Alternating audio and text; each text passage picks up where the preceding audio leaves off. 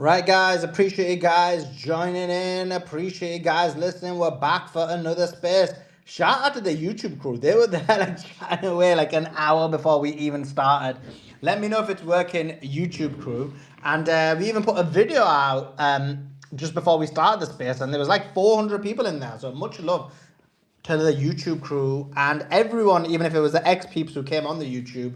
It was just a quick update on the ceasefire. So that was awesome. I really appreciate everyone coming to that and supporting what we're doing. Um, let's see, lots to speak about and lots to get through. So I am obviously sending the information out. So make sure you can do me a favor, guys, as we normally do. As you guys normally do. Yesterday was really bad. Like there was real snags that put on, but if you can retweet the space, reshare the space, let everybody know we're live. Let's try and get as many people in as possible. And as we normally do, if anyone core tweets the space, we will retweet their core tweet. They were massively attacking the space yesterday. It was really, really bad. Yeah, that was crazy. Let me see what's here. Okay, breaking news. This is huge breaking news, and I've started the space, and this is a bit weird. Well, it's not really weird, but Netanyahu has just said that Israel will continue to fight Iran. So Netanyahu just said Israel will continue to fight Iran.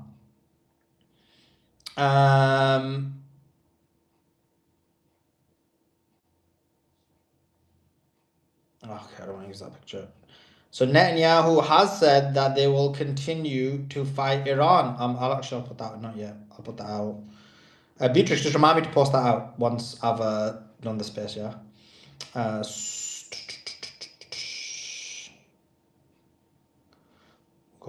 What's link for people to join and explain?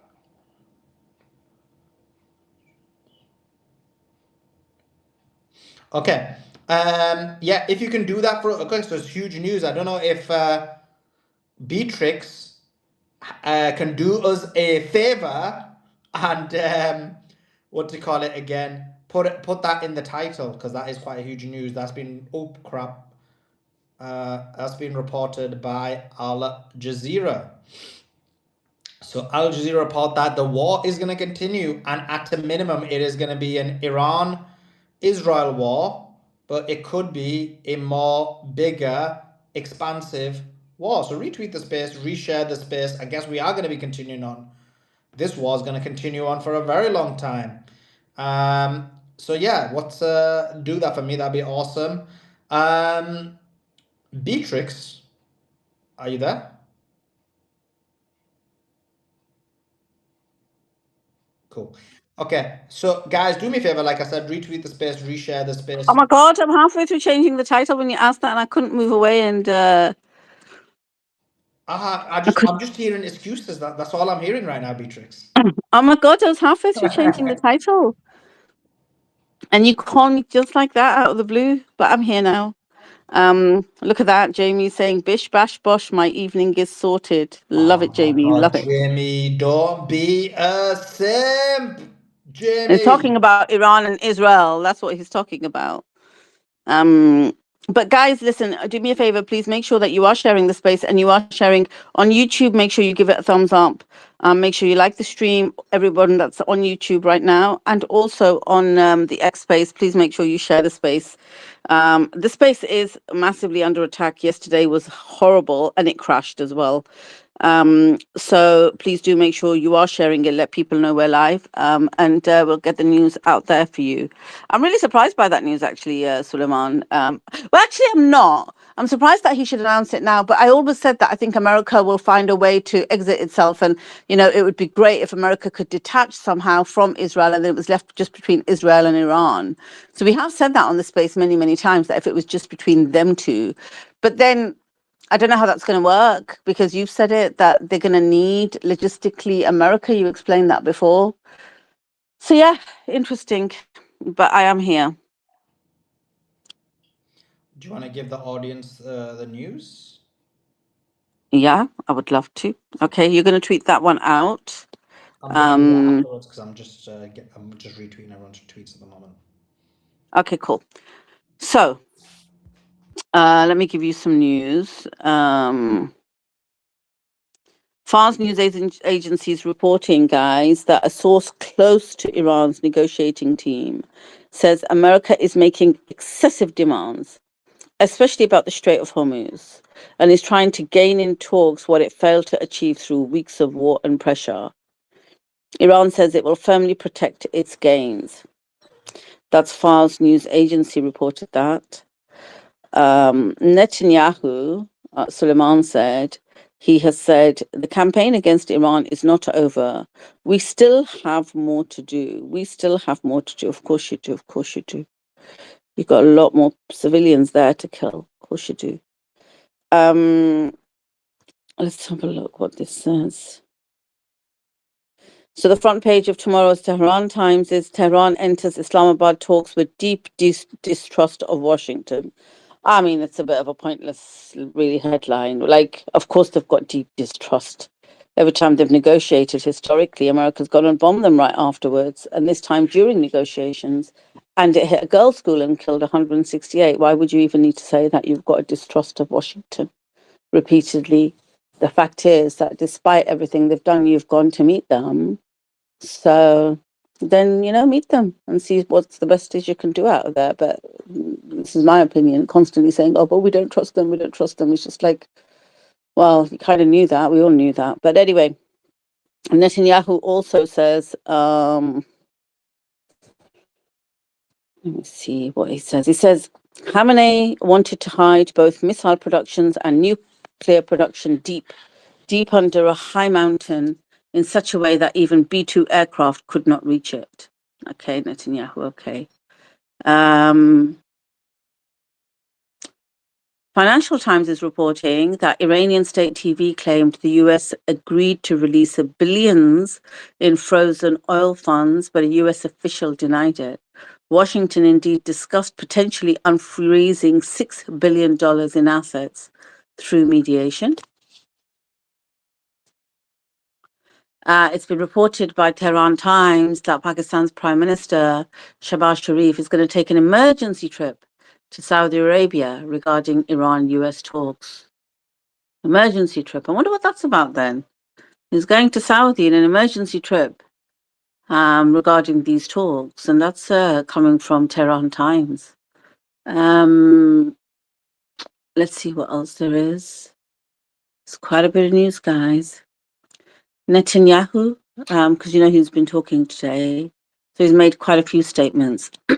So in this one, he says, if I had told you a year ago that the United States of America, the most powerful power in the world, actually, it's not the most powerful power in the world, God, it's the most, I don't want to be pedantic, but these people are really getting on my nerves, right?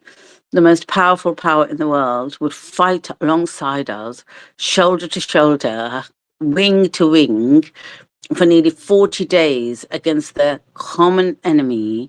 Who would have believed it? But all of this happened.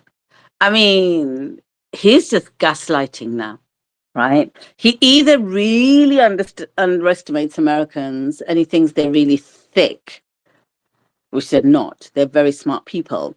But he either thinks that Americans are really, really thick, right? That they're going to believe this nonsense, or he just doesn't care that they're smart and they realize that he's still going to continue to gaslight. Because the United States of America, the most powerful power in the world, he says, will fight alongside us, shoulder to shoulder, wing to wing for nearly 40 days. It wasn't ever shoulder to shoulder, wing to wing. America lost out. From a monetary perspective, from a military perspective, and I mean from a military perspective, I mean the losses, the aircrafts, the kind of helicopters that were left there that were damaged in the process, the lives lost in battle. Because remember, they weren't ever going to put boots on the ground. It was America who did those operations. So it wasn't equal wing to wing, shoulder to shoulder. The losses were hitting America, not Israel. And this guy's a disgrace for saying just gaslighting. Al Jazeera saying that The first phase of, give me 1 second, I'll read this out to you. They're saying the first phase of an in-person ceasefire talks between the US and Iran have concluded in Pakistan. The source they've been speaking to said both sides are exchanging written texts aimed at confirming that they're on the same page on agreements reached in Islamabad. The first direct talks between Washington and Tehran since the 1979 Islamic Revolution. So this is interesting because what they're saying is, it actually made me chuckle, that both sides are now exchanging written texts, right?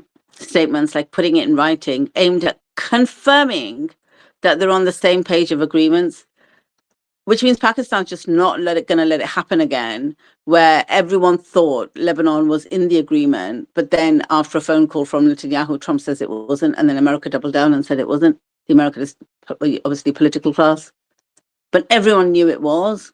It was even in the statement by the Pakistani Prime Minister, so they're not going to let that happen again. So now they're getting written text from both sides that they're on the same page of what they discussed and the definitions of what they discussed. This is crazy. It's worse than kindergarten. Such a lack of distrust. I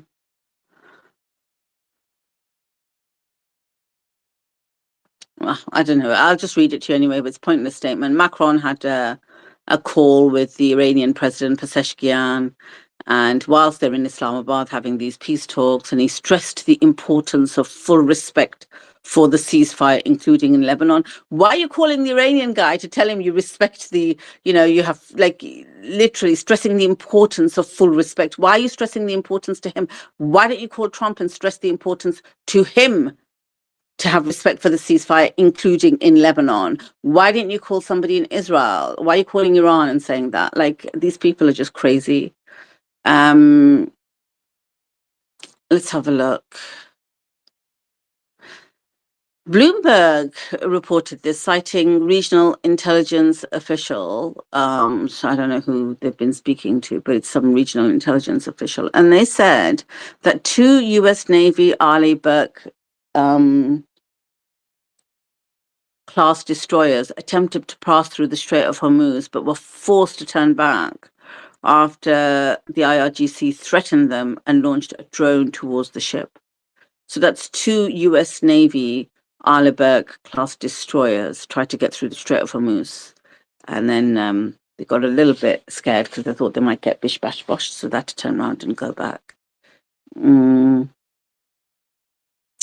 Netanyahu said also there is still enriched material in Iran. And as Trump said, it must be taken out. Either it will come out by agreement or it will come out in other ways. I mean, I don't even know why he's saying other ways now. He said it himself a few days ago, remember? Either you give it to us or we'll take it from you. Basically, we're going to, you do it through peace or through war. Except there's no peace with him. Let's see what else there was. There was quite a bit of news earlier that I thought would be interesting. So the Ugandan defense chief, remember the guy that promised that he was going to deploy 500,000 civilians from Uganda to defend Tel Aviv? Because we said this right the way through, right, guys? That Israel doesn't have an army, it doesn't have a military. Everybody has to do 2 years IDF service, but then you call them for duty 10 years after this, and then what? They're going to just put their lives in, and they know this, which is why they put America on the front line, but they're struggling, and none of Europe or anybody joined, although I think the UK has in the background. So Uganda said, no, we'll give you 500,000 people, right? 500,000 people. So this Uganda defense chief who promised to deploy the 500,000 hungry people from Uganda to defend Tel Aviv is actually on his way to Tel Aviv today, probably to get his instructions. What else happened? There's a lot of news today. I'm just going to scroll up and find some of this. Give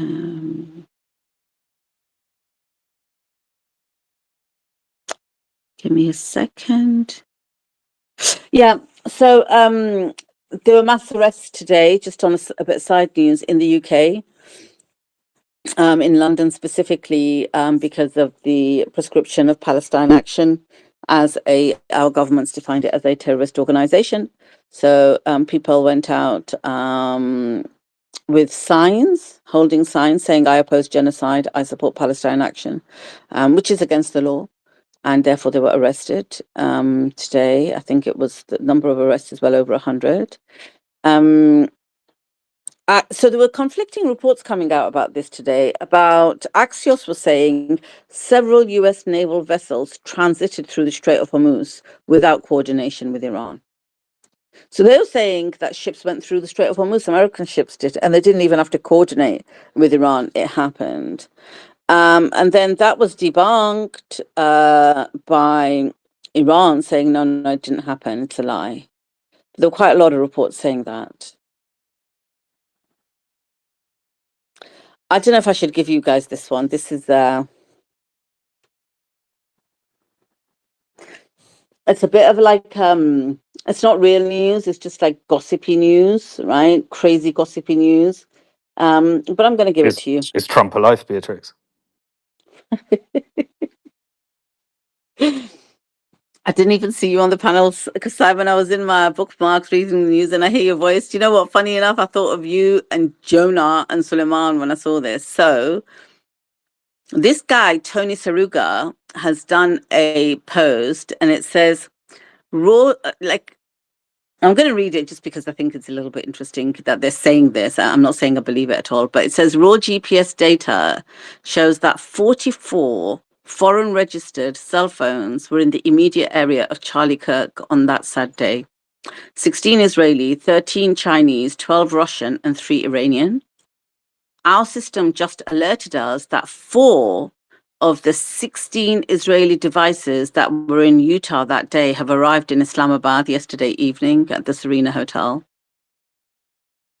So basically what he's saying is, of all the international cell phones that were there on the day Charlie Kirk died, there were 16 different ones from 4 different other countries. Like 2 of the Israeli ones ended up going back to Pakistan when these talks are happening. And so Casey's put underneath it, maybe get some evidence or at least point us in the direction of how you're making this claim, ? And rightly so. Anyway, Candace Owens quote tweeted that and said, wait a minute, aren't Jared Kushner and the VP in Islamabad right now? So I don't know, guys. I'm just reading it out to you. That sounded just like Candace. I'm just asking the question. Just asking. You know her so well, funny. Simon. All right, let me move on with the news. So Iran has formally submitted its 4 red lines. This is the Qobisi letter was reporting this. And they said for peace talks with America today, and this is as per Iranian state TV, the authority over the Strait of Hormuz, number 1, payment of war reparations, number 2, unfreezing of all blocked Iranian financial assets, number 3, securing a comprehensive regional ceasefire, number 4. And then in-person negotiations took place, and we don't know what happened thereafter. So this came out earlier today that these Navy ships, Axios said, that were crossing the Strait of Hormuz, and they were saying the ships departed from the UAE and left the Persian Gulf. And then Al Jazeera reported on that incident that Iran informed the Pakistani mediators that if the movement of the US warship continues, it would be targeted in 30 minutes, 30. And then the ships stopped. So that's what Al Jazeera said, which is interesting. That they knew, the Iranians knew this is happening, and they told their team in Pakistan that stop or we will take them out. So that was interesting. Lots of crazy statements from Trump today. I haven't even read it, but something about clearing out the Strait of Hormuz of mines. He also said again that the Navy has gone. There is no Navy. I said to you yesterday when he said this, that Navy's gone, I said every day he's going to make that claim in a different way. So yes, he did. He did some long post about it today.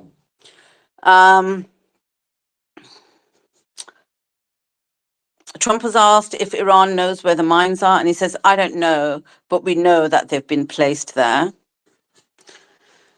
which is interesting.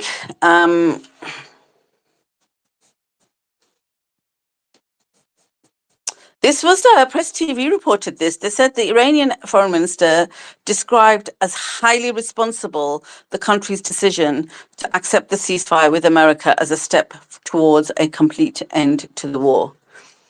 So I feel like they're trying to sell us too hard on this now, Iran are, a little bit. You know what I mean? Like, why would he make a statement today when they're negotiating and all this is going down that it was highly responsible of Iran to take the decision to accept the ceasefire with the US? And I've seen quite a few different kind of statements coming out about, oh, but we have massive distrust of Washington still. Well, of course you do. Look at what they've done, but you keep saying it again and again. So you're trying to sell us on this too hard. I don't know what's coming at the other end of this negotiation. This was big news today. This was reported, and it's fighter jets and military personnel to Saudi Arabia. The 2025. I should cut off. No. Guys, can you hear me? She's speaking by I think so. Suleiman, I can hear Beatrix. Suleiman, Suleiman can't hear us. Do you want to let me message in call him. Beatrix? Yeah. I think, Beatrix was just sharing that I think there was some story around Pakistan deploying something to Saudi Arabia as part of their defense pact that was signed a while ago, something to do with Turkey or something like that, maybe. I'm back. Oh. Was it me or was it you guys? Was it Beatrix? It was you, Suleiman. Oh, okay. I'll reset in time. So guys, okay. What? Let me. I don't know where Beatrix. So is Beatrix? She cut out or what's happening with her? Okay. She No, I was just reading called the you. news. I just went to call you because we thought that you couldn't hear us and you disappeared. Yeah. Cool. Okay. So did you finish? Do you want me to continue the news or do you want to Yeah. get to conversation? Yeah. Just wrap up the news and then we'll get into the conversation. Okay, cool. So the jets arrived at King Abdullah's airbase. So Pakistan sent some jets to Saudi. Don't know the reason why, don't know what's happening. But also, Spanish Prime Minister Pedro Sanchez began his official trip to China today. And I thought, yeah, good. I'm glad he's a good guy, is Pedro Sanchez. Let him go have a nice little cup of tea in China, get some nice little trade deals under his belt. He deserves it. Trump made a few statements today. One of them was about watching fertilizer prices closely during our fight for freedom in Iran. Like, what? What is your fight for freedom in Iran? Like, seriously, what is this about? Fight for freedom. Where has Iran got you so that you're not free anymore? It's crazy. And then he says the US will not accept price gouging from the fertilizer monopoly. American farmers, we have your back. You know, he doesn't. We're going to starve. There's going to be no fertilizer. No one's going to be able to grow any food. I've accepted that. Another long post he did, and basically it was about the Iranian Navy's gone. This one, interesting. I've got just a couple of more to read, but and we can talk about this one after I've just finished the news. But Marco Rubio made the statement today, and he says, in 5 years, we won't have to talk about sanctions because so many countries will be conducting operations in currencies other than the dollar that we won't have the opportunity to impose sanctions against them.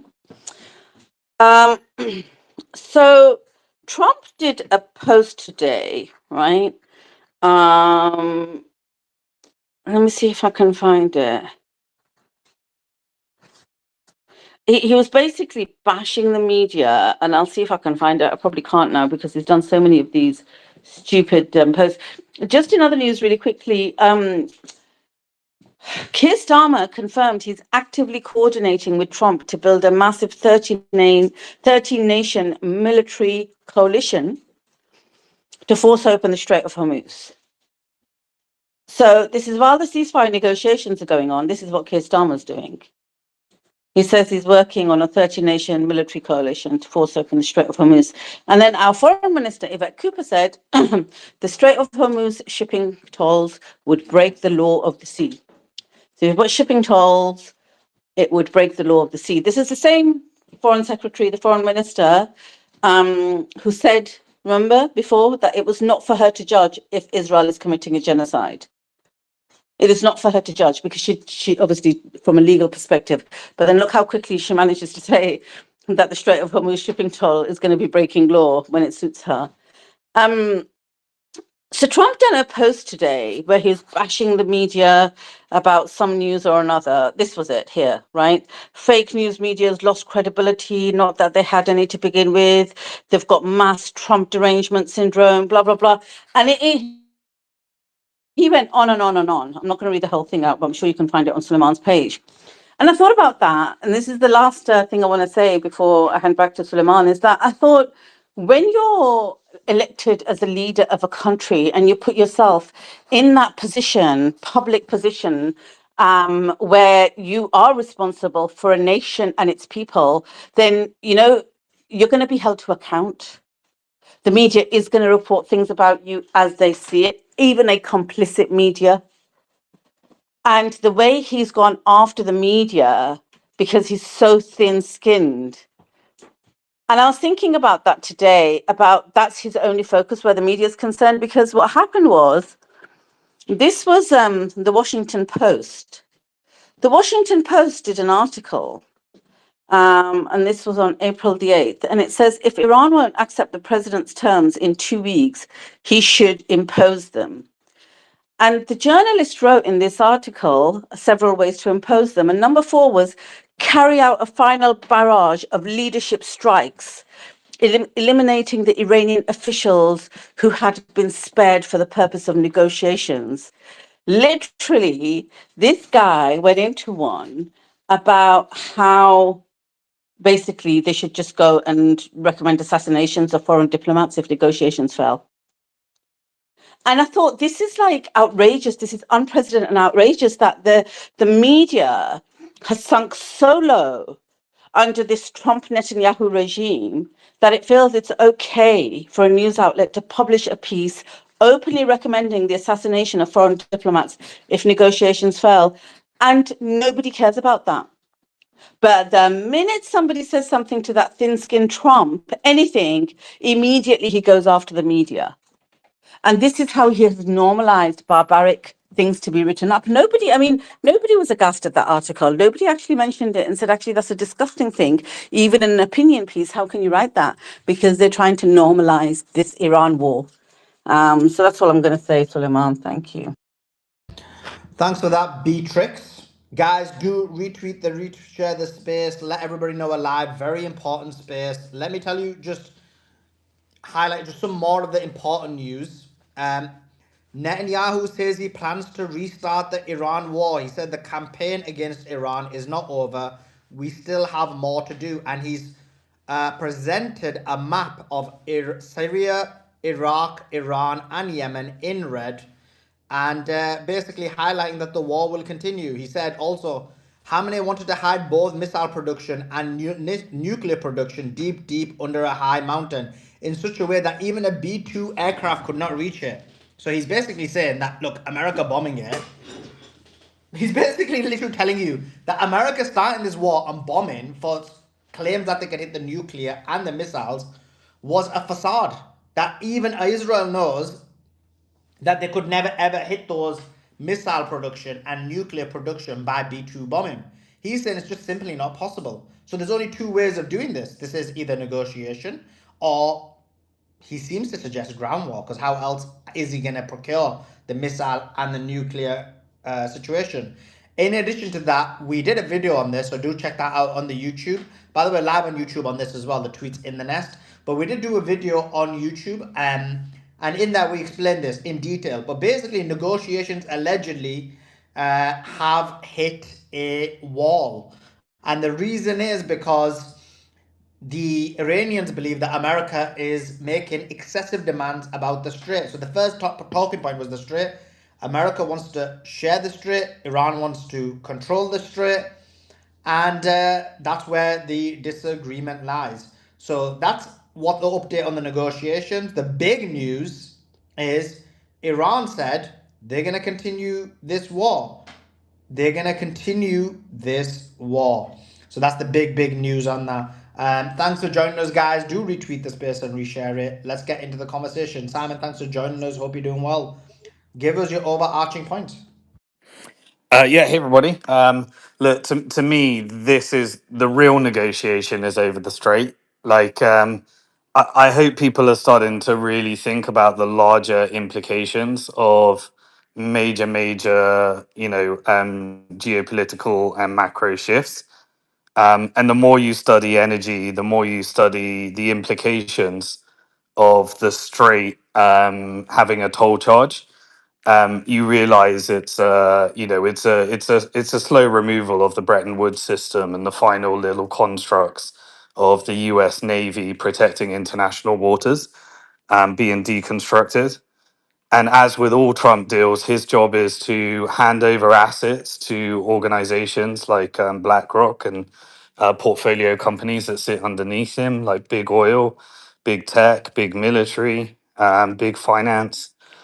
And so I think that is the real sticking point, which is what does it look like if you can effectively implement something that changes the entire world forever, that has implications on Singapore, Indonesia, Malaysia, all the different ports, UAE and Somaliland, the Houthi Saudi agreement in the Red Sea, all of these different things. If up until this point, the only way to charge a toll booth has been to create a privatized canal, and the Suez Canal and the nationalization of the Suez Canal from the British Empire, was the final remnants of the British Empire.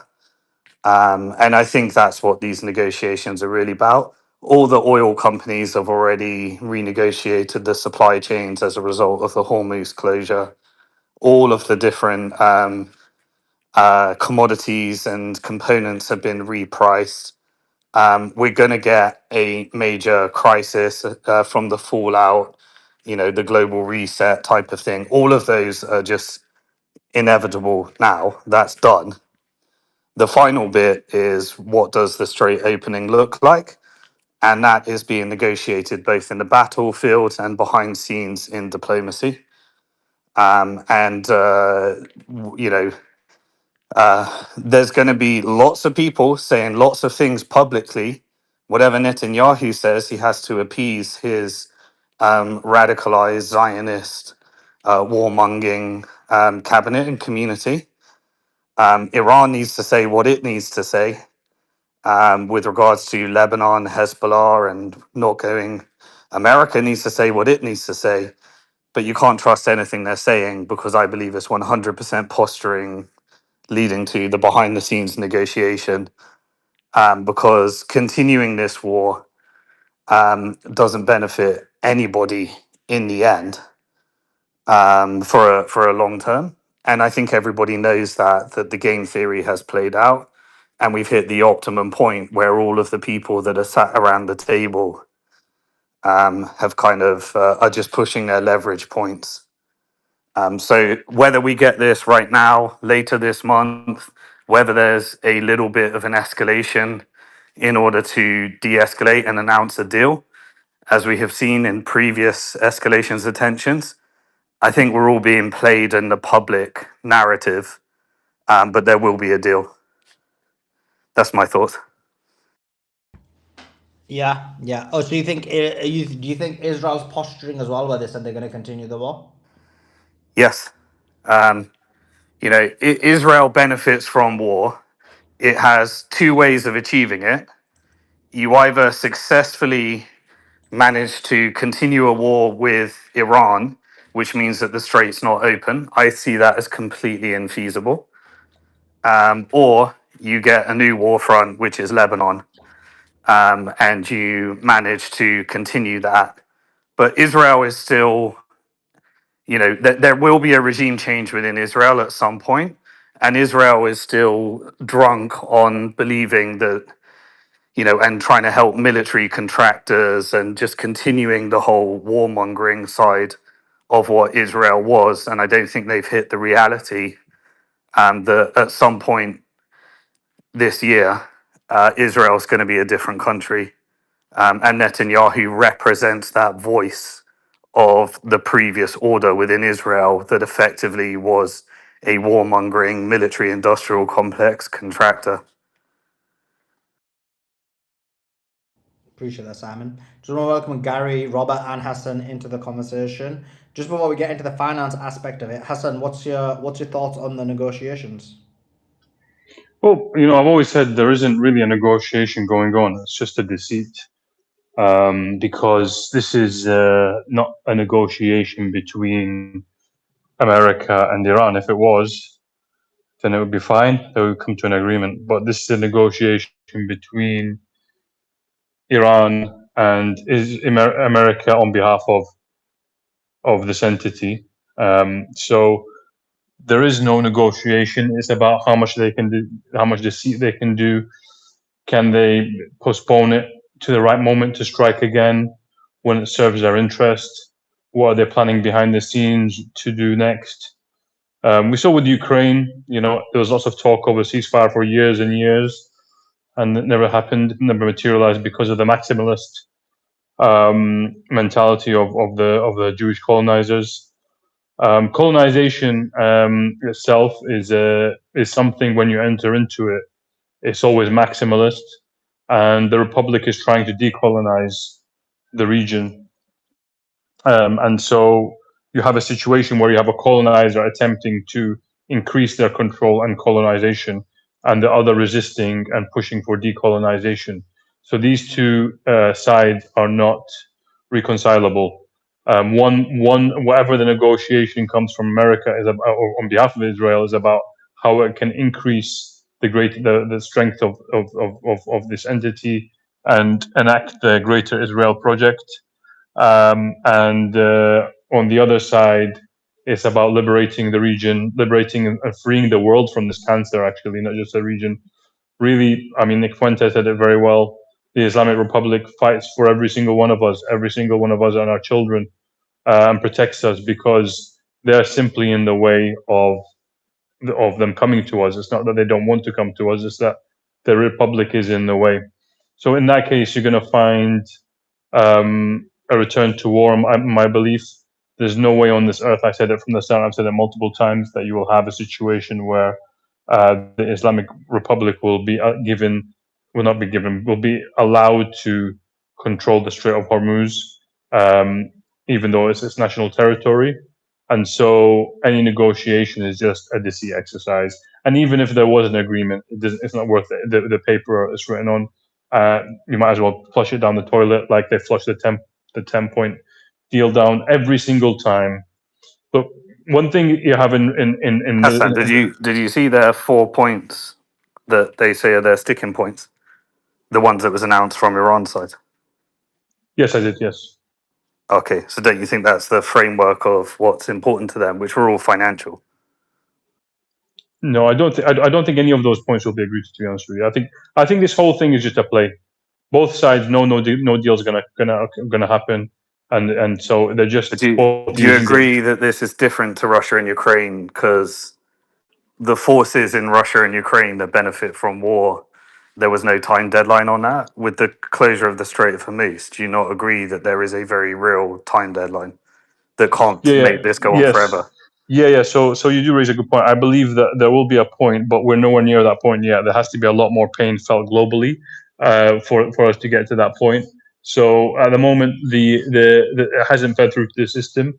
So in that case, you know what pain globally means? It means that Bangladesh, Indonesia, Vietnam, Philippines hit famine. There has to be starvation. There has to be starvation before this comes anywhere near a stop. Yeah, absolutely. Don't you think that would change the dynamics of how much leverage Iran has? Yes and no. Look, at the end of the day, America is willing to sacrifice Tom, Dick, and Harry and his uncle for the sake of Israel. So they'll sacrifice another 1 billion people if they need to for the sake of Israel. I don't think there's an issue in that. But don't you think people will start to blame Iran for that if this carries on in that direction? No, I don't. Well, it doesn't matter. It's an existential threat at the end of the day. So they have to protect their own people and their own country. And I don't think it's necessarily going to be blamed. I'm going to blame America for starting it. I think this is going to be. We're going to agree to disagree. I believe the one who will be blamed will be America and Israel.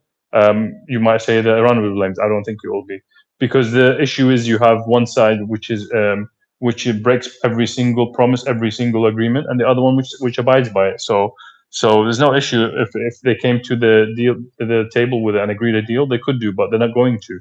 This is the issue. So this will go on until significant more pain is felt. It actually needs to be felt in America. I don't think if 1 million people died in Bangladesh, anyone would be bothered really. It has to be felt in America economically, and they have to turn on Trump. Otherwise, it continues. And what if UAE turns off all of Iran's imports? Doesn't matter. It does matter. They rely upon No, it them. doesn't. No, it doesn't matter. It doesn't You matter. think, but they've always relied upon Let them them. do it. Look, if they have that much leverage, let them do it now. No one even cares.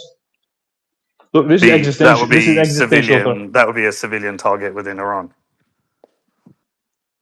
Look, at the end of the day, it's I'm very just saying simple. it's not one way leverage. Everyone's got leverage, and they if they don't Yeah, do a deal, absolutely. So it will get tragic for everybody. the leverage of America is to continue killing and causing destruction, taking out infrastructure. That's the leverage that America's got, and they'll continue to do that. Maybe a nuclear weapon. That's what you're looking at. But it can also push trade. Yeah, but at the end of the day, you can both sides have leverage. But the point is, there's no possibility of a deal. So it doesn't matter what leverage there is. Before But Iran's America already came, announced what a deal looks like. let them come to an agreement then. No one That's sees what an they're agreement doing. coming together. They're not going to come to an agreement. What's that agreement worth? They're gonna break it straight away. So what's the point? No, Like, what's the point? There's global players that can enforce. Who's gonna do it? America, Russia, China. Let them do it. That's not going to happen. There's no way it's But going to that's happen. what they're negotiating. You're just talking completely theoretical. They're not negotiating. This is a deceit by America, and the Republic knows it very well. There's no negotiation. So This is all optics. they're not in Islamabad right now. Yeah, they're in Islamabad, but there's no real negotiation. They are talking as if there is a negotiation, but in reality, it's not a negotiation. It's America and Israel delaying for another strike. So you don't think if Iran got all of their points, you think they'd turn down that deal? They wouldn't get all their points, though. Even they wouldn't agree to, and even if they did, it wouldn't happen. Just like Trump agreed to it and then said, I'm glad you're not negotiating. I'm glad you're not negotiating. I'm just telling you what's going to happen. I'm not negotiating. I'm just telling you that what's going to happen. Like I told you before, and that happened. I'm just predicting the outcome, which is obvious for most people. And what is the outcome? That the whole world goes into famine and we enter into an Asian crisis, food insecurity, and the world just what eventually invades America and joins with Iran like after a year of this. Like what are you looking for? I expect that NATO. I mean, you're looking at the UK. Maybe other countries will join in the ground operation because World War III is your prediction. Pretty much. That's where we're heading. Yeah, that's where we're heading. Okay, got it. So, CENTCOM Commander Brad Cooper announced that America has begun establishing a new safe passage for commercial shipping through the Strait of Hormuz. The routes will be shared soon to restore confidence and ensure the free flow of commerce. American forces have already begun clearing Iranian-laid sea mines. 2 Navy destroyers have transited the strait and are operating in the Gulf to secure the corridor. Underwater drones are now being deployed to accelerate the mine clearing effort. This is what they're saying. I don't know. I think this might even be fake news, to be honest. I don't know what's going on. We need to verify this news because somebody sent it to me, and it's an analyst from Washington saying that CENTCOM have said this. But everything everyone says from here and all the media says is virtually impossible to believe at this stage, I think, because it's all a negotiation. Yeah, I was just about to say that's a negotiation tactic to make it look like that they've, even about the strait, they're claiming that the vessel went through, and then Iran is claiming that they made the vessel go back. So it's all just a negotiation tactic. What we do know is those vessels were in the UAE. So again, when everyone's like, "Oh my God, UAE is so innocent. Why are you attacking them?" So those American destroyers were ported in the UAE. The UAE is East Israel is complicit in this. Simon, in terms of like UAE to Iran import export, from my understanding, it's like what, a $15 billion net. So about $20 billion one way and about $5 billion the other way, right? I don't know the numbers. I'd have to look into it, but they're Yeah, the second largest trading partner after China. yeah. So that figure, as an example, if let's say UAE was to pull out, which they can do, and Iran can just destroy their country, their energy and desalination plants, but you can cover that amount by just allowing, what is it, 30 ships through with a total of $2 million a day. Yeah, I think it's more like what you need rather than the monetary value of what you need. And they'd have to find out how to get it from China or something else that can get it in. They'd have to find an alternative. I mean, I don't know to the extent which Well, it they've. depends what the exports are, right? And yeah, they can get it from I think a China. lot of it is food and stuff. So What UAE sends Iran food? yeah, I think they've got like a whole the import structure that goes through. Yeah, I'll look at the specifics of it. I was looking at it earlier, but there was food infrastructure that was Yeah, also so I don't think dependent. that's a much of a big deal because they can replace food through internal produce or even get it from China. I know Iran, UAE itself only gives Iran, what is it? Iran to UAE is only 7 billion, right?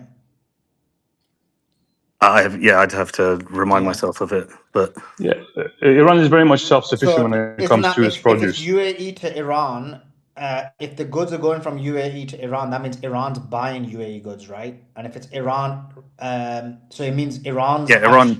It's not economic. It's more the goods that you rely upon UAE to get rather than Yeah, the but it depends. Well, financial. you're saying rely, but it's very important what those goods are because if those are goods that you can internally get anyway, I don't think that much of a big deal. And the way the relationship looks like, it's actually UAE is relying more on Iran rather than the other way around because if UAE is relying on selling the minimal amount of goods that they actually sell abroad to Iran, then actually they're at more risk with that trading agreement compared to anybody else. So they need to be more respectful of the situation. Even then, I don't think the figures are that high. It's very small figures, which can easily be covered in other avenues. Yeah, it would definitely. Everything is two way. So if you start to break down your supply chains, then every action has a reaction in these scenarios. So, and yeah, Yeah, exactly. So UAE better get under manners and not help the United States of America attack Iran in a war perspective. but if they're owned by Israel, they're not autonomous to make that decision, and Israel can pull them to do it and escalate and create carnage. Yeah, they could get UAE to pull, and UAE maybe they can. UAE is willing to do that, but they're going to be harmed by making that decision. So it depends how much more in an economy that's already struggling in a situation where everyone's left the country, in a country that is dying. If they want to pull the lever on more money coming into their country, that's their choice. But they're going to be learning even more painful life lessons, and I think they're so scared about what's happening. I don't think they'd pull that lever because it harms them probably more than it harms Iran. Let me just read a couple of these super chats and Suleiman, can I just clarify something just before you go to super chats really quickly, please? That bit of news I read out earlier, we're not saying it's true or not, as Suleiman said, you can't, and Simon said you can't believe anything else these days, but it was actually posted out by OnCentcom's official page, and Pete Hegseth also made a post about it and said that the two ships had transited the Strait of Hormuz and operating in the Arabian Gulf. Yeah, So so it was, that's US propaganda. Then yeah. And that's war. That's Israel war is, games for negotiation. Then if Pete Hegseth is saying it. yeah, he's saying it, and they put it on CENTCOM's official page. But I was saying this before you came as well, Simon, that even with Iran constantly saying, but we're here, but we don't trust America, but we just need to know we're going into this with just trust of America. I'm thinking, why are you making these statements? Is it to oversell it to us that you're still on the, I don't know, anyway. But so I agree, you can't believe anything anybody says. But Israel's shelling the town of Al-Tari in the south of Lebanon with white phosphorus. A video's just come out. And Iran's Qatam al-Anbiya has strongly denied claims by CENTCOM commander about the entry of American vessels into the Strait. They say Iranian armed forces have full control of the passage and movement of any vessel in the Strait. So they've denied it. They've told and this is when I think they told the mediators in Pakistan that if the ships continue moving, they'll be targeted within 30 minutes, and that's what actually stopped the ship. So that's the full story there, guys. So Suleiman, back to you. Thank you for that. So just to go to the super chat, it was Sully, should Iran have let the US clear the mines in the Hormuz as soon? Could this be part of a strategy for a ground invasion? Yeah, it's possible. It's a strategy. It's possible. It's a negotiation tactic to say we've got control of the Hormuz anyway. So so we'll have to wait to see what happens with that. I wanted to speak to Hassan actually because I am a bit. I'm not understanding why Iran went to the negotiation in the first place. But we'll talk about it in a second. AJ says, how much agricultural land is in East Israel? Plus, Iran can just sell elsewhere. Yeah, and or buy from anyone. UAE trade is overrated. UAE is just a conduit to bypass sanctions. They're not the counterparty, is what some people have said there, Simon. Yeah, it's the UAE was the primary source of Iran being able to circumvent sanctions, as well as China. But UAE did all the financial flows. Oh yeah, because UAE is a criminal enterprise in the sense of you would go to them if you were trying to avoid sanctions. Um, yeah. Hassan. Which is what is quite Yeah. interesting because one of the things that's going around right now is the release of sanctions and the Qatari assets, and then so like these financial transactions they're talking about, and that was one of Iran's requirements, which is the $100 billion of assets. Oh yeah. This. Look, I don't disagree with you in the sense of I half disagree with you, and then I just disagree with you in a bit. So I agree with you. Of course, financial is very important. Anyone who says financial isn't important is just ridiculous. Like financial impacts all aspects of your life. Like with money, you're able to purchase and procure. China. It's not like China's benevolent and saying, "Oh, here, Iran, we love you so much. You're so hot. You're so hot that we're gonna give you all these things for free." Like you're gonna have to purchase those things from China. And when you purchase things from China, China's charging you full premium, right? On the other hand, when you're selling things to China, you're having to sell on a discount. So of course, money is very important. This is why having the toll on the strait is very important. This is why controlling the strait is very important. This is why sanctions relief is important. This has been done intentionally to harm the country because the country would be a superpower in the region if they didn't. Where my disagreement is that actually, when you look at the points of what they want complete ceasefire everywhere. That means Lebanon, Gaza, Houthis. So there is the military component of it where they're basically saying, listen, you need to stop fighting and attacking and colonizing and stealing other people's lands as well. So that's not the financial part. That's the sovereignty part. That's the support of the resistance part. That's in there. That was the fifth point. Um, so I think all of Which is those a things. two-way negotiation, right? One side wants to keep resistance, the other wants to end resistance, and so you could see that as, is this a negotiation for regional stability in the end? Yeah, I mean, I wouldn't say one side wants to keep resistance. It's because what is resistance? But resistance is essentially in the word, right? To fight against the occupation of your country, the destroying and killing of your people.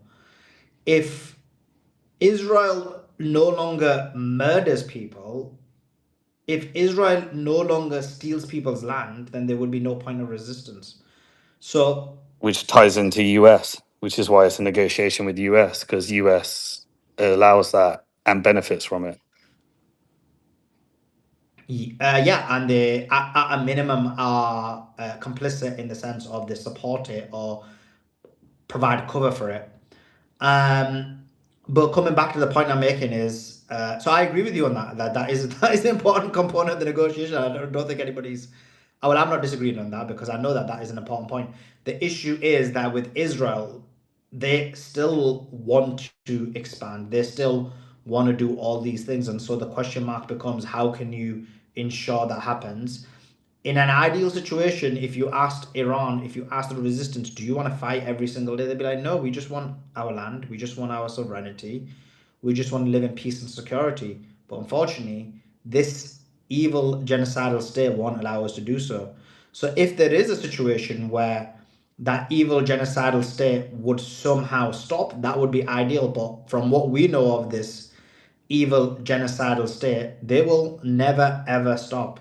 It's not in their nature, it's not in their makeup of their country. And so, in even if you remember, I even said that in the hypothetical, let's say Israel was decimated and Israel ceased to exist, I still believe that these Zionists would exist in a different form, for they existed covertly in the past and they've been existing overtly in the last 80 years. And I think this oppressive ideology will always exist.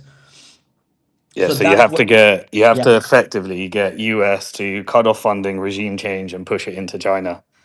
Like that's what has to happen to make this work, I think. Yeah, but for me, the funding's not a big deal, and I kind of, I don't know if I get the trigger's the right word, but I always like fund. I know this is, I'm not, this is not you, Simon. I know you understand it, but I'm saying when people say funding, I'm always like, what, like, and I know you probably mean this, but anyway, so it's fine. But when other people say funding, they're like, oh, I've cut off the $3 billion, and it's like, bro, no one cares about the $3 billion. This is just stupidity.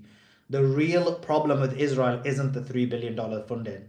It's just specifically from, let's not even look at the control of the United States and the UK and all the other aspects of the life. The real problem with Israel is that there is material support when they conduct warfare, whether defensively or offensively. And that's the biggest problem when it comes to Israel. Then, separate to that, they have funding, as you said. You've got, what is it, 50 billion or 100 billion just being given, just sent directly as a check from the United States of America to Israel during the genocide. I think Trump has already given about 40 billion, and Biden gave about the 10, 20, 30 billion. So you're already about 70, 80 billion there. Never mind the normal 33, 4 billion check, which everyone talks about. So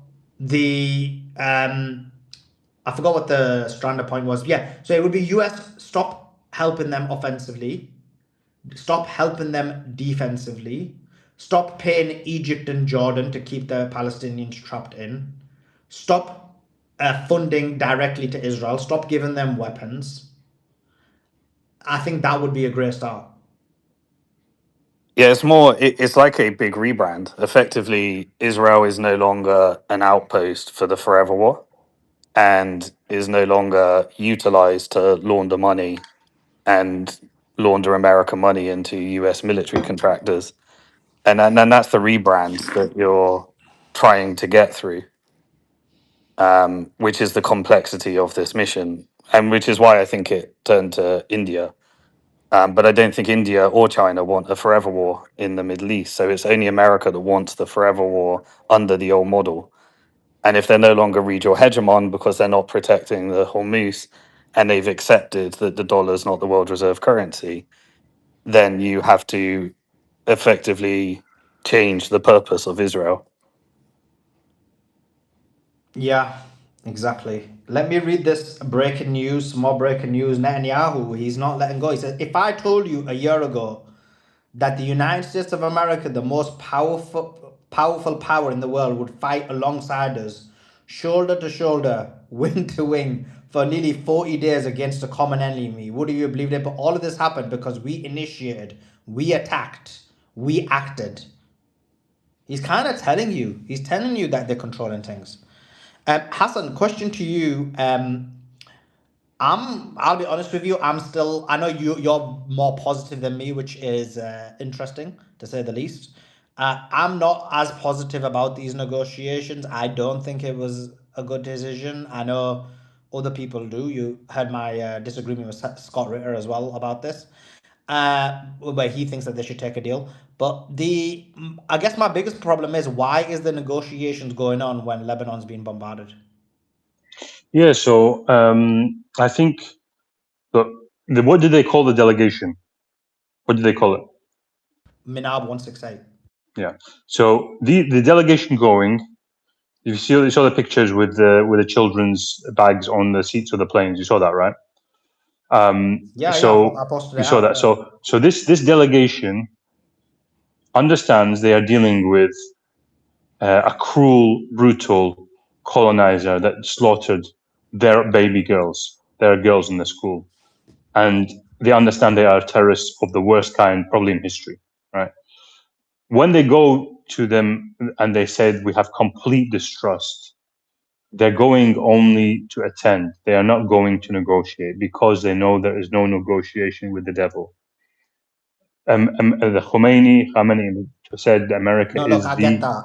I get that. But is the the thing great is, is the look, great Satan, right? Sorry, go ahead. yeah, Yeah. yeah, I get that. And you mentioned it in your conversation with Simon, but that's not the point I'm making. I'm saying, fine, you want to go and negotiate, no problem. You want to tick the box as per the way you're describing it, I'm just TLDRing it, then that's fine as well. What the issue I have is you have leverage where they want you to come to the negotiations. You even say, look, we ain't coming unless you stop Lebanon, but Lebanon's still being bombed. Yeah. So the issue is that you think they have absolute leverage. They have a high level of leverage, but I think to be fair to Simon's point, they don't have absolute 100%, complete leverage because you're dealing with nuclear powers, you're dealing with a global, huge military, you're dealing with genocidal maniacs who will happily kill, and slaughter your children and en masse. So you're dealing with that. So you wouldn't necessarily say, look, no negotiations because you don't have a nuclear weapon, officially. So you have to make an attempt to, or give that offer every time that it presents itself. It becomes more and more difficult every time that you get betrayed, and I think it's at the point now where it's impossible, but you still go. It's a bit like somebody being in a failed marriage and knowing it's finished, but still attending counseling to tick that box. There is no hope in any kind of deal between you and the Satan and the devil, but I just don't see any other way. You're not in such a position that you're a nuclear power that you can turn around and say go to hell, a bit like Putin does with America. Iran is very strategic, very smart, very intelligent, playing chess very well with this genocidal enemy. But at the end of the day, it also knows its own capability and its own size. It's not going to, so you have to have that kind of awareness of what your enemy is, if you see what I'm saying. So I think that's why they've done it, and they've got nothing to lose at the end of the day. They're preparing for the next round. They've got their fingers on the trigger. They're building the missiles. They're building the drones. Everything's ready to go, in my view, and they've got that full scale. So what difference does it make if it cuts both ways in terms of the preparation for the war. They're taking a breather, and the enemy's taking a breather, just like in any traditional war.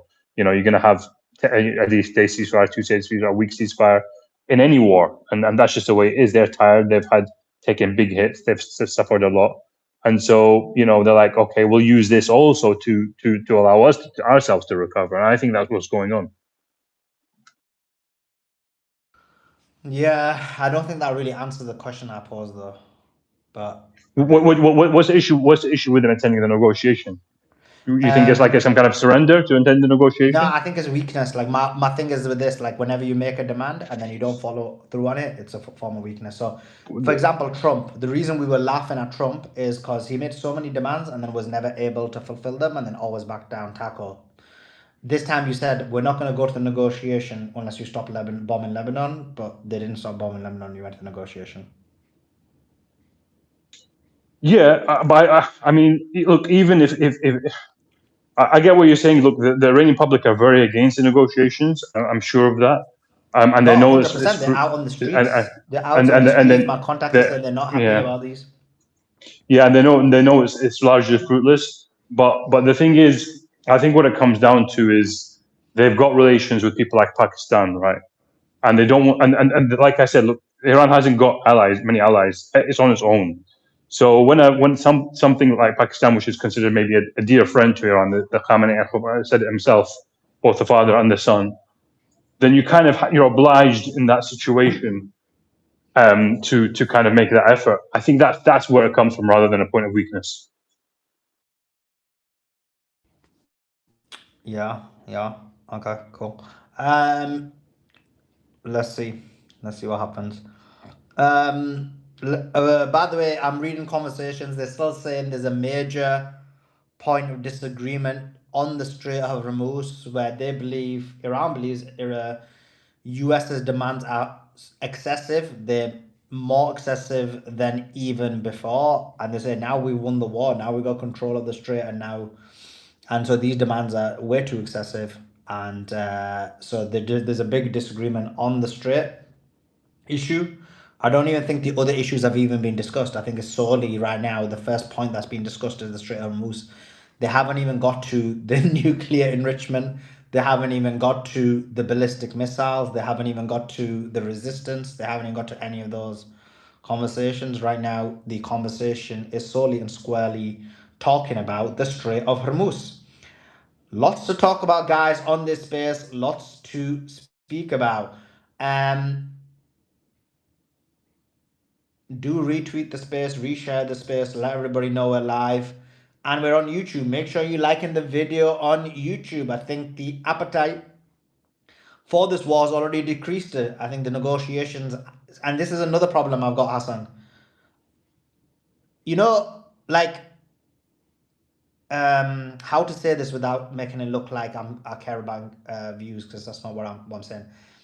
Like, you know, with the Gaza genocide, at the beginning, if you see, there was so much engagement about the Gaza genocide. It was unbelievable. And as weeks went on, as months went on, people kind of gave up and weren't bothered about it anymore. And a good factor was like, you know, streams or X spaces or whatever it is, views or whatever it is. They don't matter, but it shows an indicator of how people view, how people are engaged about an issue.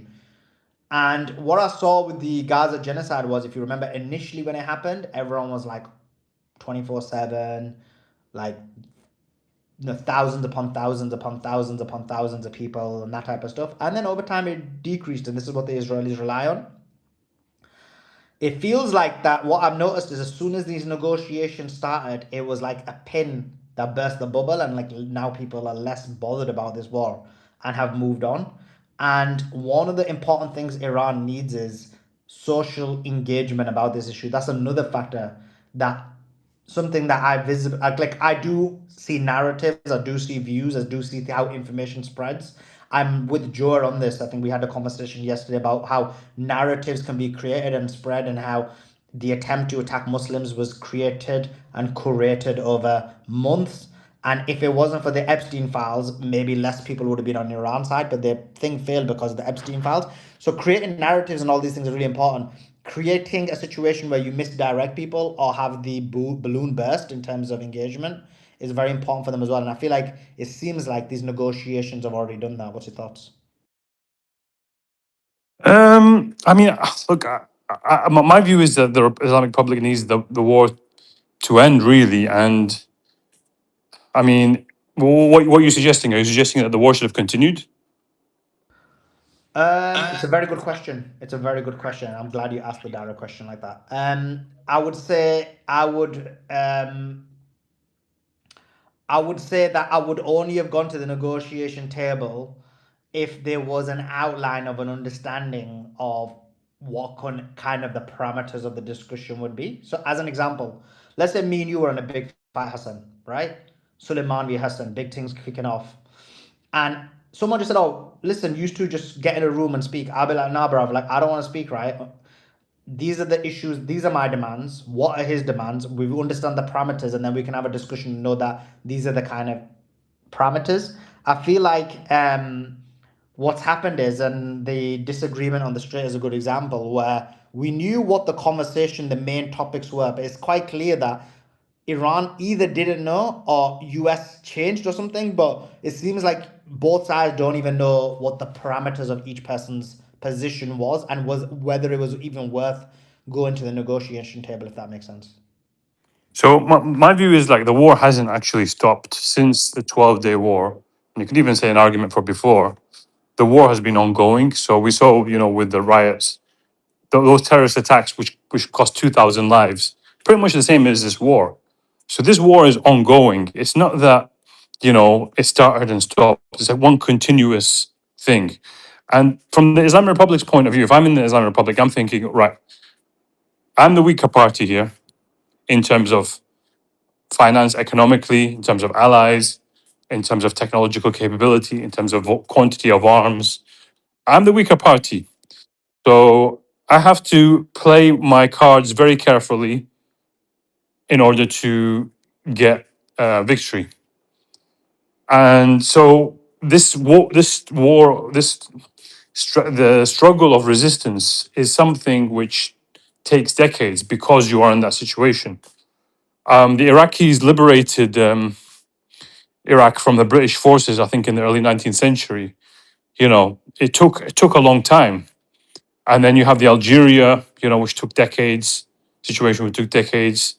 Decolonization is something that's going to take time. So, you're not in a situation where you can perpetually have a war without, having to take a breather every now and then. So the strategic, your main thing is you're looking at strategic victories, not necessarily, causing maximum damage. So I think they look at things in that way. That this is they went in this full knowledge that this war hasn't stopped. It's just a temporary pause, and they accepted the pause because they calculated that it would benefit them. I don't think there is anything beyond that. I don't think there is any discussion. I don't think there is any belief from the Republic's point of view that this actually will yield any results. I really don't think it is. I think it's purely for tactical reasons. It allows them to rearm, to restock, to rebuild. You can't keep taking hits in a boxing match without stopping at the end of the round, especially against a heavyweight with powerful punches that comes in at you with full force. So that's the strategy here. That's the thinking here. And the Iranians are remarkably patient. They're known for their Persian rugs, which takes decades sometimes to put together. They have strategic patience, which took 40 years. So, look, at the end of the day, they have the control of the Strait of Hormuz. I think that is all that matters right now. Everything else, I've said it before, I think is secondary. Appreciate that. I want to bring Robert into the conversation. Oh, what happened to us? I've got Robert. Thanks for joining us. Hope you're doing well. What's the kind of update on the market? There's a lot of movement about negotiations. But just before I do, let me read the super chat. It says Suleiman Beatrix, please, you got all repeatedly tell people on air. Suleiman Beatrix et al. Please, you got to repeatedly tell people on air to get the likes and shares up on YouTube. You need those engagement points for the algorithm. We need your voice getting to more people. Yeah, I appreciate that, Jama. What a nice guy. I like this Jama Lama, bro. And always dedicated. I always see him in all the spaces and all the YouTube videos and all the videos we do. So appreciate that, Jama Lama. Yeah, listen to Jama Lama, guys, on the YouTube. Please, everyone, like the YouTube. Let's get it out there. I remember that time when we got 1,000 likes. A lot of people were aware of the YouTube, and then more people came to it, and then we had like 1,400 people or 1,500 people on the YouTube. So yeah, if you guys can do what Jama Lama said, which is get the likes up. We've only got 182 likes on the YouTube. If we can get that up to like high, I don't know, like 500 or 1,000, that would be awesome. And then more people will hopefully see the YouTube as well. So yeah, listen to Jama Lama. He knows what he's talking about. But yeah, Robert, go ahead and give us your thoughts on the market. Yeah, it's gone vertical. So going back the past 2 trading weeks, the S&P 500's up, I think like 8%, which is just absolutely wild in terms of a move. In my opinion, my interpretation, my read is just as, during COVID, the S&P 500 went straight down, literally, right? Every single day it was gapping down like 2%. Just as that indicates panic, right? Just panic selling, dump everything kind of thing. There's panic to the upside too. And when you see an 8% move in 10 days, I think that there's a fair bit of panic in the price action. Panic, like I've mentioned before in prior weeks, panic of, money managers and people that run money for a living missing out on the taco, missing out. I got to be in the S&P 500. I got to have exposure to the Mag 7 and the AI trade, and I got to be fully invested. And during Liberation Day, we had a 10% day, right? Where the S&P 500 went 10% in a single day when Trump tacoed that day. And so, there's a lot of, I think, trauma from people that missed that back in April. And I think that there's a fair bit of panic going on to missing, the move. It's set up like, I think that it's a pretty shortable situation here, being 2.5%, 3% off the highs, given that the Strait of Hormuz is still effectively closed, at least in terms of traffic, right? Still down 90%. You hear the statements being made by Iran, and yeah, sure, they have intention to let some ships through, but it's gonna be 15 a day. That's like 10, maybe 11% of pre-war volume. And there's a huge air bubble right now in the oil market. The oil market is kind of like a hose, like a garden hose, where you constantly have to have oil flowing through the system from the well, to the refinery, to the tanker that takes it to Asia or America or Europe. The whole thing needs to kind of constantly be churning. And when it stops churning, you get an air bubble or air pocket in the system. That air bubble is going to be quite painful. Just like when you swallow air, and there's an air bubble going down your esophagus. It's going to be quite painful when it hits the market. And I think that could be, within. It's so hard to say, right? Like I was thinking about this earlier. We are used to, at least in the West, especially America, we are used to this kind of like instantaneous thing where we look at our screen and it's green or red, it's up or down, it's sideways or and it happens instantly. We're used to this very financialized kind of world. We're not really used to the physical world, which takes time. It takes capital. It takes people. It takes energy. There is a delay or a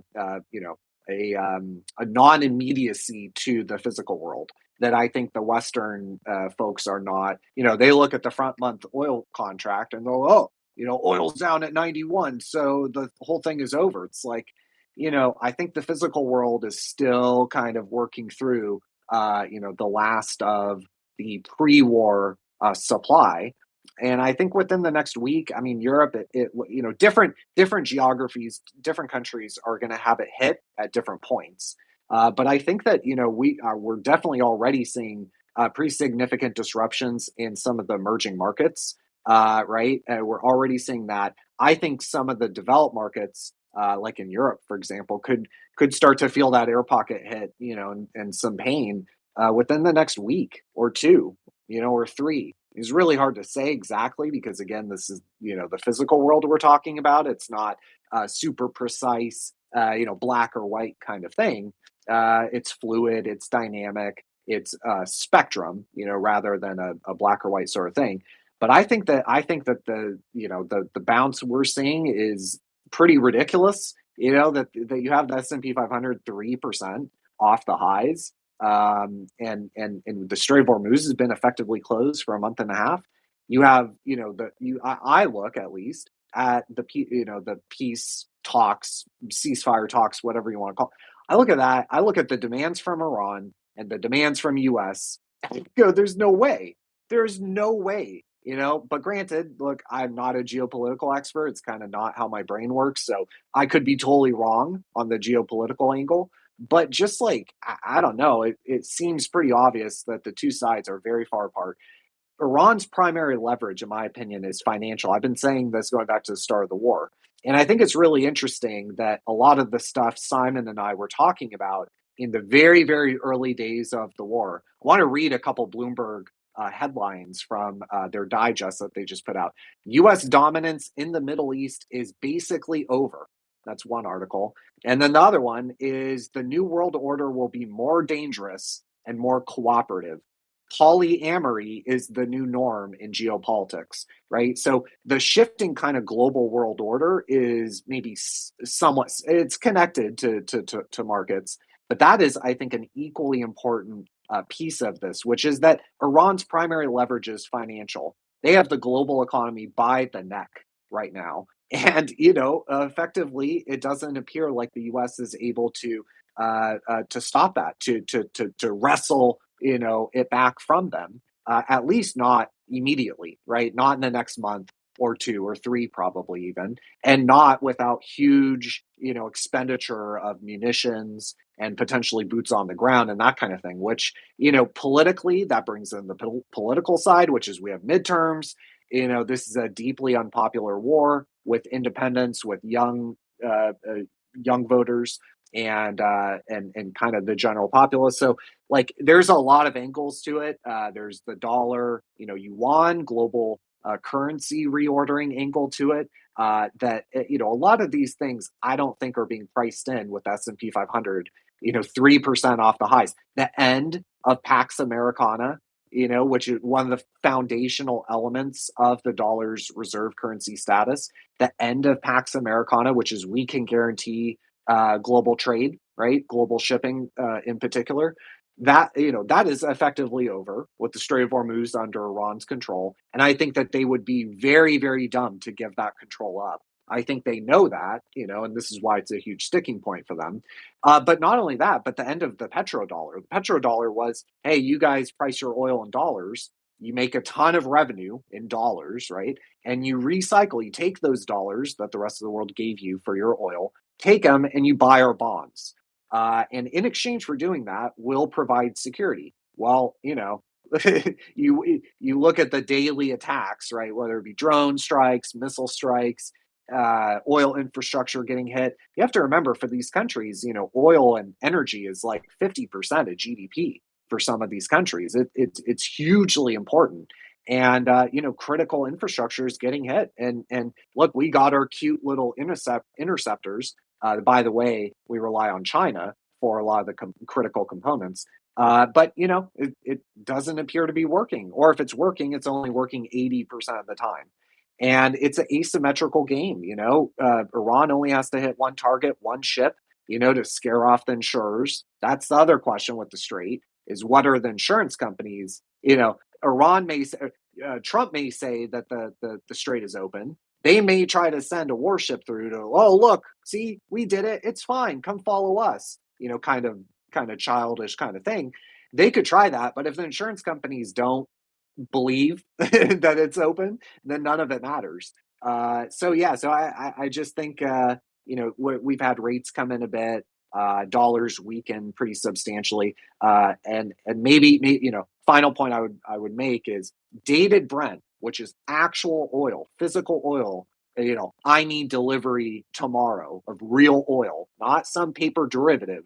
I need real oil. That, as of Friday, is trading at $120 per barrel, right? If you look at the WTI price, it's now at 95. Brent's trading at 91. But real oil, real physical oil is trading at 120.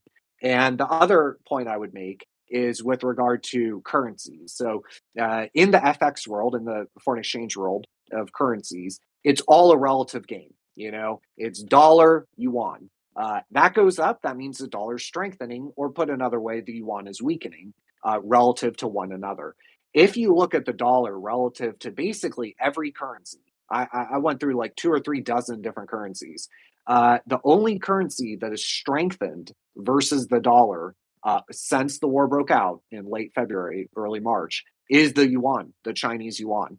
I think that's very interesting, given the fact that China generally likes to have a weaker or undervalued currency. And they manage their currency and they, you could call it manipulate. I think that's fair. Their currency to be, weaker than it arguably should. And that helps them, right? That makes the Alibaba and the trinkets, right, that we Westerners buy, makes it cheaper. So, they're able to export more, that kind of thing. That's normally how it goes. Normally, the Chinese yuan is always weakening or the dollar strengthening. But that's not what we've seen. And it started, all the way back at Liberation Day The Chinese yuan for the past 12 months has been strengthening relative to the dollar. But since the war actually broke out, that kind of month and a half, it is the only currency that I found that has strengthened versus the dollar.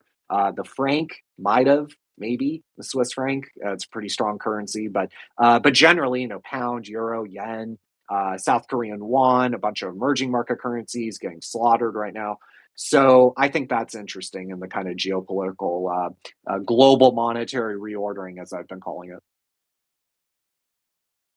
Yeah, Robert. I mean, it was just it's interesting because it seems like a lot of countries are now thinking about holding yuan, Chinese yuan. So you're seeing a strength against what maybe, I mean, the Chinese, yeah, you're right. I mean, they want a cheaper yuan so they can export. It'll be better for exports, but they also want their currency to be valuable so other countries can hold it, whether hold it as yen or hold it in debt as well. So it just means that, do you think that, because for me, I look at the chart and it looks like the market is saying that there's going to be a deal that's going to happen, because as soon as Iran started agreeing to some sort of negotiation, all of a sudden the market's picked up, and the most it picked up was yesterday or Thursday and Friday, where it really picked up. And again, you're saying it's just 3% just off the highs. I mean, especially the tech sector really went up. So they're obviously thinking that it's there's going to be a deal to be made.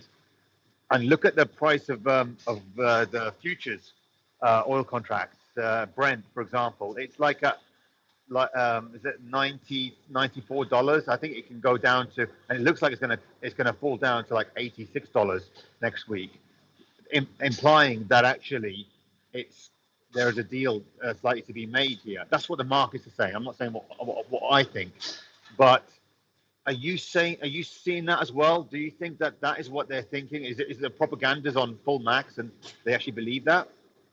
Yeah, I think you're definitely right. Look, you have to look at the price. The price is information in markets, right?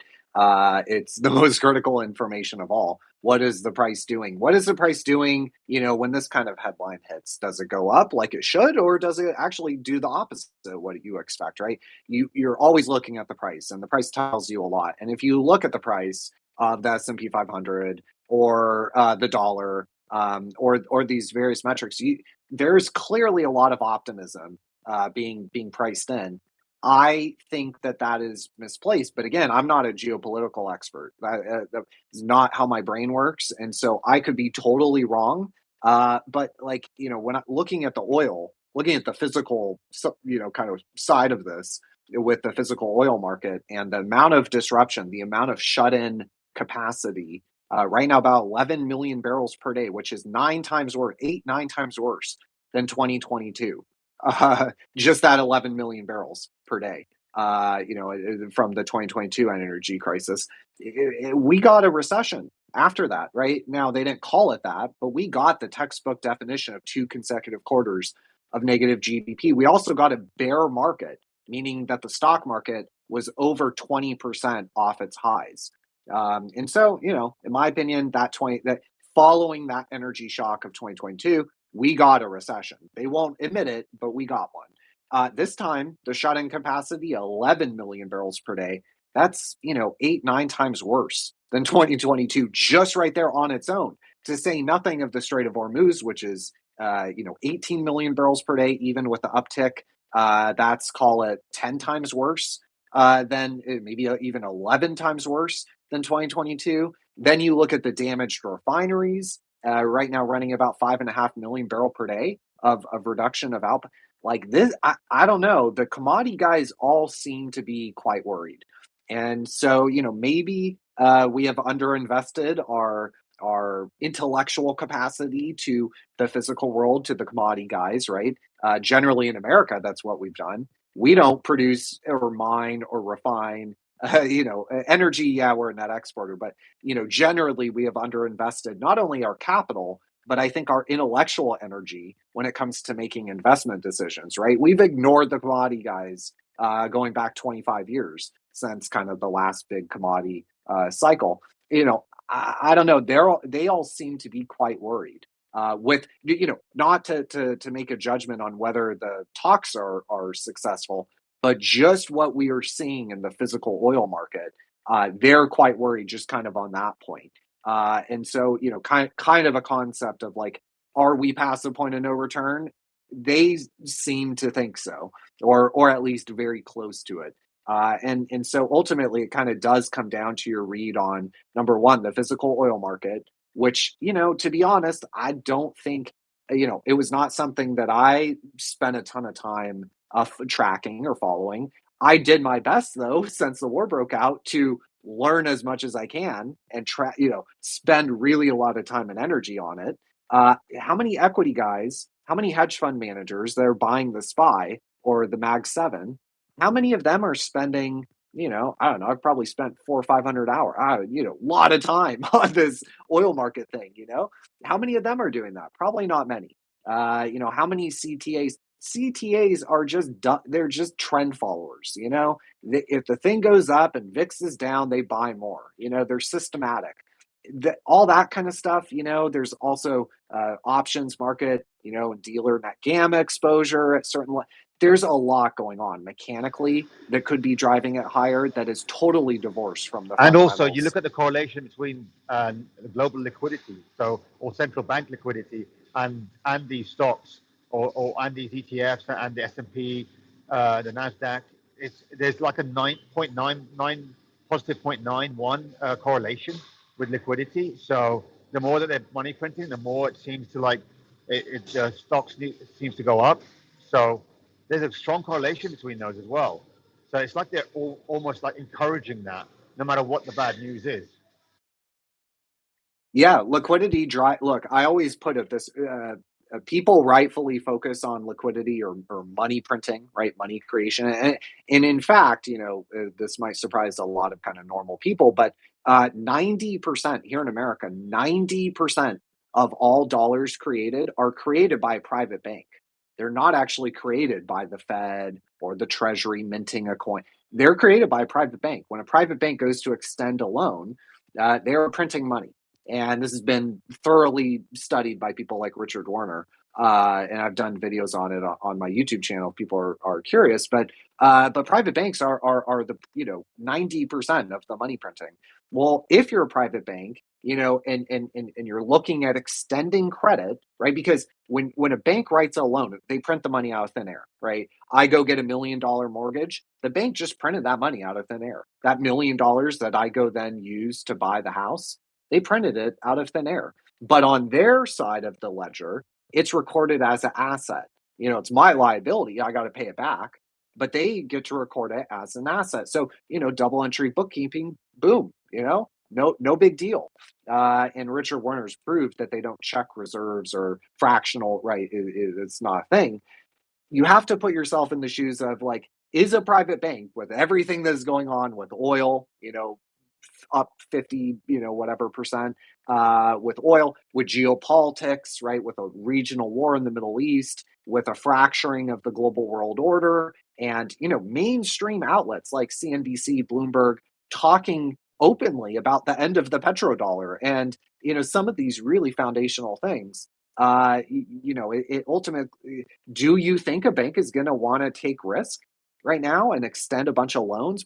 I would err on the side of probably not. Now, credit spreads are relatively tight, right? They have come in. They were starting to blow out, but they've come back in.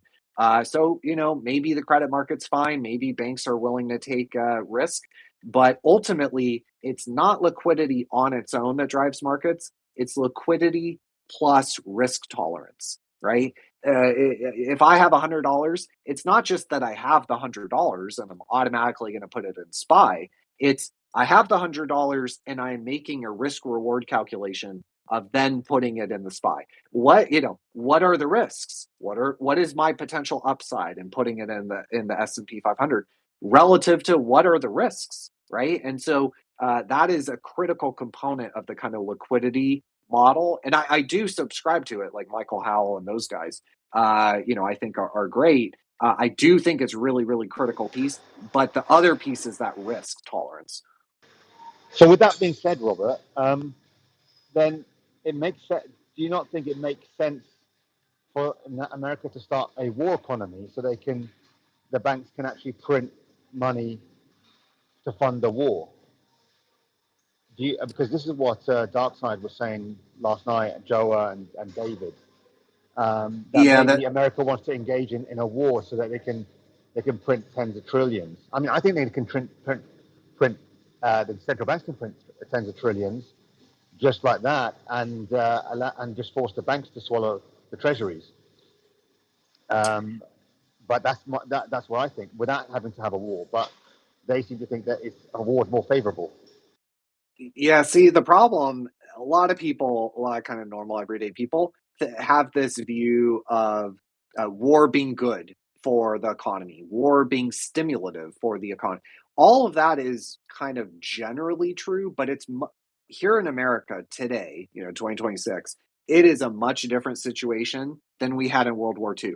World War II, manufacturing as a share of the overall economy was like 4 or 5x what it is now, right? Manufacturing, we have hollowed out our industrial base so much, to the point now where would it be stimulative on a net basis? Probably, but 2/3 of our economy is consumer spending, and 65% of our economy is consumer spending. 1%, and not only that is that the 80% of the economy, or is it 70% of the economy is actually spending by the top 20 richest, top 20 correct. richest. Yep. In the nation. So how do you transition to a war economy when you have that sort of industrial demographic or consumer demographic? Yeah, we have, so 2/3 of American GDP, or gross domestic product, economic activity, economic output. 2/3 of it is just consumers, everyday Americans buying shit. And by definition, we overconsume because we run a twin deficit. And so that is debt fueled, right? How do you overconsume? If you make 100 grand a year and you're spending 120 grand a year, how do you do that? Well, the only way you can do that is an extension of credit, or you going into debt. And so by definition, we overconsume. By definition, it is debt fueled. And so, the interest rate story becomes very important, obviously, with that. And the rest of the world's current account, or their ability to run a large trade surplus, and therefore, the other side of the ledger being capital and financial account, being a creditor to us, right? If we're issuing all this debt, to run a huge government deficit, someone has to buy it. Well, by definition, if we are running a $1 trillion current account deficit with China per year, by definition, China, the way we are financing that is China's recycling. They are a creditor. They are buying our debt, right? We're issuing the debt so that we can use the dollars that we get to buy stuff. Well, someone's got to buy the debt. Someone's got to give us the dollars. And who has been doing that? GCC, Europe, and Asia, the developed Asia at least. And they have been providing that credit. So there's two really critical points to it. Obviously, the interest rate and the cost of going into more debt to overconsume is really important. And interest rates are up, 0.5%, which is not nothing. That's really important. And then the other side that's equally important that I don't really hear hardly anyone talking about is if the GCC and Europe, if the GCC is not able to run a huge current account surplus or trade surplus, they're not able to half their economy is selling oil. They can't get the oil out of the Persian Gulf, right? So if that is decreasing their trade surplus, their revenue, by definition, the credit that they are going to be extending, buying our debt, giving us credit to spend on, government spending or personal spending or whatever it may be, by definition, that credit is going to vanish by an equal amount. So if the GCC is getting just hammered economically from the Strait of Hormuz being closed, and then you look at Europe and Asia, yeah, they give us a lot of credit too, right? They buy a lot of our debt and they provide a lot of credit, but they are net importers of energy. And we just had energy, the cost of energy, nearly double, that is going to hurt their economies. And if their economies are hurt, and they're not able to run, a huge current account surplus, by definition, Guys, they is will it me not or be is it buying Robert a was lot cut of our out? debt. It's you. Can you hear me? 1 second, resetting. Yeah, I could hear you. Sorry, Robert, continue. Yeah, so like Japan, if they're running 100 billion yen per month current account surplus or trade surplus, they run huge surpluses. By definition, that with the U.S., by definition, that means 100 billion yen. The mirror image, right, the inverse of that is 100 billion yen is flowing into our financial assets. Well, if Japan, who relies on imports for their energy, if their energy bill just doubled or tripled, right, extremes inform the means. If their energy bill just skyrocketed, then that's going to really, really pressure that 100 billion yen surplus, and it's probably going to bring it down to 50 billion. Well, you might think, too bad for Japan. Their economy is not doing as well, but by definition, the other side of the ledger is that 50 billion yen per month of purchases of our financial assets, whether it be U.S. Treasuries, whether it be equities, right, U.S. stocks, 50 billion yen decrease in their purchases of our financial assets, the credit that they are extending to us. So this is why, trade wars are capital wars. Everyone can see the trade. They can see the ships moving or not moving. But what they can't see, you can if you know where to look, and you're a nerd like me. But what they generally don't see is the capital flows. And we won't really know for 2 months or so. There's a big delay. But I think it's pretty safe to say that GCC, they're not able to run large surplus because Strait of Hormuz is closed, regional war, damaged infrastructure. So they're not buying our stuff. If anything, they might start to be sellers of U.S. Treasuries, of gold, right, that kind of thing. And then Europe and Yeah. Asia are dealing with a doubling of their energy bill. So, they're not going to be running large surpluses anymore, and therefore they're not going to be. So, you have to really kind of like broaden the view and think second, third, fourth order effects for some of the stuff. And I just don't see where we escape, I guess. I mean, you look where, at that, yeah, you made a great point, Robert, in the sense that because they've gutted their industrial base, right? If they do start a war economy, even if they print the money, right? They print trillions, tens of trillions. Like they still rely on China for a lot of the critical materials, critical metals, and electronics as well. So, do you think China will just, as soon as they start entering a proper full war economy, that China will just turn off the tap and say, no, we're not going to supply you? Because that's what I would do if I was China. And then, because they don't have an industrial, a real defined industrial base like they had in the 60s and 70s, then all of a sudden, like, where do they start? How can they build an industrial base without the critical components and even the workforce? Yeah, exactly. Like ideally, look, I've been kind of talking about a weaker dollar, US reindustrialization going back to like late 2023. And in late 2024, around the time of the election, I think it was before the election, Stephen Myron, who ended up being nominated as the chairman of the Council of Economic Advisors, put out a whole paper on how to reindustrialize. It included tariffs. It included weaker dollar, and a disincentive for the rest of the world to buy all of our financial assets, right? Maybe a tax if you're European and you want to hold a U.S. Treasury. Maybe we don't give you the full interest, right? Maybe we tax it like we used to, that kind of thing. Well, like it's all kind of blown up, trying to do this. It is theoretically possible. But what you want to do, you want a strong currency as you're building up your industrial base, because it's going to take trillions of dollars. It's going to take years and years and years to do. You want a strong dollar during that time period.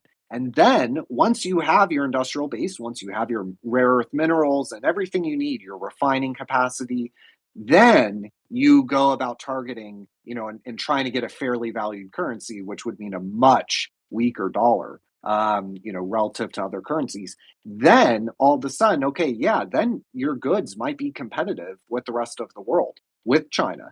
But we're trying to do all this like, last minute, I think is too kind of a term.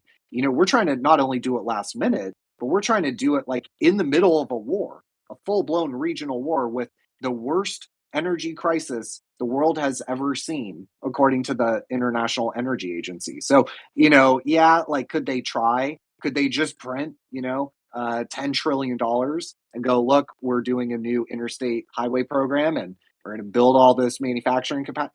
They could do it. There's consequences to it. The gold price in dollar terms is going to triple, right? Maybe quadruple. Bitcoin is going to go to a million. But they could do it. The dollar is going to be, inflation will be a big issue, and the dollar will weaken relative to other currencies. But theoretically, they can do it.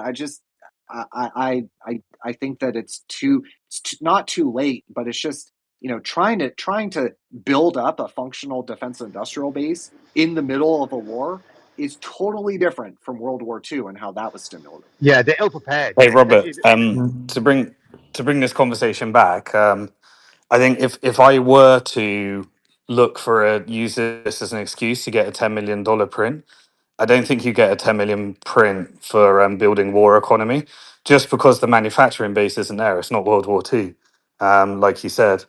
What I would do is I would create an energy crisis. I would ruin all my sources of financing for the AI trade, and then I'd say that China's about to win the AI war, and it's a national security risk. And then I'd print $10 trillion to bail out all the AI companies and make sure that we win the AI race. That's what I would do. And I talk about Elon Musk putting, um, you know, uh, servers in space and all that type of stuff. That's how you get $10 trillion. I don't think it's by just doing the traditional war economy. And the other thing is, which I think they're doing, by the way. But the other thing is I do think Iran has lost its leverage in terms of the urgency of the economic crisis. And so if they don't do a deal, obviously it goes straight back to where it is. But in terms of the overarching leverage, like they by allowing the markets to recover and then going and sitting down in a deal, I think they've lost a few key leverage points here.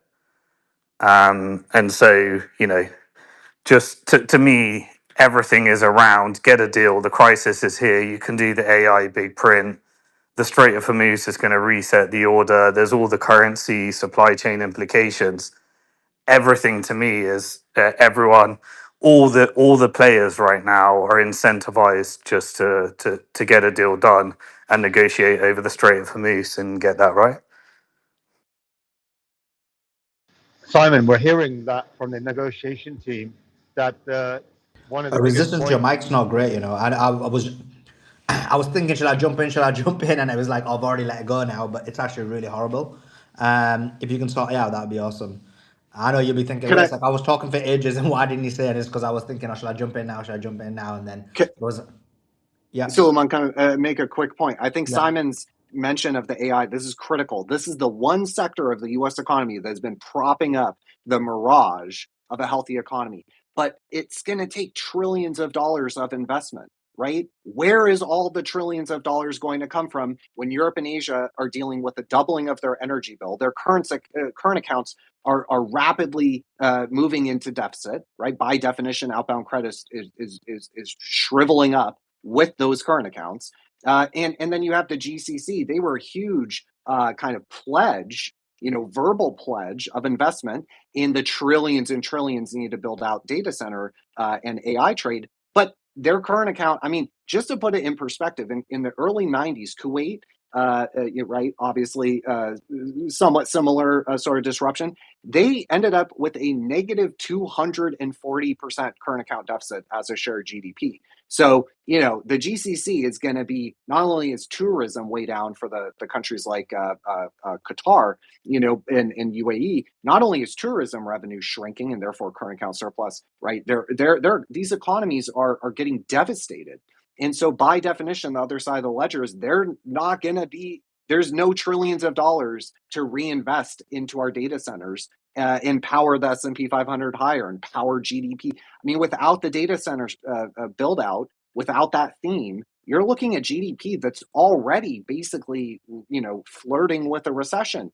And the prime funder of the investment needed for that data center build out, the GCC in Europe and Asia are dealing either with regional war and 5 million barrels per day of damaged infrastructure and rapidly shrinking current account in the GCC, but Europe and Asia, same kind of general concept, which is they have a doubling of their energy bill. And so their current accounts are going to get pressured just as much, if not more, and therefore outbound credit into things like the AI data center build out, it's gone. By definition, it's just double entry bookkeeping. I just heard the UAE's economy is crumbling, and it put a smile on my face. It put a smile on my face. But that being said, Simon, in terms of what you said, I agree with you. Actually, I do think that I said it on the first day, right? And I know maybe some people disagreed with me, but I said that actually agreeing to the negotiation does kind of remove some aspects of the leverage away from Iran. And actually, we're starting to see that where the leverage on the Strait, America's putting its foot down on it. They're trying to claim that they're already clearing their minds there. I think this. I mean, I know people just. I know. Maybe one of the sole voices on here, but I do think the negotiations weren't a good decision. I just don't see what utility Iran got from it. Like, you can say, okay, they got X, Y, and Z, but I can't see what anyone got. Yeah, let's bring in Rahul into the conversation. Rahul, thanks for joining us. Give us your thoughts. Yeah, thanks. Good evening, guys. Suleiman, Beatrix, Simon, you've got a lot of very clever people on your chat, as always. Yeah, so I agree with what most of what was said. Just one or two things. So, firstly, obviously, there's going to be a lot of conjecture on both sides to kind of try to get some messages within the public space that hopefully will tactically have a play within the negotiations. I don't think anyone of the sides that's going into the negotiations is naive enough to expect for there to be some kind of deal. I think that would be exceptionally naive. No one expects that. In terms of what each side wants, everybody knows what is wanted from either side. The second point is the Strait of Hormuz is closed. It doesn't matter what America or CNN or whoever it is says. The strait is closed. If it was not closed, if it was open, there wouldn't be so much of a need and desperation on the part of the USA to send such a high-level delegation to have these talks. The things about mines and drones and whatever else, I would honestly take that with a very large pinch of salt. The strait is closed. It is under the control of Iran. I'm not saying that wishfully. That is the reality. The other point, of course, is that America, perhaps not Donald Trump per se, but the American establishment, I think, realizes the reality, and they are more desperate for the negotiations, which is why, to an extent, I agree that maybe Iran has perhaps given up some of the leverage that it currently has.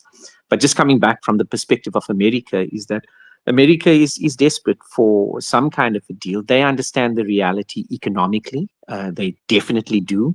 And all of the fantastically clever things that Robert has said. I actually started following Robert now. And they also understand politically the reality. I don't know what the latest polls are or whatever, but it even says that the majority of Republicans and majority of those on the right disagree with this war, disagree with the conflict, have issues about Israel and whatever else. So that's going to have a very telling effect on the midterms. And at the end of the day, that's what the politicians in America live and die for. It's about the elections, and money that can be made once you get into power. So they understand that reality. The reality from Iran's point of view, I don't know. I kind of agree with you, Suleiman and Simon, that says that, they have given up some of their leverage. However, we also don't know the reality of their stocks of drones and missiles and whatever else. I mean, we don't know that. They've been playing very cool and calm and composed, and a very quiet kind of confidence that they orate at all times, and that's beautiful to see. But we don't know their reality. So maybe there's something that says to them that, okay, let's go into this. However, from a PR point of view, they are certainly winning. And I'm not just talking about the Lego video clips that we always get amused by, but I mean, they are able now to say that, hey, look, you know what? We've gone in on good faith to go and negotiate, even though Israel is reneging on whatever we had initially agreed to, some kind of parameters, including Lebanon.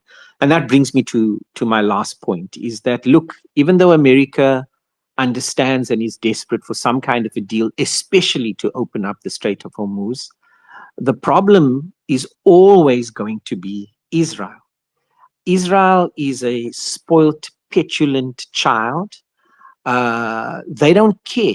They don't give an shit whatever happens to the world's economy, whatever happens to regional stability, instability, or whatever. You see now, I know Simon said earlier about a new I front. think that's slightly incorrect. They do have a war economy that benefits from regional instability.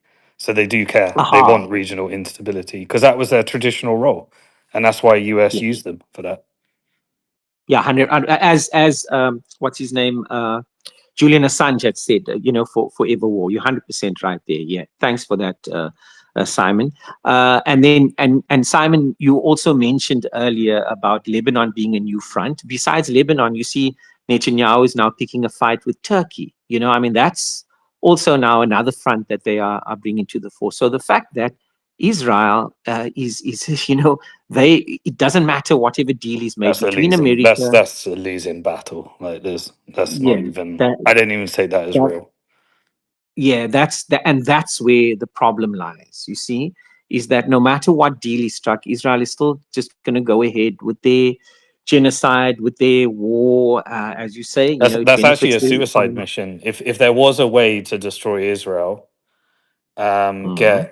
get Israel to go after Turkey, um, and then you're just in just so many strange relationships in that mix. It's just a suicide mission. It is. It is. As is U.S. troops on the ground to go into Iran. But again, as I say, they're a petulant child. They're not going to listen to anybody. And the problem is because they still have so much of a hold over this current administration because of the Epstein files and who knows whatever else. Obviously, as opposed to, I know I'm famous for saying that irrespective of whether it's a Democrat or a Republican, it's very much the same. Obviously, it's not exactly the same because Iran reportedly did try, not Iran, sorry, Israel did try to get Obama and others to attack Iran. That didn't happen. But over this particular administration, they have a lot more sway. And it's a lot more overt, and the American public can see that. So yeah, guys, thanks a lot for the information and the inputs. I I think. tend to agree with what most you said. Yeah. Thanks, Rahul. I think. Can you hear me now? How's my mic? It's better than Yeah, before.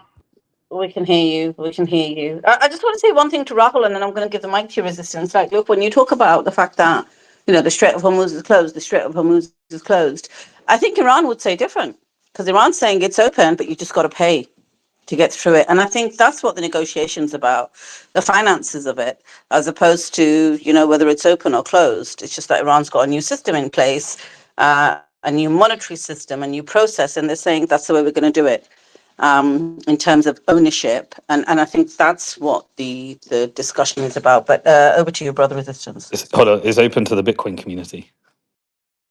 It is. I mean, they've got a process in place, right? And it's open.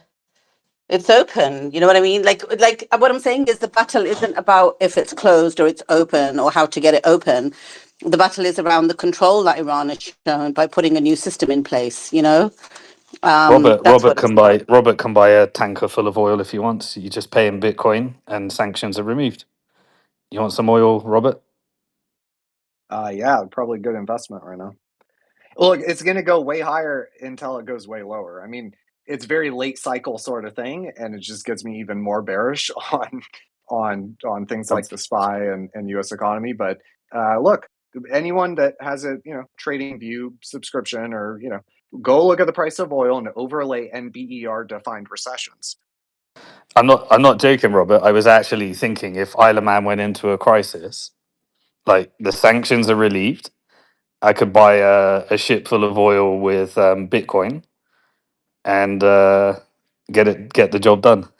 Look, I think Bitcoin and gold. Look, gold is obviously a huge beneficiary of the fracturing of the kind of petrodollar and the foundations of the petrodollar and Pax Americana, right? And in all the global monetary reordering stuff I've kind of been going over.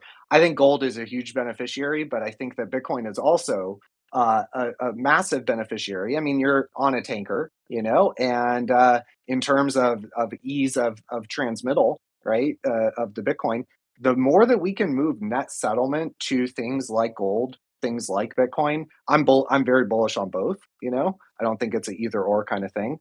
The more that we can do that, the better the world is going to be. Like a lot of the issues that the U.S. has with hyper financialization, hollowing out of the industrial base, the K-shaped economy, wealth inequality worse than the Gilded Age, suicide rate, at the highest level since the Great Depression, deaths of despair 3x what they were during the Great Depression. A lot of these issues can be tracked back to the dollar, and so I'm very, I love seeing news of these sort of things crumbling, and I think for a lot of Americans it may feel counterintuitive, but it really truly is a good thing. Now it'll be painful in the short term, but in the medium to long term, it'll be immensely beneficial for Americans. Right, Yeah, so Beatrix and Suleiman, if I end up buying some oil with Bitcoin, I'll make sure that I get a word in for you. Like, I think, Suleiman, you want to be envoy between the UK and Iran post-war? Yeah, I'll be the Simon, just wick off of the deal. just be sure you have storage settled, because I knew a guy years back during COVID who was bidding some futures contract and ended up getting assigned like 1,000 tons of soybeans or some random thing. I forget what he bought, wheat or corn or something. And he had to literally, like, there was a contract, the futures contract. And so he had to go find like a place to have it delivered to, and then he had to rent the store, the warehouse, and then he had to find someone to buy it off of. It's literally like, I don't know, like 1,000 pounds of soybeans or something. Robert, I So got just it. make sure you have storage. I got it covered. Beatrix is getting plastic bags, so I've got my storage figured out.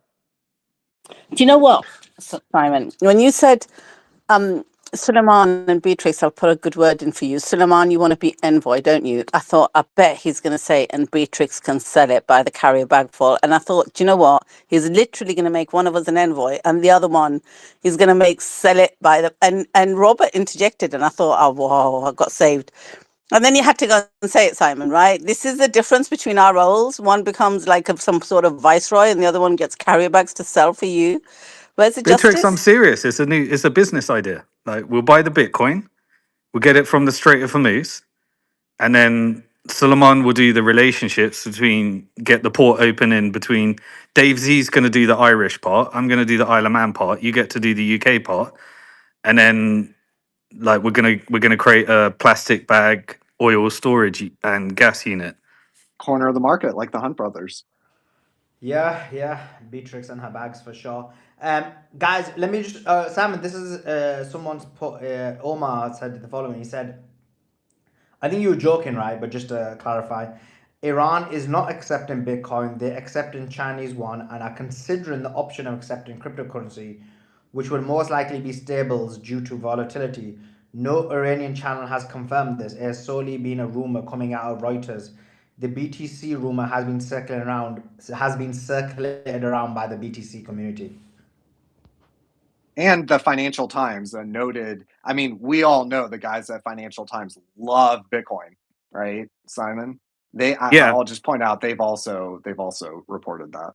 yeah, but I guarantee you, if you wanted to pay in Bitcoin and you were a serious buyer, and they would accept Bitcoin, I guarantee you, they're the number one sovereign miner of Bitcoin in the world. And yeah, since they the would war accept broke it. out, And since the war broke out, Bitcoin is up like 9-10%. Gold is down. 10-year Treasury's down, and the S&P 500 is down. So, you know, Well, I don't I'm know. waiting for It Bitcoin to might be go below messaging. 50, and then I'm gonna buy some. At the moment, I'm just taking BTC donations, but other than that, once Bitcoin's below 50,000, I will be jumping in on that. And seriously, it would be the only way if I were a serious buyer, like if it got to that, which it might if it's a crisis, it would be the only way I could pay. There's no chance I could get my bank account to send a transaction to Iran, even though the sanctions have been removed. So it would be the only way I could pay if in order to solve that urgency. Yeah. You still need to pay for the barrel of oil as well, Simon. That's just a toll. Yeah, no, I'm half joking, but also serious. We've got to get Beatrix side right. We've got to get the plastic bag storage units. I haven't figured that part Yeah, out yet. definitely. Simon, I was just going to say, like, there's 2 points actually. One is Rahul said about Israel attacking Turkey. That might actually favor NATO because I think NATO would want to kick Turkey out to keep United States in. United States will side with Israel in that situation, and say, look, if you want us to stay in, you have to side with us and kick Turkey out, even though it's the second most powerful army in NATO. And that's probably what they could do in that scenario. But it'll be bad for them. I get it, and I agree with you, Simon. Overall, it's messy, very, very It is a messy. disaster. Yeah, it Erdogan's is. got a great relationship with America, so. And Israel, don't Like forget. Trump always used Erdogan whenever he wanted to kind of get some, when he wanted to get some leverage over Israel, he'd always use Turkey to kind of like raffle the feathers a bit. Yeah, I mean, his Yeah, best I think friend, they were working billionaire. together on Syria as well. Well, not only Let me that is. go ahead, finish your point, and I want to bring Cyrus in. Go ahead, Rizan. Yeah, I was going to say there's a Turkish billionaire that's really close friends with Erdogan, who is in charge, or basically he's been facilitating billions of dollars worth of oil from Azerbaijan all the way through Turkey to Israel. So they've been supporting the genocide. Erdogan's best friend, basically billionaire best friend. So that's that. And then the final point I was going to say is they could also, it's not just AI is only one part of it, but I think the quantum computing race is a huge part. So it's probably the biggest national security risk to the globe. And I think that you can ask Russia, China, they're all invested in it, and I think America would. And I'm being serious. America would be well served to try to invest in that as well from a legitimate point of view. Obviously, not from a scam point of view. I'm talking about, but like the AI circle jerk is going on right now, like Robert described, where they're double counting lots of things, lots of orders and trades. But this one is particularly scary.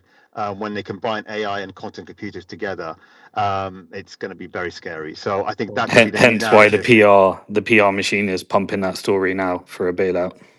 Yeah. Yeah, I'm not surprised, but it's. I mean, look at Okay. Thanks for look at that the recent resistance. papers. Okay, and Just one want to bring more. the conversation back to the war. You see, I think That we've is, yeah, diverted that way too off for the last hour. Um, bring the conversation back to the war. Cyrus, thanks for joining us. I know you've been here since the start. What's your thoughts on the negotiations? Hi, everybody. Suleiman, thanks for having me back. I've been keenly watching the negotiations, I'm sure as you all have as well. I think we'll be in a foggy environment as far as concrete, tangible outcomes from the negotiations. However, we can gauge their posturing and how they're kind of positioning themselves and kind of jockeying for position in the negotiations. So I wouldn't rush to a conclusion that either side has lost leverage. However, the U.S. exposed their weak hand just by going into the negotiations, accepting a half, a split share, right? So they want to start their first, ask at the highest, right? So they're going to make their boldest request up front. So if that's their maximum, desired outcome, because they know it's going to be below that, right? So that's indicative that the U.S. is conceding that they are in a tough spot.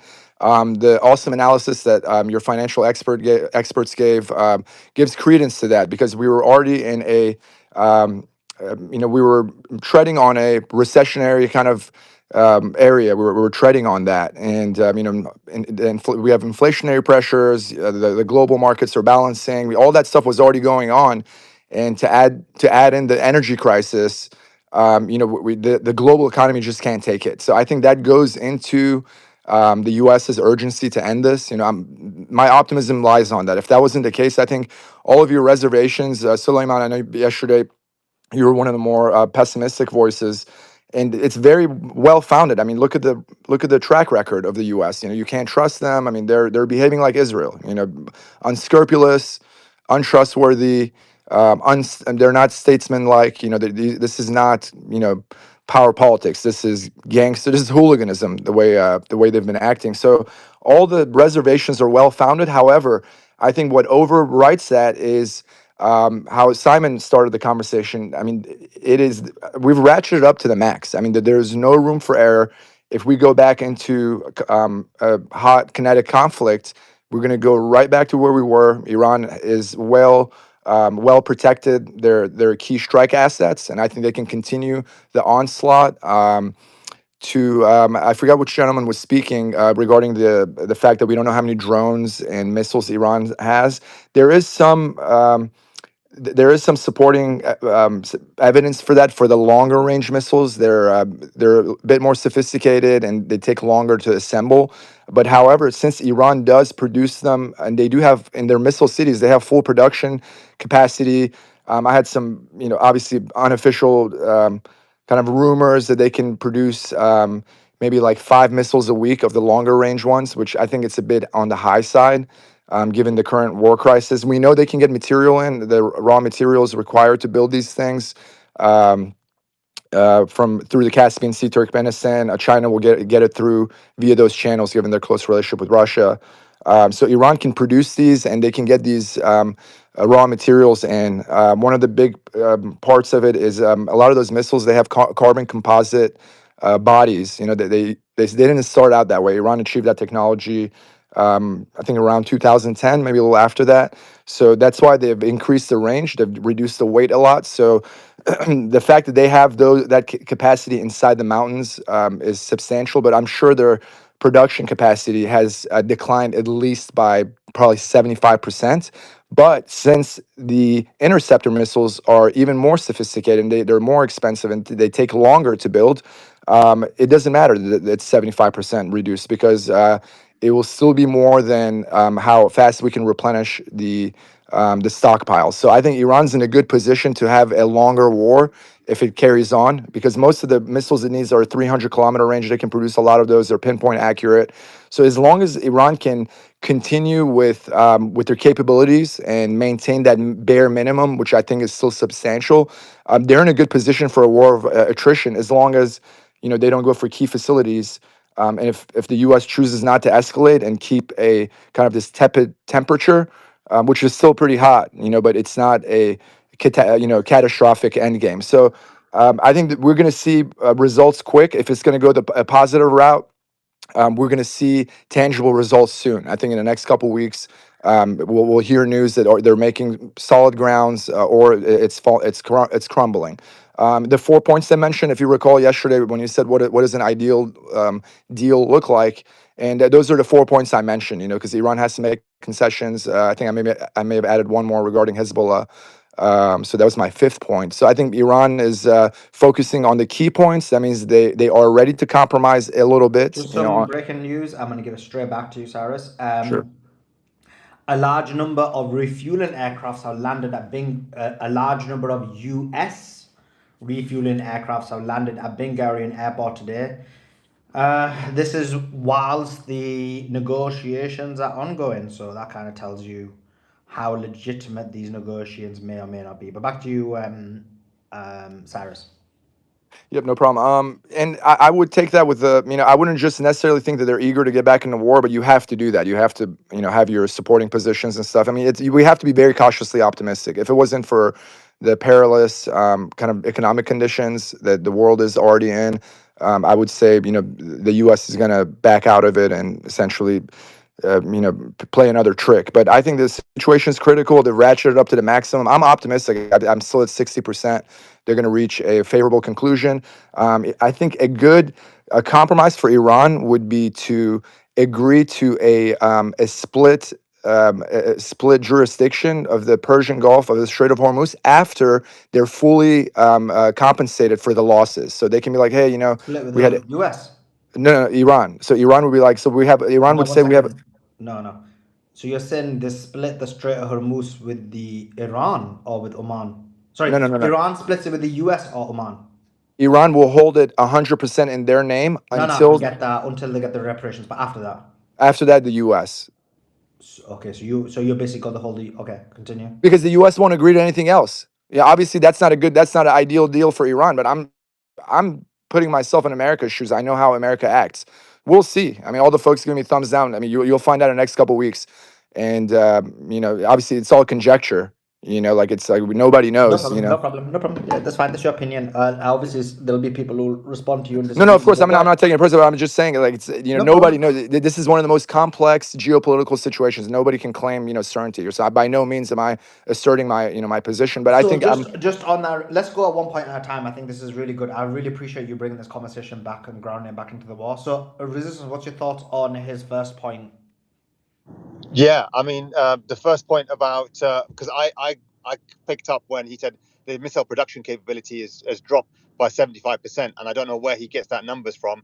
And based on what all the above ground infrastructure, yeah, the whole missile assembly line is based. underground.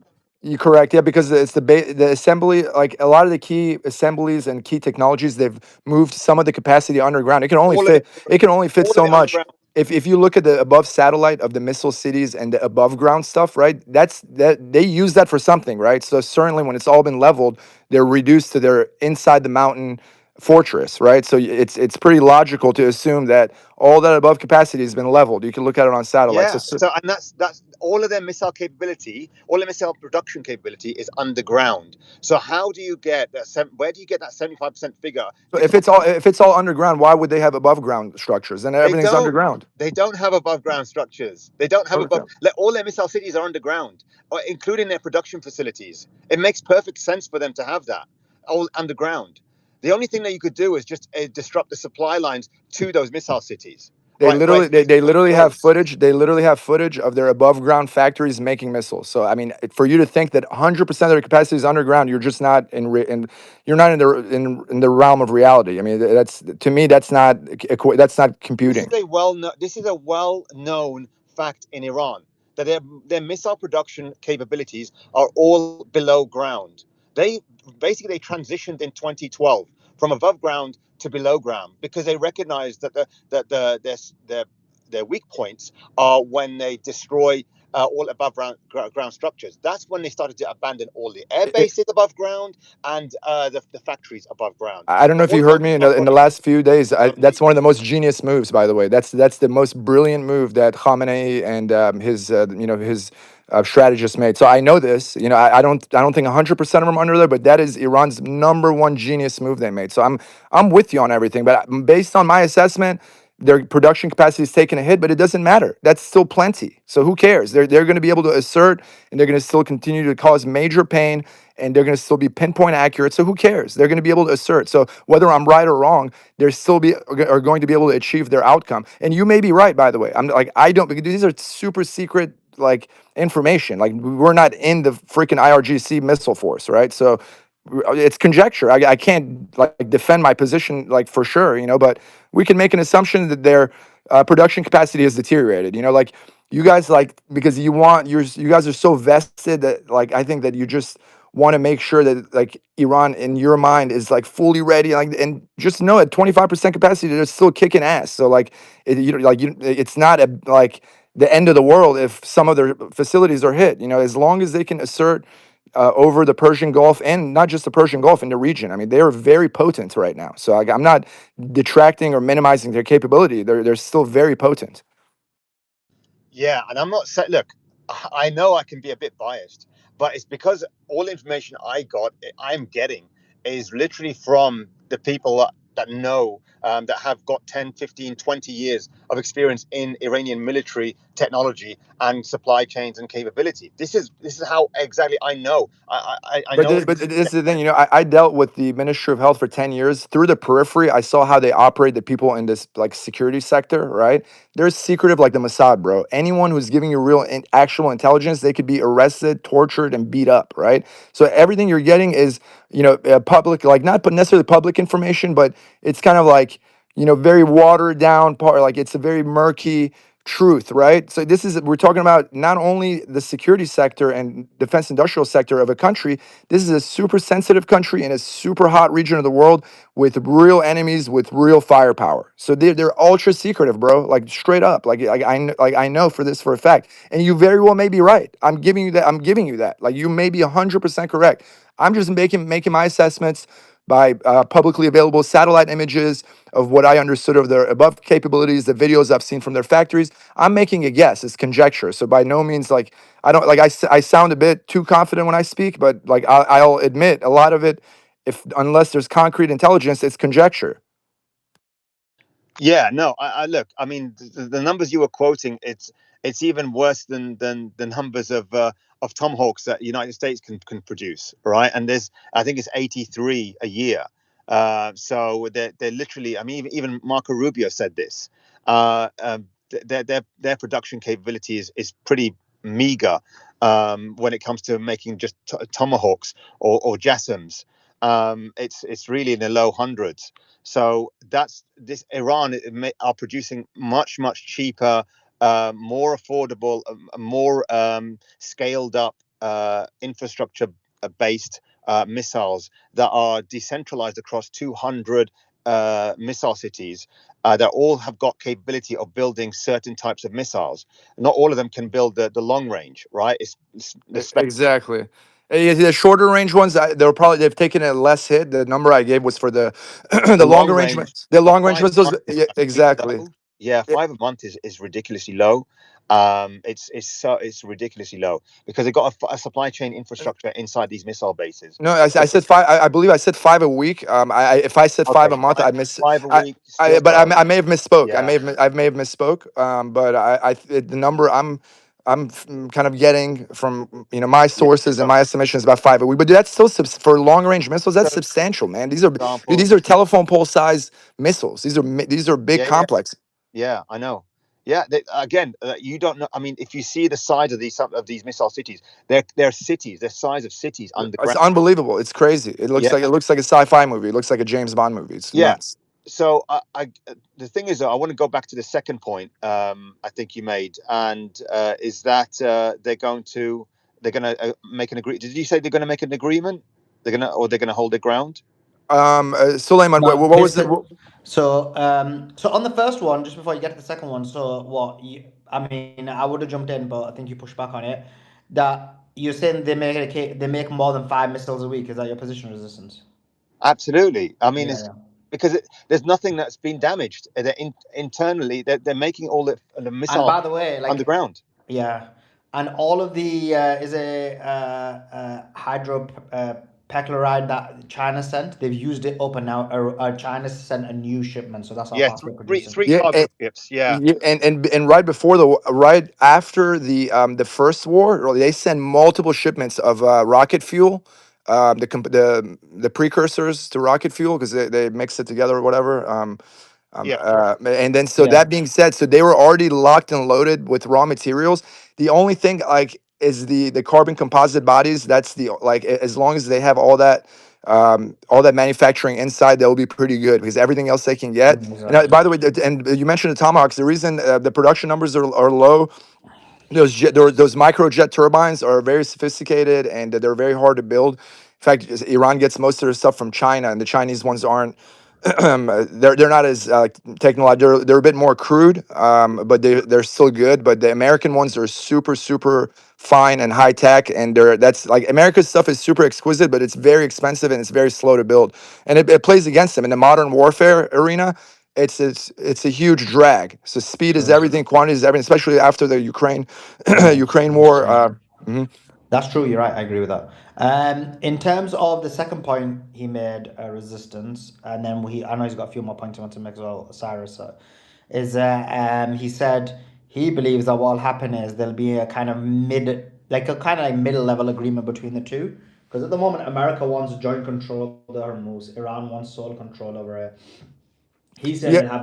Iran will have sole control over it until the entirety of the reparations are paid, and then at that point, both America and the US will share it. Yeah, that's laughable. But I mean, that is actually, I mean, Cyrus is actually true based on the reports from Iranians today. The delegation team said that the Americans are just refusing on this point in particular, which is the toll on the Strait of Hormuz. They want it to be free, or they want to control it, and so they're going in for the third round of negotiations tonight as a result of this. And so that's a big sticking point for them. So Well, Cyrus those is have already talking. began just like 30 minutes ago, but do continue. Yeah, Yeah. sorry. I was So, reading this 3 hours ago.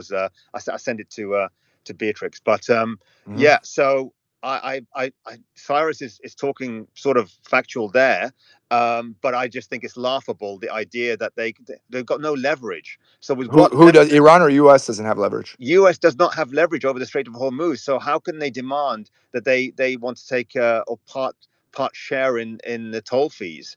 Well, not yet. I mean, they won't get any share in the toll. Well, I think they're going to be done away with the toll fees once Iran. I think the deal will look like this. I think the U.S. will agree to this, and Iran is smooth enough, and they're calculating enough to agree. Right? I really do believe Iran will agree, and the reason they'll agree, the upside is huge. The upside is absolutely huge. Do you realize the sanction relief? I experienced the sanctions before maximum pressure and before maximum pressure, after it, and throughout the JCPOA. I knew some of the people that were part of the entourage that were going in there, part of the diplomatic folks. I was hearing there, I was so excited for the JCPOA. I was doing business in Iran, like it was my whole life, right? So I'm telling you, it was backbreaking. So like Iran has a major upside. You guys got to like visualize the conditions in Iran, how it just broke the middle classes back. It's crazy. Like if we experience 10% of that here in the US, 20% of that, folks would be out in the streets with their AR-15s. Dude, like the people would not be putting up with it. I mean, and what happened to Iran, it's tenfold, right? So that being said, there's huge upside. Not to mention, Iran will be a bona fide new, minor superpower. That they'll be a bona fide like heavyweight in their realm, right? So there's a lot of upside, and I think it will look something like this. I think Iran will have 100% control. They'll toll it until the 800 billion is the number they gave is paid up. I think that'll take about 8 years, right? After 8 years, the toll will be gone, and the strategic decision making for the Strait of Hormuz, which is most will be formalities, right? Because Iran never had ambitions to like muscle people around. That's not their style. That's Israel's style, right? Iran's pro business. Yeah, sorry, I agree with you. Like, if that is the deal, like they get 8 years worth of toll charges at $100 billion a year, and they can do that, then I think the Iranians would accept that, and that would take them Perfect. I to. love that. I love that you agree on that. See, that's I a fair. personally think they would. That's a middle ground. I personally do, because they want, like I said, like I've been saying, and a lot of people have been saying here, is they want to be inclusive in the region. Already, just like even having 1 year of having the Wait, toll charges. how is it to be inclusive in the region if you're given a foreign state from a different continent 50% ownership of No. They're not taking. No, America's not taking anything after that. After the 8 years, that's No, it. No, It's straight nobody up. takes it. that's not what America Cyrus never said. makes money from. America never makes money from this deal, right? No, America just America, I thought you said after the America has 10. 50% ownership of it. No, not ownership, not money ownership. You're just thinking about money. I'm saying no. I'm talking about strategic ownership of how things operate. They're gonna have to No. They share won't have power. any ownership. They won't have. Cyrus. What you said to me was they would, after the Strait of Hormuz, after they have 8 years of toll fee that takes them up to the 800 billion that they owed from the sanctions over the decades. Right. That's it. The Iranians will keep it open, and no one will own it. Right. So it will just be a free, open resource for everybody. But That, I think the Iranians would agree to. money wise, they Look, wouldn't money own it. But wise, Cyrus, you keep saying money wise. You're not stating your point clearly. well, Let me let me explain say it. Cyrus's Let me. position, but let Yeah, me yeah. So speak to you. Let yeah, me let me. speak. You keep Yep. interrupting. Please don't interrupt. Go ahead.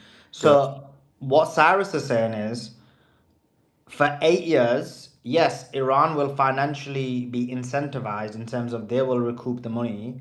After 8 years, no one gets money, but the actual ownership of it, the control over it, will be controlled, and the logistics of it will be 50-50 between the US and Iran, is what he's saying. And to be honest, what Cyrus is saying, I don't agree with this position, by the way. But I'm saying what he's saying is something that I think will be furnished over there. If you look at the Gaza peace deal, what is it? But basically, America and the GCC countries, America basically having ownership over Palestine, and people are like, "Oh my God, this agreement is so great." But really, if you look at the ownership of it, it lies with Donald Trump. People say the GCC may have it. I know that's Simon's position, but at the moment, there's no evidence of that. But what the evidence is currently Trump, Witkoff, Kushner have ownership over Palestine, over Gaza. So I guess what Cyrus is saying is a similar model will be applied to the Strait. Two different things though, Sully. So the Gazan people have got no leverage whatsoever. They can't do anything, can't flex even if they wanted to.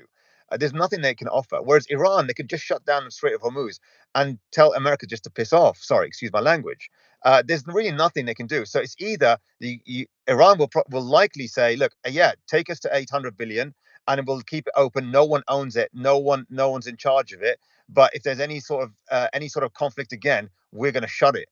So Well, you better not mess with us. That's the only thing I can see the Iranians agreeing to. I don't believe that they would allow, because remember, it's up to them to allow the United States, and they would never allow the United States to be in the They don't. I don't even think they even want the United States to be in the region, to have any sort of footprint in the region. they don't, but they have no choice. America will not leave, man. America is a goon. It's a bully. They're not gonna. America doesn't behave like that. America is Let me just give ruthless. some breaking news, and then obviously I'll let you guys continue the discussion, and then I'll jump in with the news again. Trump's made the following statement. He said he's talking about this the current negotiations. He says we win, regardless what happens. We win. Let's see what happens. Maybe they will make a deal. Maybe they won't. It doesn't matter. From the standpoint of America, we win. Trump, boats are sailing up and heading to our country. Big, beautiful tankers, and we are loading them up with oil and gas. He also said this: they probably have a couple of mines in the Strait of Hormuz. I thought they were cleared. Okay. Trump says, whether we make a deal or not makes no difference to me. He also said, we will open up the strait even though we do not use it, because we have a lot of other countries in the world that do use it, that are either afraid or weak or cheap. This guy's Ridiculous. content. Honestly, he's just content. Anyway, who did I interrupt? Was you Resistance or Cyrus? I don't know who Yeah, it everyone was. else was. I just want to give so to Resistance point. So you're first of all you're spot on as far as the full leverage Iran has. So you're looking at a very cut and dry, like current strategic advantage that Iran has, which is substantial. I've been saying that since I noticed it's happening. So I was one of the first ones to catch on to that. And I was like, oh my God, it's happening, right?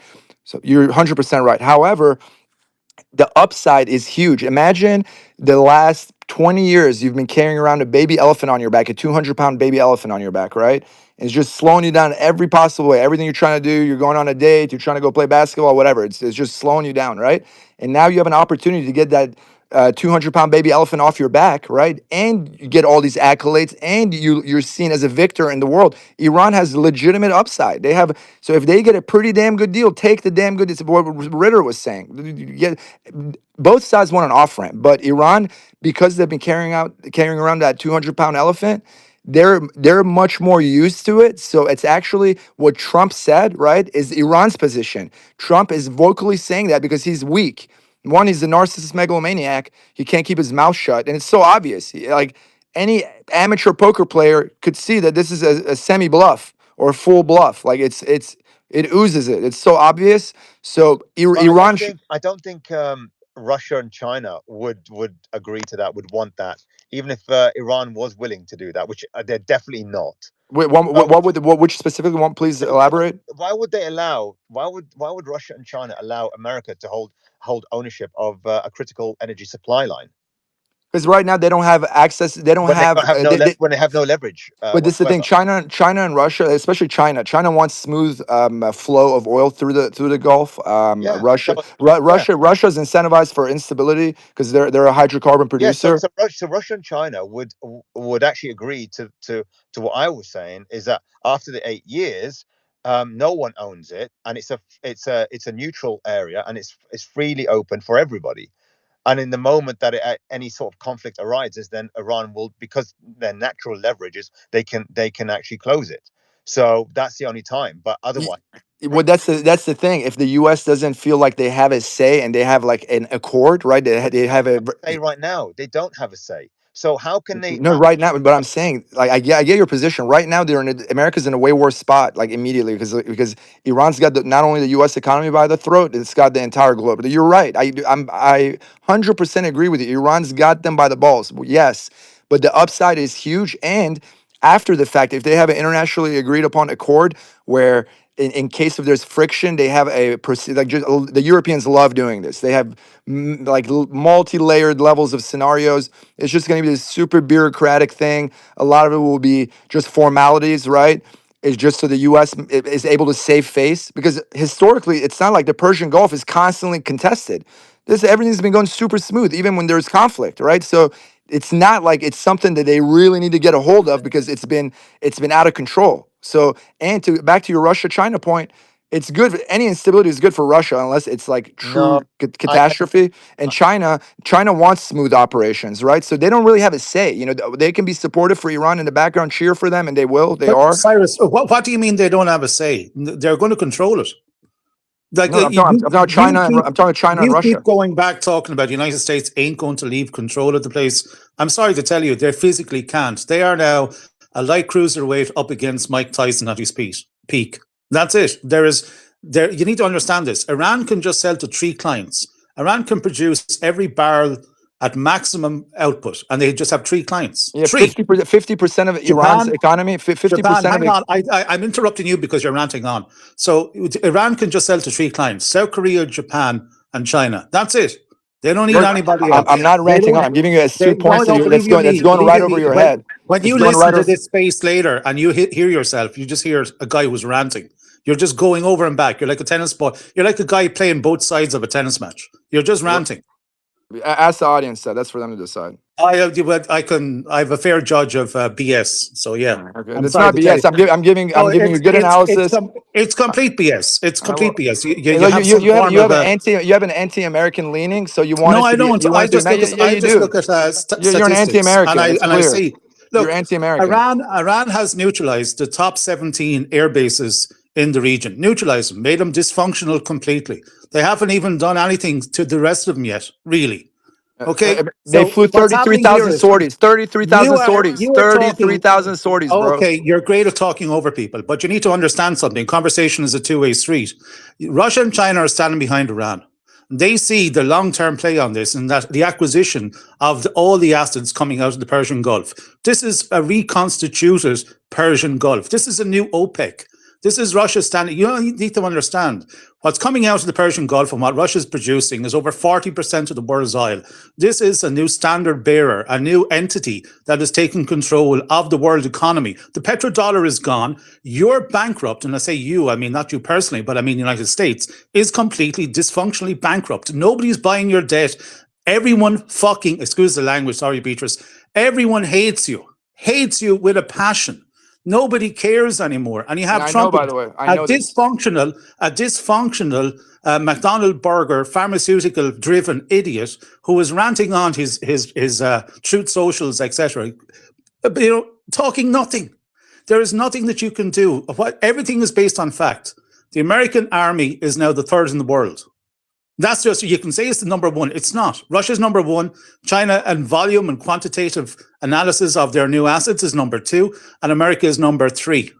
And this needs to be recognized. And you think the guys in Beijing or Moscow are sitting back going, oh, we better worry about these soldiers who only want a college degree instead of fighting us. Is this David speaking, by the way?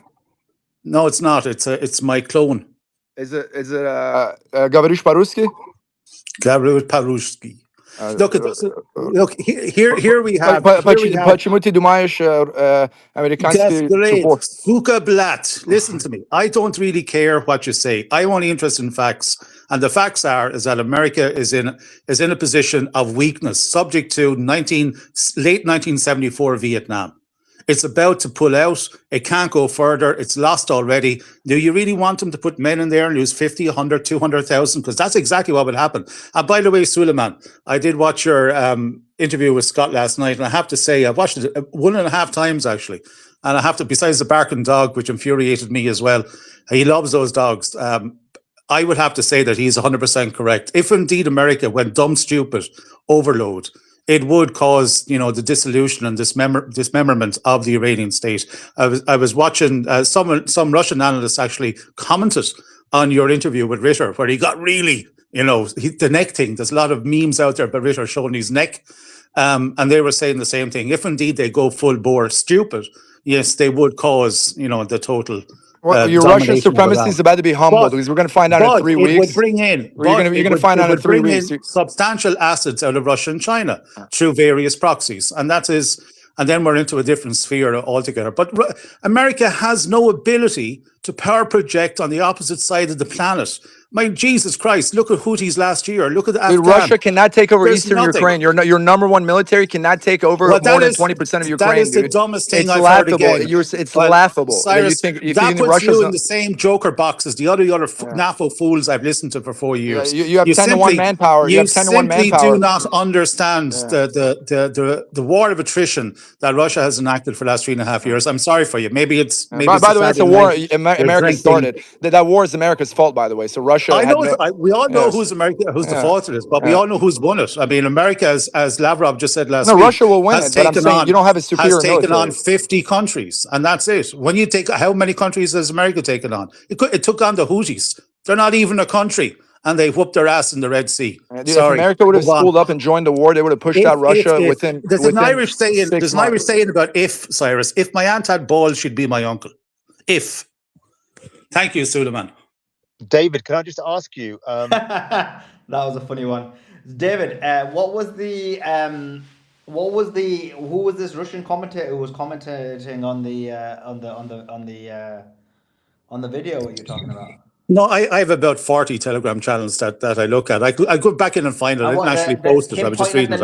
I'll find it for you. What's the meme?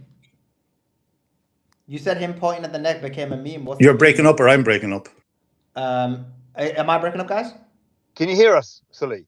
Yeah. Can you hear me? Yeah, actually loud and clear. Yeah, he's clear, David. We can hear Suleiman clearly and you clearly. So if you can't hear Suleiman, maybe try speaking again. Yeah, David, can you hear me now? I can, Suleiman, yes. Yeah, I was asking, you said that him pointing at his neck during the conversation became a meme. What type of memes were going down? You need to send me these. It's hilarious. Is it me or Suleiman rubber banding? No, he's fine, David. It's me then. Okay. They censored the video picture, by the way. They censored the video thumbnail because I guess that boot on the throat. So when you go to the X page, like it's blocked until you click on it. That's funny. But do you mean the trailer? Yeah, you're exactly the thumbnail. You know, the first picture that's on it. It's like it says it's sensitive. It's a sensitive image. Really? No, but that's not the thumbnail. Do you mean within the trailer? There's an image of it. No, like just off, like the first thing you see on your page, like it's blocked. Basically, what it means is they put when they blur it out, Suleiman, to say sensitive content or extreme content or whatever. You know what I mean? That's what he's saying. Cool. Okay, David's gone. So I don't know where to go with this now. I've got a question for Resistance really quickly, if I can. My hand has been off for 2 hours. Yeah, thanks, Dr. Athusa. I didn't want to interrupt their discussions. I've also been waiting. I just want to ask you something, Resistance, right? So you're saying, as a result of these negotiations, if something happens, or if America doesn't play ball, or if they continue attacking, or whatever, derail or escalate, then ultimately the power is with Iran because they've got the Strait of Hormuz. They just close it again, right? So they close the Strait of Hormuz, and then what? Because when I hear you describe that, I think, well, that's where we started, right? they started bombing and doing everything America and Israel did, so Iran closed the Strait of Hormuz. So they've already done that cycle that you're saying will be a deterrent. If they do that cycle as a deterrence, and then they go to the negotiating table, and we're getting mixed messages about the Strait of Hormuz, then really it's like is it going to be the boy who cried wolf too many times if they go through that cycle again? What happens then? So they'll say, "Oh, we're going to close the Strait of Hormuz. That's it. You escalated. We're going to close it." It was closed when America was escalating. America was bombing Tehran every night while it was closed. It did stop the action from America and Israel. It was closed when they went to the negotiating table.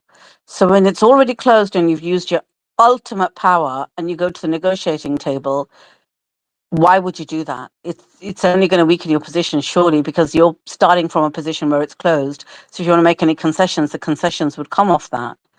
I don't know. What do you think? I'm so basically, I'm assuming, right, after the conclusion of these, to say Iran and United States make a deal, then the Strait of Hormuz becomes open. And all I'm saying is, if in the future something was to happen, then they'll just close the Strait of Hormuz, and that will be an economic choke point for them, for the world. And so that will be the deterrent that will prevent that. I mean, there'll be all sorts of penalty clauses agreed in the event that a contravention of these agreements would happen. So this would be one of them. So it's as long as they got that capability, I don't see how they could be like that. If they've got the capability to close it, then they'll just close it. It's not going to be a threat. It will just be a capability and a real action. And they have that capability, and they'll have it for a long time. Yeah, they've done it already, though. They've done it, right? They've closed it. They've put in systems Just the threat of it. They've done just for the threat of it, because America knows Iran has the capability, and like they have, and it's multifaceted. It's not just mines. The mines are the most basic. They have very advanced anti-ship missiles, both like medium size to larger ones, and they have the anti-ship ballistic. They have like a 4-pronged attack on any shipping asset. So Iran has a like bona fide. They've been working on it for years. They knew that's their only shot. They perfected it. Yeah, but then for me, that would be if you're closing that Strait of Hormuz, then that's going to cause an energy choke point there for the foreseeable future. And they could put a time. They could say, look, we'll close it indefinitely if they decide. I mean, again, you say that they've already closed it. Sure, that's why they're at the table now, because it's getting to the point where it's really uncomfortable for them. And that's it's causing a lot of chaos in the markets. And let's not forget that America are in debt. If they come out of this and they will have to print tens of trillions of dollars anyways, just to get out of this economic mess that they've put the world in.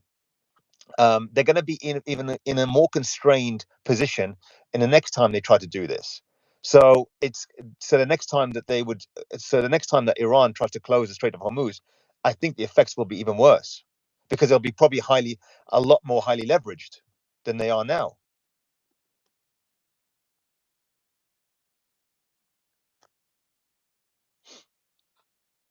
Yeah, it just doesn't make sense, because when if it's a chokehold that can impact the world and they've already done it, then they would not have gone. If they'd made such an impact, and America had become so terrified of the fact that they've exercised their chokehold, they wouldn't have had to give up Lebanon in the process.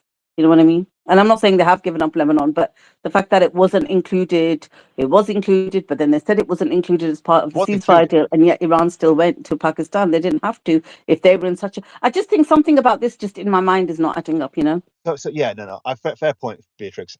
First of all, Lebanon was included, but obviously Israel wanted to have their way with Lebanon, and they did. And then just yesterday, they said, look, they're not going to conclude. They're not going to start negotiations until there's a ceasefire in Lebanon. And then Israel stopped for a few hours. Then they started, and then while the negotiation happened, Israel started bombing Lebanon. Right, and so they thought, oh, lip sakes, they're trying to humiliate the Iranians this way, as well as the Americans. That's what Israel are great at doing. So it looks like, oh well, Iran's really not caring about Lebanon right now, because look, Israel has just bombed Lebanon again. But that wasn't the case. And so, but they brought all their delegates in, and they're going to be, of course, they're going to be including Lebanon in that agreement. But I agree with you. I personally think that the Iranian government are being pretty soft, in my opinion. I think that they brought a lot of people in, 86 delegates, lots and lots of PhDs in the room, all sorts of PhD advisors, professors like Professor Morandi as well. I'm just thinking they're taking it Well, very, very seriously. even Abbas Araghchi's got a PhD. Yeah, all of them. Yeah, I mean, Galibaf, Arakchi, the others, they've all got PhDs. So it's just compared to Witkoff, Vance, and Kushner, and what's his name, CENTCOM general. It's the Americans are not taking it seriously, and it's the Iranians are taking it very seriously. So for me, I agree with you, Beatrix. They are being very soft, but in terms of the leverage, they do have a legitimate leverage in the Strait of Hormuz, and also their missile capability. I would, again, they are, for me, it doesn't make sense that they're having this agreement, this negotiation, these rounds of negotiations. I just don't. It doesn't make sense to me. But I guess I'm hearing that they're being pushed by China. I get it. And so because China are pragmatists and they want to create peace, etc., or stability, etc. But I don't. It doesn't make sense, and it looks like it's Iran that's really taking things seriously when they have all the cards. But Americans aren't. And I'm sort of leaning to the point that maybe America are obviously wasting Iran's time. They don't really care. They're not genuine, and they just want a war. I mean, Joa and David and Darkside, they made a compelling case last night for that. So I don't know. I mean, I'm with Simon on this. I think an agreement is best if that's what what's best for the region. But actually, Iran can withstand longer. So I just don't understand why Iran are taking it so seriously when we all thought it was, well, let's humor this. Let's see what's going on in the region. Let's see what's going on with the negotiations. And if we, we'll either decide yes or we decide no. But either way, we're just going to go ahead with the war. But they're taking it very seriously with the amount of delegations, and that's like for me, that's a security risk, given how often Israel kills the negotiating teams. I think there was some threat of that as well, wasn't there? Further threat of that. Yeah, but I mean, I wouldn't be surprised if Israel took out J.D. Vance, just as a false flag attack, and so that they can blame Iran for that.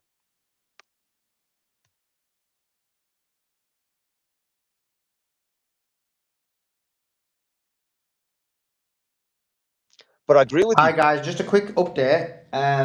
Just some breaking news. Let me just quickly give you this breaking news. Okay, quite a few breaking news actually. And I need to tweet this out as well. Give me 2 seconds. I'll do that in a second. Okay, the breaking news is this, and it links to what Resistance said. But I'll read the first one, then read the second one. The IRGC has said the following: any attempts by military vessels to pass through the Strait of Hormuz will be met with a harsh response. The announcement by the commander of the IRGC Navy: the IRGC Navy fully and powerfully control the intelligence management of the Strait of Hormuz. Passage is allowed only to non-military vessels under specific regulations. Reports about American vessels passing through the Strait of Hormuz are false. Any attempts by military vessels to pass will be met with a firm and harsh response. In addition to that, Professor Morandi has provided an update on the negotiations that are happening in Iran. He said the following, quote, he made the following points. He said, Iran is fully prepared to return to Tehran without an agreement. Negotiations such are to show the international community and regional people that Iran gave a chance for de-escalation. If the US and Trump ignore Iran's rights and the rights of Palestine, Lebanon, and the axis of resistance, we will prepare ourselves for war. One thing that surprised the Iranian side: Lebanon's prime minister seeking normalization talks with Israel instead of stopping attacks on Lebanon. Completely irresponsible behavior. As we won in the war, we will return, is what Professor Morandi had to say. Resistance, you want to have a quick comment on that, and then we'll move on to the speakers after that. It's fine. You can move on. Thanks, Silly. Beatrix, was there you going to give some news before I give? I need about 30 seconds. Yeah, sure. I've got some news, and then we can move on, guys. So Netanyahu also posted, and I've got an update just on in terms of our channels and things like that in a second, but I just want to give some news quickly. So Israel, this is what Netanyahu said. He said, Israel under my leadership will continue to fight Iran's terror regime and its proxies, unlike Erdogan, who accommodates them and massacred his own Kurdish citizens. I think he's drinking whatever Trump's been drinking for 40 odd days. To be honest, I don't know what's going on with these people. So it came out about an hour ago that America, Iran, and Pakistan have begun a new round of trilateral talks, extending the first direct talks. I think this is now 2 rounds had been done, and this was the 3rd round that had started. They're in their 3rd round. It's the last I had as an update. They're attacking, Katz is even attacking Erdogan. Strange. This was reported by Reuters. Reuters said that the Iranian Supreme Leader Mojtaba had severe facial injuries that he incurred from the Israeli airstrike that killed his father, and is taking part in decisions and negotiations via video conferencing. And despite his disfigurements, as in his facial injuries, he remains mentally sharp. So there's also in Ireland, there's been fuel protests already. People are going out saying no fuel, no food. So it's impacting Ireland greatly. And now there's thinking that it's only a matter of time before these fuel protests across UK and Europe. Turkey responded to Netanyahu's latest insults and described him as the Hitler of our time, saying an arrest warrant's been issued against him for war crimes, etc., etc. They smashed him hard, basically.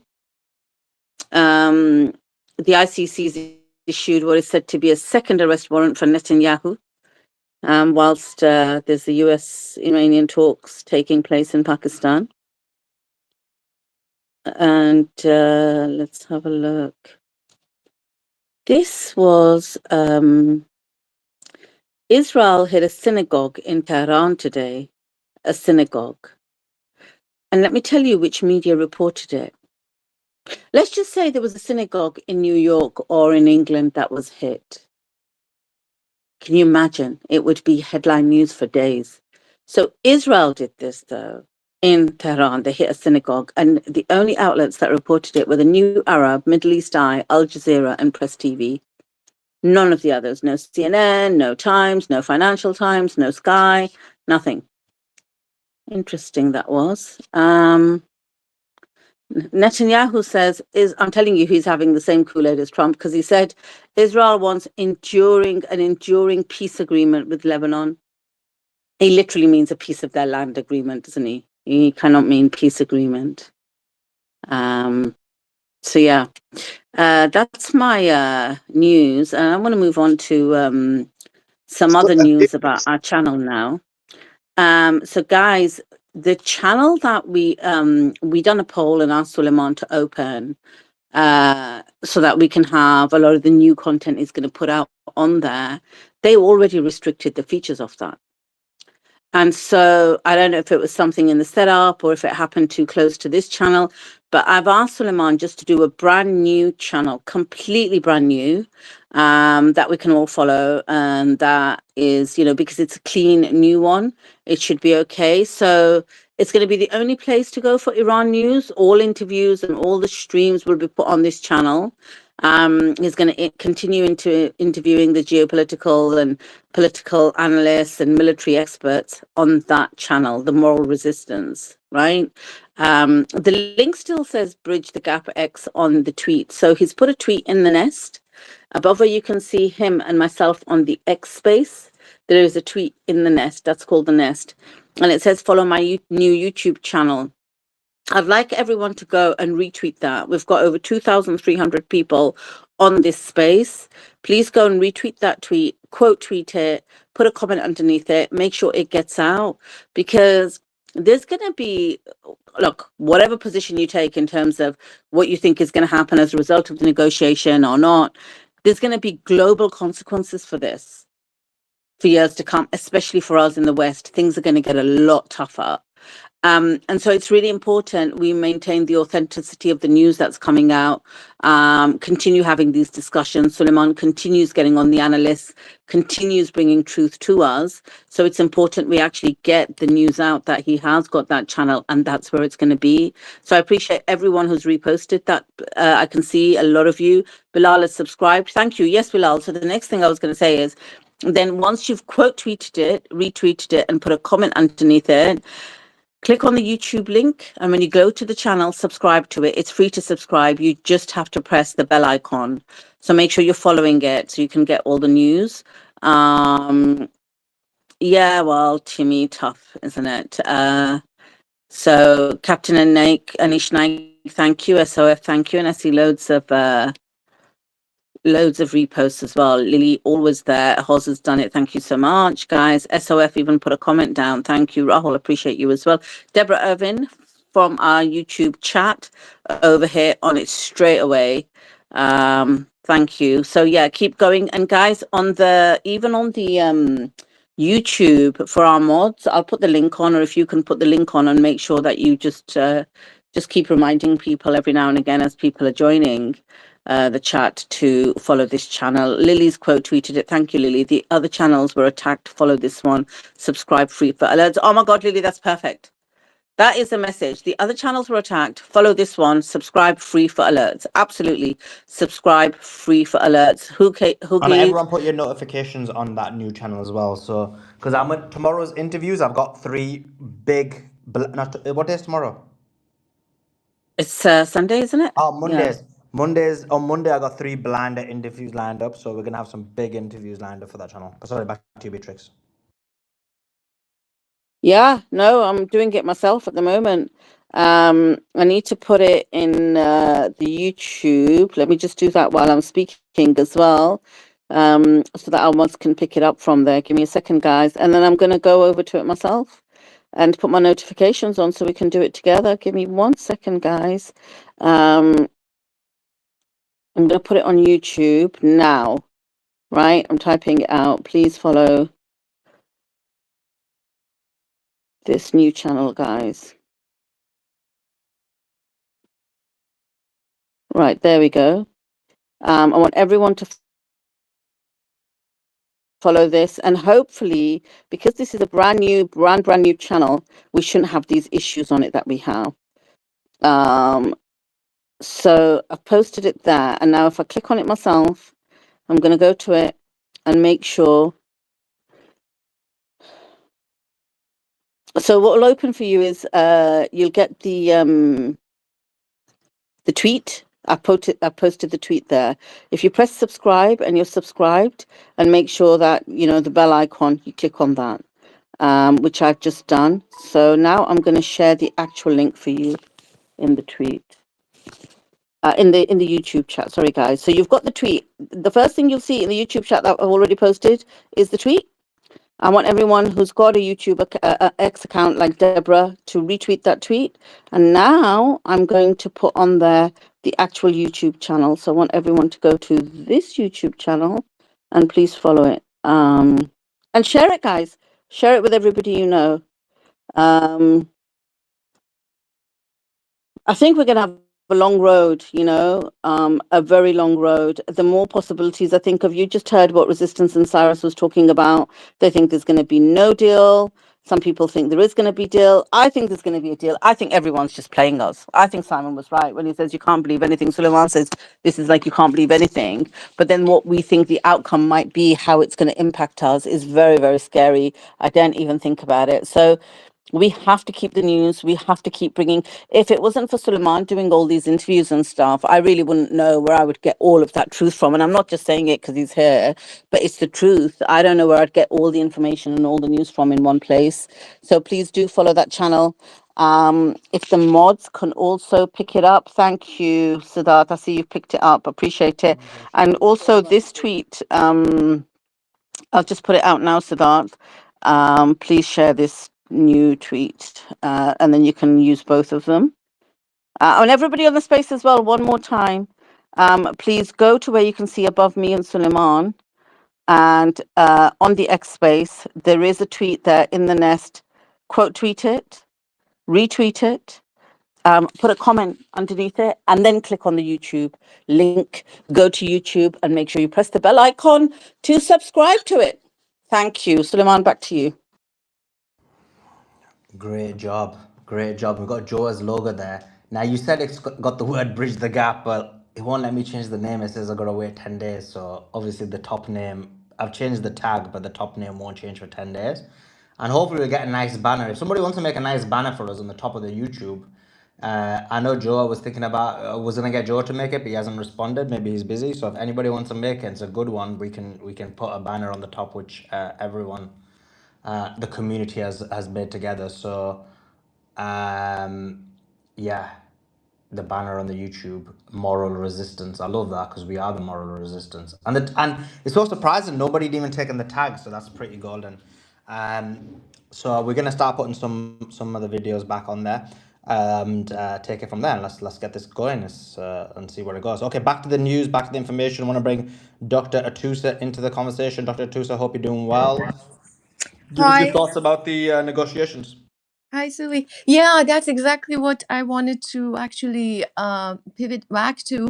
Now, I've been waiting for 2 hours, which is fine. I'm totally fatigued, but I can get my thoughts together. And so, I have been listening last night and a little bit this morning, and there is questions about Dr. why. Atusa, can I just say something? We run this space 10 hours. You've got fatigue just from listening for 2 hours. So can you imagine? 43 days we've been running this space for hours every day. The first Yeah. 3 weeks were 24/7. And you got fatigued by listening for 2 hours. Oh, I wish we had that privilege. Yeah. Well, I'm not so privileged, trust me. I've been attacked in every which way since 2021, just for speaking up about the COVID and the World Economic Forum and everything at the university where I teach as a professor. Almost lost my job, but definitely not one of the privileged people. However, I'm fatigued because I have my hand up, and I wanted to go back, and then there was the financial discussions around the whole thing, and that's why You I know, it's a took it. virtual hand, right? It's not supposed to make you fatigued. You do know that, right? That's hilarious. No, mentally. I said mentally fatigued. My hand is fine. Anyways, going back to what I wanted to say. Yeah, so the discussion around why would Iran, which is in the position of power, go to negotiation tables. And my thoughts on this is because Iran has to behave like a good faith actor, as a sovereign country, as a nation interested in diplomacy, as a nation that has been isolated with 40 years of sanctions, 20 years of which let's say 10 years of which, or 12 years of which, whatever you want to choose, has been maximum pressure sanctions. There is the other side of the story to it, that Iran's economy has been devastated. And I hear from time to time people on this space pretend like Iran has the strongest economy ever, etc., etc. I think some of these people maybe are, not really interested in getting to know exactly the state of economy in Iran.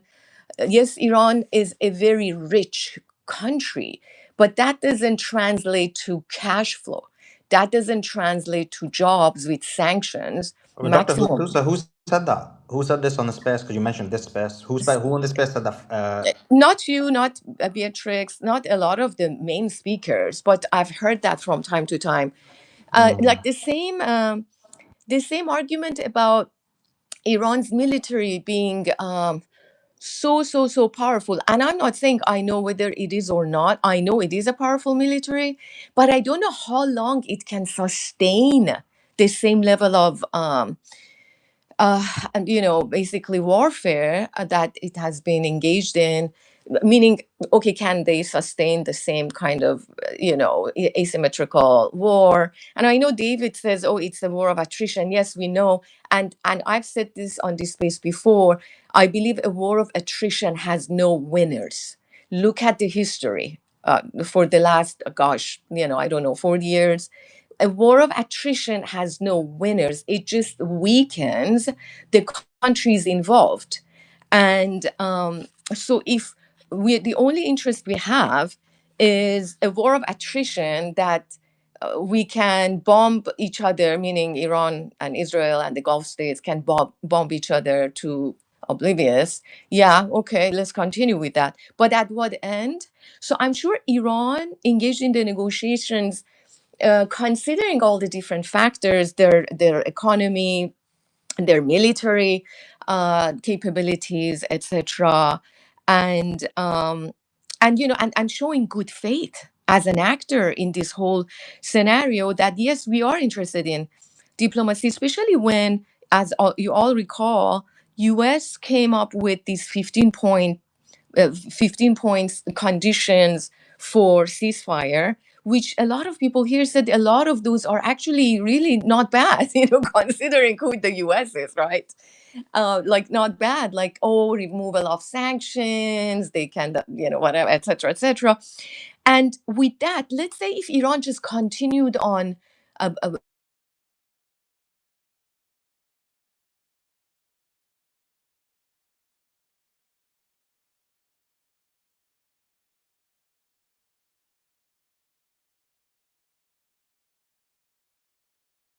then the international community would look at Iran and say, well, they're like really not, they're working in bad faith. They're not interested in diplomacy. And that would make Iran lose face, right, in the eyes of the international community. Then they came back with the 10 points. And as you all recall, then Trump actually did a truth social that we agree to the 10 points that Iran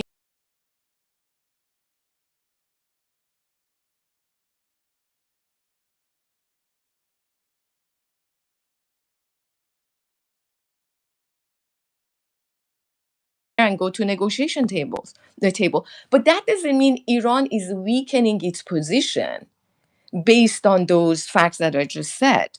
But also, I'm thinking, what if we're open? And I'm in touch with so many people in Iran, and I don't believe that majority of Iranian people are like they're against the ceasefire. Like I know some people on this space, and again, I don't remember names. For one reason or the other, but But a lot Dr. of Clusa, you need to remember names because you're throwing okay, out a lot of accusations, and I'm not you're like, accusing oh, any. I'm no, not. well, I'm you not. are. I'll explain to you why. Because you keep saying people are saying it on this space, and these kind of things are being said in the space, and I find that to be unacceptable. Like, you need to specifically next time, if Okay. you have a problem with someone who's said something specifically on the space, you need to be Yeah. like, look, person X said it, and I disagree with it because of why, and then Okay. people understand the context. Because what happens is, it basically you're like saying things which I don't remember being said on the space, especially the first point you're making. I don't even remember anyone saying that, but you're claiming it's fine. But if you can specifically next time when you make a claim, at least Hmm. Yeah. specify who it is, because I think it just diminishes Yeah, I the claim understand in your the point. space. I totally get your point. But so anyways, I personally know that majority of the Iranians I'm in touch wanted the ceasefire, and a lot of them based on the fact that their entire life is upside down. And yes, so here is the landscape of the Iranian population. So there are 30% of the population that from the beginning were for regime change. Then, but they're against the war. Then there is 30% that completely support the regime, the government of Iran, completely support it, very much outspoken, very much for the fact that Iran will win this war, etc. This is And Iranians in Iran, right? I'm sorry to interrupt. This is yeah, Iranians, in not Iran. diaspora. Okay, good. No, in Iran, and that they're like, yeah, we're gonna win, and then a percentage of that 30% that is for the regime, 100% are like, and let's not have the ceasefire. Like those are some of the hard. Where are these stats from? Where are these stats from?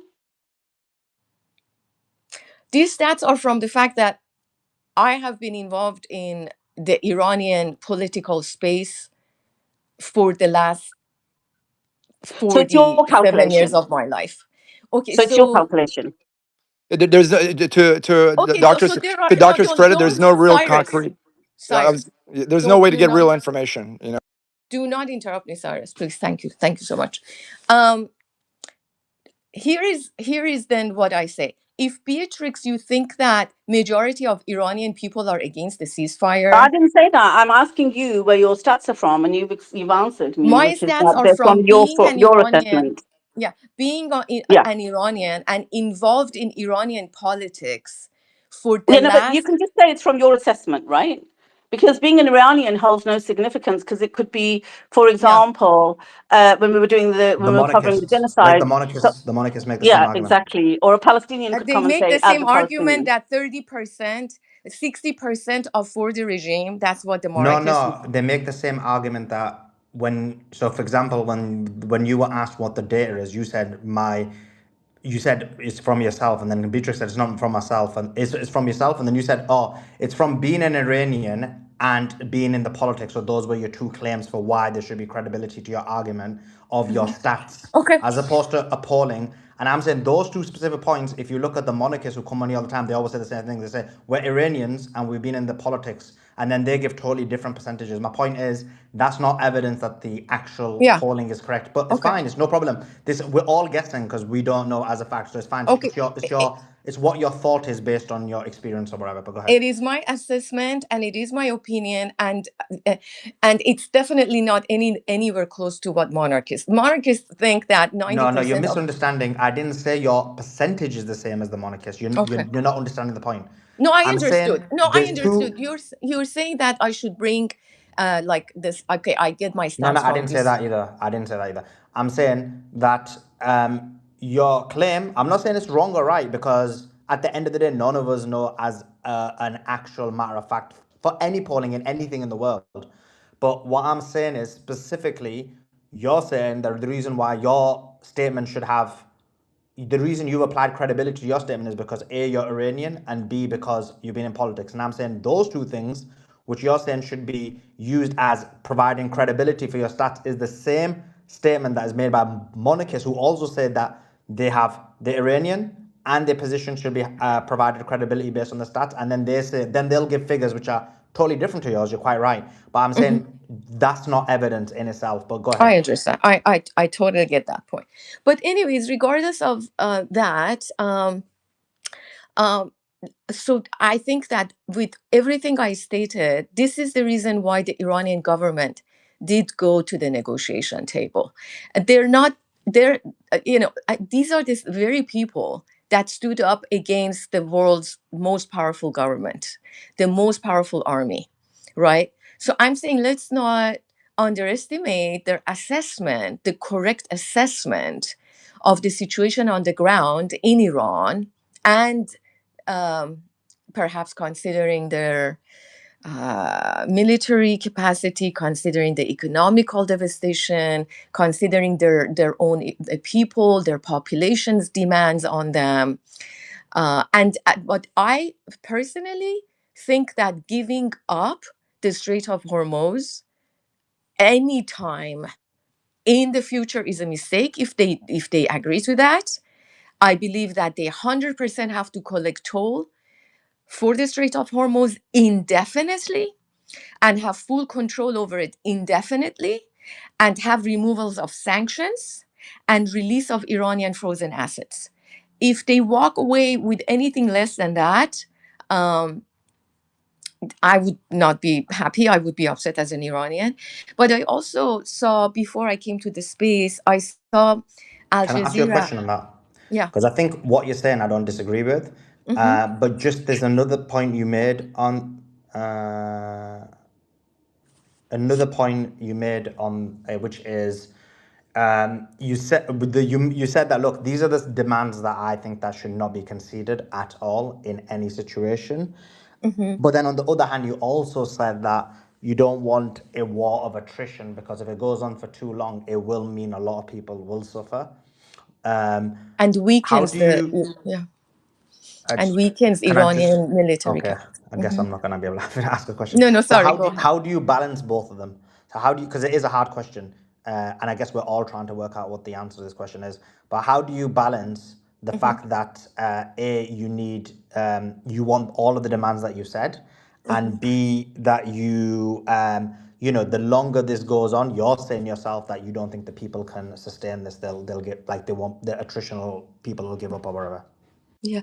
So my argument is, if that's the case, meaning if Iran goes to the negotiation, showing good faith, etc., but they don't give up their demands, and let's say that it's not a successful negotiation based on giving up on the most important points that I just named, then if Iran at that time walks away from the negotiation table, then they walk away with a righteous sort of capital, let's say. Then they walk away saying, in all good faith, we went to this negotiation because as it is, we close the Strait of Hormuz, or it's open to anyone who wants to pay the toll, right? So we're going to walk away. We're going to keep it closed, only open it to people who pay the toll. And then the ball is in the U.S. Court, right?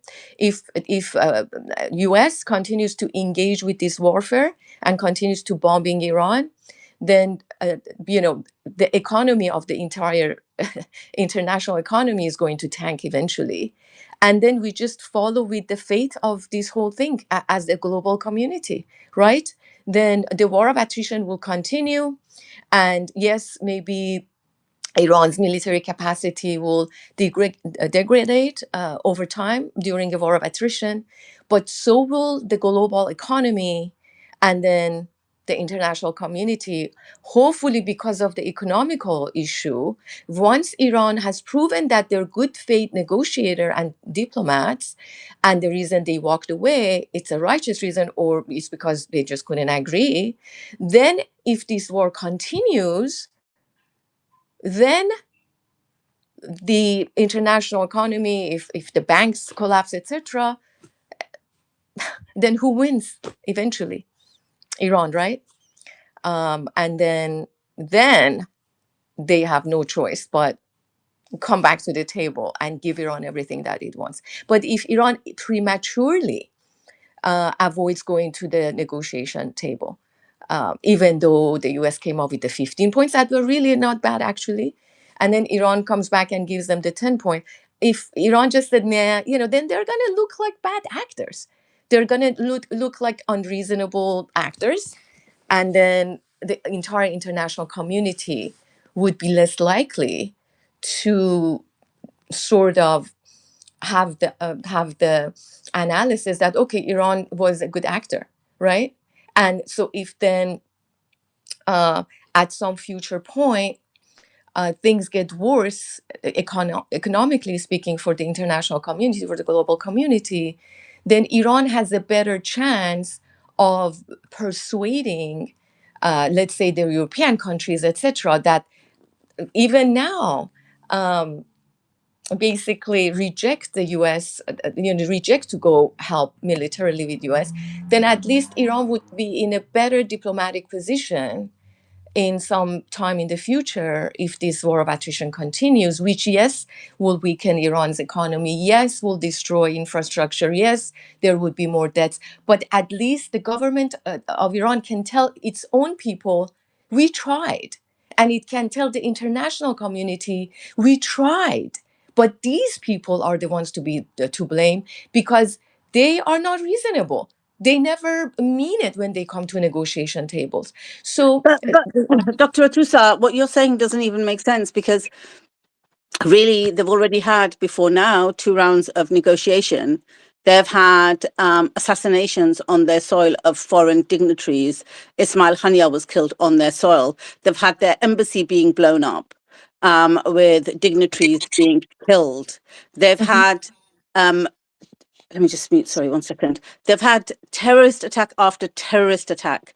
They have borne it. They were bombed and hit last year, which is why they had the 12-day war. Okay, Iranians were killed, and then on the first day, they killed the supreme leader Khamenei, and they killed over 160 little girls in one school, and then they've now hit over 60 schools. They've hit your critical infrastructure. So Iran can already tell its people that these people are unreasonable and we're not going to get anywhere with them, which is why we're entitled to do what we want. They don't have to go and succumb at a negotiating table and prove their reasonableness to the world just to be able to say, look, we tried, guys, we tried.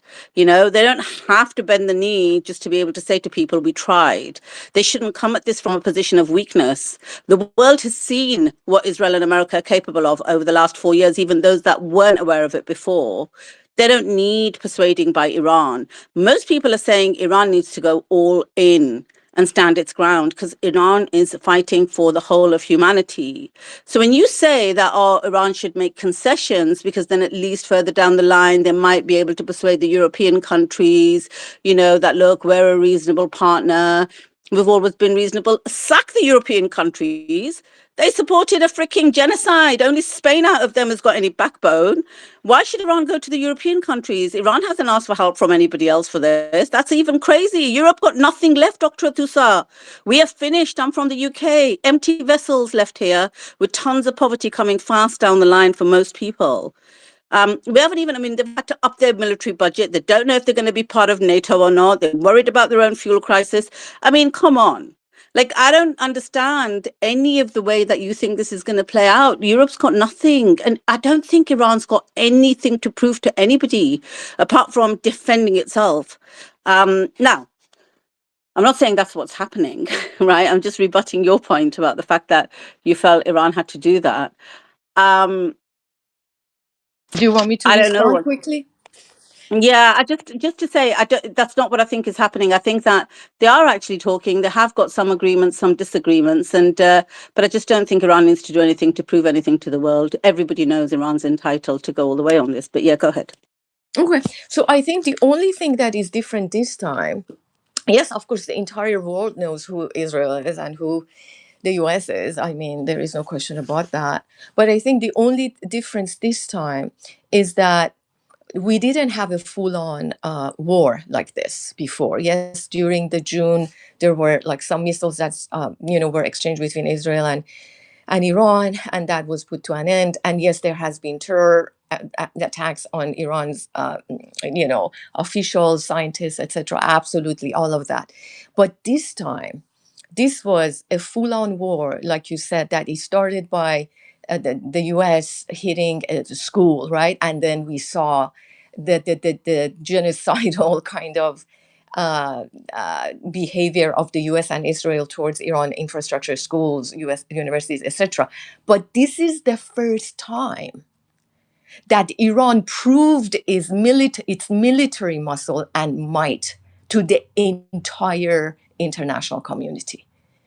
Iran had never shown its military capacity before. Yes, people that are well versed in this sort of conversation, etc., were aware of that, but the global community was not aware of the. Iran had never closed the Strait of Hormuz. These are the facts that are playing off for the very first time on the global international stage for the very first time.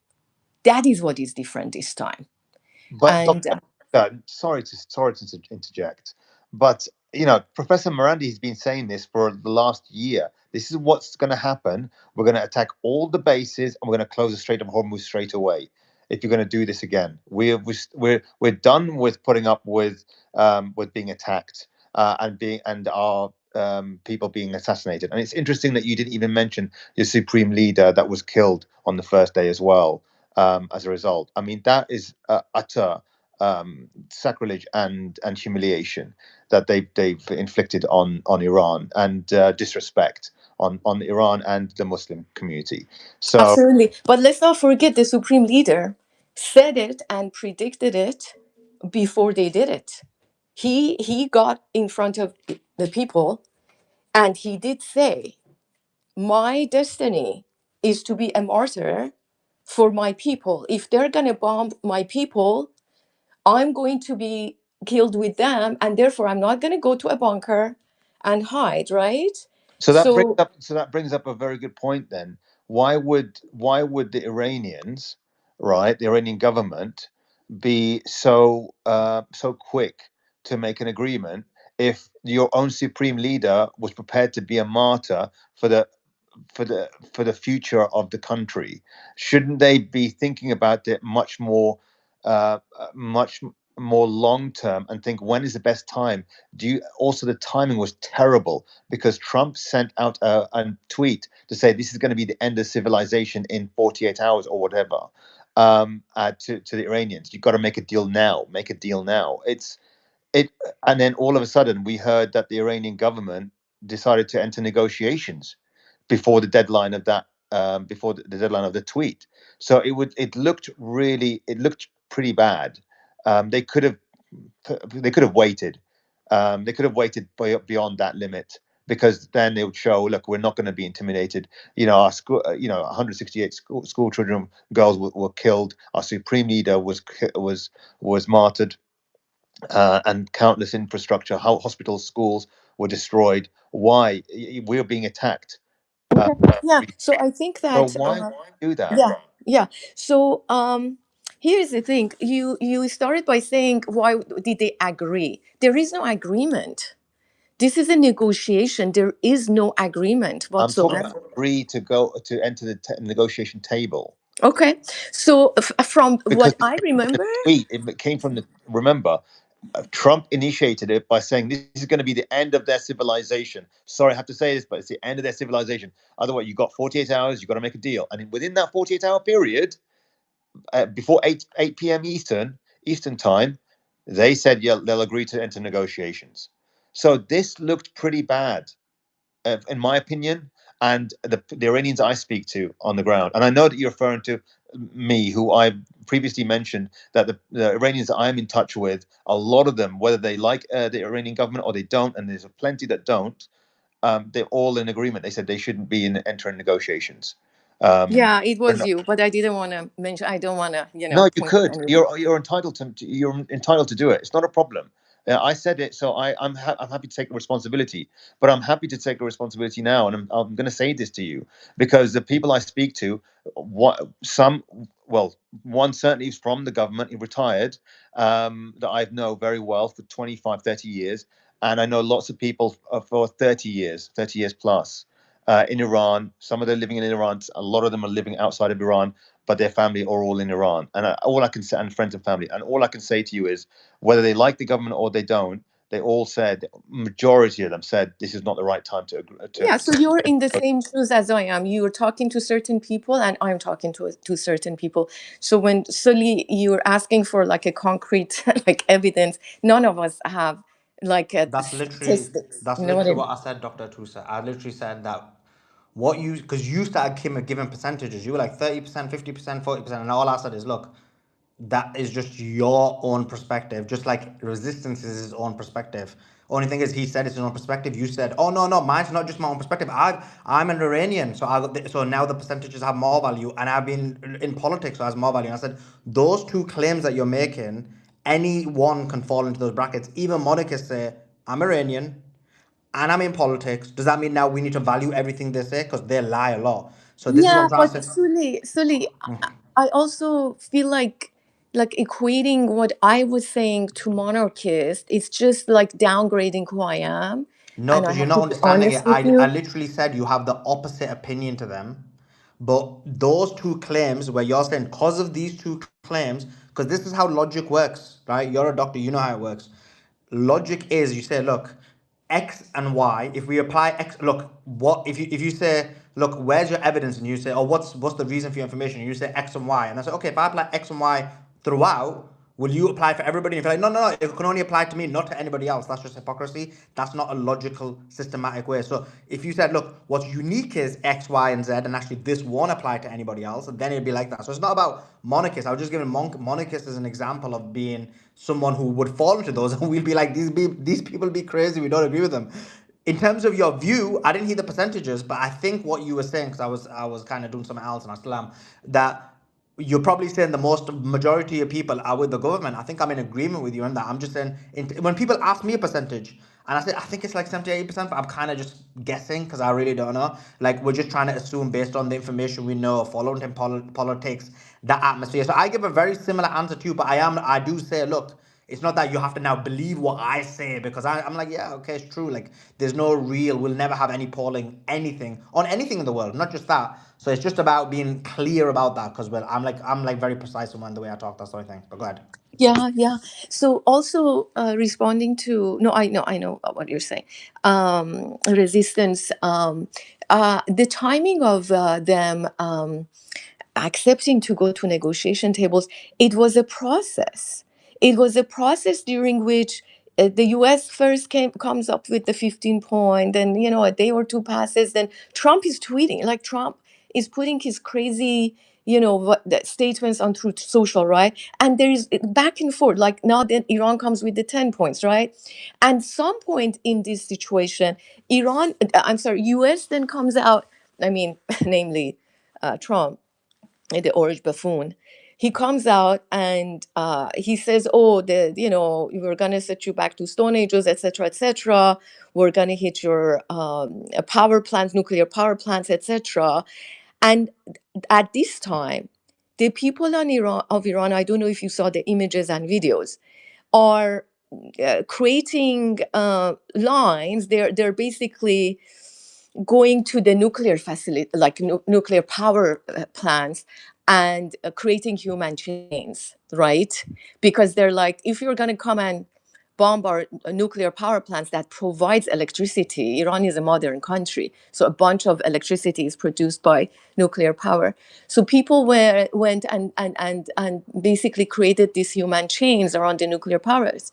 And meanwhile, this whole back and forth ended up in Iran saying, these are our last 10 points, take it or leave it. And then Trump comes back and says, based on these 10 points, we agree to have a ceasefire and we're going to go to negotiation table. So I don't see the timeline like you see them. I see the timeline as a dynamic process that things were happening. Not in linear fashion. And as you know, Trump always is coming out with the craziest truth socials. And I hardly can imagine that the Iranian officials basically count down to, or suddenly like, like, wow, we have to jump on this. No, it's not quite like that. So, and based on what we know historically, from the Iranian government and the way they have stood up for the Palestinian cause against the Israeli expansionist agenda and supporting Hezbollah, etc., we should know that they're not the kind of people that would just get scared, etc., etc. Everything they do is based on absolute analysis of what is going to work the best on behest of everyone. And so, I mean, I think that I made the points. I don't know if there are any other questions. Thanks for that. No, Suleiman, can I chime in on Uh, the Iranian piece? 1 second, I'll get you in a second. I Sure. just want to try and give some news and just kind of steer the conversation slightly away. What was I gonna say? Okay, well, I haven't posted anything. I need to post them as well. Okay, 1 second. There's a lot to do. Okay, Reuters are saying the following in terms of the negotiations. In what? Okay, 1 second. Wrong thing.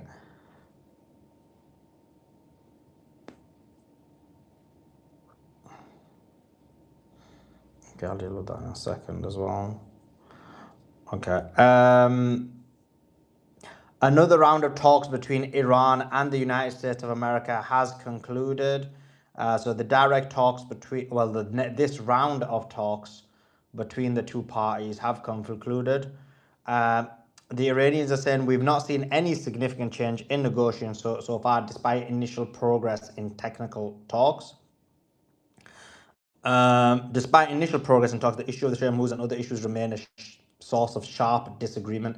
Look, I don't think there's going to be a deal personally. I'll be honest with you. I know there's many people who are positive about this. I don't think there'll be a deal. I think I said it previously. What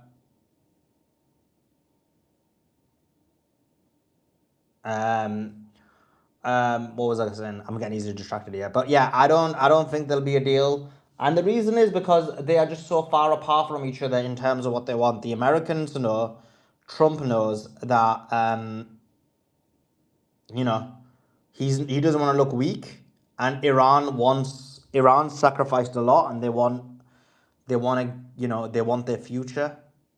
Really, if you think about it, like what is it they demand? If you look at it like logically speaking, if you take away every single thing, disagreements wherever it may be, if Iran is able to have peace for the Palestinians, for the Lebanese, for the Yemenis, for themselves, and then if Iran's able to have the toll on the Strait of Hormuz and no sanctions, that's all they want.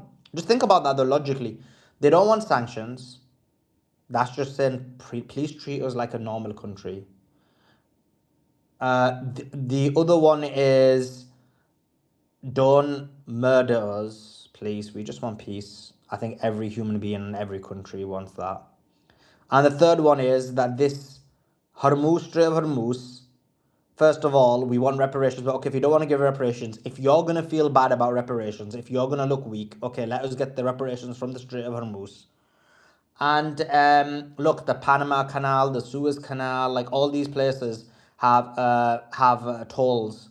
Let us just have a toll. That's it. And like, let's just live the world normally. Like, I don't think their demands are like, give us this, give us that. They're just saying like, treat us like a normal country. Treat us the same as you treat everybody else. We're not lesser. We're not subhuman. So I don't think their demands are out there. But what you've got is you're dealing with the Zionist occupied country. And so for that reason, these guys want everything. And I think that's why the deal won't happen. And I don't think the deal will happen because of Israel as well. And Netanyahu's already saying he's going to continue the war with Iran. Just think about that logically. I know, there is 0% chance that Israel can conduct this war without the United States of America. Even with the UAE, to be honest, I think if the UAE was involved, I think that would benefit Iran because I could just imagine these colleagues like start like bombing Israeli F-35 fighting jets, like and start pressing it. So maybe the UAE joining we want, right? But that being said, like without the United States of America, they can't do anything. And so when Netanyahu says that, there's no way these Jewish Zionists in America are going to allow Israel to be destroyed. Let's be real about this. So when Netanyahu says he wants the war to continue with Iran, he's saying simple, look, Trump, that war with Iran is continuing. No matter what you do in the negotiations, no matter what you say, that war is going to continue and it's going to continue. And I do not agree with this notion. I know a lot of people are like, oh, guess what? He's got a trial on Sunday. That's why he wants to delay the trial. No, bro, they're lying to you. It has nothing, and I mean nothing to do with the trial. This is fake news. He is a representation of this Jewish Zionist regime in Israel, and you replace him with anybody else and you will get the exact same result. So I don't see the trial as anything. The reason they want to get this done as soon as possible is actually because of the United States of America. It's because they always had a stranglehold. They had their boots on the neck. Oh no, Scott, I'm joking, Scott. Scott, chill out. Scott Ritter, chill out. I mean, do you see a boot on? Yeah, I do see the American boot on your neck, actually. But I'm joking. I love Scott. I love Scott Ritter. But basically they've got the boot on the neck of the United States of America. But what they're realizing is the young people are like, actually, you know what? We are not going to allow this to happen. We can breathe. And they're pushing the boot off. And so they're seeing this as a very much a generational issue. That, think about it. what was it, like 80% or 90% of Americans were Israel on October the 7th? And now what is it, like 30, 40%? 50% shift in 2, 3 years. What happens in another 2, 3 years? What happens in a 5, 6 years? And what happens if a president gets elected based on this notion that they're gonna separate themselves from Israel? They're no longer gonna fund themselves. Already, AOCIA is already saying that, and obviously, I don't support her. I think she's one of them. But what I mean is, they're making them statements. So they're seeing this as actually not just existential, but it's time bound. So I just don't see a scenario where there's going to be a deal. We'll see about this. But actually, I had this discussion with Scott Ritter, if you remember, before the war. And Scott actually said there will not be a war. And I said, Scott, do you actually think there won't be a war? Because I think there will be a war. And he was like, no, no, you got to think, you got to understand US politics. There's the primaries, there's the midterms. Sorry, the midterms. There's no way Trump wants to lose the midterm. I said, look, ordinarily, Scott, I think you would be right. You can watch that interview. I'll probably upload it again on the new channel. But I said, you need to think about this, Scott, that when you say this, you're doing it based on America controlling America, Trump thinking about his own interests, for American interests, or for his own party's interests. But you're not putting Israel into the equation. When you put Israel into the equation, then you realize that actually, no, you've got two things. You've got America, where Trump wants, ideally, Trump would want this war after the midterms. And then you've got Israel, where Netanyahu would want, and Israel would want this war before their election in November. They would want this war to happen, to be done and dusted, well before their own election.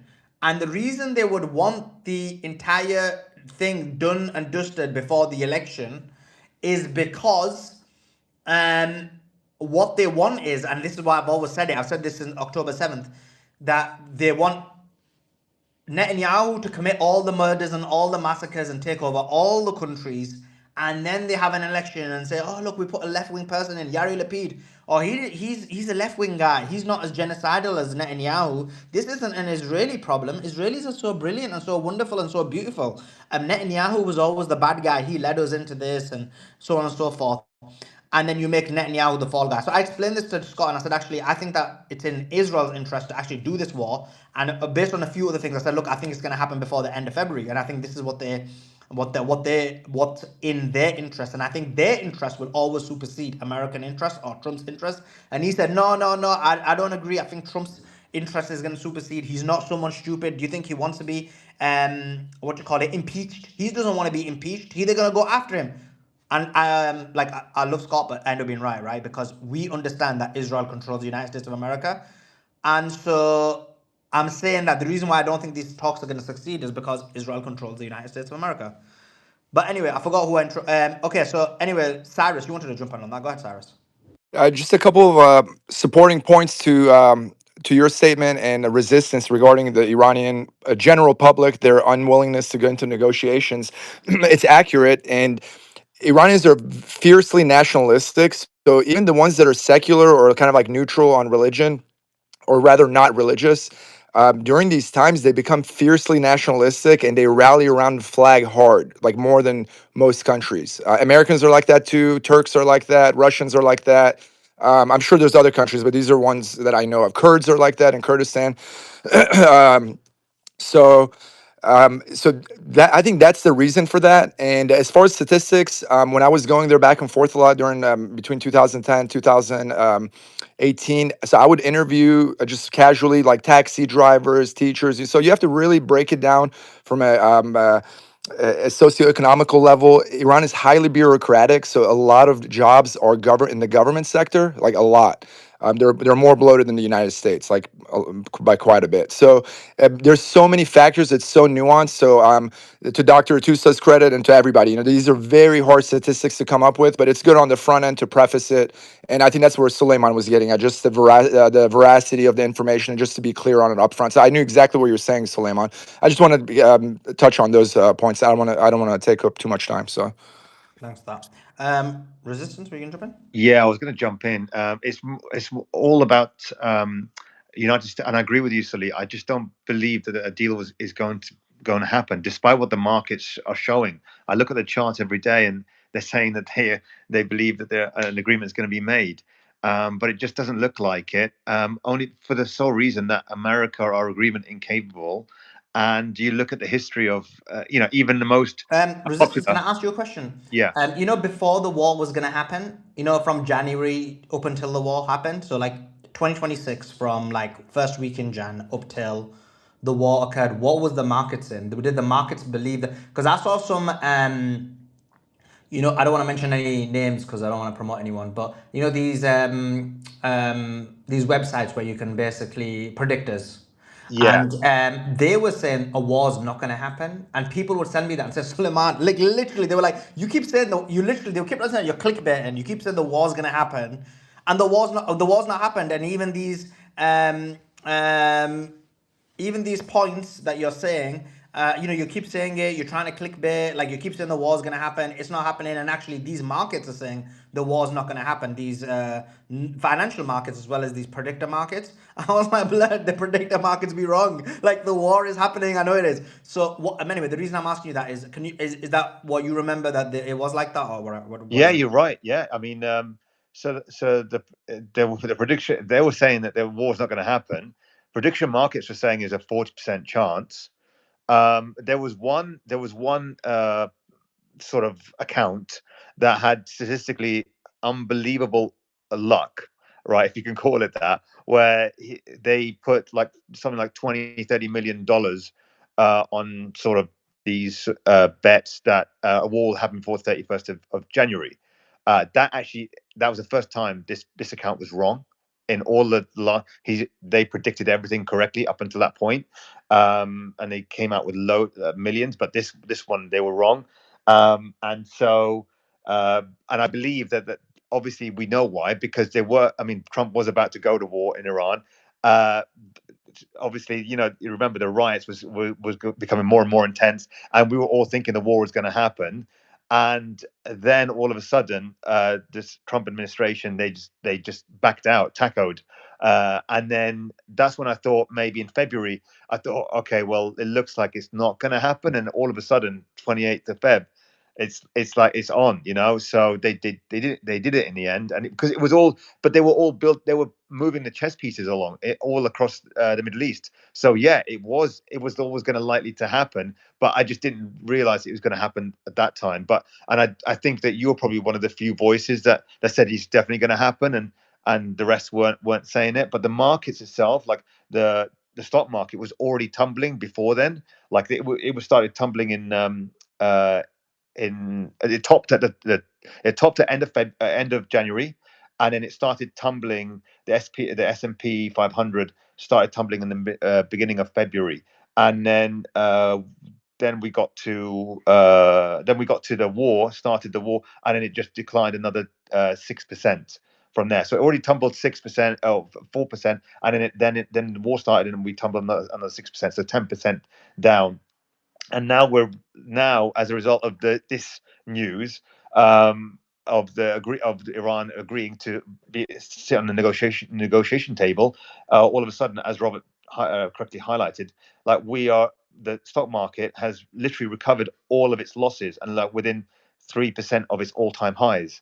So they think that this is over. They think they're going to make an agreement, and if that is the case, then you better believe that the stock market is probably going to be at all-time highs after this, if that is the case. But I just don't, like I said, I'm in agreement with you. I just don't see how they could agree. And the Americans are agreement incapable. Look at the history. Look at Obama, who was meant to be the most popular president for this century. He started the JCPOA, the nuclear agreement, the Joint something plan of action, committee plan of action, and that one was to limit Iran's nuclear capability. So reducing the centrifuges, reducing the nuclear stockpiles, and the percentage in which they could enrich. So Iran actually obeyed that, but then America pulled out, and it was Obama who actually basically didn't follow up on the commitment to lift sanctions. And what they did was they were slow. Majority of the sanctions they kept. They lifted a few sanctions, And then what happened was, as a result of those a few sanctions, they actively discouraged any investment into Iran from pertaining to those sanctions that they lifted. So any businesses that are dealing with those with Iran under those lifted sanctions, they would actively discourage them. So basically, they were bad faith actors from the beginning. And this is Obama. This is the most liked president and most popular president coming into his presidency. So and then obviously Trump just ripped it up and just threw it in the bin, and then he's just been he killed Soleimani, and he did lots of things just to undermine Iran all the way through, and in Biden the same. And so you look at that, and you look at the way that they conducted negotiations with the Russians and Ukrainians. Again, the same sort of thing, whether it's Biden and whether it's the Trump administration or the deep state, rather, they're the same thing. They just don't keep their commitments. They don't. They'll make agreements. They don't keep their commitments. In this situation, making an agreement is actually pretty detrimental to the United States, especially if they allow Iran to charge a toll. Because that will be seen and lift the sanctions, which are the two key elements, as well as the nuclear enrichment and the missiles capability. But just lifting the sanctions and the toll is a big deal, because then they entered into a war when they were unsanctioned, and the Strait of Hormuz was free and open, to now the Iran is unsanctioned and the Strait of Hormuz has got a toll. So it's clear that United States are agreeing from a really negative position, from a weakened position, and that they lost this war. So they can't be seen to be fooled like this. That's my opinion on it. I think that's why I don't think they're going to agree. And certainly, I agree with you. Israel is not going to allow them to. Like, I'm not surprised that Israel said they're going to continue with the war, but how are they going to do it with the support? I think they are. But I honestly think that America will support them. I think America will. I could see America in a crazy situation. I could see America making a deal with Iran, but then supplying the KC-135 Stratotankers, as you know, to supply fuel to to Israelis' F-35 planes and F-16s, and bomb Iran. I can certainly see that. But would they dare to continue?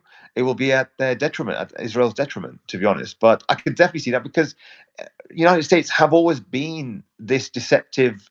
The deep state, the administration, whatever its administration is, they've always been such treacherous, bad faith actors, and deception is just part of their business model around the world, not just especially in the Middle East, where basically Israel's foreign policy is United States foreign policy is Israel's foreign policy, and that's 100%. I mean, I don't believe anyone could sort of deny that.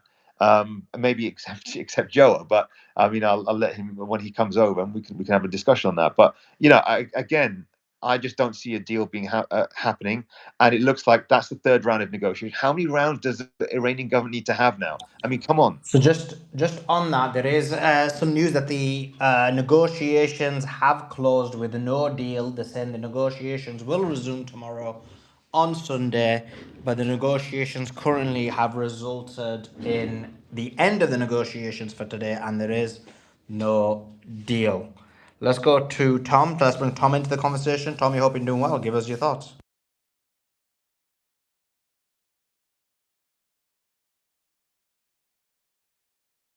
Tom, can you hear us? Tom, we can't hear you, and your mic's muted. So, here we go. Oh, sorry. Yeah, no, it took so long. I ventured away because I wasn't entirely sure what was going on. And we had some incidents over here that I had to tend to. But yeah, so I apologize. I hope you guys weren't waiting too long. But there were a couple of things I wanted to share really briefly. I was listening to the conversation earlier, and I joined this afternoon to add a couple of points to the conversation, or to the impassioned, yet I would say intellectually sound exchange between David and Cyrus that I overheard earlier.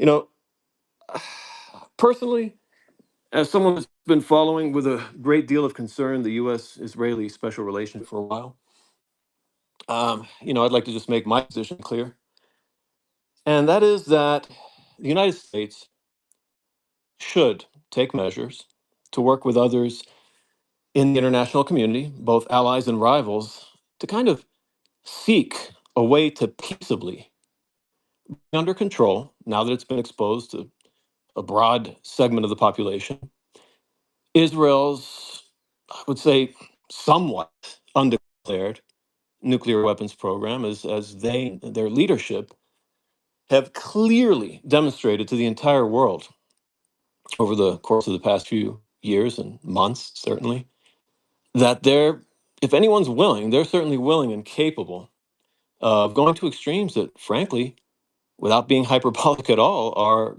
probably intended, at the very least, to menace and threaten the entire human race with nuclear blackmail. And this is something that isn't ever discussed in the mainstream media, and it's rather unusual because it seems to be the elephant in the room that a lot of nation states would probably benefit from seeing brought under control peaceably. I'm not talking about. I would love to see the state of Israel continue to exist if that was something that the people in the Levant could tolerate, but without the weapons programs that makes them as dangerous as they presently are. Anyway, look, with respect to what I heard David and Cyrus talking about, invading a Just country or Tom, I don't territory, want to be right? rude. Yeah, Just go ahead, to, brother, please. yeah, yeah. No, don't worry What about it it. is I'm gonna go straight back to you. And apologies if you've got to do something. I have got a journalist from Iran who's come in, and his internet has been really spotty, and to the extent where he's literally had to create a new profile, and it's been a headache to try and get him in. So I want to try and get him into the conversation before something happens and he doesn't get Absolutely. bombed or Yeah, something. absolutely. If you mind going to me afterward, that would be cool. Yeah, of But yeah, course. go ahead, brother, Yeah, of please. course. Just want to welcome Ali Reza. Ali Reza into the conversation. Ali, how are you doing? Hello, everyone. Thank you, brother. Finally, I could join here by the other account. I don't know what was happening for my main account. That first of all, they took my blue check, and later I noticed that I cannot see the space discussions. And finally, I'm here. Yeah, yeah. Unfortunately, this is what they're doing. They are targeting a lot of accounts. They probably don't want you to tell the truth about what's happening in Iran. So therefore, that's why they took your blue check mark away, and they're probably not letting you get into these spaces because the reason they take the blue check mark away is because, and that's why they did it to me, is because they know that the blue check mark impacts your engagement. So less people see your post. Now, I'm obviously doing what everyone comes to me, so it makes less of a difference for me, but that's why they did it. Anyway, coming back on to you, the just give us a report on what's happening in Iran. What's the thoughts or feelings of the Iranian people about these negotiations? Honestly, I can say uh, a majority of our people, they do not want these negotiations because they have the background of the U.S. in their minds, and many people have been killed. Still, we do not have the official death toll, but people on the streets, they are saying that continue the war and continue hitting them because they do not trust U.S. and Israeli regimes right now. But some other parts of people, they agree with this negotiation because they feel that for some 40 days, day and night, we were hearing the sounds of bombs, and it was kind of trauma for all of us. It is not easy, and many people are not working, and some people are having some difficulties, and they wanted to find a way to end these hostilities. But there are many different opinions. But finally, the delegation, Iranian delegation, they left Iran for Islamabad. And on the other hand, we cannot forget our brothers and sisters in Lebanon that they stepped in, and now they are being bombed and killed by Israel. And many international friends, they are telling me that, are you forgetting people in Lebanon? And I don't know what to say because I'm not an official, I'm just a journalist. And personally, it is less likely that they can reach a kind of common point here. And right now, I'm following news and I'm understanding that the US is trying to have excessive demands over Strait of Hormuz, and it may derail the negotiations. And at the same time, Benjamin Netanyahu, as you posted, that it is threatening Iran to continue the war on my country. And all in all, many people believe that still this negotiation is like the previous one. They are just buying time for further preparations to continue the war. But the officials are saying that diplomacy is in the continuation of the war, and what we have done in the field should end up with achievements in the field of diplomacy. But this doesn't seem that much convincing for people, for people who have been on the streets for 40 days, day and night. It is not convincing for them. No doubt, no doubt. Ali, and Ali, what the impression, not the impression, our understanding is that the American regime has been targeting a lot of civilian areas and civilian populace in order to attack a lot of innocent civilians. What's the perspective on the ground in Iran in terms of the way the American and Israeli regime are Yeah, a conducting very this good war? question. Yeah, very good question. You know that for some 2 or 3 weeks ago, we had a kind of media tour in our country, and we had Ahmad Hussam, Dimitri, and Tim Anderson with us. We went into different cities from Tabriz, northwest of Iran. Then we went to Tehran, Isfahan, Shiraz, Bushehr, Bandar Abbas, and Strait of Hormuz. And we visited many impacted sites. And I can say, let me start with that school in Minab, where 168 students and teachers were killed. We went inside and we just circulated everywhere, the surrounding areas everywhere. There was no military site there. I promise there was nothing there. There was just one school in the basement. Boys were studying, and in the first floor, girls. And in the surrounding, there were 2 warehouses for medicine and something for teachers. But they bombed the whole area with reportedly with 2 missiles. And more interestingly, I think you saw the video that we were there, me, Ahmad, and team Dimitri. Just we finished reporting there. As soon as we left the school, they bombed it again 2 times with 2 drones. And we came back to Bandar Abbas, and the third drone, as the security people they told us, was on the sky. Maybe we are not sure. They were looking for us to bomb the journalists there. But fortunately, we went back to the city, and about the other places, we were in a hospital in Esfahan that we noticed there was a girl. Her name was Zainab. She was 3 years old. Whole her family were killed, and she was unconscious. Still, she didn't know what has happened to her family. In Shiraz, it was the first time that we noticed that the Israeli regime was throwing some landmines on people, on villages in southwestern part of Shiraz. We visited those landmines. I was reporting there. They were so dangerous, and 2 people, by the time we arrived there, 2 villagers were killed in that village. There was a boy, a 24 years old man, and there was also a woman who was killed in her kitchen while she was cooking. And Suleiman, all in all, I want to say that by the destruction that they are living and by killing people in civilian areas, everywhere, hospitals, schools, Red Crescent workers, they are trying to kind of pose a kind of threat on people and make people to be afraid of this regime. And the way that they are carrying out their attacks, it is not easy for 40 days when you are deep in a sleep. It is 3 a.m. that you hear the sound of warplanes, that they are moving everywhere, then the sound of bombs. And you cannot say that, for example, if a bomb is dropped some 10 kilometers away from you, so you will not hear. Clearly, you will hear and you will feel impacted by that bomb because the glasses will move, and it is a kind of horrible for you day and night. And it is a kind of my father was telling me that he remembered the 8 years of imposed war with Iraq, but it was not that much frightening. But this war, everyone feels it. Railroads, road, villagers, everywhere in Iran, all cities are impacted, and they are trying to kind of halt the services that people may have by targeting infrastructure, by targeting the roads, and some power plants. It is a kind of making daily life difficult for people. Then maybe they are having a kind of plan that people will pressure the government to stop confronting these 2 regimes. This was the feeling and the field report that I witnessed. As I told you, we had some 4 journalists with ourselves, and in Tehran, in Tabriz, I saw a woman, Solma. She was saying that she lost her husband and 2 sons, and she was crying and telling the story that we were at home, and her husband was a barber, a normal person, a citizen.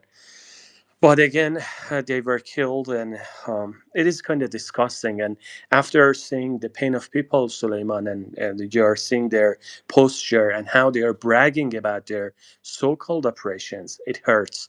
And I'm one of those people that I say I cannot speak on behalf of the Iranian people, but personally, I would like my country to continue till the end, despite to finish it in a way that it will not happen again for anyone in this region and anyone in the world. I mean, that is the hope.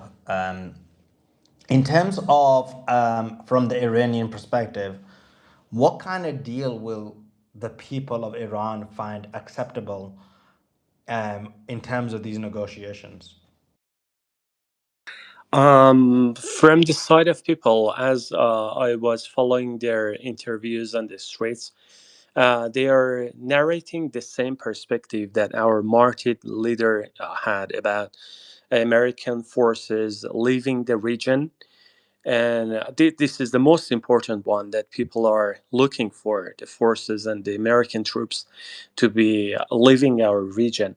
On the other hand, the natural right of the people for nuclear enrichment.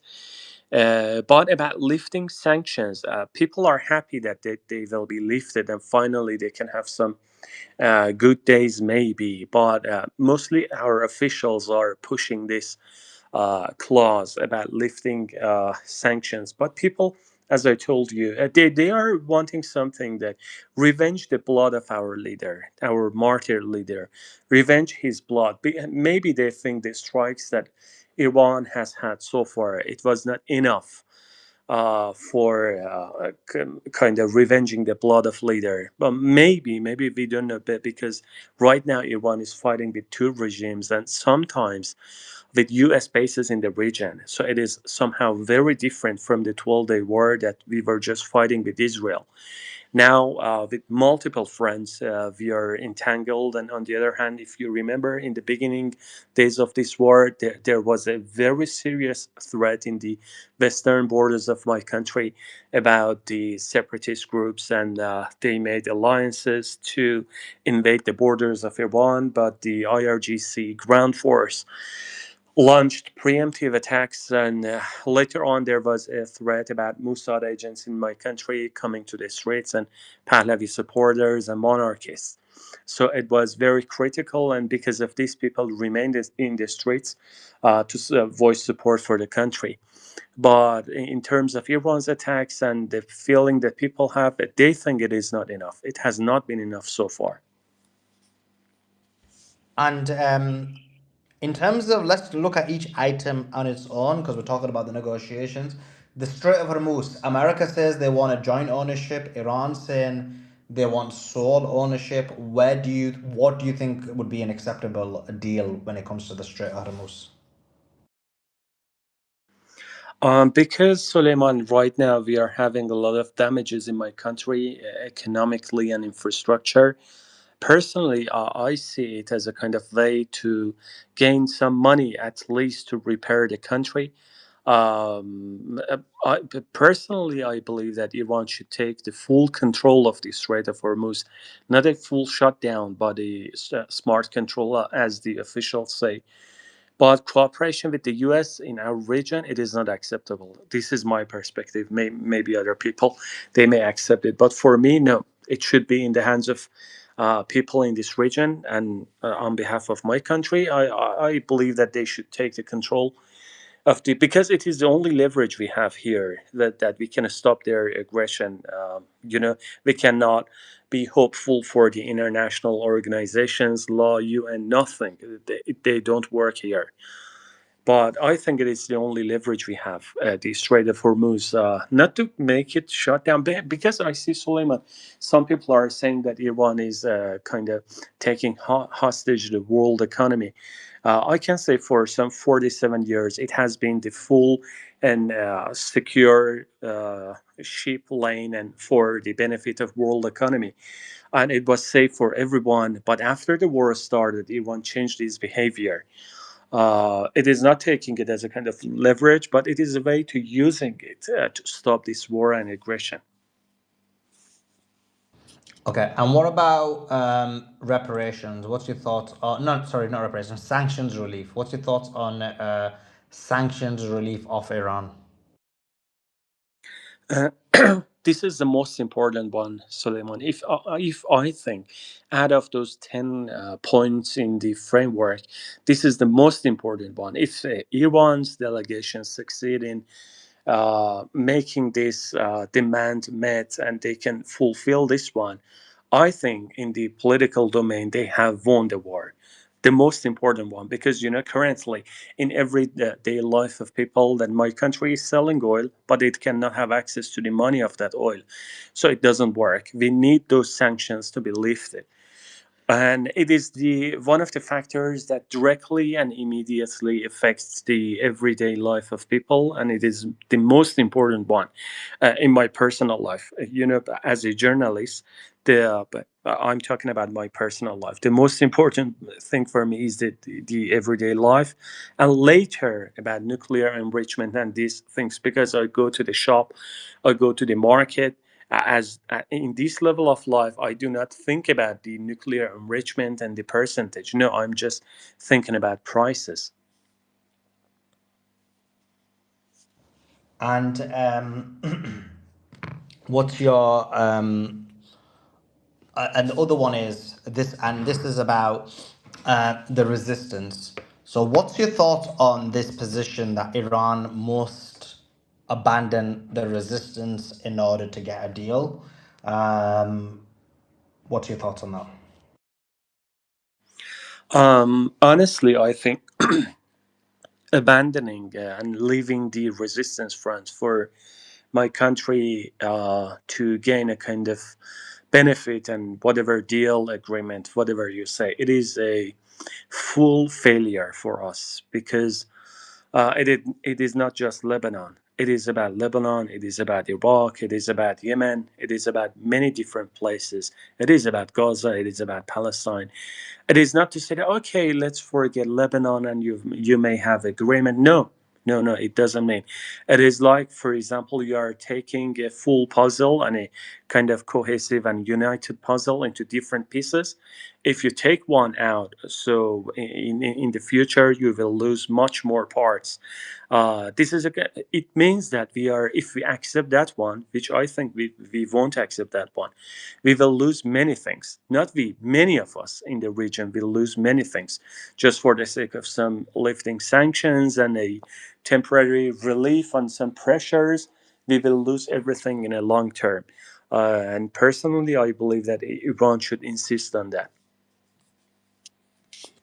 But how would you see like a fair deal in the sense of, because Iran's gonna ask for obviously Israel to stop attacking, for there to be peace in the Middle East. Obviously they'll agree to that, but we know how Israel is. Israel is later they'll end up attacking. So in the end, there's gonna be need for resistance. Or do you think that the deal could be so good that there'll never be need for resistance?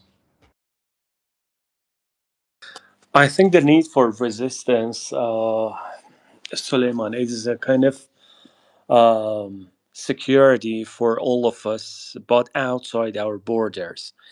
Um, uh, when Gaza was bombed and when they were being killed, no one would feel in Iran, because at that time there were many people in Iran saying that, okay, it's a problem in Gaza, it's a problem for resistance, it is not for us. But after just some 2 years, we witnessed here in Iran, in our streets, and our civilians.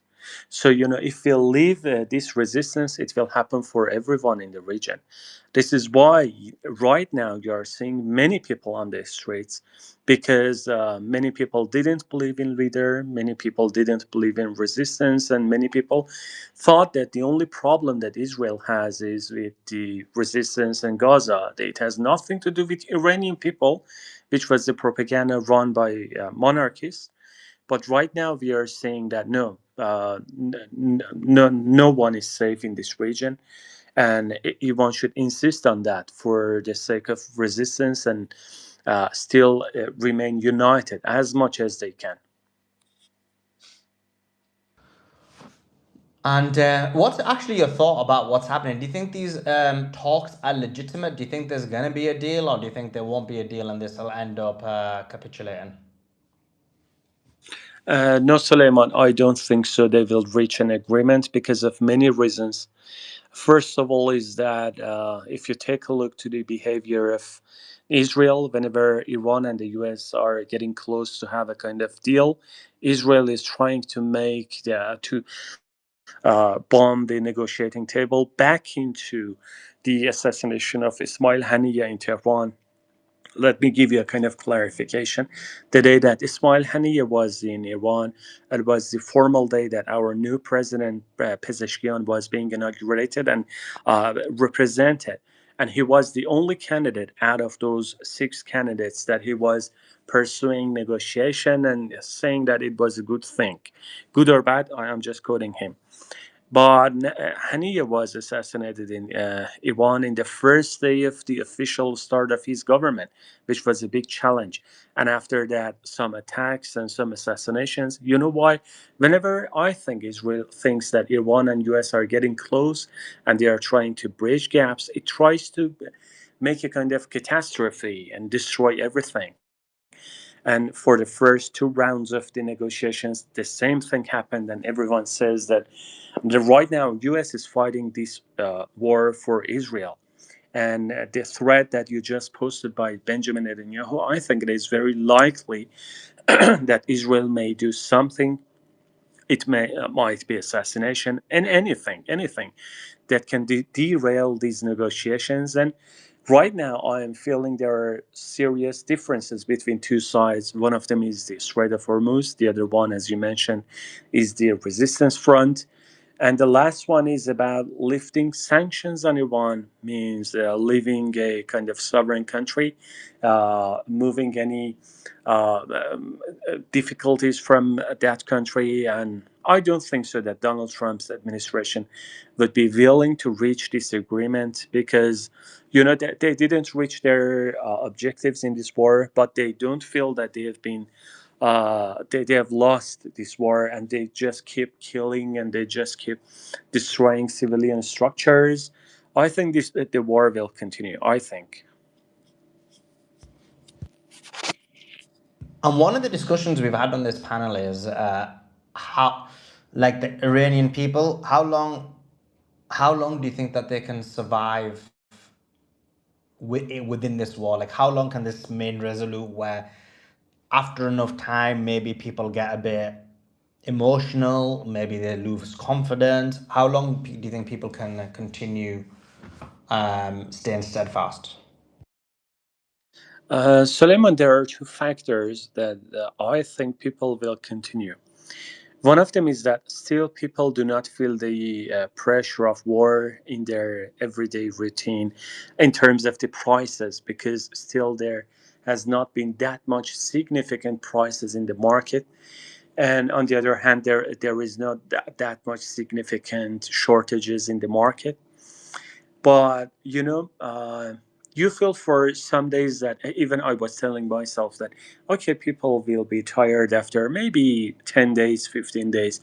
But because every day there are some martyrs and there are some processions that are being held in different cities in Iran, it feels that people feel like, oh, this was my neighbor, this was my friend. It's a kind of feeling that more and more people are now feeling the pain and feeling the kind of losing someone in their lives. So it renews, what I'm saying. Whenever you feel you're tired, But after that, you feel that one of your, for example, friends is being killed, so you come to the street. Next week, you feel that one of your classmates, maybe one of your colleagues, one of your distant relatives, again, you come to the street. So this is why that people are still in the street, and I think they will continue, personally.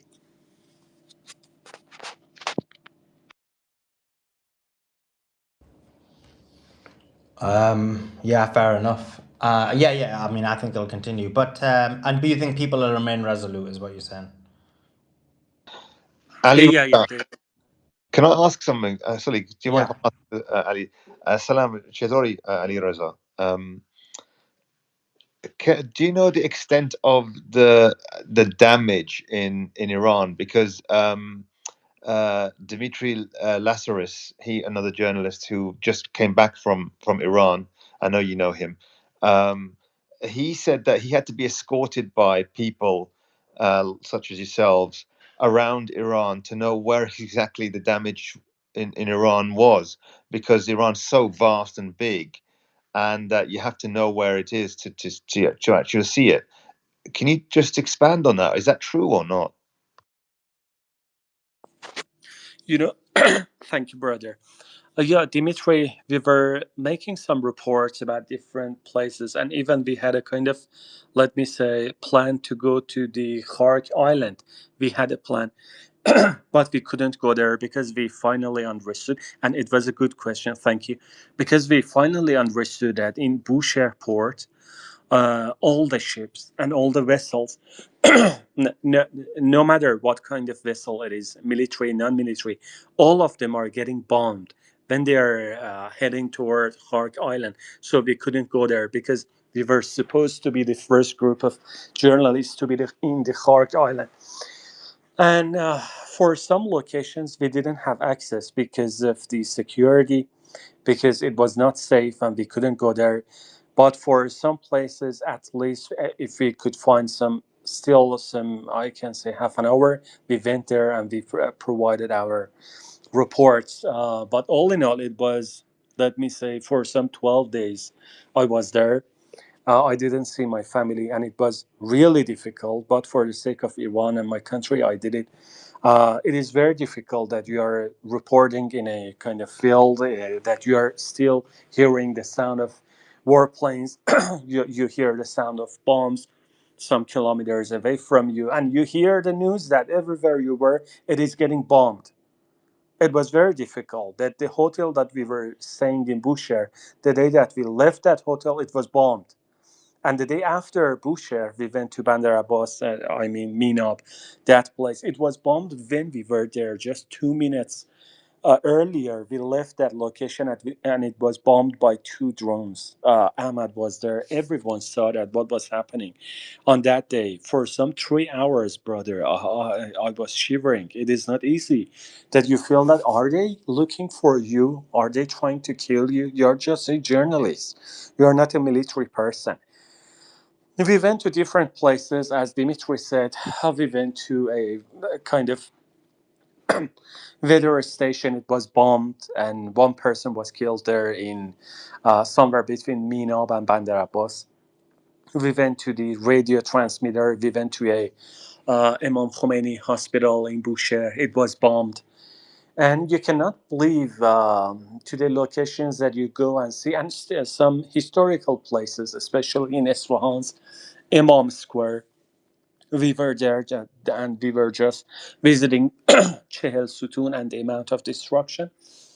And as soon as we left that place, maybe 10 minutes later, that we were in the bus waiting to go to the hotel. Again, that location was bombed again. um, it hurts. It hurts, the historical part. And we were talking to some people, and everywhere, Dimitri, Ahmad, and Team Anderson, they were asking people, "Are you a military person? Is there any military structure near here that because of this place was bombed?" And all the answers were no. They were just citizens. And for these regimes, as far as I understood, and if they find someone They think it is a kind of military person. That no matter how many people they kill until they remove that person. And just recently, there was a news about Mr. Kharazi who was killed. He was a diplomat. Kharazi was a diplomat. Larijani was diplomat. They were not military people. And all the citizens and the Quds, they rallied that you heard when we visited that location that a woman was killed on the street. Maybe you have not heard about her so much, but her blood on the street, still we saw the blood, and there were many emotional photos that when she was killed, her husband was the first one hugging her, the wife, and the emotional images. You hear something, but when you go to that place and see people, talk to people, watch the amount of destruction, the Minab school still after 40 days when we went there, unbelievable. You hear something, you see some photos, images, videos, but when you go to the location and you see that the buildings are being Anybody got a destroyed. question for Ali? If not, I'll ask a few more. Okay, Ali. Another question I've got for you is obviously there's a huge Iranian delegation that have gone to Islamabad. Obviously, we hope for peace. And now, one of the things people say about Iran is guess what? People want regime change. There's a lot of sentiment against the government in Iran. What's your kind of thoughts or perspectives on that? Yes, Suleiman, very good question. Still, among the people who come to the streets supporting the country, there are some who are criticizing the government. Very openly, there are some people without hijab, even. But all in all, they are saying that whatever problem we have with the Islamic Republic, with the government, with the rules, with everything, this is the time of war, and we are on the streets for the sake of Iran. We can talk, we can kind of fight for what we want. I'm just quoting that people. We can have negotiations, whatever, but we are not willing to see Benjamin Netanyahu and Donald Trump deciding about our country, or seeing these two people bringing what they call freedom to our people. We can negotiate and talk about differences, but we Iranians, Suleiman, when we see a common enemy, we are more united. At these intervals, we are more united. What about the regime change? Honestly, I can say this is the only thing that you can hear from monarchies. At least I try to talk with a few of them, but they do not listen. But inside country, people with hijab, without hijab, religious, uh, literate, young, old, whatever, now they are united because they see that our Iranian people are being bombed and killed. Soli, can I ask a question? Of course. Thank you. Ali Reza Salam. I actually watched your report, as the videos that you were traveling with Dimitri, and I really appreciate what you did. I really enjoyed it. Um, can you tell us at this point inside of Iran and within the different factions of the government, namely the reformists and everybody else, IRGC, etc., like what are the differences in their frame of mind in terms of negotiations? Is there a huge gap between what they want to accomplish, or what we say here, how we call them here in the US, for the lack of the better word in English, like the hardliners and the reformists? Can you shed some light on that? Yeah, sure. You know what? Right now, when the news erupted that they want to have negotiation for all of us, regardless of the political fractions, for people, I mean, it was a kind of shocking. Are you going to negotiate with these two regimes that they are killing people?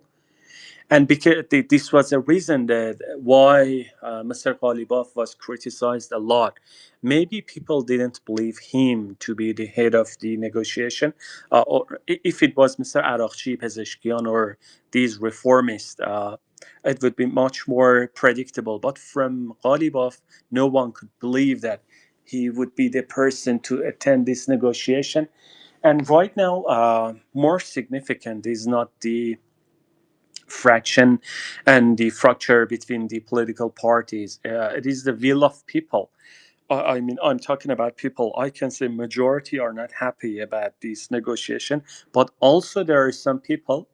They are saying that let's finish this war. We are tired. If they could, or if they bomb our power plants, so that life would be much more difficult. I'm just narrating both sides. But about difference between the political parties, maybe you are right, and there was some news that I heard. Even 5 people out of those negotiation, the delegation, they were informed about that they would talk with the U.S. Rest of them even didn't know. It came out just all of a sudden for my people. But about the fracture between political parties, it is not that much vivid and clear right now. But because I can say 90% of people disagree with this negotiation, and the analysts and political parties as well. Okay, wait, follow up on that if Soli doesn't mind. Is there a reason why 80 people this time have gone? From what I hear, I don't know if that's accurate, but 80 individuals have gone to the negotiation table. Is there a reason for that large number? Maybe, I heard about some 80, 90, or 70 different numbers I saw on news agencies, but it was interesting for me. Some of them are the delegation members and some of them are the experts. But I think this time there are many media people there. I cannot understand some of them attending the negotiation even. Some of them who are being represented as journalists that barely they can speak English. Everyone who knows me, that they can understand who I'm talking about. That they are having some platforms to talk about Iran's position and referencing to some sources. I cannot understand these people being present in this delegation. And it was interesting for me to see Professor Marandi there. Interesting, not in a good way and not in a bad way, because I think my country is going to have negotiation with the US. It is a very critical moment. So for me, it was a question: what was the point for him being there? Maybe it was useful, positive. I don't know, but it was a question for me. And Well, I for think the some answer media that people, Ali, I think the answer to that is very obvious because Professor Morandi is probably one of the foremost communicators in the in the world, in the Western world. He's very astute in everything he says. Like, for example, you can get journalists from Iran and maybe they're not as astute or smart or aware about Western ideology and Western perspective, and they may say things that come across not very smart. With Professor Morandi, he knows how to relay information to the West. He knows he understands how some of the games that some of these journalists play when they try and speak to you, and then he also knows why it's important to relay certain information to social media and mainstream media in a very cogent manner. So, for example, Professor Morandi already today has done a number of interviews about the negotiations. I, for example, put one of them out and retweeted it, and he retweeted it because that was the message he wanted out there. So I would say he's probably one of the most important assets that they have there in terms of relaying the information to the public, because as Iran has realized and what they've succeeded in is that this is obviously there's the military part, which is more important, but the information war, which is to get the information out, is extremely important. So it's actually, I don't see this as not good or bad, and you found it interesting, but I find it as being very positive, very smart decision, and it shows how astute the Iranian government is that they made a decision like that. Ali Reza, also, Professor Morandi said, but just sorry. wait a second, Suleiman, for the people inside country. Also, for outside country, you can say Marandi is a good one. But how can I explain to an ordinary Iranian on the street if he says why Marandi, why not Fuadi Zedi? So what can I say? Both of them are fluent in English, and in terms of policy and everything, they are fluent. Just a Yeah, question. I just explained the reason why. Because Morandi is very smart. So, for example, Fawad Izadi, isn't he the one who went on Mario's channel recently? So that just shows his lack of understanding, just in on a very basic level, where someone like Professor Morandi is so astute that he thought, look, let me go on Mario's channel. So I'm just giving you one example. I'm not trying to attack Professor Izadi, but this is an example of where Professor Morandi is far and above beyond most people who are relaying the position of Iran. And I'm not just saying that because I have a very good relationship, which I do. I'm not just saying that because he gives us a lot of time. But actually, when I watch him, and by the way, you talk about the Western world, but the Western world matters. And it's not just the Western world, it's the whole world. And obviously, I can't speak for what's in Iran, but I'm like, like I'm just like walking down the street, right? I'm just walking to normal people, and they're like, "Oh my god, anyone seen that Miranda? He's so good. He's so good." Even my parents, right, are like, "Oh, that Miranda, he's so good." Like even like Asians, even like my grandparents who don't even speak English, my grandparents who don't speak English, they're like, "Oh, that Miranda is really good." So he's actually penetrated, and they haven't just seen him from my show. Like he's penetrated the entirety of media in a very exquisite way. And like for example, even in Pakistan, they're basically tripping over themselves to speak to him because they just see him as being very articulate, very smart. And so maybe this is so I mean, I just say that that's another example of how smart and astute the Iranian government is. Did Yeah, I want to say who something. who wanted to jump in? Someone wanted to jump in. Yeah, I wanted to say something. So Professor Morandi, he said Sorry, that he was. Resistance, can I just add something just really quickly to second Suleiman's point? My dad also told me about Professor Morandi. And I said, I know, Dad, I know him. I said, he comes on our spaces. And he was like, he just dismissed that. When I said that, he just dismissed it and carried on talking. I know about Professor Morandi and, how well he explains things and stuff. And he's become the face of this Iranian resistance to terrorism across a massive part of the world. And I just want to second what Suleiman was saying, that it's a really good decision to have him there. Sorry, Resistance, go ahead. Yeah, thanks, Beatrix. No problem.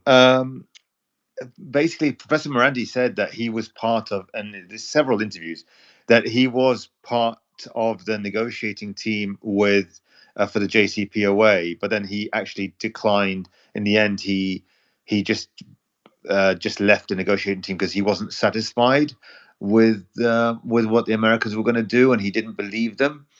And so he might also be not just an absolutely important spokesperson that can convey, as rightly as Sully and Beatrix have said, the negotiation, the details and the important parts of the negotiations pertaining to the Iran and US. But also the fact is that he could also be a legitimate advisor to them because of his experience in this in the geopolitical field for so long, especially with the government. So I can imagine he'll have a dual role in that with the delegation team, because they don't know the Americans. These delegation team, they don't know how the Americans are like, but Professor Morandi does. They talk. Like Suleiman made a great point about Professor Fawad Izadi. If you see, he's also doesn't understand the nuances between the different people, like going on Mario Space, but also the emotions that Professor Morandi carries that are real, that resonate with the viewers, resonate with people, so that way he can convey the realities and the injustices of the Iranian people, and all the implications that it pertains to what this war will do to Iran, the region, and the rest of the world. Whereas when you listen to Fawad Izadi, he's very good in but the information that he presents is a little bit siloed. It doesn't involve all the variables that we would want to know and see and appreciate. So, as well as the fact that he speaks to the people that we don't listen to anyways, because they got different agendas. I've never even heard of the second guy that you and Suleiman are talking about. No, I've heard of him. So I think he's good as well, but he's he's not on the same level as like Morandi, and Morandi just knows like, and as an example, Morandi, but I know it sounds minor, but Morandi boycotting Zionist platforms, but obviously going on Piers Morgan, but that makes sense. But the other ones, the smaller ones, where actually you benefit them, he's not going on them because he knows he'll be used to promote propaganda. Is just one minor example of him really understanding things. For example, Morandi, he'll talk about the resistance more than maybe any other Iranian person will, because he understands that this is something that people care about. It's just like I can go into so many details that Morandi talks about that others don't, that most people won't realize. And so he's like, I know I sound like I'm glazing him a lot, but like I do actually rate him a lot. And you guys know I don't glaze people, right? I'm like very harsh on people. Like I disagree when I disagree with them, I disagree with them. That's But exactly right, because that's what I said by him, Professor Izadi, being so siloed. He doesn't really talk about all the other elements in the whole picture. So exactly what you're saying when you listen to him, whereas Professor Morandi does, he paints the whole picture. so yeah, that was a very smart move by the Iranians by taking him. And already I've seen like maybe 3 or 4 interviews. I even just bookmarked one now, and I need to quickly check it to clip it. But because we had this conversation, I didn't end up doing it. But he's done loads of great interviews. He's relayed a lot of important information. Pop- Yeah, go ahead,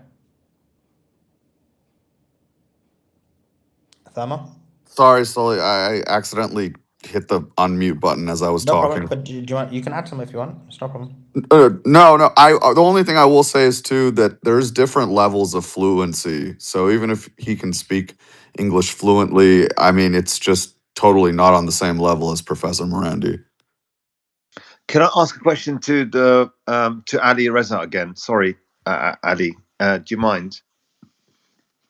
By the way, love your coverage. The last week or so, 2 weeks. What do you so again? What do you know about Iran's military capability and how long they could last during this war of attrition? Brother, about the details, how long they can do it. Uh, Honestly, I do not have any information. But according to the officials and according to the representative of the IRGC that they repeatedly come to the national TV and they are talking, they say that the process of building drones and missiles is still going on, and it was kind of being made faster after the 12-day war, and there is no shortage. I don't know, but they say that it will continue, and they do not have problem, and they can continue this confrontation with the U.S. and Israeli regimes.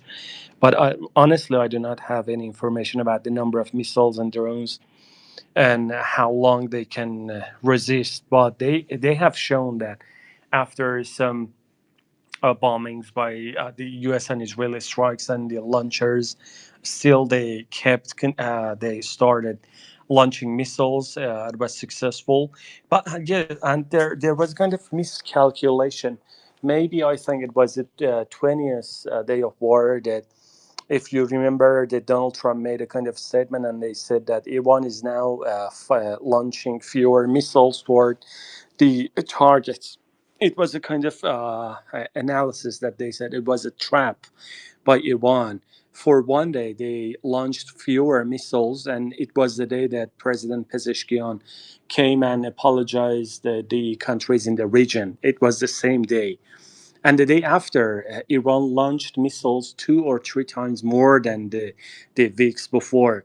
It was a trap, I think. And in terms of the launchers, I can say they are portable. They can go everywhere, and they can carry out the operation.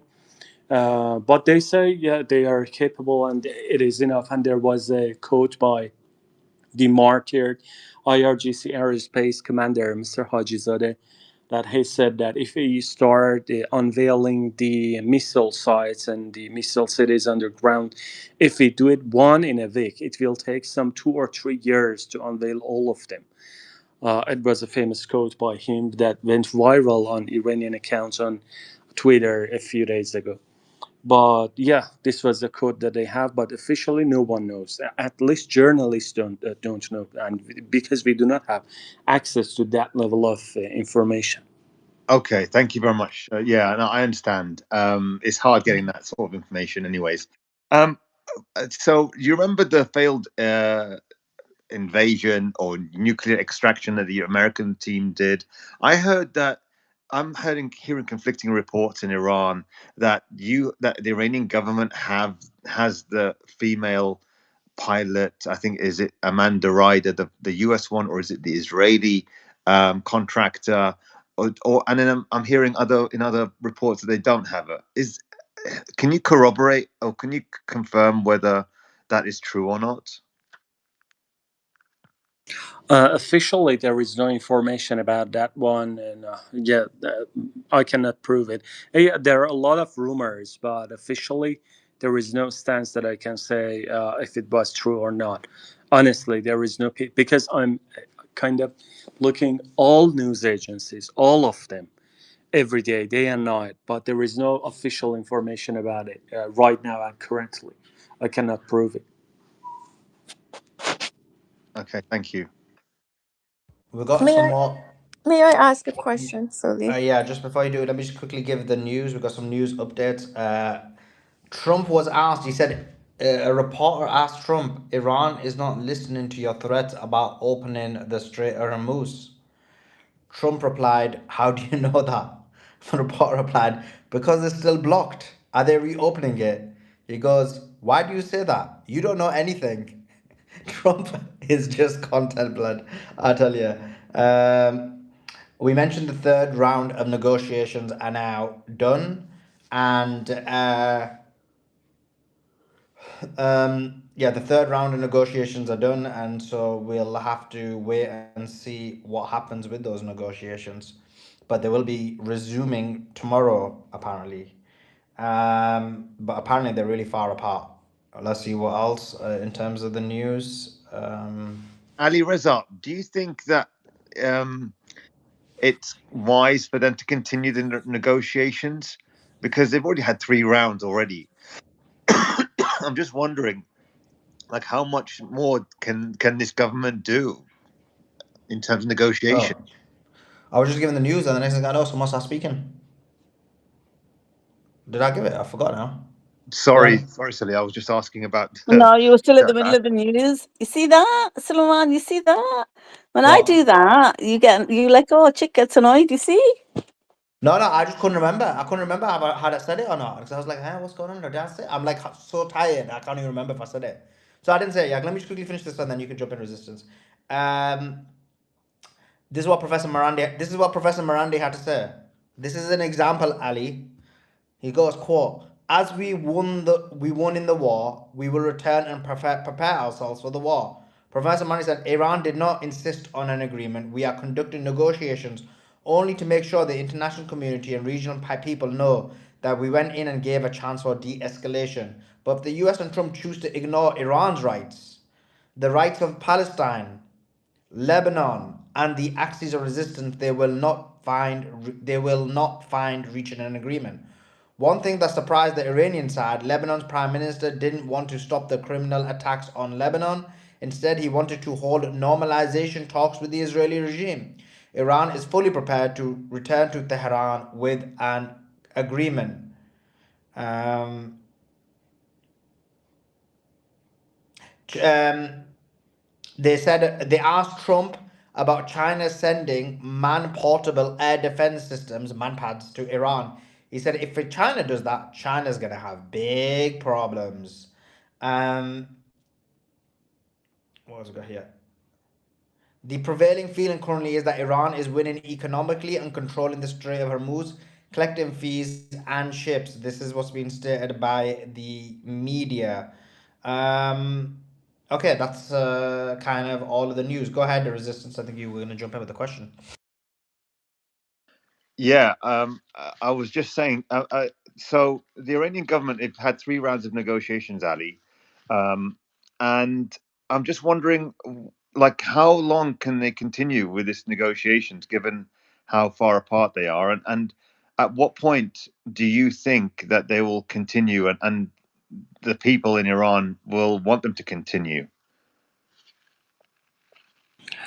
I think, me personally, I believe that as long as the negotiation is going on based on the 10-point framework of Iran, it's okay, they can do it. But if it doesn't work, and if US is trying to have excessive demands or whatever, immediately they have to leave the negotiation table and continue launching missiles. That much strict we have to be. But this is my personal stance, and I think people on the streets, they are having the same opinion. Most of them, at least, I can say, because I'm watching their interviews and their stances. And many are sad about the martyred leader, and many are about the martyrs, many about their family members that they have been killed. And this is not kind of, for two or three times that they attended negotiation, and finally they attacked our country. If this time they are trying to again buying some time for further preparation and continue attacks on my country, so there is no point to continue and engage these kind of useless negotiations. If there are some differences, so we can solve them in the field. This is my personal stance, because I'm tired of following this news about negotiation and telling that, yeah, everything is okay, we are bridging the gaps, and finally you find some bombs are being exploded here in Tehran. It doesn't work anymore, and people are tired. They want something, a kind of conclusion, a kind of achievement, or whatever agreement. For some 50 years at least, they can sleep very well. Resistance. I'm here in Tehran, and then you feel, when you hear the sound of warplane bombs. So at any small sound, you feel, what is it? Is it a kind of warplane? This is a stress. For some 40 days, we are living in this situation. For 40 days, you are seeing the images of children, people, nurses, I don't know, professors, universities, they're being destroyed. It is not easy because this is our country.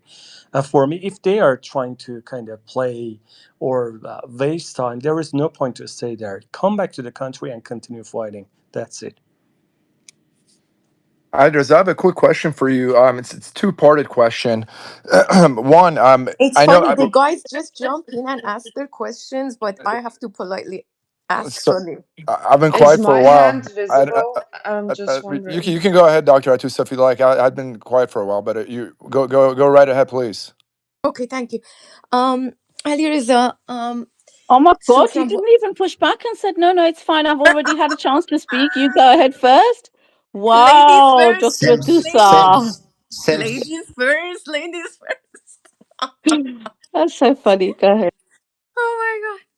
I mean, the guys, my goodness, they're uncontrollable. Anyways, That's the um, last time he politely says to somebody, no, it's okay. You can go ahead first. He's going to think, no, she's definitely going to take it. yeah, he knows better. He knows better. Iranian women are not easy. I'm joking. Anyways, Ali Reza John, I wanted to ask you, because from what I hear by talking to some Iranians inside and then watching some videos, etc., is it mainly jet fighters that are bombing the cities, or is it long range missiles coming from the Gulf states? I mean, because if it's the jets, I don't, I mean, do we have the capability like air missile defense systems, etc.? How come we're not, like doing it a little bit better, like taking them down if it's jets dropping bombs?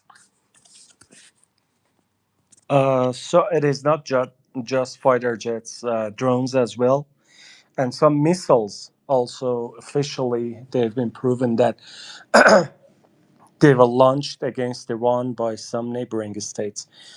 From I cannot say their names, but yeah, there's some missiles were launched against Iran from these neighboring states.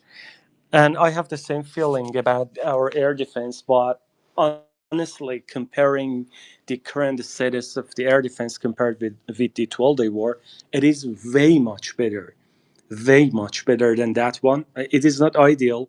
It is not comparable to Iran's capability in the field of missiles, but at least I can say that we can strike the UAVs. We can we struck some of those fighter jets at least, and we intercepted some of those missiles. There are some official reports, and most importantly is that it is not only in Tehran that we can say, okay, Tehran has a greater and much better air defense, and the other cities not. No, everywhere in the world, in Qazvin, in southern Iran, in western Iran, I heard some news about striking drones, easily striking some fighter jets, a few of them at least, and some missiles. We could intercept them, but also consider this point that we are fighting with U.S. and Israeli fighter jets. We have to be that much honest that in terms of technology, yeah, they are good, but we are doing our job at least. Thank you. Ali Zajan, thank you for the great coverage so far, and I'm so glad you and your family are safe. And we're all praying the war will end, so you don't have to deal with all the stress and trauma that you've been dealing with. My question for you is this: my assessment was during the very difficult economic times Iran has faced in the last 15 years, especially a lot of the young population, they've lost faith in their government. I never met any like truly anti-government sentiments with my interactions, but I could see some people losing faith now that this unjustified war happened and how valiantly they're fighting back. Those people that are kind of like neutral or kind of semi-negative towards the government. Have you noticed that they have like a new sense of appreciation, or they're like naturally like gravitated back and they just feel this kind of they just feel connected to the government? Could you speak on that for a bit? And I have a second part to my question as well. Yeah, sure. As I told you before, that yeah, many people who had some criticisms, and many people, even they are on the street, they are supporting the country, but they have criticisms. But they say, okay, the day after this war finishes, we can negotiate and we can talk about the differences of opinions, especially between the younger generation and the government. And maybe they're having some points about the strict rules, what they say inside our country. But when it comes to war and this situation, I think that they are united. And one of the most important points that I said it is very important is about the Strait of Hormuz, because the country believes that if it takes the control of the Strait of Hormuz, there might be some economic gains for the country. And this is why many people are insisting on the continuation of the war, because we didn't have that much very good economic situation, and after this the amount of destruction, it would be much worse maybe. So people are thinking about the day after this war finishes, so how can they continue their lives in terms of the inflation, maybe it might happen in terms of the price jumps and everything. But right now, about the regime change, really, I do not see anything on the streets. No, Honestly, no, there is not no regime one. change. I wasn't implying that. I was saying people that were kind of like indifferent now, they're just very like they have this fervor. We call it like a patriotic kind of like resurgence. I'm just curious if people that were like normally quiet about it now they're like super like extra proud. Have you noticed anything unusual like that? That like people something noticeable? Like anything that was kind of where I was going with. What I see right now, honestly, it is about country. It is about unity. I'm not just running propaganda. Honestly, it is about unity. And because it was a bit emotional right now here after the loss of the martyr and the loss of many innocent people, school children, and we are seeing the Red Crescent workers that they are sharing videos, and doctors are working tirelessly. But when we are seeing them and people are watching them, it makes them kind of more united. And many people on the streets, even without that much a proper hijab, they are saying that right now for Iran, we are on the streets. For the sake of Iran, we are on the streets and supporting the country. But I do not see anything about the criticism right now, because we all believe that we have no one. We just have ourselves here. Let's finish this. Let's pass this very difficult time, and later we can talk about differences. And you know, I mean, not only knowing the Iranian people and their spirit, but also being in touch with family.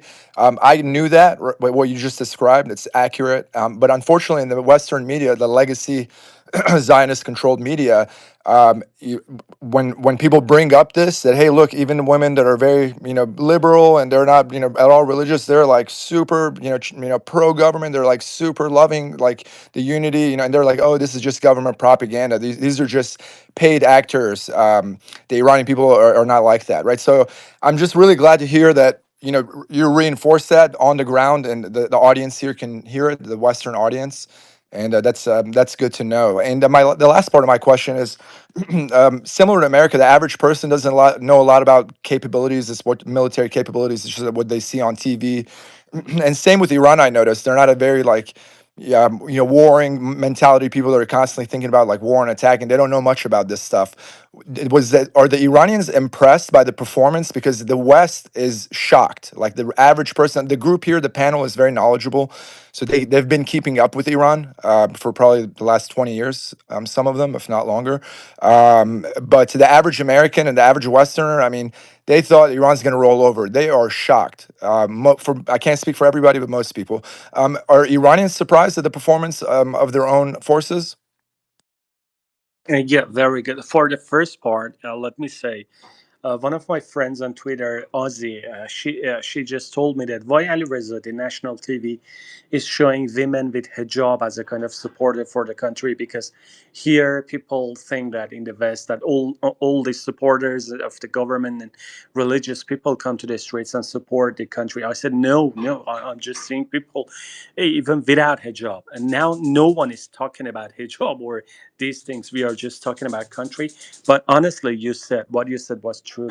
And it is one of the drawbacks of our national TV, just showing the portion of people with hijab. But with some influencers and content makers, you can find videos of people without hijab on the street. And some even athletes and some actresses and some actors, they are joining the Red Crescent Society just for the sake of helping people. And for the second part of your question, yeah, people are impressed, especially after the unveiling of some of the new achievements of the IRGC aerospace. Namely, I can say about Hadid UAV and the Khorramshahr missile and Haj Qasem missile. They were launched just recently, and they didn't unveil it before. And about the multiple warhead missiles, it was impressive for people. And what made people that much impressed was not the missile. I can say about the air defense that is shooting down some drones and some fighter jets. It was very interesting for people, and the failed operation that the U.S. was trying to carry out in southern Isfahan. What they called it was the rescue mission for the pilot, but it was not a massive humiliation. It was for the U.S. and it was very impressive for people. And still, they are very impressed that they see from everywhere around the country missiles are being launched, because officially you cannot find them on news that these missiles are being launched from Mashhad. No, you cannot find it. But people on the streets, they see the missiles on the skies, and it was impressive for them. And how every day and night, the IRGC Aerospace, IRGC Navy, Army, Navy, everyone is trying to attack the US and Israeli regimes. And on the other hand, brother, let me say, in the beginning, we had some security measures in terms of the western borders of country. Later on, we had some security measures inside the country about Mossad agents, and after that, U.S. bases in the region. And finally, you can say that it was one of the biggest U.S. military buildup in the region just to save Israel, and fighting these two regimes at the same time. It is not easy, and many people I follow news on Turkish news agencies that they are saying that Iran is confronting them.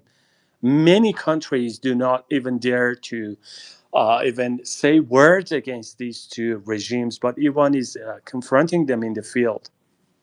I was going to close with that. That was part of my closing statement. I know a lot about the U.S. military and the great powers military. I just want to let you know and let your Iranian friends know and your family, genuinely, you're up against the most fierce, powerful military in human history. And they have a friend that's also has all their technology. You're on a 2-on-1 fight. You are winning. The world is surprised, shocked. And another thing, tell your people is that, and I've seen it both on social media and in real life, people are like, I can't believe I'm rooting for Iran. And people didn't even know anything about Iran. It was like the quiet kid in school, and all of a sudden, like, you're a super popular kid. You know, like you have become fan favorites amongst many. You know, you have that 30% of the US population, you know, the Christian Zionists and just the regime kind of you know, the sheep, right? But the people that didn't know about Iran or were on the fence or just indifferent, everybody is with your people. So I just want you to know that. Ali Reza, can I ask you a question? Resistance, let me just jump in here 1 second, please. Right, just 1 second. So I'm so glad that question was asked about how well Iran was doing. I guess in a roundabout way, that was the question. And what you just added about, Cyrus, about the fact that, you know, Iran, for all intents and purposes, has won the hearts and minds of the people. It's won on a PR level. Not just one, it's slam dunked Israel and America on the PR level. Whether you agree with them going for the negotiation or not, whatever you might think the outcome may or may not be, but they brought the West to its knees and they caused it pain. Two massive nuclear regimes who have terrorized the world, Iran took on its own, and it made them feel pain every single day of the year. So, Dr. Adusa, when you ask a question to Ali Raza and you're like, why aren't they doing so well? I wanted to jump in there and say, my God, you don't think they're doing well? Like, why would you ask that? They literally are. Like, they're holding it down for the whole world on their own. Yeah, I think And they're Ali causing Reza. damage. And we have mass censorship coming out of Israel, so we don't actually know what they're doing. It's beyond Really? impressive. Genuinely, Yeah. objectively, it's beyond impressive, Ali Reza.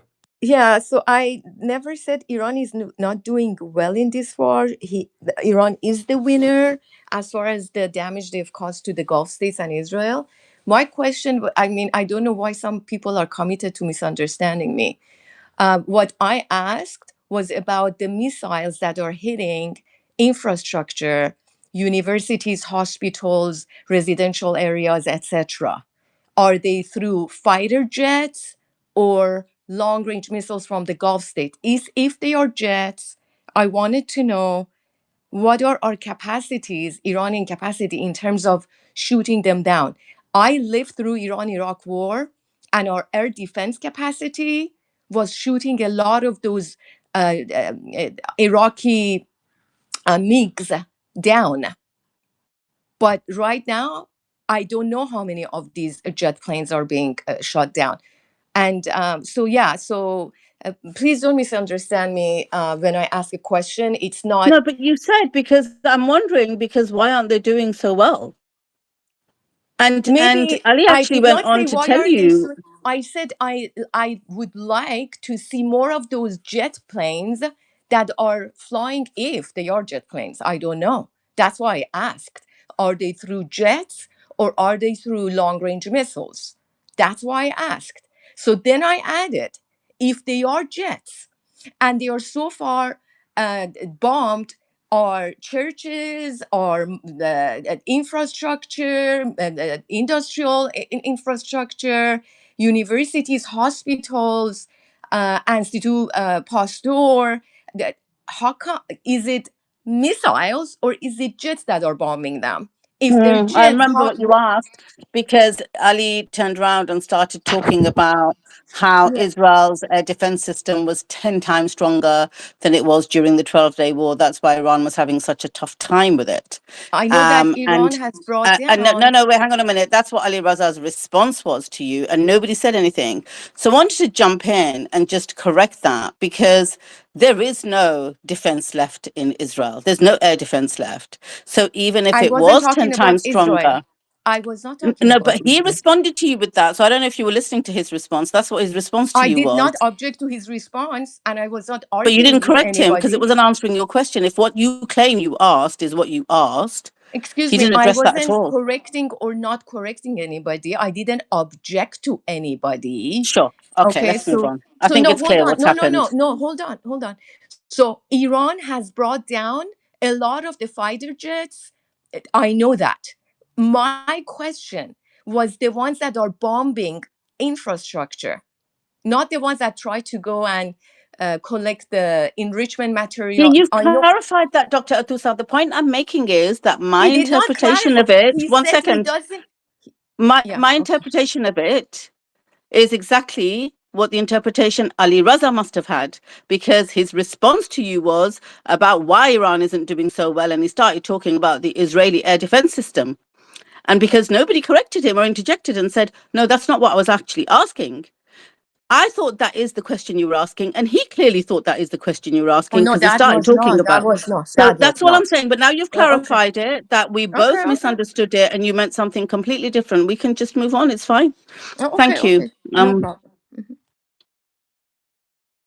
Suleiman, did you want to continue? Should we go to Tom? I think, I don't know if he's still there. What do you want to do? Is my hand visible or is it a glitch? I Yeah, can't see who's speaking. Hello. It's Oh yeah. Dragon. I've had my hand up since I came up. I just, if I may, if it's okay. No, you may not. Don't interrupt. Go ahead, Tom. Go ahead. You very politely waited for the journalist to finish, and are you there? Do you want to jump in with what you were saying, Tom? Okay, let's drop him.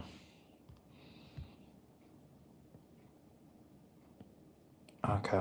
Let's go to Thermo. Thermo, jump in. Was there anything you wanted to add? Hi, Suleiman. Hi, everybody. Yeah, I mean, well, I guess when I requested, we were talking about something else. So I don't know if we want to go back to that conversation. But the main thing I was just going to say was, Resistance was talking about the timing of Iran agreeing to negotiate. And I just wanted to point out that, like, I don't fully agree with this framing, although I do agree that maybe a lot of people do see it that way. Um, you also have to consider the context, which was that America agreed to Iran's 10-point plan in that moment. And that's very important. Like, we were all even saying that day that, wow, this is absolute capitulation. We all said that multiple times on this space until the next day when Israel was like just completely bombing Lebanon.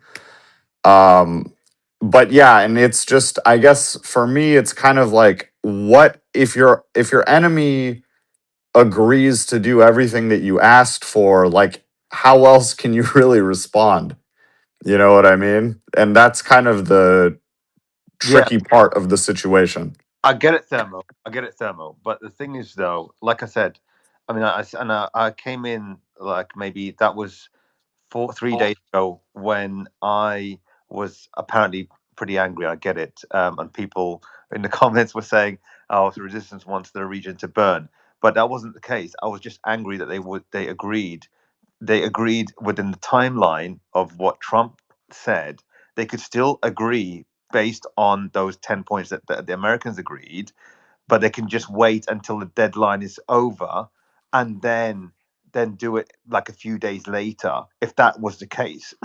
But I was already in discussions with lots of people in Iran, and they were telling me they were absolutely like shocked, and they were disappointed that the Iranian government has agreed to sit on the negotiation tables. So obviously, though that's 4 days ago, that's what I was in conversation, and I had the same sort of feeling, mainly because they were already still reeling from a lot of, like what Ali Reza said, they were reeling from a lot of the killings, there was like, how many, I don't know, countless hospitals being bombed and people being killed in the street. It was just and then to hear that he was going to invoke end of civilization sort of attack. It was just a humiliation, and then for the government to respond to that was just not the right time. It was really out of context.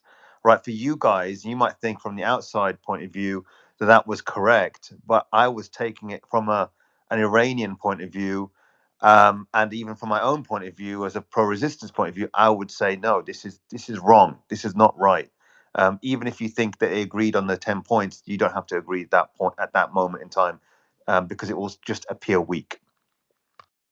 Yeah, but then like play that out, right? So then the next response from America is we just offered to agree to their 10-point demand and they said no.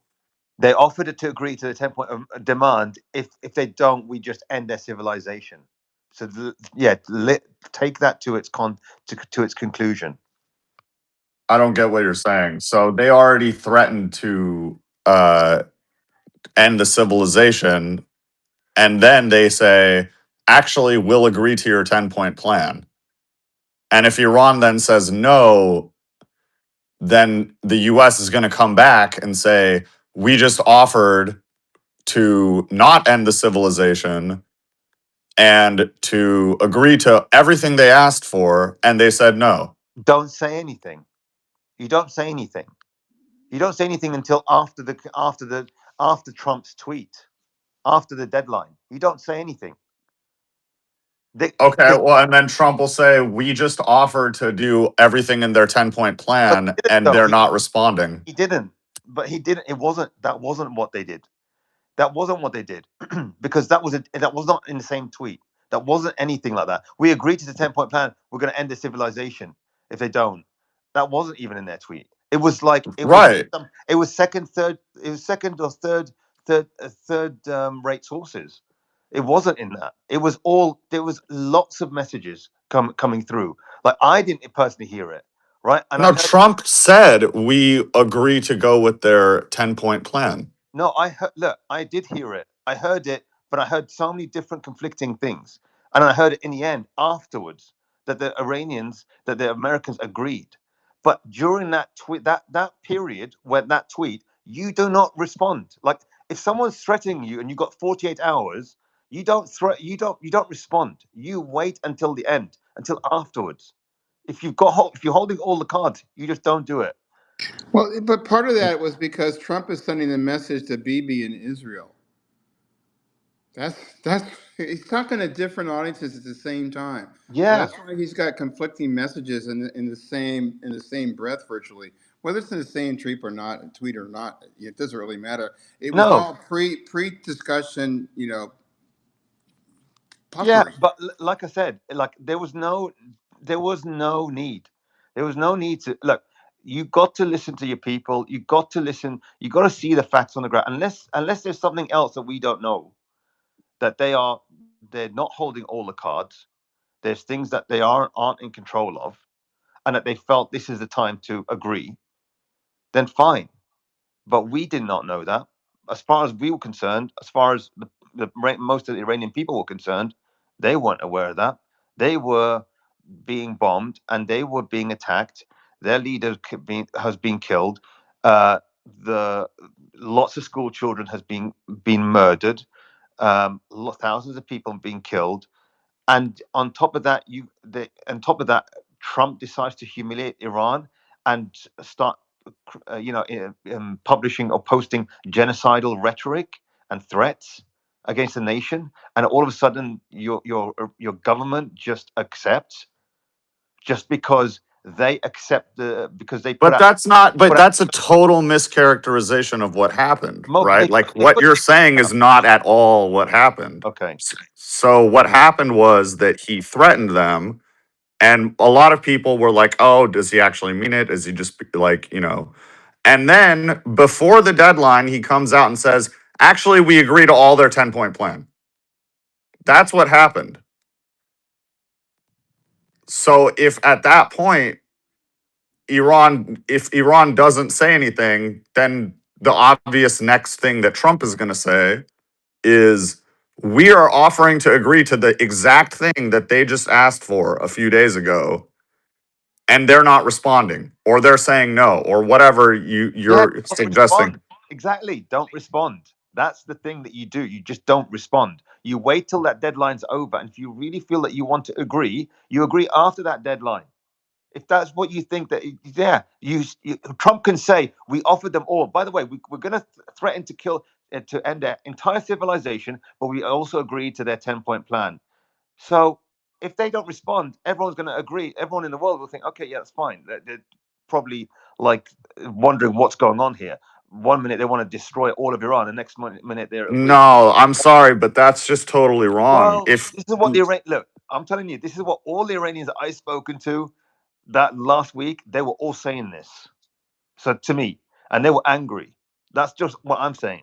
So I understand they're angry, but I'm not talking about like people's opinions. I'm just talking about the actual facts. Like if no, you're talking about they your opinion, your assessment of it, and maybe a few other assessments. no, nothing I've said is an opinion. I'm just everything I've said. The order of what happened, that's factual. That's not my opinion. And how Trump would respond if Iran doesn't, respond or refuses, I think is like a very obvious inference. I don't think that's just my What's opinion. sorry, I missed this. What's your point, Thermo? They're beating a horse to death, is what they're doing. Thermo, what's your opinion? What I'm saying is that Trump initially comes out, he threatens to end Iran civilization. True. And then before the deadline that he set, 1 hour. he comes out and like says, "I agree to all the 10 points He didn't that say Iran." He didn't say. He didn't He say. didn't. He didn't say quite that. So I what can. he said was, So why, Cyrus, I'm talking. Like, I stayed quiet, you could have interrupted, and then you just interrupted when I'm talking.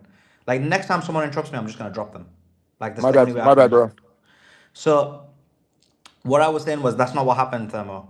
So, if what you said happened, I think these negotiations would have been smooth sailing. What happened was, he said, there was a tweet, he said, something along the lines of Abbas Araghchi said the 15-point plan and 10-point plan. And he said he agrees to a 10-point plan, not Iran's 10-point plan. And that's why immediately afterwards he said, I didn't agree to that 10-point plan. That 10-point plan was, Levette said it, Vance said it. They said, we didn't agree to that 10-point plan. That 10-point plan was thrown in the bin. The one we agreed to was a very different 10-point plan. It was a red line 10-point plan. And actually, the one that's going on social media is a third 10-point plan, the one that we were talking about. So that was their claim. So Trump's always said that he's not agreed to any of Iran's demands. He's like, everything's kind of remained vague. The details of those 10 points have never gone out. And so we, as a public, really do not know what's been agreed to. And the two parties that are negotiating, the three parties involved in this negotiation, all are claiming the opposite of what was agreed on. Like, the Lebanon one is an example. The freezing of assets is another example. I think there might be another few examples. So in reality, I'm not sure if I'm disagreeing with you or not, but the point is there's a lot of things that occurred that isn't as clean as, guess what? Iran lays out a 10-point plan. Trump says, I obey, and it's over. Oh, for sure. That's not what I'm trying to say. What I'm saying though is that initially he said, I mean, look, there was a reason why that day we were all like, I mean, this would be total capitulation. I mean, I was on the space, right? For like hours we were going on about how this would be total capitulation by the US because he initially came out and said, I agree to negotiate based off of Iran's 10-point plan. But then, Afterwards, What he said was, Bibi ramped no, but up the even that didn't attacks happen. in Lebanon. Even that didn't happen. So what happened was he put out a tweet, if I remember right, and correct me if I'm wrong, because obviously we're all trying to remember backwards. He put out a tweet saying, Iran has agreed to a 14-day ceasefire agreement, and within that time, they're going to open the Strait of Hormuz. That's the first thing I think he said. And then the Iranians came out, I believe it was a number of different ones, but then Abbas Araghchi came out with a statement and said that there's a 15-point plan and 10-point plan that's been agreed upon. And Trump retweeted it on a post on Truth Social. And then that's it. That's basically what happened. Araghchi, he said that the US has agreed to negotiate based off of the 10-point plan. That's what he said. And then Trump reposted that. And that's why we all thought that the US we were all ranting and raving on this space for like hours about how this would be total Yeah, I just said that, capitulation. but okay, one second. Aragchi said, you're right. Aragchi did say that. I'm not disagreeing with that. I'm saying that um, because the details of the 10-point plan weren't laid out, Trump says that he never agreed to Iran's 10-point plan. Right. Yeah, Afterwards, he yeah, said that for yeah, sure. yeah, So what I'm saying though is before he, tried to like say all that nonsense about how Lebanon's not part of it, even though the Pakistani prime minister yeah, put it in his tweet and everything, everyone knows yeah, Trump is lying. right. He originally basically came to the Iranians and said, "Oh, I'll agree to negotiate on your 10-point plan." No, he didn't say that. He said, I agree to negotiate on my 15-point plan and your 10-point plan. I don't think that's what happened. I'll read it to you. That's literally what Okay. happened. Because Dr. Athus is 100% in you, so let's see if you're both right. So, here it is.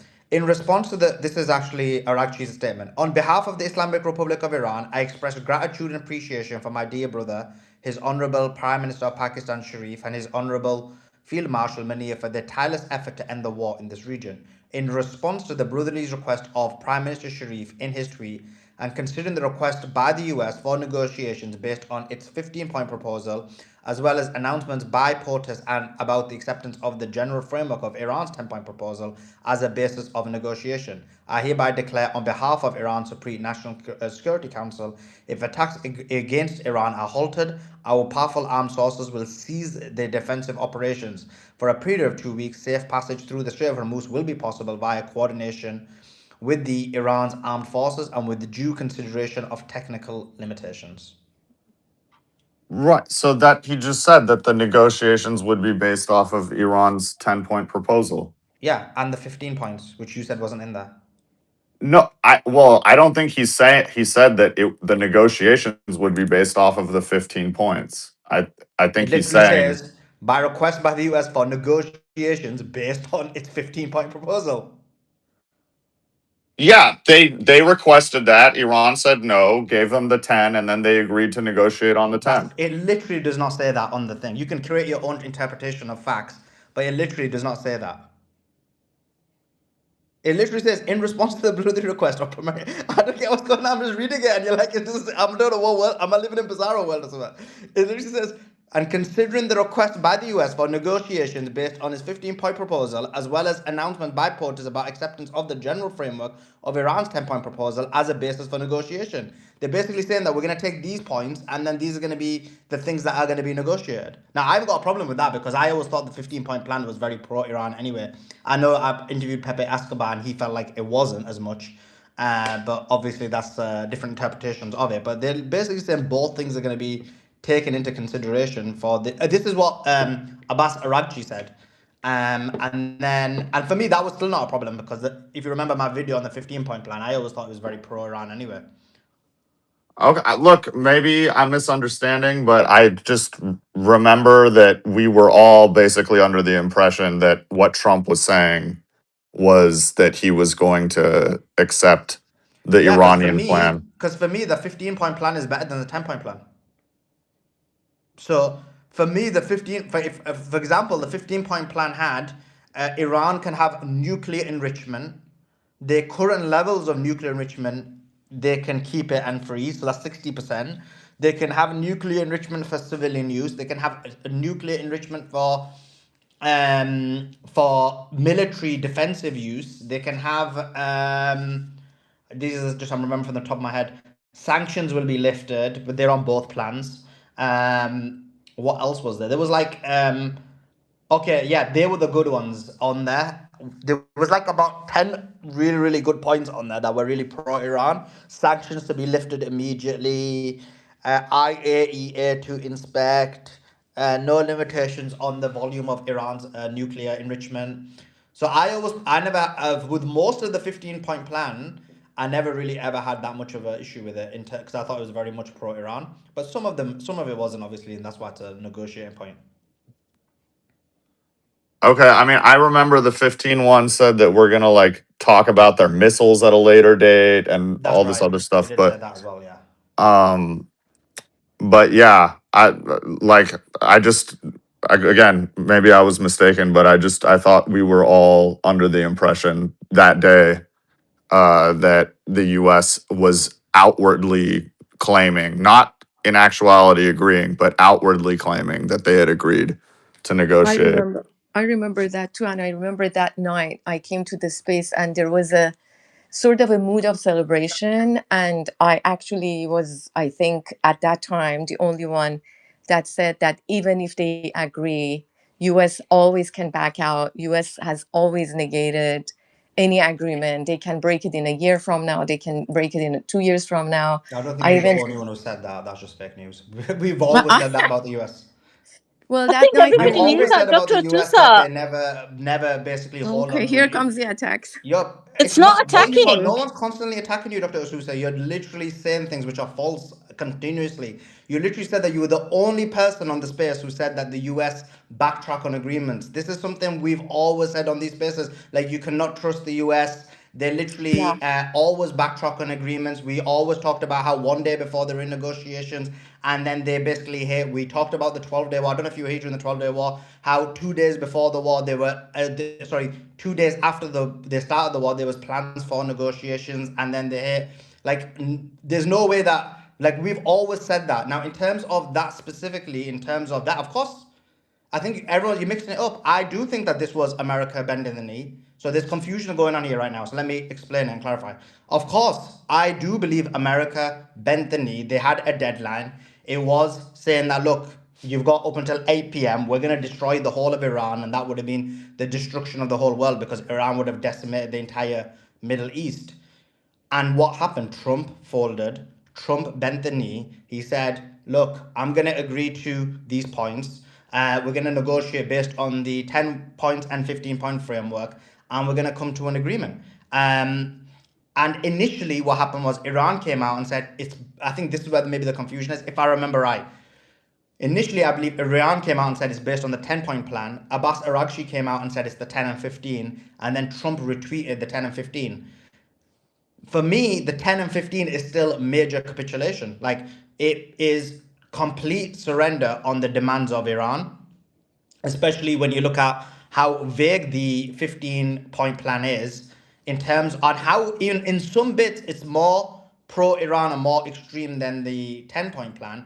And in some bits, it's obviously, like, for example, we're going to see the ballistics layer is not pro-Iran. And they were like, all the 3 nuclear facilities needs to be destroyed, which makes no sense. They mentioned them 3 specifically. But it makes no sense, because on the other hand, they were like, oh, but you can have enrich uranium for all these different uses. So the 15-point plan is so it lacks it lacks coherence, and is internally illogical in terms of contradictory points from one point to another. Obviously, it was written by, I mean, I don't know if it was written by, but it was written by the Americans, I presume, or Trump's administration. But it made no sense because there were contradictions in it. But overarchingly, yeah, this was definitely America bending the knee, because the other thing was Iran could have bent the knee and said, "Look, we want to do a deal." Iran didn't. Iran said, "Let's take this. Let's leave this till 0 hour. You guys are losing the war. You guys can't fulfill what you're uh, fulfill what you're demanding, and then and then that's basically what happened." But let me just quickly read some of these super chats, and then we'll give it to Beatrix, and then I'd need to hand it over to Beatrix for a couple of minutes, actually, because I need to quickly do something. Ted says, when you predict war over, Sully, I don't think it's over, bruv. I don't think it's over. I don't think there's going to be a deal, personally. But let's see. I think there's no way. Look, Netanyahu's already saying we want to go to war. Brian says the only deal is you and Beatrix need to figure out the bunker situation. Blood, she not gonna be in. I got my bunker sorted out with Simon. I don't know where. I don't. Beatrix is just bringing the bag of a bag, and that's it. She bring the bag of gasoline, and that's it. Calvo, thank you for the level 1 membership. Appreciate you. And then we got thank you, Sully and Beatrix, for providing the space. I'm looking forward to Sully versus Simon theories on Iran. I'm on Sully's side, by the way. It would be some miracle if the Zayu influence US goes away overnight. Appreciate you, Ahmadi, and your support. I don't know what's this Sully v Simon. I didn't know there was a disagreement. But go ahead, Beatrix, jump in. Yeah, I just Anthony, want to go back. say, look, yeah, Dr. Tusa, yeah, there was a feeling of celebration. Of course, not celebration, I'd say, but we were happy and we were relieved at the same time that at least it stops the killings. But I don't want you to get it mixed up. Not one person on this panel thought it would last. It's just that people had different reasons for it not lasting, different durations for it not lasting, different strategies for it not lasting, but nobody thought it would last. We're not stupid. Like, I gave you a list tonight, right here on this space, of all the atrocities and every time Israel and America betrayed Iran. So no one thought. I mean, for God's sake, on the same night, on the night when they announced this, even then, Iran was saying in its statement that we're going there with very little trust. We're going there with a lot of distrust in America. So nobody expected it to last. So when you say, oh, like this panel was celebrating, but I was the one to come up and tell them, I don't think it's true. Nobody thought it would last. Even Doc was like, proper pro-Trump that night, I remember. But then he was like, Hey, yeah, but it might. I don't want to get between you and the doctor. So you guys. Yeah, of course you don't. And then he was like, oh yeah, maybe it won't last, Oh, but anyway, let's carry on. I can't remember. Oh yeah, Resistance, you were going to jump in. I'm so sorry I jumped in there. Go ahead. Well, sorry. So even if, regardless, if it's a capitulation, then I guess my point still stands, right? Like if the U.S. is basically saying we're bending the knee, then my whole point still stays the same. So your point about why is Iran taking Iran? For me, I'm saying Iran shouldn't have taken the deal at that point because it was bad timing given what that genocidal tweet deadline was. Whether they agreed to it or not, I'm saying to you, they shouldn't have agreed before that deadline. If they felt the need to agree to those points, then they'd agree afterwards and let Trump scramble and tackle and do whatever is necessary. Because we already know from that point that they were already in agreement, negotiations, right? So by further inflicting more humiliation on him, that would be the best thing. But what they did was they angered their own people at the same time. They said, "What the hell are we doing agreeing with this guy, with this administration?" Yeah, so I just see it differently though, because if you offer to capitulate and then they say no or they don't respond, that sort of gives you the political capital to do some pretty intense things. Because you can be like, look, we tried to capitulate essentially, and they still wouldn't sign a deal. I mean, So you're not it's not like you're not responding because apparently you're negotiating underneath, like under the table, right? So you're already negotiating through Pakistan. So you just say, look, we're just mulling. And personally to the Pakistanis, you say, well, we're just reading it. We're going to take our sweet ass time, right? And that's it. That's all you could do. And even if the Americans say, well, hold on a second, you've agreed to the 10-point deal. You'd agree to 10-point deal. It's like, yeah, but we're still going to mull it over and see. And then in the end, because they're going to say, because that Trump, even though for me, and I know a lot of people, for me, it's Trump is going to taco out, etc. But for me, if I'm Iranian or if I'm on the Iran side, I'll be pretty angry that they're complying within Trump's 48-hour genocidal deadline. And so that's how I saw it. That's how I'll continue to see it. So, and the more that they brought the 86 delegates and the advisors along, it just seems like Iran is more serious than the United States when they brought in just Vance, Kushner, and Witkoff and CENTCOM general. yeah, Look, that's one thing I am really worried about is if there's no deal, which I don't think there will be, I don't know how those guys get out alive. Like the Israelis and the Americans, like that's actually my biggest concern And is yes. there's being good faith actors, right? You bring in a delegation of 5 people, and there's being unbelievable good faith actors and bringing a delegation of 86 or whatever it is, and advisors and all sorts. That's just a bit over the top, in my Yeah, opinion. I agree. I agree with that. But also, the US delegation is comprised of 300 people. 300 from US. May I Oh, speak? okay, fine. Oh, you go ahead. Sorry. No, you can talk. Whoever it was. Sorry. I'm so sorry. Like, if you are talking, I'm sorry. I can start afterwards. You can talk. You can talk. It's fine. Okay.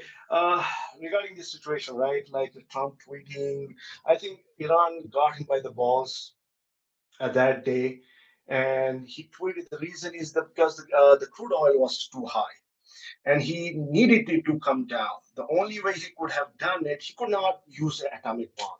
Be realistic. It is really hard because it's not only Iran it is going to get affected, and Iran is so huge. How many nukes are they going to use? There are so other countries involved with it. What he did, he knew the 10 point, like what Iran needed. What they did most probably, is my opinion, is they must have told Pakistan, hey, we are ready to make a deal with them. And Pakistan must have mediated with them. And when he tweeted yes, and Pakistan must have conveyed to them, like, hey, yeah, they are ready. And you can see after that, the crude oil just came down. See, and making a deal with these cancerous people, you are never going to win. I promise you, if Iran gets the best deal with a shish kebab, donuts, or like a baklava or a jalebi on top of it, Iran should not take it. Why? It's about future, man. Like how many people have died since last 30 years? All these excuses they have, all like every time, like how many times Iran has come and they have killed their people. Like the only way you take out this cancer is only two ways. You all wipe them out or you hurt them what feeds them. That is the US dollar. Iran has to completely, and Yemen Houthis have to completely, both sides, completely shut down the oil. And I promise you, they will collapse. There's no, yes, it is painful. I'm from a region myself where we have seen conflict. And like losing family members, it is hard. But you have to think about your children's and their children's. Yes, we will bear some pain, but man, like I understand, like this is the only opportunity in the world, I would say, Iran has got to liberate the world.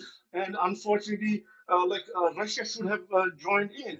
They're acting like they see families. They need an invitation from Iran to join the war. Like, come on, man. This chance you're never going to get it again. Only I mean, time you can take down the dollar down. That's my opinion. no, I mean, I agree. I mean, I think that Iran. Look, I think that Iran is can hold out a lot longer. They still have all the cards. I think the GCC are on the brink of collapse. Bahrain, I think there's going to be a coup there any week now. I think they're letting Bahrain off by signing by agreeing now. When who knows in 2 weeks' time? I don't even know. I mean, there's conflicting reports in Bahrain that the king or whatever Khalifa, he's not even in the country. I mean, I'm hearing reports that he's actually not in the country. He's fled to France or something. And other reports I'm hearing he's still around, but he's not showing his face. And it's funny. And then Kuwait is, I mean, there's a lot of anger in Iraq with because Kuwait has killed. They basically bombed Iraq and they killed a family, or they killed 5 people in a house basically, and then they started still bombing. And now, I mean, I think I'm not sure. I think it's stopped now, but the tensions are still rising, and I think they could be engulfed by the Iraqi resistance. So that you're literally, if you're Iran, you're eliminating two of your arch enemies, even in a post agreement uh, situation or life. You don't want that many of these GCC monarchies there that will always hate you and resent you. So having half of them, having 2 of them out would be great, and replaced by Shia or democratic government in Bahrain and Iraqi resistance supporting province of Basra instead of Kuwait would be great. It would be great for Iran for long-term peace and stability in that region. And then all you're left with, if you're Iran, you're left with the UAE, and goodness knows that could take long. Obviously, that'll take longer to iron out, and Qatar will, if they once they see Bahrain and Kuwait, dethroned, then I think Qatar will be licking Iran's arse, and so that would help Iran thrive in that sort of in a post-agreement world in the region. What you don't want is, if in Iran, is that you agree to a toll charge and sanctions lifted, and Iran obviously will then become a 3, 4, 5 trillion dollar economy over the next 4 or 5 years, and absolutely probably the fourth superpower of the world, fourth superpower of the world, then the GCC will not like that, and they will. I think I've spoken to a few people. The UAE, in particular, with Israel, will try and implant lots of cells there to try to weaken internally, because they can't defeat Iran militarily in a post-agreement world. So it doesn't. For me, just for the long-term viability of Iran and the future and prosperity of Iran, I think as long as they've hold all the cards still, they shouldn't be agreeing to anything right now, despite what the Americans, because and yeah, the Americans will never keep their word. They'll always break it. They'll always try to undermine it. They cannot, and the Israelis can never allow Iran to prosper. I mean, that will be the end of the Israel project, and they'll try everything and anything and everything to destabilize and destabilize Iran, and they will probably anchor themselves in UAE to such a level that will be the not East Israel, but it will probably be Israel, full Israel and proper eventually, because they will want to try to set up a base there that they can then sort of try and destabilize Iran there in a much more easier way. So yeah, that's my opinion on it, but we'll see. Resistance, on that subject, I have a quick question for you. What if there's definitely going to be some level of compromise. I think it will be minor. I agree that Iran should not let up on any major concessions from the U.S. side. But if there were to be some reasonable compromise, what would a good deal? What's the sweet spot for you that would be acceptable, that if you were the Iranians, you would sign off on? Well, there's lots of good deals, but the problem is America are agreement incapable. All right. I mean, No. Assuming they agree, right now they're in a bad spot. I think America can't hold out for more than a couple months. I mean, like Iran can hold out for a couple of years. America will slip into a really bad recession. You were here early on for the market analysis. yeah. America was already in not so good shape before all this stuff. Like we cannot take it, right? So like, assuming America wants to make a deal, what looks good for you? If America can hold up, then obviously, Strait of Hormuz toll, absolutely. Sanctions lifted, absolutely. No limit on Iran's missile capabilities. Maybe there's room for a partial limit on the nuclear civilian program enrichment percentage. Maybe that's okay. Those are the things that I would say. These are good deals. And then obviously, for me, another good deal, but is to remove America from the region. That's what I would do.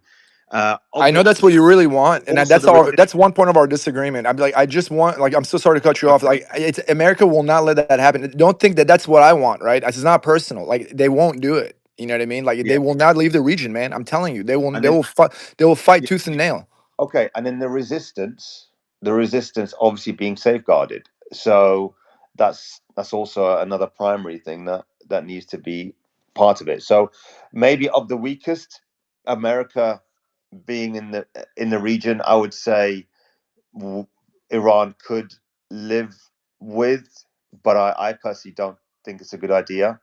But look, the Iranian, that's my opinion. I wouldn't want that. So you're asking me, these are the points that are, for me, all non-negotiable, except for maybe the nuclear enrichment is negotiable up to a certain percentage. Certainly at least 30% for me. Mhm. And that's probably what I'd go with. That's spot on. I'm right there with you, man. I think that's the sweet spot, with the exception of the U.S. leaving the region. Because I mean, Like that's I'm very firm on that. Like I just know how they behave. Like they're not gonna leave. But other than that, man, I'm right there with you. Yeah. But knowing the government, the problem is that I personally think the government are a bit soft, so they will concede on things that maybe we won't be happy with. Man, So I don't know, man. I think the Iranians have a totally different posture this time. I think they were playing hardball.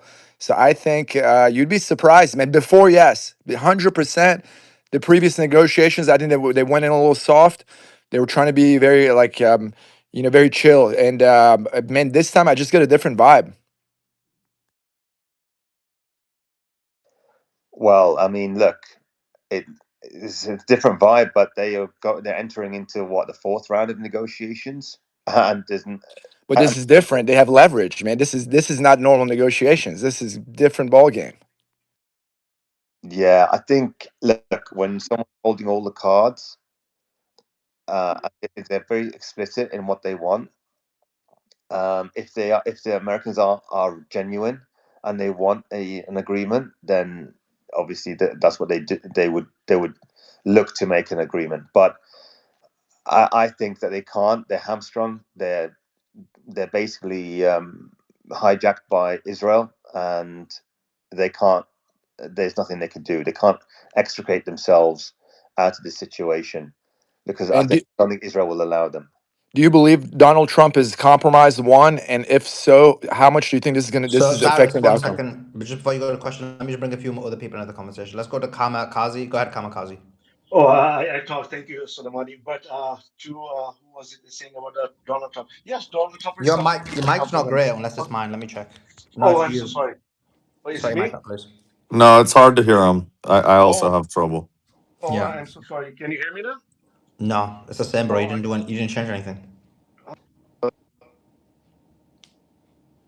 can you hear me now? Yeah. Oh, okay. Regarding Donald Trump is completely compromised this time because if you see in his first presidency, he was okay. He never went for a war. What I think got him is when he came into the presidency and they took a shot at his ear. And I am sure they must have told him, "Hey, this was us. We can take you down or your family. You have to comply with the stuff we tell you." And then they give him one example of Charlie Kirk. I think 100% Donald Trump is like he's not governing the government. Basically, it is the cancer basically doing it. That's my opinion. Yeah, I don't even think. Look, I personally think whether Donald Trump is compromised or not is irrelevant. It's a deep state that really sort of calls the shots for America.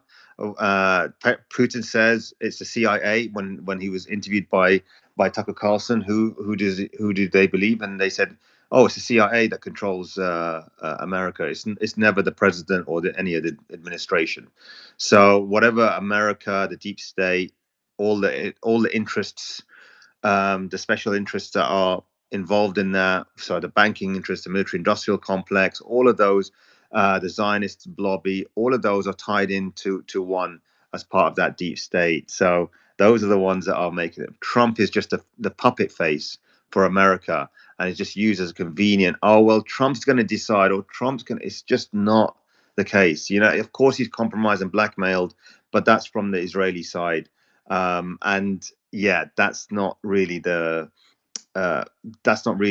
important. The only thing that he could do is he could potentially agree with on certain minor things, like because he's got deals with the GCC, that he wants to try to um, ally himself with the GCC and do favors for them. But even then, that's all that trillions of dollars deals that he's doing. I mean, it hasn't really helped the GCC, in my opinion. But he's given a sort of a face of he will be the scapegoat for America's failure. So that's why I think the deep state allows him to be the puppet, the crazy doll of America, or the crazy face of America. So yeah, I think the deep state wanted this war for whatever reason. It's well, we know because there's lots of things that aligned. So Israel, banking, military-industrial complex, etc. They all profit from this in their own specific ways, and so this is why I think that no matter what the Trump administration agree on, these 100, 300 delegates, whatever it is, America will not honor their agreements because of those special interests that they have. That underpins America itself. Yeah. Let's go to Ross. Ross, jump in. Hey, how's it going? Thanks for letting me up. First time speaking. Look, my perspective on this is that the actual target is China and China's economy. Their drone production, their robotics ability, their massive production. That's the biggest threat to the West. It's been trade wars with them since the beginning. Now it's cutting off their oil and gas import markets. Russia, all of their oil and gas terminals, refineries are under attack, being blown up. That's one of China's main sources. China imports 70% of their oil consumption. Venezuela, next. Venezuela's offline from China now. Now the Middle East. The goal isn't like to gain control of Iran or anything like that. Iran is an unwinnable war. The goal is to turn it into a Libya or a Syria.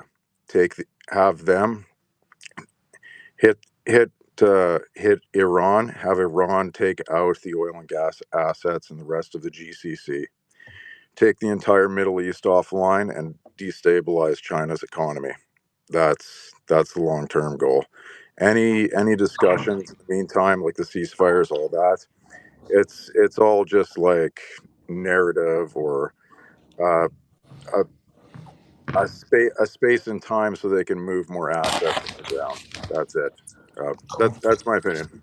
Later. Thermo, you seem to disagree. Yeah, Venezuela's still selling oil to China. I have a comment on that. If I may, Suleiman. Yeah, cost, jump in. So China, Cyrus, you're gonna have to step it up. The chat has been brutal to you, bro. I've been I reading it bet I recently. know, man. Today I'm tired, bro. I'm on low sleep. I'm just not my normal Bro, it's self. not that. They're calling you Spyrus. What does that mean? Like spy, Rus, like you're a spy for Yeah, the because Ziosts. I speak Russian. I speak like 4 languages, bro. I mean, they're probably No, sussed no, they're out. not saying it because of that. They don't mind the Russian. Like David Z is literally a Russian propagandist, bro. They, No, they're basically calling you a spy like you're an Israeli spy. That's a spy, Rus, like an Israeli American spy. But anyway, do continue. I'm just I letting wish you it know. was that exciting, man. I'm just like, dude, I just love my country, America. This is a terrible situation for me. I'm of Iranian descent, and like I hate seeing Americans and Iranians die, and I don't want to see the U.S. go down to shitter. You know, it's really simple. Cyrus, can I just say something? When Suleiman says they're calling you Spyrus, the least appropriate thing to say then right after that is I speak 4 languages. No, Right? because I spoke Russian to that Russian guy earlier. I thought maybe that got sussed out. Nah, that's the last thing because now the whole chat's gonna be, oh, I wonder what languages they taught him. He's bilingual. Where do you think he'll have gone? Anyway, I'm only joking. Go ahead. You We got to love keep a having little, you on. you got to keep a little mystery on here, so you know, keep it exciting for everybody. Exactly. You got it. You got it. No, we love having you here. Go ahead, Cyrus. No, it's a pleasure, and you guys are very gracious. So what I was gonna say is, China long term definitely is the rising power. They're a near peer competitor right now, both in economic terms and industrial capacity. And they don't have a blue water navy yet. They're very patient and they have a lot of strategic patience. The whole century of humiliation is a big part of their doctrine. Just as you know, in our education, they like highlighted the Holocaust a lot for obvious reasons. But rightfully so for the Chinese. I mean, they got really mistreated by the great power, especially Great Britain. You guys know the history. So long story short, China definitely has ambitions. The U.S. is keenly aware of it. I don't think I'm giving to the previous speaker a lot of credit on the long-term looming threat of China. The only hope that America has against that is China's demographic problem. They're going to hit a big wall, and they're not as receptive to they're not as a melting pot like we are. This is where the melting pot really comes into play, and America has a big advantage there. So that's my only thing that makes me confident that America will not like be taken over by China, right? But we're definitely trying to contain them. It's already started. The Russian war is a stupid war. We should have allied with Russia, or at least been friendly and had them on our side. They're a Western country. They're a Christian country. They're more in our sphere, right? So it would have been more a natural ally. So that's a huge detractor. This will turn out to be one of America's biggest blunders, pushing Russia into the arms of China. Now we have to deal with it. So. But I don't. What I disagree with is that the urgency, right? Because China is so strategically patient, they're waiting to be able to develop a blue water navy that can compete, and not necessarily just for Taiwan. Taiwan will come into play later, but they want to push through the first island chain, the second island chain into Micronesia and beyond. You know, they're ambitious, and then Australia will be in their sphere. The Japan has to bend the knee, so they have plans for sure. And if they go on this trajectory, they will give us a run for our money, minus the tractor, which is the population problem, the demographic problem. So I don't think America is trying to do what you said. Definitely not. And they can't right now. They are in a bad spot. Even if they wanted to do that, they wouldn't be able to withstand the recession that's coming. It would take the ship down with them. America would burn with the pile, and that's my take on it. I'm Yeah. gonna counter. I'm gonna counter that for a second here. Uh, I'm in Canada. I used to work in the oil and gas industry. 10 years experience. The USA and Canada, North America is we're an oil and gas powerhouse. We're an exporter, right? We produce more than we consume. It doesn't matter to us. The goal is to become the only oil and gas, like the only fuel station in town, if you want to think about it that way. It's starving out China's ability for a crucial resource, and that resource is oil and gas. W- every one of their import terminals, except from like Africa, is basically under attack right now. That's the importance of the entire Middle East is oil and gas, and it's who's receiving that oil and gas. And yeah, the West is going to get hurt, Europe's going to get hurt, Australia's going to get hurt, some allies are going to get hurt, but the second world is going to take a much larger hit than the first world is going to take. So here's why I disagree with that. So number one, for your thesis in terms of oil and gas to be correct, the U.S. would actually have to nationalize our energy supply, right? Because otherwise, these companies, or put significant controls on it, because otherwise, these companies are just going to sell to the global market. And that strategy basically fails right there. Number two is until we actually develop, or I should say, redevelop our industrial base, hurting China is going to hurt us. It's like literally shooting yourself in the foot. So it's just like the timing is completely off too. And like, to be honest, China doesn't really have to do anything, right? Like, we are actually just self-destructing as a country, and we have been for decades now. And everything has been declining. Uh, so the only way that the US the only thing the US needs to do to compete with China is to deregulate. And I get that that's going to have some negative consequences of its own, but I'm just saying, and then reindustrialize, and try to catch up to China that way. So if the US were to reindustrialize, be self sufficient, and then, like put export controls on oil and gas, and then, kind of like secure Canada's oil and gas supply too, or at least like ensure that Canada, only sells it to us, then that strategy just doesn't work at all. Our export terminals are maxed out right now. Any additional export in North America is going to take years to build. Like, the most damage that we can do right now is by taking offline their oil and gas resources. And to me, that's exactly what it looks like. Then who's Long, going to long make our stuff? strategy. What do you? Yeah, we're gonna take a hit. Great question. Everybody's gonna take a hit. They're gonna take a hit that's harder. No, they won't. 70% of their oil consumption is imported. Yes, they will. No, no, they won't, because they make all of our stuff. I want to hear Suleiman's thoughts on this. Suleiman, can you chime in? He might be taking a break. Yeah, I wasn't listening, to be honest. What were you guys arguing about? But just before I do give my thoughts, guys, there is a tweet in the nest. It is in the YouTube. Listen, these guys, bro. They're literally, this chat. I'm looking at it now. They're so weak. They're so weak, blood. They're trying to blame me for calling Cyrus Spirus when these guys were saying it on the chat. I just told him, because I'm a good Muslim, I'm like, guess what? I don't want to be involved in this backbiting. I'm just going to tell him what you guys are saying. And now you're all trying to shift the blame on me, blood. I love Anyway, it. What a love you G guys. move. Yeah? Go. Let's go chat. Let's go chat. Nah, don't praise them. Don't give them positive. You need to tell them Dude, off dude, for their bad they're running. behavior. Dude, they're running psyops, bro. They're learning from the best. No, they're not doing. Wait, don't call them Sire, bro. Don't attack my chat. I'm allowed to attack them. You can't attack them. No, Right. that's a good thing, man. They're running game on us. They're on you, bro, not on me. They never run no game on me, blood. I know they love Anyway, you, man. They coming love back to you. it. Guys, there's a tweet in the nest. I want you to subscribe to the new YouTube channel. Joa made the PFP, and I'm still waiting for Joa to make me the banner, but I'm sure he'll make it. We have, and so yeah, follow us. We've only got 280 people who followed. We need that up. Everyone on the YouTube. We've got like 700 people. How many people got on YouTube? We've got 700 people on the YouTube, and only 200 of you guys are followed. And we've got 2,000 people on the space, and only 280 people are followed. Boys, follow it. Tomorrow's interview with Larry Johnson, and I'm organizing a few more, are going to be on that channel. So make sure you're following, or you're going to miss a blinder of an interview. A blinder. What? Everyone wants to hear what the CIA has got to say about these negotiations. I want to hear what the CIA has to say about these negotiations. Do you want to hear what the CIA has to say about these negotiations?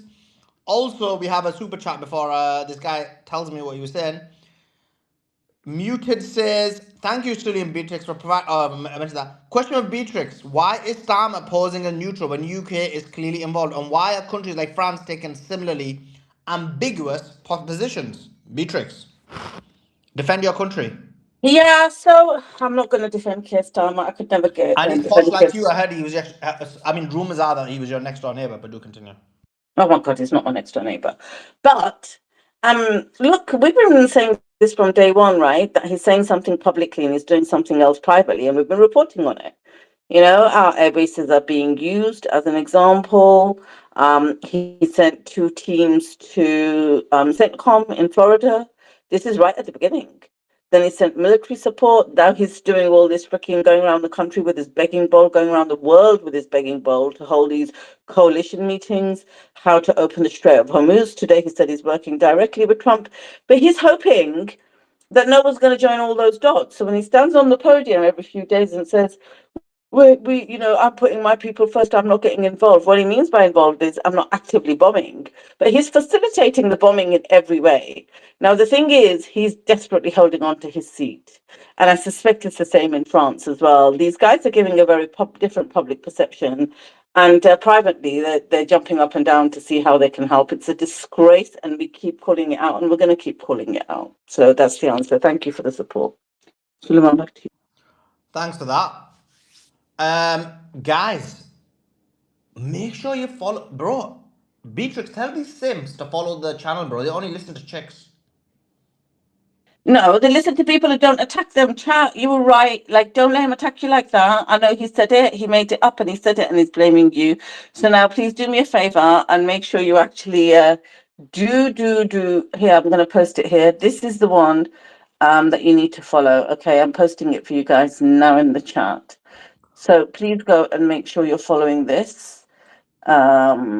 And yeah, don't take any nonsense from Suleiman. We know the truth, right? He made it up and he tried to throw you to the wolves, but I got you back. Don't worry. I just heard he called them Sims. That's all I heard. Okay, I want to go to Ahad first. Ahad, thanks for joining us. Hope you're doing well. There's a big disagreement about Lebanon in terms of whether Lebanon should have been part of the agreement. Lebanon is still being bombed. The Lebanese government are trying to make deals with Iran. What's your thoughts on all this? Hi, Soli.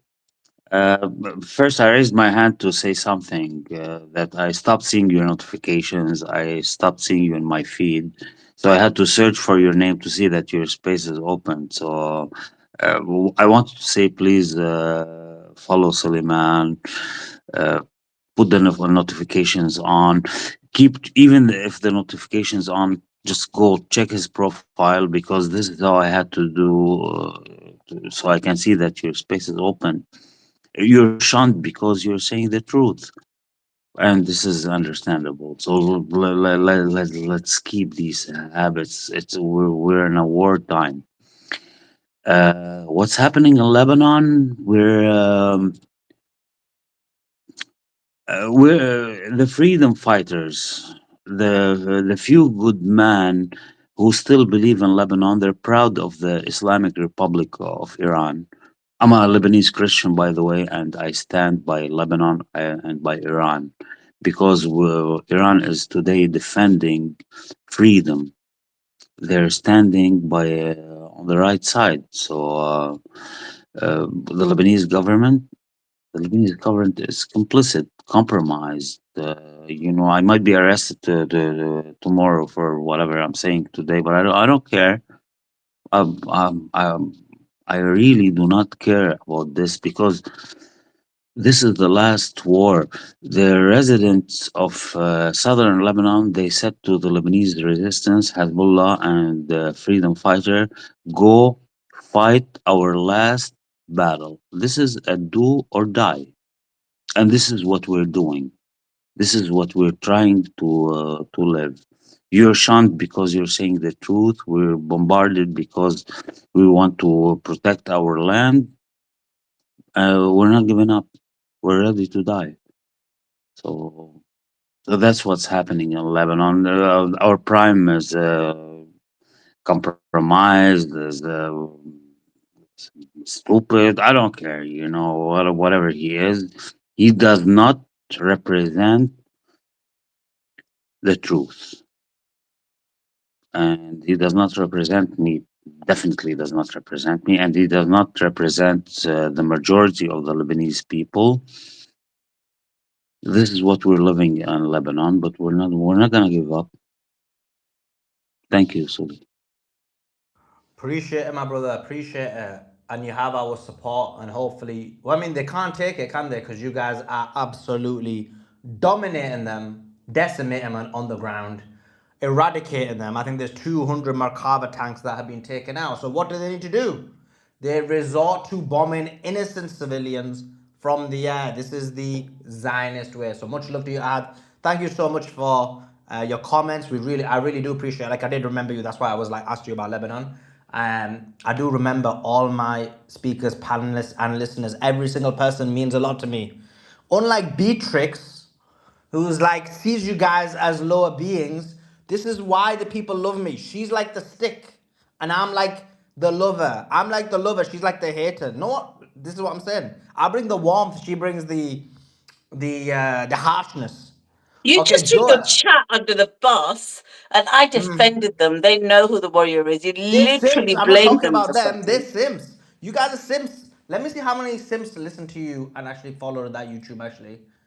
Even your Sims aren't listening to you anymore. There's only like 20 people who followed. So, Beatrix, this is what happens with Sims. They're so simpy, they're too lazy to even follow. This is the problem with them. Millennials. Millennials. Okay, let's go to Joa. Joa, thanks for joining us. Hope you're doing well. Great PFP you made. You need to make me a banner though, Joa. What you doing, bro? Yeah, I'm gonna get to it. Okay, how are you doing anyway? You doing good? Good, good. Two things I wanted to talk about though. One is the Lebanon thing, right? You had said we talked the other day, and I said, what if Lebanon's not in it, but America's like, Israel's not part of it either, right? And you said, yeah, that'd be a good thing. And I think that's where we're at, right? Israel's not part of it either, is it? We haven't heard anything about Well, the Israel only being thing part we of heard the. is this. Just, oh, you're asking me. You can continue if you want. Yeah, I'm asking you. Oh yeah, Israel yeah. hasn't. So the only thing we know is JD Vance said that Israel and the Gulf states are part of the deal, but Lebanon isn't. And then since then, we know the negotiations have been occurring. We know Israel's been bombing Lebanon. And Netanyahu came out today and said, we're going to continue the war against Lebanon and Iran. So that's kind of where we are.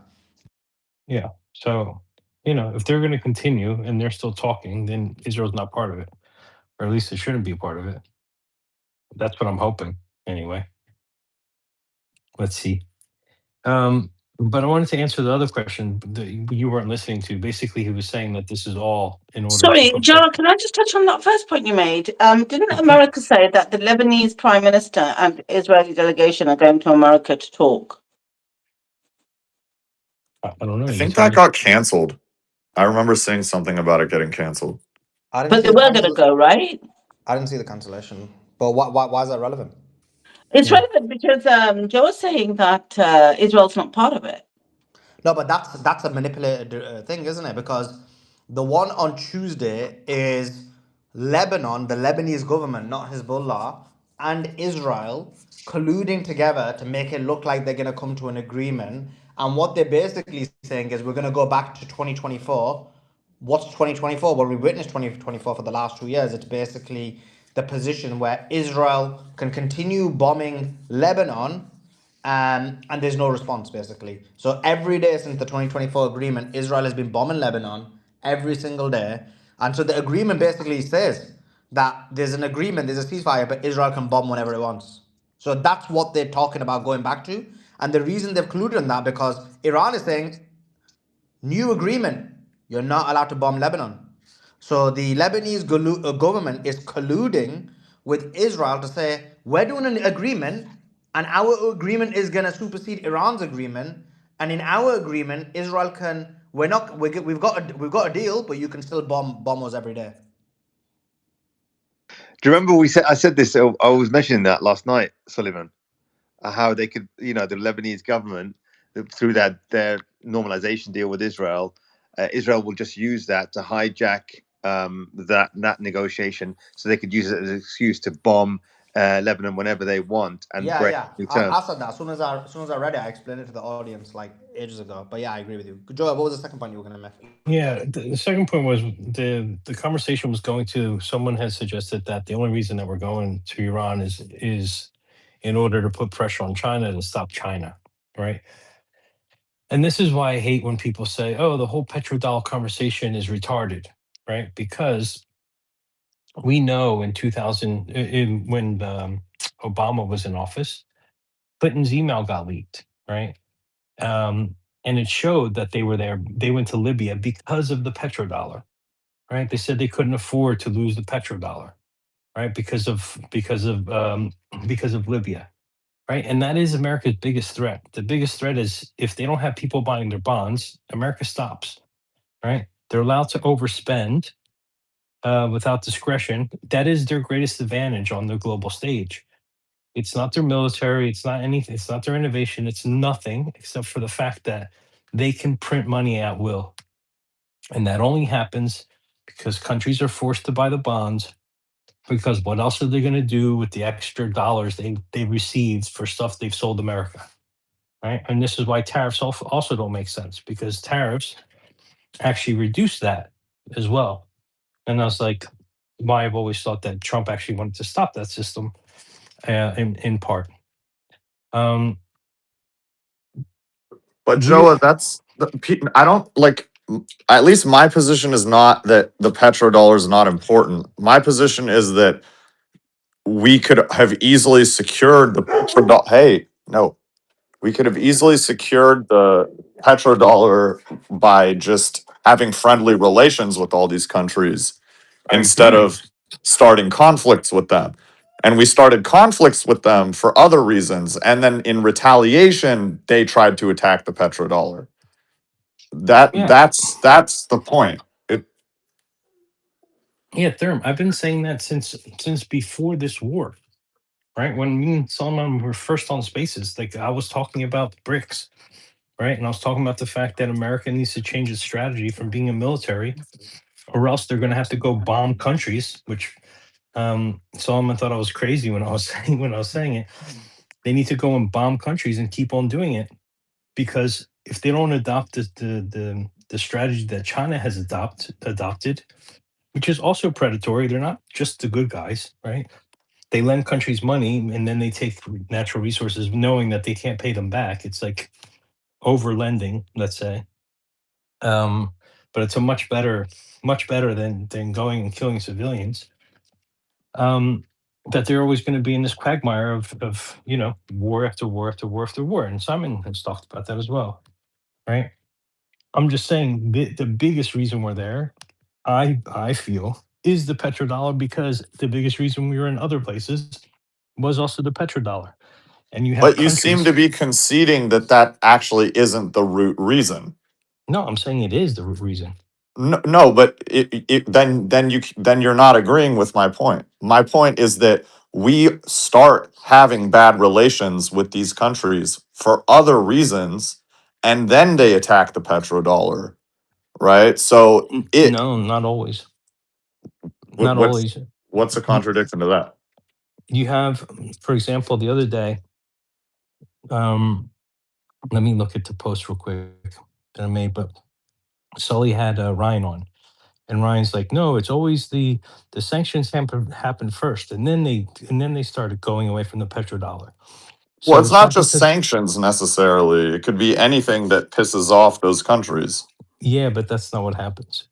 And I wrote down a timeline of all the countries that announced, and there was only one who had things happen to their country first, and then they went to the petrodollar. No, that's just not true. It is true. No, we had bad relations with Libya before they attacked the petrodollar.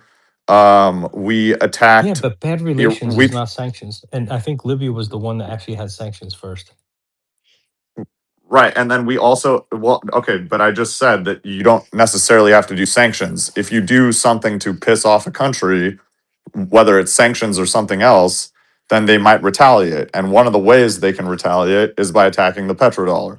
We also attacked Saddam before he wanted to sell off of the dollar, No, right?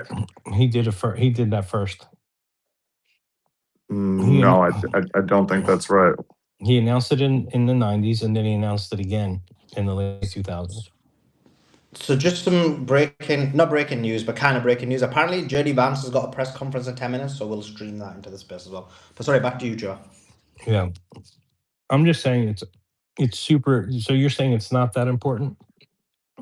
No, I'm saying the petrodollar is extremely important. What I'm saying though is that it's not the root cause. The root cause is always something else, and then those countries then retaliate against the petrodollar, and then we are like, oh well, now we have to take you out because you're attacking the petrodollar. But if we had just So, not, But Therm, do you think France or Germany or Israel, if they could, wouldn't price in their own currency for the stuff they sell?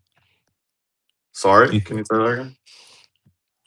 do you think Germany, France, Israel, whatever the allies of America, you don't think they'd rather price it in their own currency?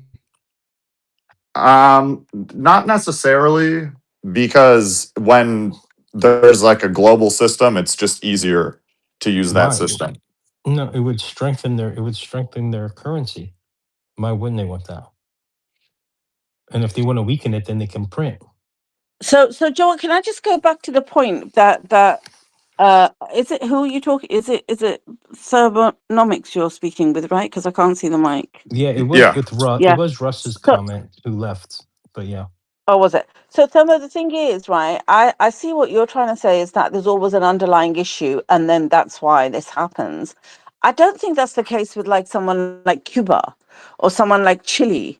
I think America has got a track record of actually going in, either looting or attacking or invading countries, irrespective of there being an issue, because that's like saying there's always another root cause as opposed to the basic fact that they just go all gung ho fighting Israel's wars for them, destroying the Middle East. And I think they then find a reason to do it. But I don't think it's the case that there's always an underlying reason. No, but Beatrix, that's exactly what I'm saying. I'm saying that it's not the petrodollar. America is attacking or trying to hurt these countries for either self interest or for Israel or for some other reason. and then those countries retaliate by attacking the petrodollar.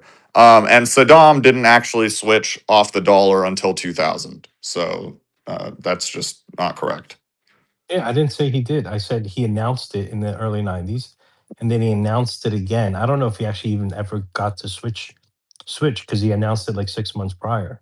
Just like In Libya. 2000, he switched oil sales to euros. Yes, but he was still settling in dollars.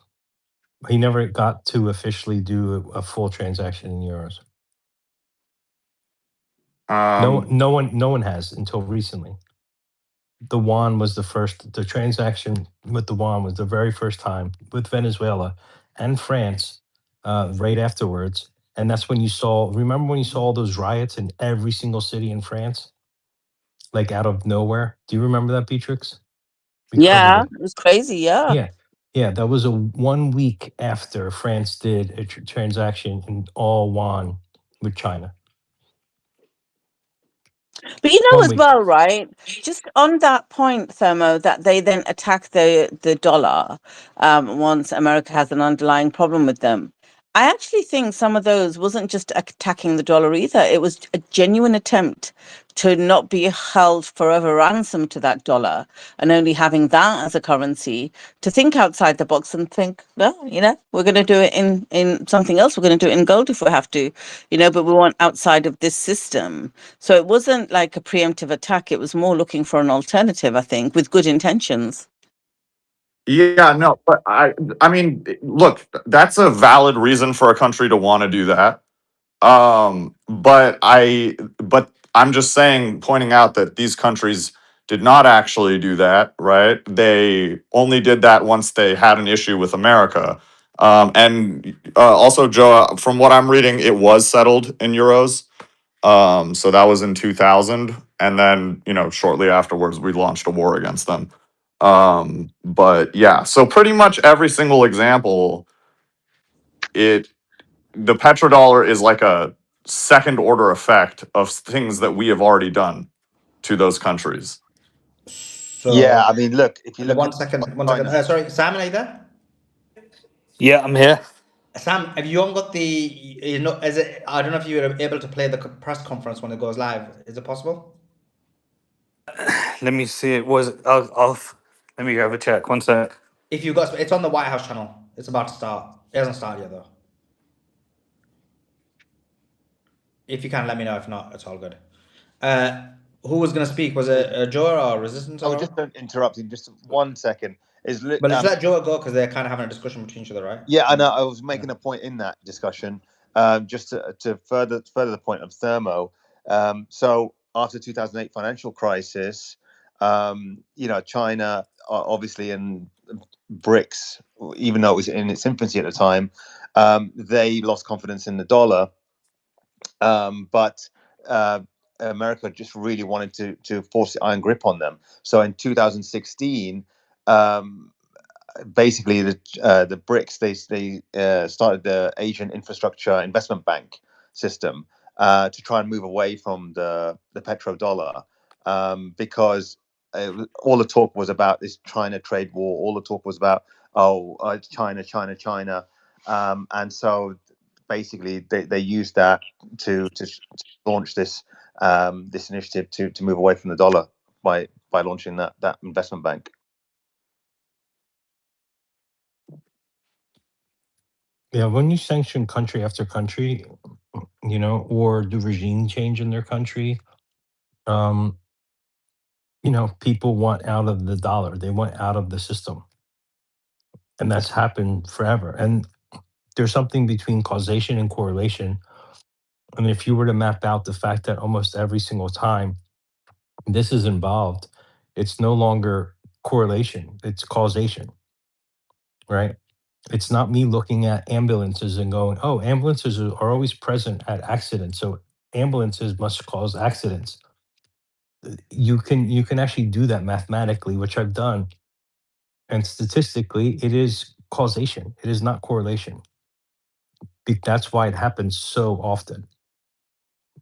Yeah, but as I've said, that there isn't a single. I haven't heard a single example of a country attacking the petrodollar before we already had declining relations with them. I have a Because question for Suleiman when we can pivot back to Lebanon whenever you guys deem it appropriate. Yeah, just 1 second. But Thermo, that's exactly what Joe's saying. What he's saying is that it's because they've been attacked by America in some way or sanctioned or treated unjustly that they then want out of the system. If it wasn't for America's conduct, I honestly think if America hadn't done these horrendous wars, and when I say America, I mean the UK as well, I mean like us. But if they hadn't, but America's the more dominant one, right? So if they hadn't have done all these wars historically across the Middle East and everything that they've done, and you know the kind of bidding for Israel and stuff, and if they'd done fair trade with the countries in Africa and stuff, I think that America would have been massive. China would not even have been a patch. China and India yeah, together on America. and Beatrix, what always happens first, for example, why did America have a problem with Libya? Libya nationalized resources. After they nationalized the resources, that's when they started having a problem with it. Why? Because the very next step after you nationalize resources is to trade in your own currency once you realize trading in the dollar is only messing you up, and you're not strengthening your own country.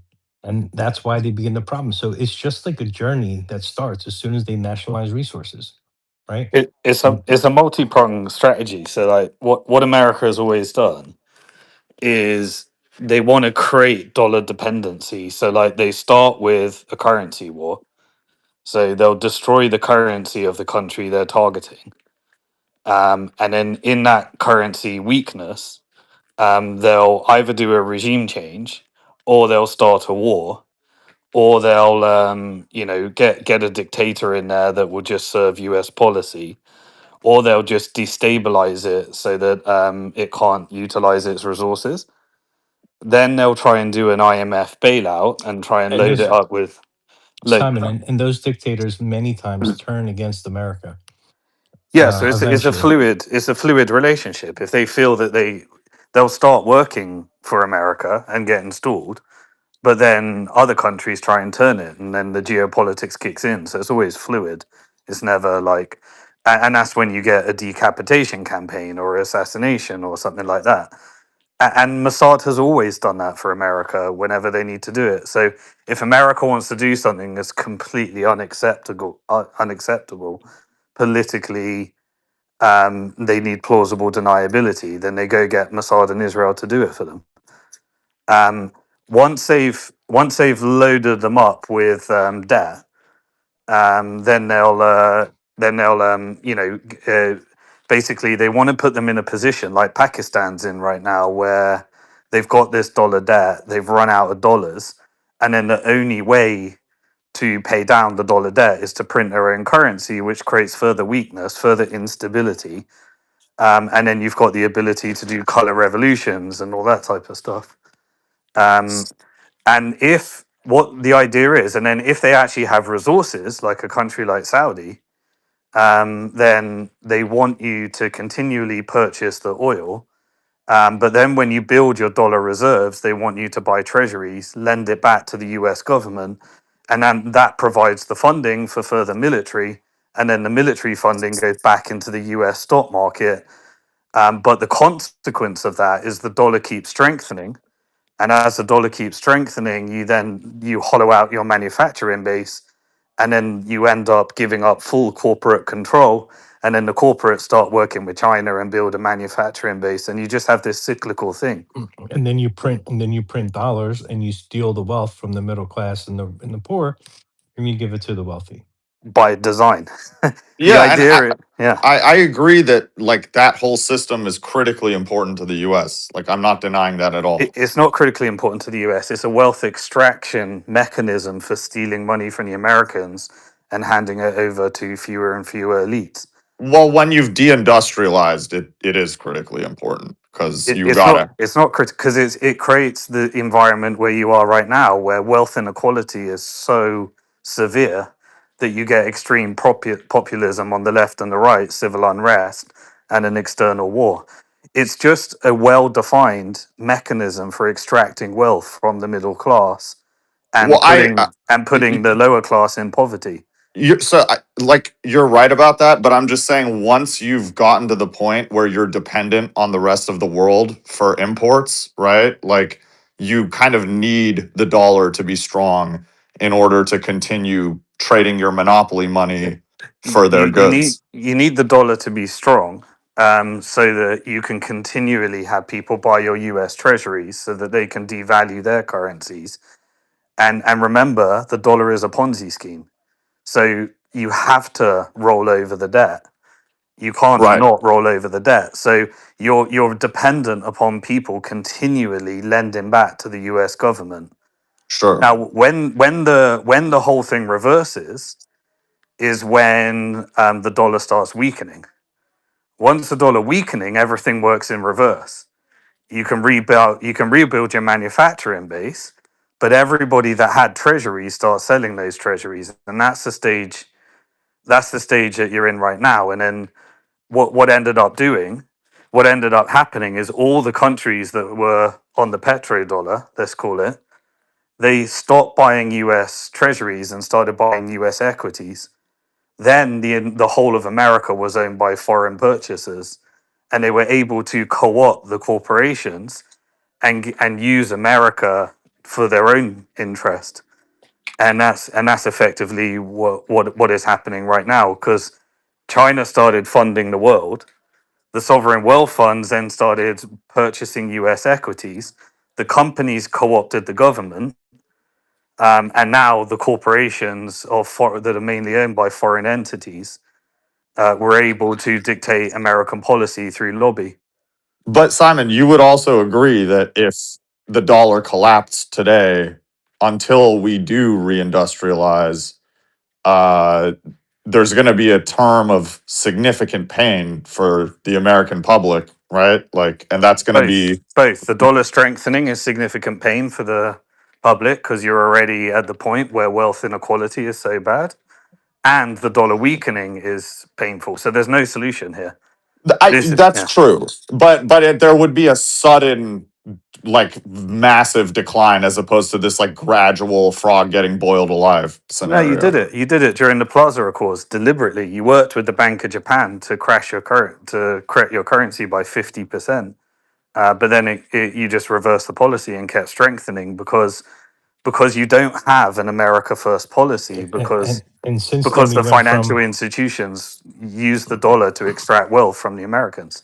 and then since then America went from having 23 billionaires to almost 1,000 billionaires today in a matter of 40 years. And Yeah, because the it all closer started you are, because of the Plaza Accords. yeah, because the closer you are to the 0% money, the unfair the advantage you get. And that's the exact story. And that's what happened to the Dutch Empire. That's what happened to the British Empire, and that's what happened to the American Empire.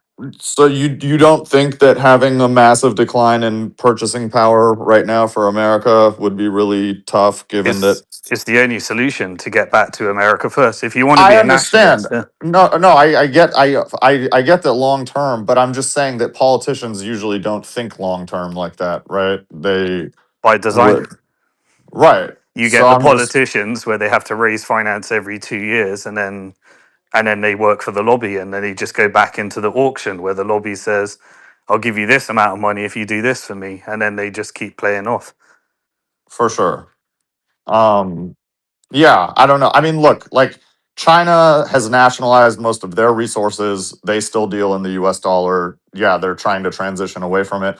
I think that the reason why a lot of these What's the countries major willing difference, though? What's the major difference between the Chinese yuan and the US dollar? No, I'm going back because Joel was saying that Libya, you know, they nationalized, and then once a country nationalizes, they start using their own currency. But I think that the reason why people use dollars is because everyone's using them, right? So when everyone's using them, it's advantageous to have them. Everyone would rather use their own currency because they can print their own currency. They use dollars because they have to, because they got regime changed, Then and why it's does strengthened. China use them? Because China wants to keep their currency weak because they've got the manufacturing base and they know that they can hollow out America the stronger the dollar gets. But then they're trying to transition away from using the dollar. Yeah, because they now know that the dollar's at the end of its debt cycle and the financial institutions are weakening it on purpose. And so now the yuan is strengthening relative to the dollar. But then shouldn't Uh, they prevent that from happening? If I No, mean, right. because they also want to boost internal consumption, and they think that there's too much of a dependency upon the export market. okay, but then now there's like this contradiction, right? Because it's like you're on one hand, people want to use the dollar so that their currency stays weak, but on the other hand, they don't. So like, Yeah, it's policy. So you know what I China's mean? the only one in that position.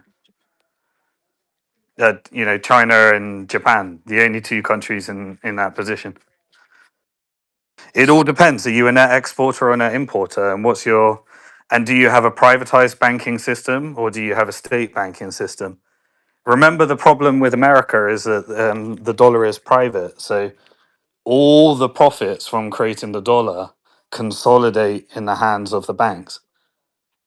The America makes nothing from having dollar as world reserve currency, but the private banks do because they get to export their debt.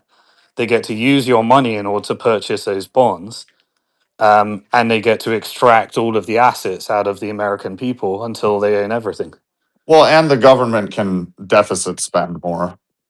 Yeah, which is the corruption industry, because now everyone that gets into politics, they don't do it to help America. They do it because to extract as much money as possible, and that's why they allow for the lobby sides, because your job is just to do for the lobby, and the more you do for the lobby, the more you get paid, and so it's just a scam.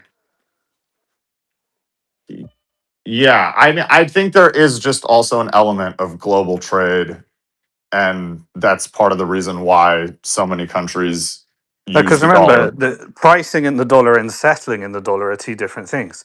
You can price in the dollar because it's stable, and you can settle in any currency you want in the world, and that's just a trade. And you can do FX swaps in order to do it. You don't need to use the dollar if you don't want to. Everyone would rather use their own currency. Why would you use a currency you can't print? You'd always keep the currency you can print. You'd always use the currency you can print.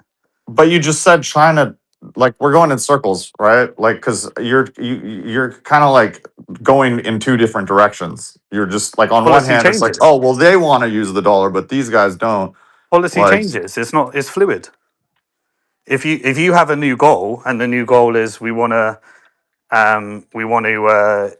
push internal consumption, then you start strengthening your currency, and so Uh, then you start selling treasuries, which is Th- what they do. Thermo, remember when Trump sanctioned, not sanctioned, but put these huge tariffs on China? What did China do? They went and looked for other people to sell to. They were able to move all the demand, except for 17% of it, to other countries. That shows them that they're not dependent on the dollar. Since then, they've been selling off the U.S. the bonds that they've been holding.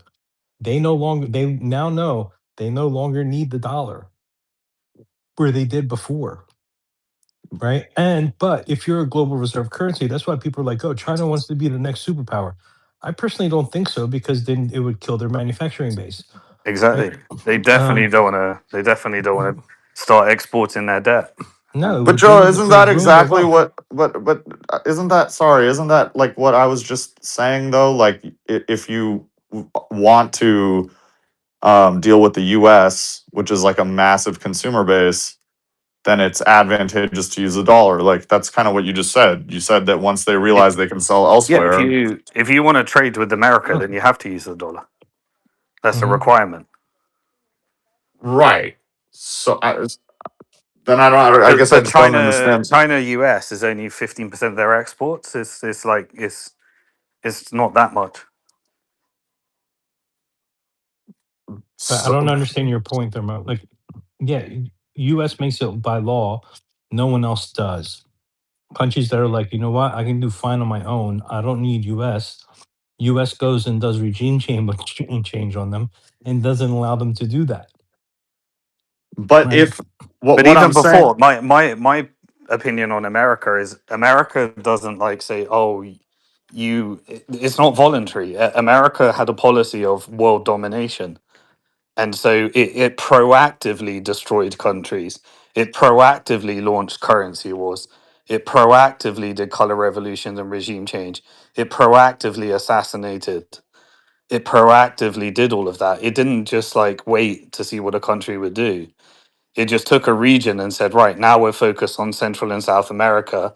Let's destroy their currencies and steal all their assets and install dictators. Now we'll do the Middle East. Now we'll do Asia. Now we'll do, and it just went around the world just trying to dominate and control the whole thing, which is why it's got so many enemies now. Yeah, and if they could stabilize the Middle East, their next target would be Asia. You'd see exactly what we've seen for the past 30 years in the Middle East starting to happen in Asia.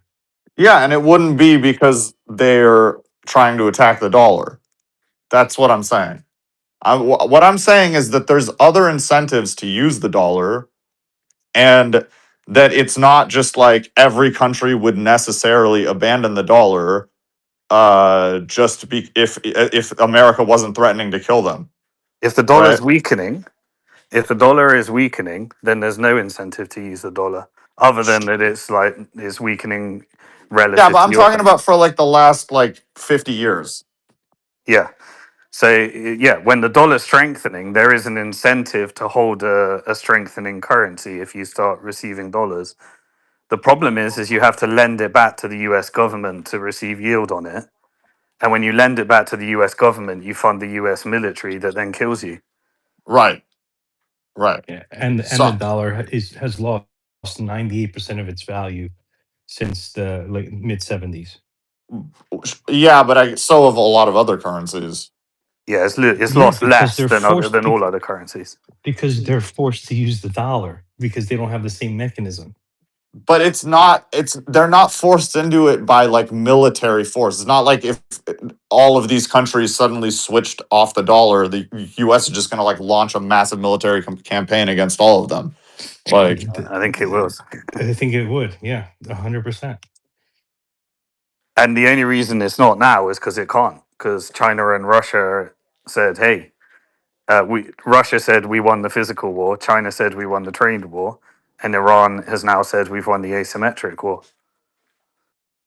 And it looks okay, like you can't project the ports anymore. but So guys, that's what. so many of the US policies have directly caused countries to stop using the dollar. Like Yeah, but that that's only when they get enough power to be able to do it. And that's why you had BRICS form, and that's why you had ASEAN form, and that's why you had the GCC form, because you need to form an alternative pack. And once GCC started joining BRICS, or some of the countries, then you had China backing America competing on oil exports, and the GCC effectively had to find a way of getting off their dollar gateway drug. And so that's why we are where we are today. Yeah, I'm sorry. I think that there's like a first cause US attacks, whether it's over resources or something else, and then those countries switch off the dollar. Like, Dollar is everything. Everything.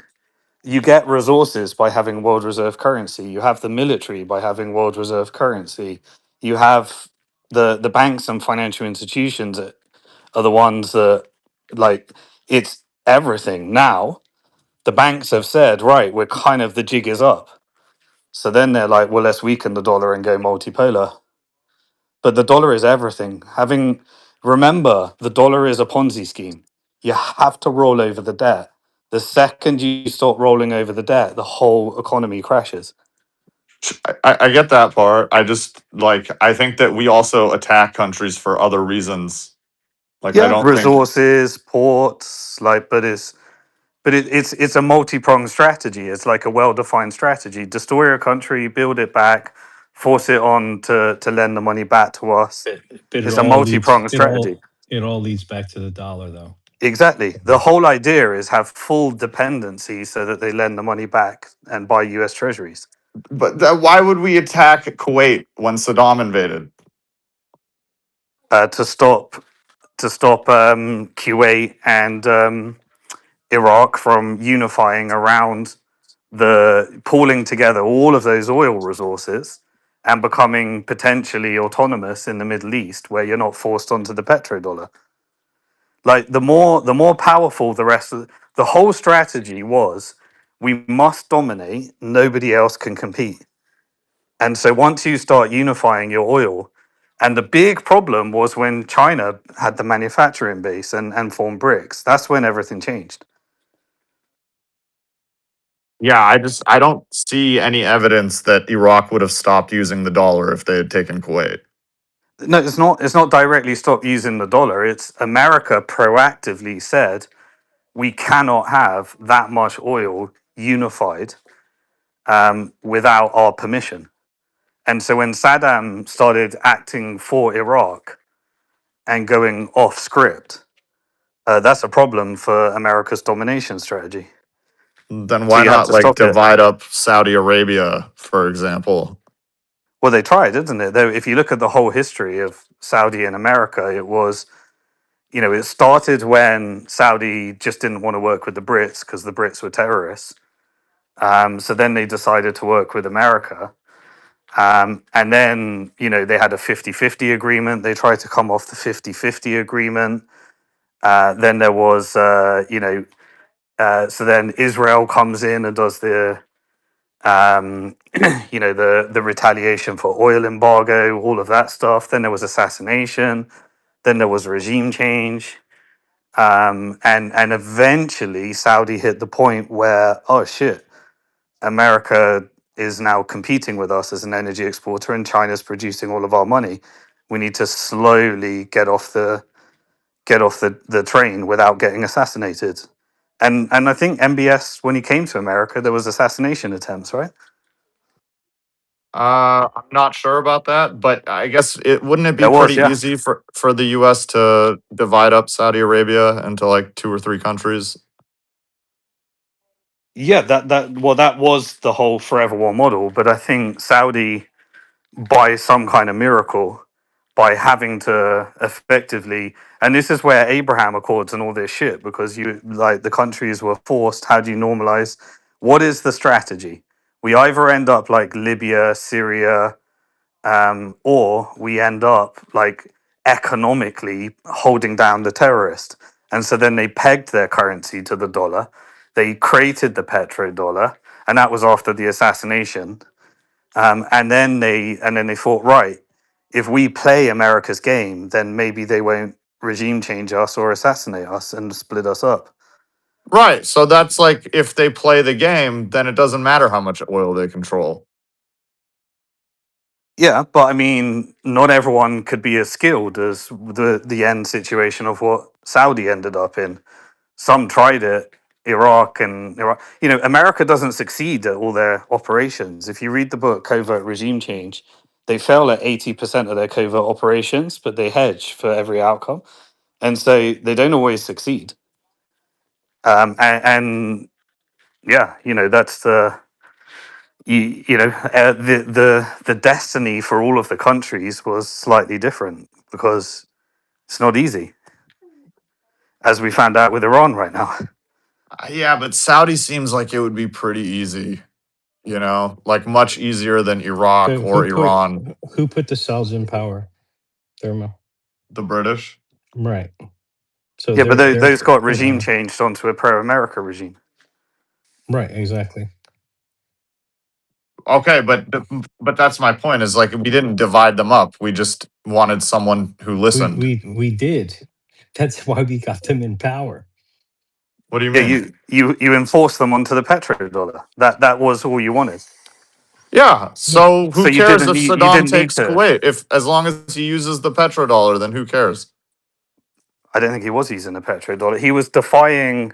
He was coming against the CIA. He was not doing what you wanted him to do. And then he went and invaded Kuwait, and then he was going on his own path, and then he was looking at, you know, a a, a currency that wasn't dependent upon American policy. So he became an Well, enemy. we encouraged him to launch a war against Iran, and then we funded both sides and armed Correct. both sides. So that pissed him off. So it's like, well, why did we do that? Well, it's because we wanted to weaken both countries, but it did like that had nothing to do with the petrodollar. Yeah, but weakening current countries is a mechanism for ensuring that they don't have enough oil power to come off of the petrodollar or come off and do something on their own. Like there's divide and conquer strategies, there's co-op strategies, there's multiple strategies depending on what works and what doesn't work. I just don't like Saddam stopped using the dollar for oil in 2000, right? Like that was like his last stand against the US essentially. Hey, It was breaking like, news, all guys. right, JD Vance is about to go live in a few moments, I guess, and talk about the negotiations. So just a heads up, It's Suleiman. not on Al Jazeera yet. It should come on.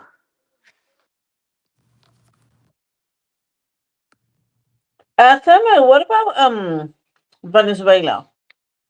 Like, I've been thinking about this the last couple of days, that there's a lot of Americans, um, not necessarily on our spaces or anything like that, but just generally out there, who are opposed to this war massively for a variety of reasons. Okay, some because of the dollar impact, some because they feel betrayed by Trump, some because like I said, their money is going to war. Some because just of the living conditions deteriorating and austerity in America.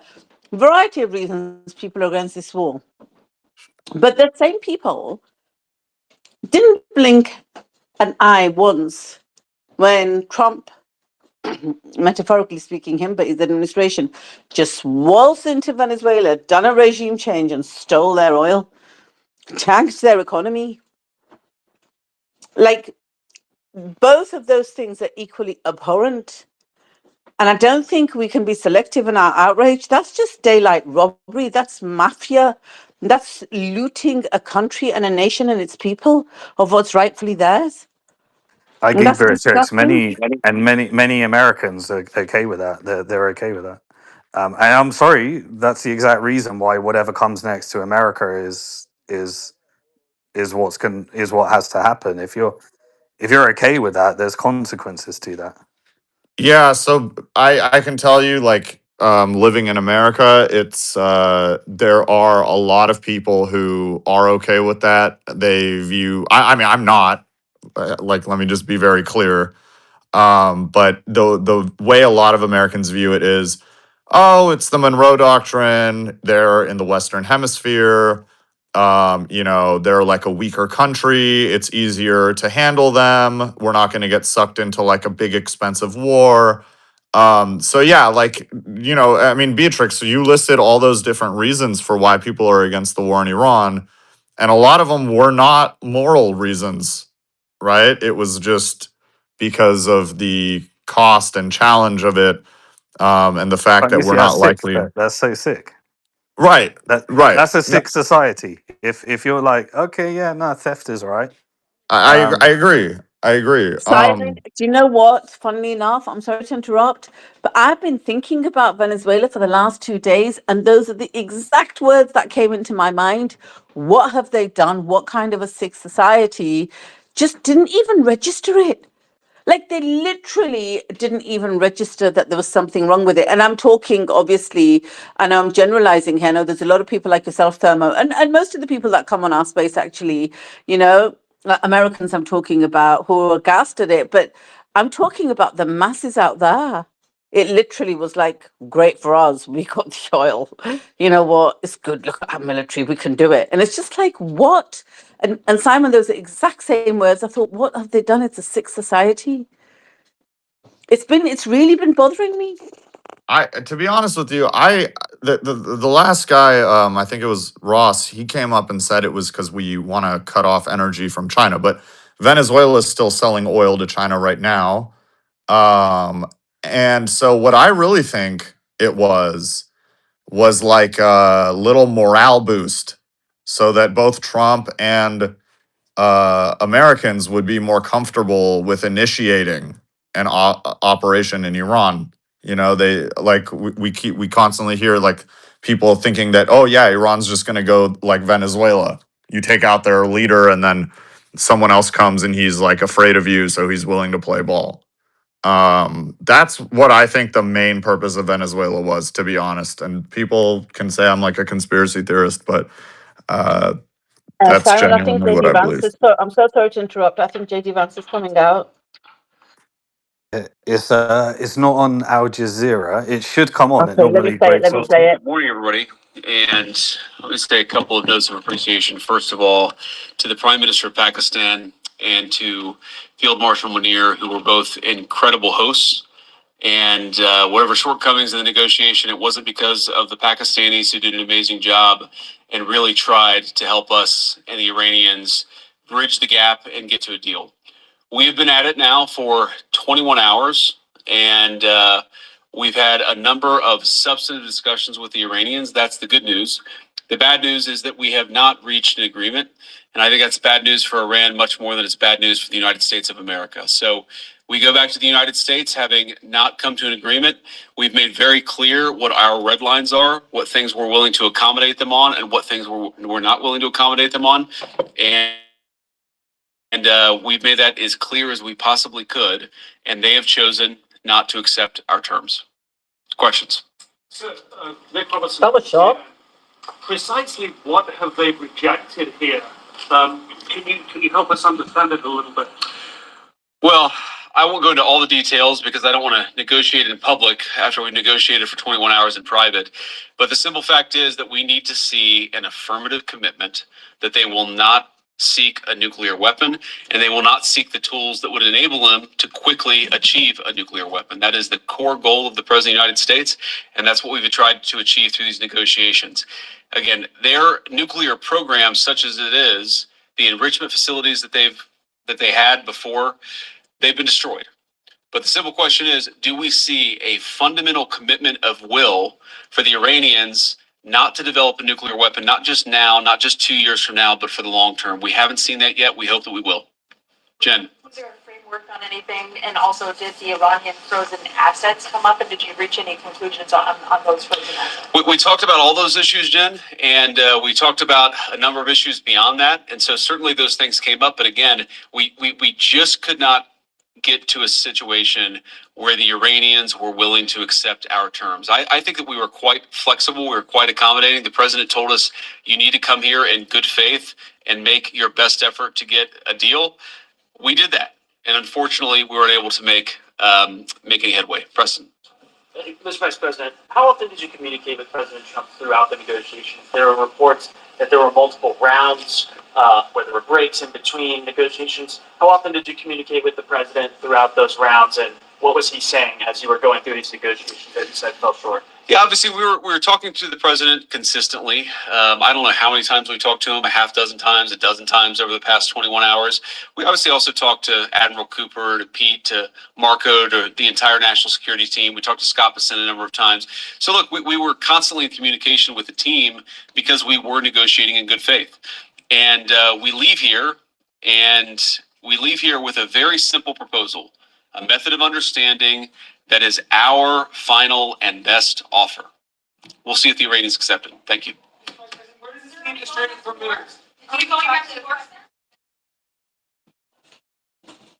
That's it, guys. Short and sweet. What? That's it? That's it. He walked off. It ended. And you know the thing is, Suleiman, we were told they're doing another round tomorrow morning. This guy's like, we're leaving. And then this guy's like, oh, Trump told us go with good faith. Trump's been chewing his mouth off while they've been negotiating to make things worse. I don't get it. Can you change the title, if you can? They say negotiations broke down and there is no deal. So war is back on. But we knew it. We did, yeah, you're right. That didn't seem definitive, though. I think he left it open ended a bit. Yeah, it was very open ended. They're still negotiating. Oh yeah.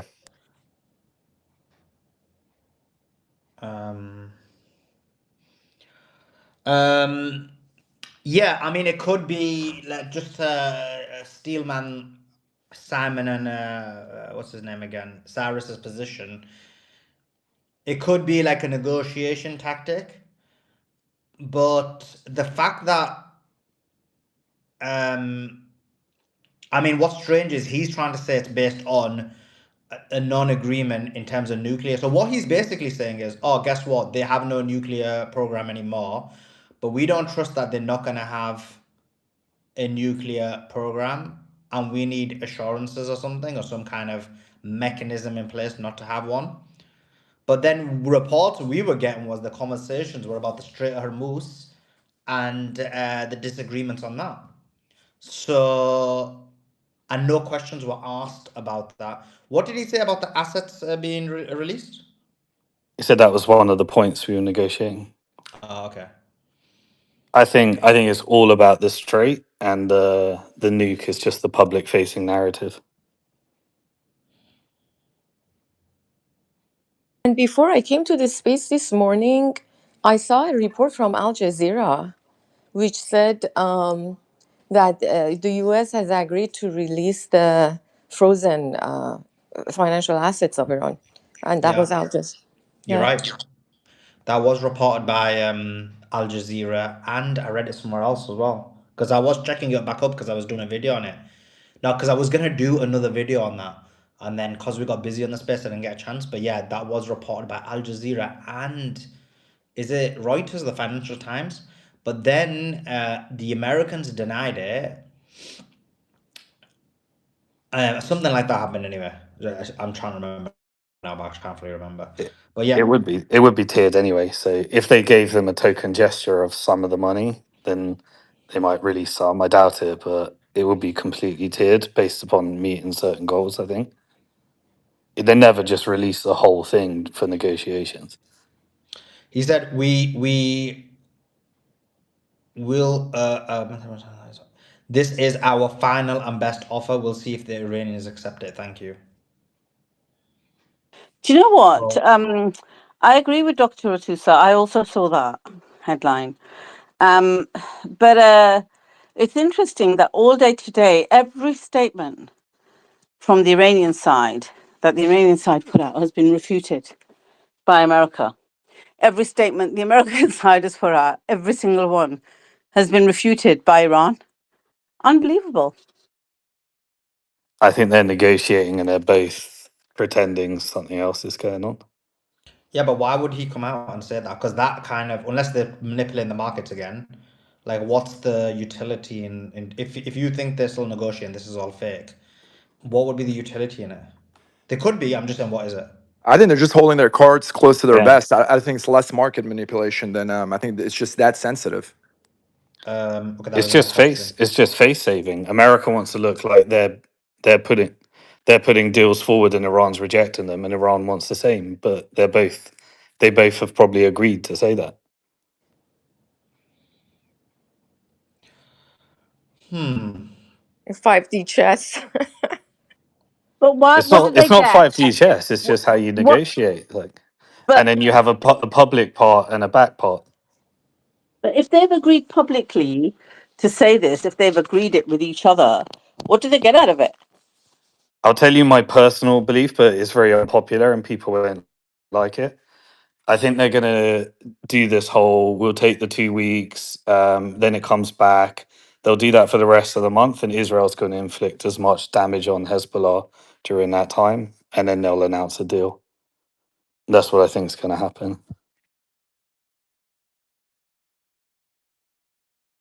That's a strong thesis. Are we And they'll keeping take track the of? 2 weeks. They'll both sides. They'll take the 2 weeks, knowing that is the unspoken or spoken agreement about Hezbollah. Yeah, that's what I believe. I can. There's nothing based on it other than thinking through the game theory and what I think is happening here. I mean, I think we can make a safe assumption Israel's going to do everything it can to throw a wrench in the wheel. So, to what degree and how vicious and nasty they're going to be, that's the question. Well, I think Iran needs to publicly look like they're they're outraged by what Israel's doing, while Israel just does it. I mean, that's not an act. They'll be outraged anyway. It's just how long they can hold their missiles, you know?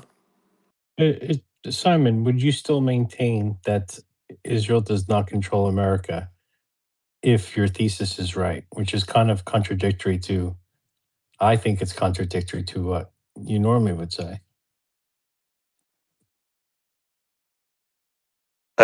So what I think is happening here is I think Israel has always been an outpost for the military faction of America,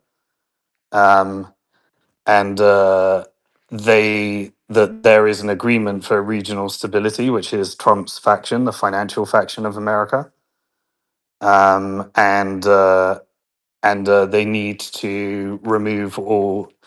They need an acceptable way of maintaining the lightened down IRGC, which is working with the reformist element of the Iranian government that is aligned with China and the rest of the region. And they need an acceptable way of ending the whole proxy model. And this is the perfect way of achieving it while maintaining narrative that doesn't lead to civil unrest and regional instability.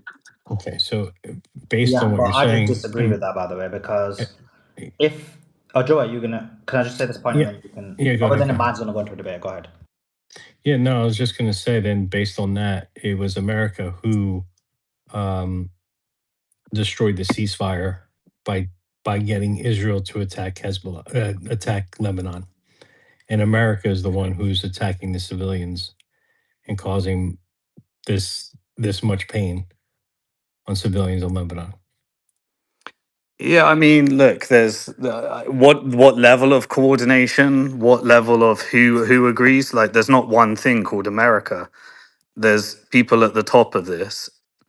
There's private interest. There's like I don't know exactly who sat with who, but there's not like a unified America representing American interests that's saying go do that. There's game theory, and they know what Israel's going to do, and Israel needs a war, and they're either saying, weaken Hezbollah while we enter into this negotiation, or or they know that Israel's going to do that, and Israel needs an extended war in order to get to a deal, because Israel will also have its own vested interests at this stage. Hey guys, I gotta go. I just But wanted then to that say, means Israel acts on its own. By what you're Yeah, saying. Joe. you know what it is on the space like this. I always say this: if you want to leave, you just leave. You don't need to announce your. It's not like a airport runway or you know what I mean. Okay, sure. I just wanted to say, Yeah, Joe, but tomorrow makes day 3. That's all I wanted to say. tomorrow Yeah, makes yeah, I what? know. That's why I'm asking the question. Because I Oh, said within 3 days, I think we're going to find out. And that's why I'm asking the question. Does this not mean that Israel does control America? And Simon said, but, America is actually just uses Israel. But then, Simon, you just made an argument where Israel acts on its own as well. So, you know, It's not you. I You have can't your see it own. both You have ways. your own interests. You have factions of power. You have corporate interests. You have company interests. You have Netanyahu interests. This is a ruthless game at the top. But all in all, Israel's role is changing. And previously, I think it's always been working with the private, corporate, military, industrial complex interest. And now it's probably executing a negotiation for the financial industrial complex, and eventually it's going to go off on its own path and align with India in the BRICS in the next thing. Um, yeah, all I was gonna say was, yeah, I just obviously I don't agree with your thesis, and the reason is, Simon, that if the aim was to destroy Hezbollah and they were colluding to do that, why would they help strengthen Hezbollah? So if you, since the 12-day war, all of like some of us who are in the know all knew that this was happening and Hezbollah was getting strengthened and financed to get strengthened, which they have become stronger, whereas they were probably at a very weak point at the after the Pager attack, the assassination of Sayyid Hassan Nasrallah, the upheaval that was occurring. They were at their weakest point. If you wanted to eradicate them, you, I'm not saying they could have been eradicated, but that would have been the best point. But now they're like extremely strong. So why would you strengthen someone to hopefully try and get them back to the same point again, if not worse? Yeah. Well, to me, the long-term strategy, I couldn't tell you the timeline on it, is that whoever would not be agreeable to this is decapitated in Hezbollah, and whoever would be agreeable to a political solution and integration into the Lebanese army remains. Not that you get exactly what you want, because there are competing factions that may go against that. But also, um, there may be that Hezbollah is also being used in order to weaken Israel. And so, depending on, I mean, we'll know what to what extent, depending on whether they retaliate or not. If Hezbollah starts firing into Tel Aviv, then maybe that's what they wanted. But if Hezbollah just starts getting attacked from the air, and Hezbollah got them on the ground invasion, then it feels like a bit of a mutually beneficial weakening. Do we But Also, really Hezbollah's Simon, think? not could being it not weakened be? though. Oh, go ahead, Beatrix. And I just want to say also, Simon, could it not be that since the 12-day war, they have strengthened Hezbollah a lot, like Suleiman said, but that was because they preempted that at some point this situation would occur. You know, the war, the Strait of Hormuz, and this situation, and Hezbollah would make their negotiating position stronger if there was a stronger Hezbollah there. Yeah, I I don't mean, think it it depends was on which. weakened, It really to be depends honest. on, yeah, because I don't know which side of the propaganda is correct, if you know what I mean. Like, some are saying that Hezbollah has been severely weakened. Others are saying Hezbollah's been, or that they're kicking Israel's ass. And then what we've learned is that when it's by the air, Israel wins, and when it's ground invasion, Hezbollah wins, right? That's But not true. So when it's in the air, Israel wins. If winning is killing civilians, of course they're the best at it, right? But they from the air, they're not hitting Hezbollah, or they're not hitting Hezbollah points. Maybe, like they've maybe hit a few targets, but they've not actually even succeeded in that. If the aim from the air campaign is to take out key Hezbollah strongholds, stop Hezbollah from firing at Israel, then you would say, to be totally completely honest, I think there is like a few instances where I've seen where that's happened, but it's not something to write home about. But yeah, they are destroying civilians and murdering civilians at mass numbers, but that's not winning Hezbollah. That's just killing Lebanese people. The yeah, I goal is agree. No, I agree with depopulate. that. But is there any Hezbollah in there? Because according to like the other side of the propaganda, there's been like there was an attack that was apparently pretty impressive to take out 100 Hezbollah members, but Yeah, I don't know if that's real or not. yeah, that's The fake. goal is depopulation. It's really just want to depopulate. Whatever moves the needle that way, they're going to support, at least in some measure. My God, Simon, they're doing so well on the ground as well. Like they're smashing it. They've got so many tanks. They could make a whole village of the tanks that they've got. Like on the ground, they're smashing it. So I think they're much stronger than before. can I Towards please the chime end of the in genocide. just quickly? I don't think Hezbollah was weakened. I mean, when you say it was weakened, you're basically referring that you're depleting its ability to fight back. Yes, it copped a blood nose. I absolutely 100% agree with that. That It means was weakened. well, no, that's not really weakened though.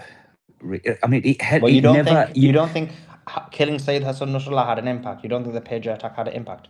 Well, do we think that killing Khomeini has had an impact on Iran's ability to It's a fight totally back? different. This is the point. It's a totally But different they're set up the situation. same way, Sully. No, it's totally different. This is like completely wrong. So the difference is the way the entire Hezbollah structure was created was there was a huge reliance on Sayyid Hassan Nasrallah. Whereas with the Iranians, what they did was, and maybe they learned from what happened with Hezbollah, whatever it is, but the structure they created was that that death made no difference to what had happened. It was immediate, everything continued on, no change occurred. They announced the replacement. It everything continued. When Sayyid Hassan Nasrallah was killed, we were covering this. I don't remember you being on the space at that point, but it was like very impactful. Things had slowed down. The new leader came. It was very slow in announcing him. He took over. Then we had the pager attack, and then Hezbollah went quiet for a very long time to rebuild, to recalibrate, to re-strengthen. They bought a lot of their weaponry. from the black market, from the SAA and various other sources. Iran helped support that. Like all of those things happened for them to come back now and smash. Like if at that time, if they'd fought, it would have been a totally different story. And that's why the agreement was made. So why would they stop? Why would, let's Yeah, say, why Israel? did they stop? You tell me, why Exactly. did Why they would they stop? stop? Why would they take their foot off the pedal? Like it Huh? makes no sense, does it? You tell me, what you think they weren't weakened, so why did they stop fighting? I think it was all apart, all connected to each other with the whole 12-day war with Iran. The 12-day war was in 2025. Their ceasefire was 2024. Their ceasefire What do was, you I mean? believe, October 2024 from the top of my head. Remember, I cover this on a daily basis. I know all these points. So them 2 points are totally different. They don't make sense. Yeah, you're right. You're right. Sorry, I did get my dates mixed up. My apologies. No, Yeah, no, it's you're no right. problem. It's just because Yeah. I've been covering this for so long. Like I know most of the intricate detail, and the point is, I'm not saying, oh, I cover it, I'm right, but like if they were weakened. That's not a negative. That's not attacking Hezbollah. Yes, they were weakened. So what? Mm. Anyone can get weakened. We all go through weak points.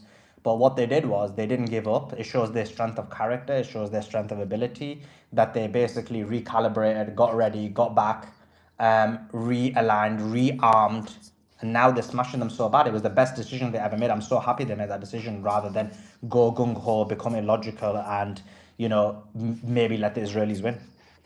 I think their weakest point was their political faction, which agreed to elect those two, the prime minister and president, who I believe they were almost pressured in electing in agreeing to elect them to, because I mean they've turned out to be 100% Israeli proxies to a certain extent. That's always been the case. That's not Yeah. you're talking about two separate things now. You're not talking about Hezbollah. You're talking about the Lebanese government, right? No, I'm talking about the Hezbollah's Lebanese, their political faction, not the army faction. Well, Like, you know how they which have their. political faction member you said is a Zionist? No, not the Hezbollah. I'm saying the Hezbollah political faction agreeing to elect the prime minister and president of Lebanon. I'm not saying that Hezbollah were the Zionist. They elected, because it's a parliamentary election, right? They agreed to letting Aoun and Nawaf Salam, the prime minister and president, to become, yeah, I guess, prime minister and president, because it needed a majority vote. I found that was one of the weakest points, because it was almost like they were pressured. They had no other choice to a certain extent. Wait, when did they elect them? It was 2024, I believe. I don't think that's right. 2024. That I don't think Yeah, that's right. it was. Yeah, they've been more than a year in power. I know that for a fact. Owen and what's called and Noah Salem. And you No, look at the no. rhetoric Them that's being coming. in That power since 2024, I agree with. Hezbollah electing them is where I disagree with you. Well, they did. They voted for them. It was a parliamentary vote, and they had their faction vote for them as well.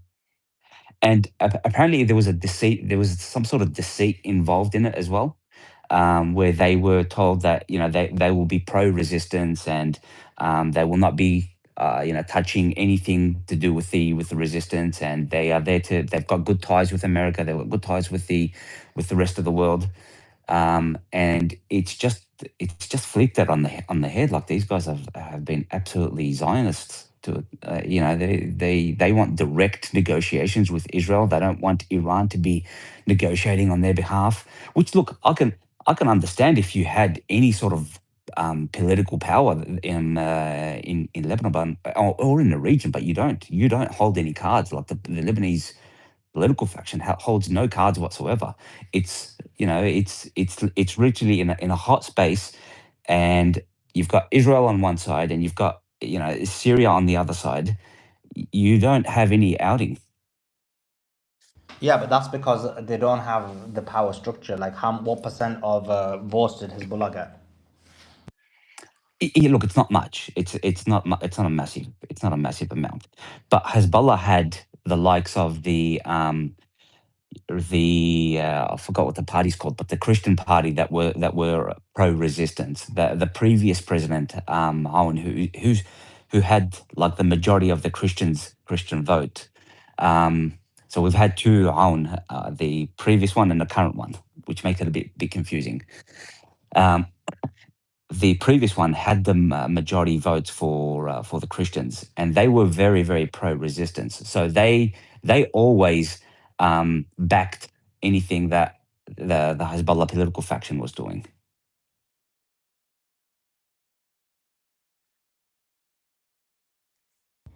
Yeah. I just think that when it comes to the political wing of Hezbollah, they're kind of in a tough spot because of the sheer minority of numbers that are that they have in support of what they're doing. Sorry, I'm just probably uploading a video at the same time. But there's just the sheer minority of percentage that they have. It's not minority. It's like, I think it's been a while since I checked it. Is it like 20 to 30%, maybe 33%? I can't remember the exact amount now, or maybe it's Yeah, that much with the you're about coalition. right. Yeah, Is yeah, that right? that's Yeah. about So it's so they're never gonna have a choice where to choose the actual leader. Because remember, in Lebanon, they got that rule, isn't it, where, for example, one needs to be a Christian, one needs to be a Sunni Muslim, one needs to be a Shia Muslim between the leadership. But coming back to it, the point that we're talking about, so that one's like, yeah, I mean, I don't really put any kind of hate towards them because it's just like they just don't have the power to do so. And this is why, if you remember, in Lebanon, there's been a deadlock for such a long time in terms of the presidency. So that's one point. But in terms of the Hezbollah as a military unit, like, the bit where I think it's no point beating a dead horse. I think you know my position on that. I think they've been doing an immense job, and I think they made the right decision to kind of recalibrate for the last year or so, year and a half, 2 years. What else? 1 year and a half.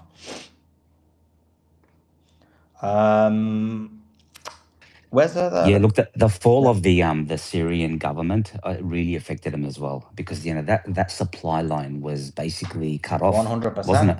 no Yeah. doubt, no doubt. Mm, And it's only after that they were able to what you call it again. Even that took time, to resort the supply lines out. And 100%. then they might, but then they got like really good. They got really good stuff. You're seeing it now, isn't it? Yeah, So we are watching it live in 4K, aren't we? exactly. So yeah, Mm, I think I'm not sure if we're still in disagreement or not, but yeah, you know my position on that. no, great. Yeah. But yeah, breaking news, guys. Breaking news. Huge news. Uh, the ceasefire agreement seems to have broken down.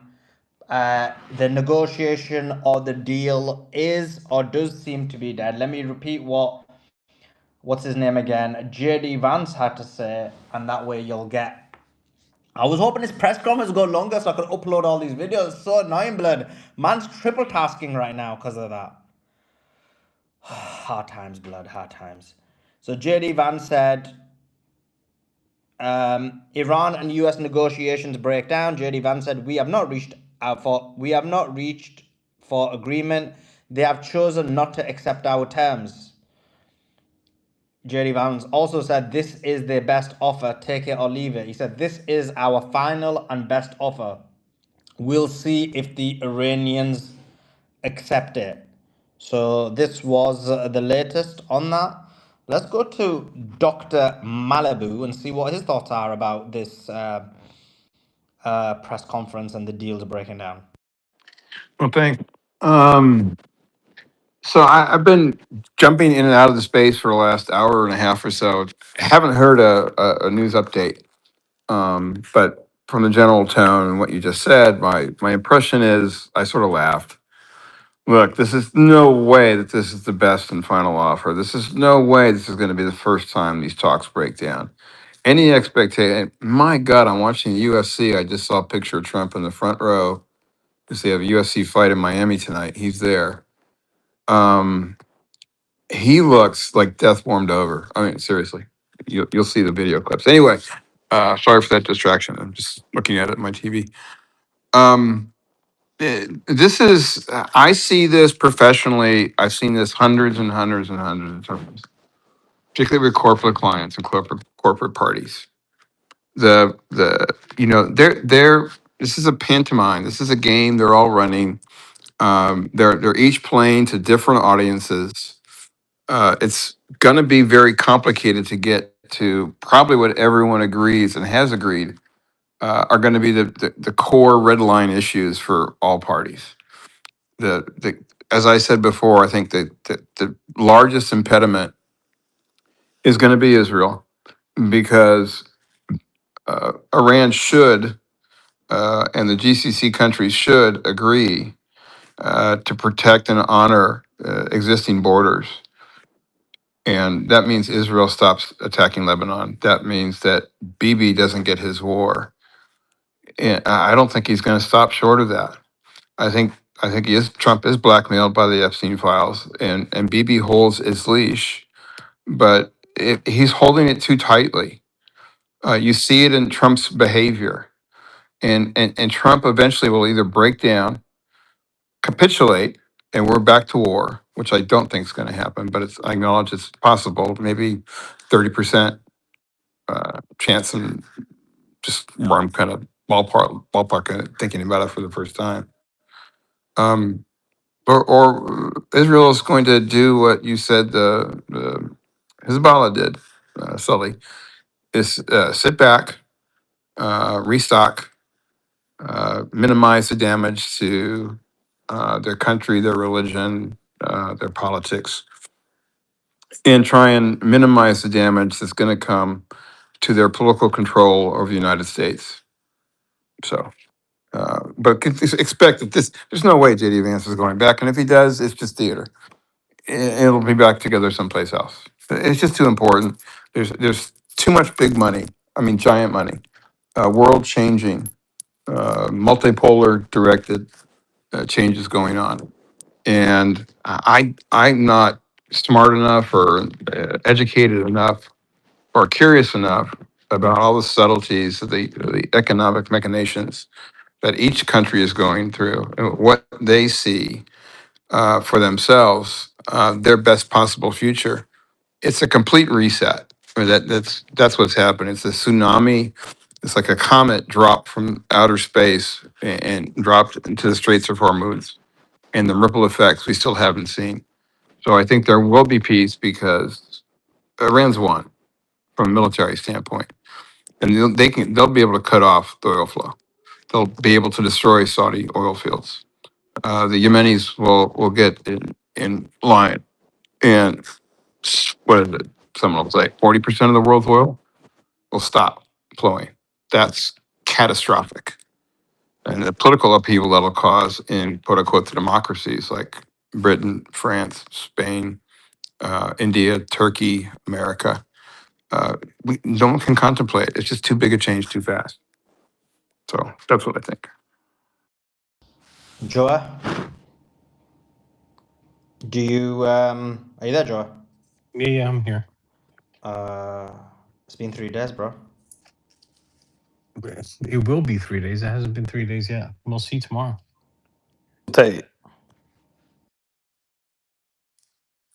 This will take probably the rest of the month to get done, but I think it will be done. I agree with Simon. I think big changes would happen if they wait a month, Simon.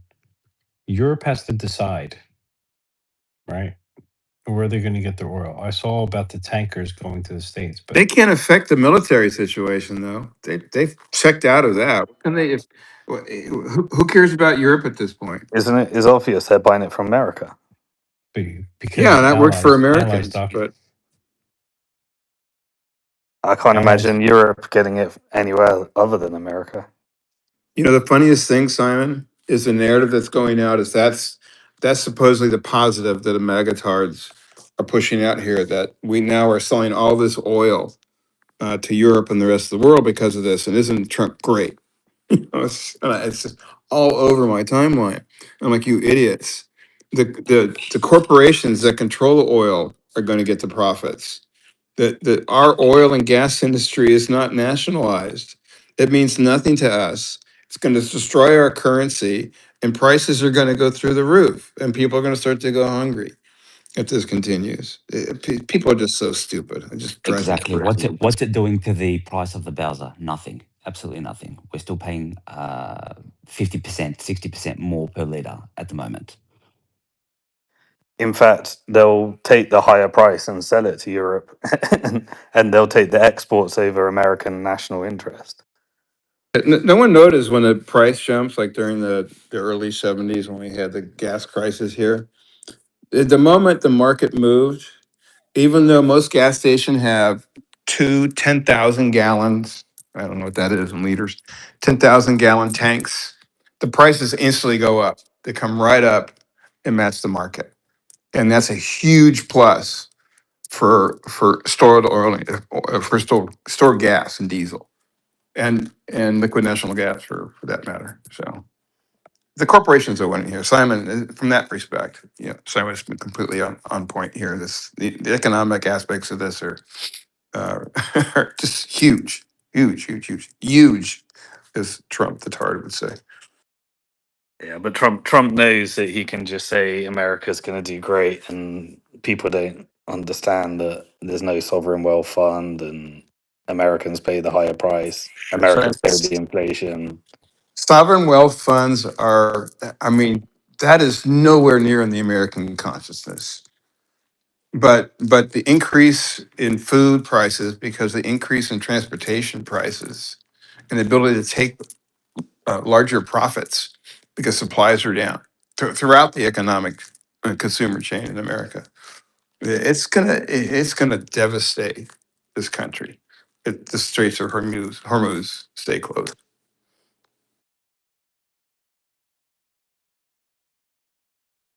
Yeah, Joe, what's the whole 3 day thing? So I think what your theory was, if Europe go eastwards, then what's the Yeah, thing? my biggest worry is we're gonna find my thing was in 3 days we're gonna find out um a few things, right? One is America going to lose its allies, right? Because Europe's gonna have to find oil. France already went um to China. Um sorry, to making deals with Iran. Uh Spain, Ireland, I don't know, there's 5 countries right now. You need 9 total who are pushing for and I actually put up in Sully's comments. I forget what it's called. One second, let me look it up real quick. Uh, it is called the demand for the full suspension of the EU Israel Association Agreement. Okay, last I checked, yeah, there's 900,000 signatures already from EU citizens. For them to dissolve that agreement. Um, so you have 5 countries that seem like they want to turn their back, and they're going to have to find the rest of the countries are going to need to make a decision. I heard about the tankers today, but it doesn't seem like many tankers. Like most of these countries were getting like 18 tankers a month. Um, sorry, I think EU got 18 tankers a month.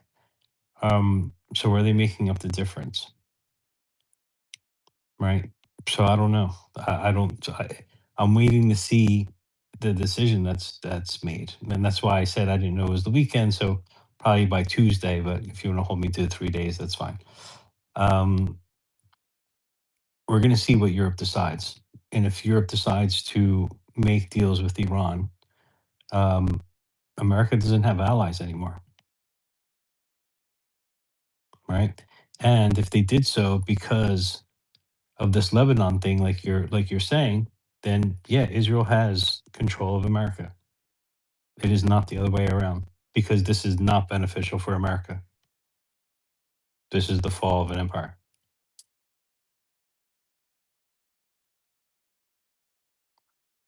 I don't see Israel backing away from its fight to try to get to southern Lebanon. I don't see Yeah, I it don't see backing I don't away. see Israel doing Yeah, that. But it is really America going wants. to support them? And Well, right now, from the rhetoric, it seems like they are because well, they're not it. they're Yeah, not worried about agreed. American empire. They're worried about Israel. Seems like. Yeah, exactly. The tail's wagging the dog at the moment. And they want that land. B, they want that offshore gas supply, the 3 blocks of gas, I think, in southern Lebanon, which is a massive, massive economic boost. Mhm. If they were to get their hands on it. Yeah. But Joe, don't you agree that there are corporate America, like you got you've got additional military budgets, you've got big oil. Like, why does it have to be Israel's interest? Because I disagree. I look, while many decisions are made by the elites and they decide who goes into office, I think what the elites wind up doing is a consequence of them knowing what's going to happen, not because they're instructing it to happen. That's honestly what You don't think like big oil has massive control over the American government? yeah, but they're not directing moves on a negotiation, right? They go in, they lobby, they get certain funding in for things they want. You remember, I said we're not going to get the deal. Like Trump is going to keep this thing closed for as long as possible to put pressure on the banks so he can get Yeah, his but way. if you're big oil and you're trying to sign a 20-year agreement to lock in Europe, then you want them to go to disaster mode. Yeah, I agree. I just don't think it works that way. I personally don't. I know they have. I know they know what's going to happen, and I know that they're going to make the right moves most of the time. But I don't believe that they instruct the moves. Although they'll get the people in place to do certain things, but I don't think they make all the decisions. Because everyone acting also has vested interest, right? Like Trump does not want America to go down. His wealth is in America, the majority of it. Why would he want that? Because it's corporate America that's doing fine, and it's Americans that do badly. I agree. But Trump, well, depends on the corporation, right? Because if things go down, even his real estate's going to go down. Yeah, but the companies are going to do fine. They're transnational. They're global. Yeah, They'll be fine. the companies will, but most of his wealth is in real estate. So if real estate goes down, right, which it could here, that's why I keep saying real estate's not a hard asset. Um, his wealth goes down. Right? Yeah, I mean, but he has been he's short diversifying ever dollar, since isn't he? His Bitcoin will do fine. His crypto scams are doing yeah, he fine. has been So, diversifying ever since he got into office. I think now half his wealth is no longer in real estate. He couldn't spend all the money he has now before he's dead. and Yeah, I think his future real estate transactions are in the Middle East, and then he started investing in all those drone companies and stuff. and Asia, right? Like his Exactly. Yeah. last time he was in office, China paid for his real estate deal. Yes, I don't think he. Yeah. Hey, at what point in you two guys' lives did money stop being the most important thing that dictated all your decisions? I mean, there are times, Doc. It's not always number one, right? There Okay, are things I do not because of money. so you're in your what 40s? Doing this, I'm almost 50. Okay, Doing this so whole you're in your Gaza thing. 40s. So I nailed it right. You're in your 40s. You got maybe 40 years left. You're kind of halfway through. Yeah, Wait, he Knock said he's in knock. his If you're 60s, lucky. Doc. Why are you making him younger? Actually, for me, Doc, it was when I sold my company, because while I had a company, I was always dictated. I had to prioritize money for my shareholders, and I had no choice in the matter. So Yeah, but once I that was a sold, choice you made, right? So when did it become something different when you sold your company? yeah, once I had no bank debt, no leverage, no shareholders, and just full autonomy, I didn't give a shit about money anymore. But when I had debt and shareholders, I wasn't autonomous. I had to work for my shareholders. Right. Well, that's what you sign up for in that position. Exactly. Yeah. You have a But fiduciary duty to your fellow owners, your shareholders, and your customers.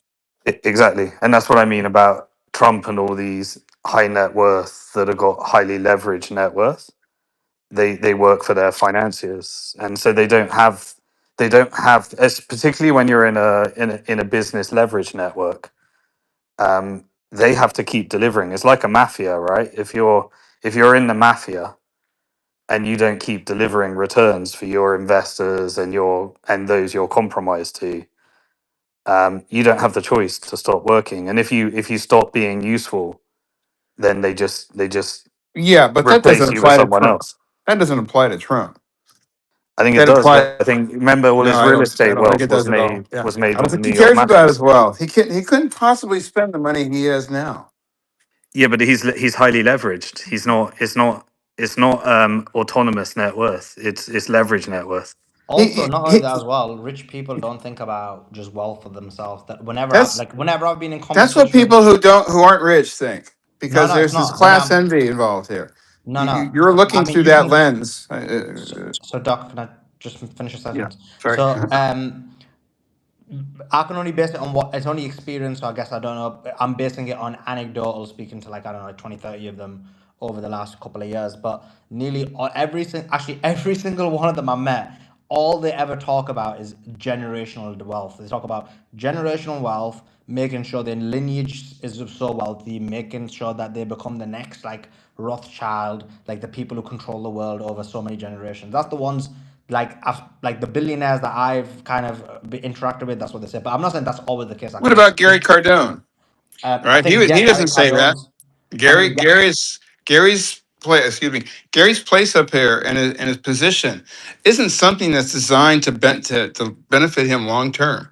He's got independence because of his investments in Bitcoin and other investments. Yeah, I'm but sure he's got that's leverage why too, because that's why he's in real me estate as well. yeah me and Gary, well, Grant is, but me and Gary are in that same thing where we've tried to unwind all of the leverage by selling our businesses and getting into Bitcoin and self Right. custody. And that's my point. High net worth individuals can show character, ethics, and morals past the simple greed that we're talking about here.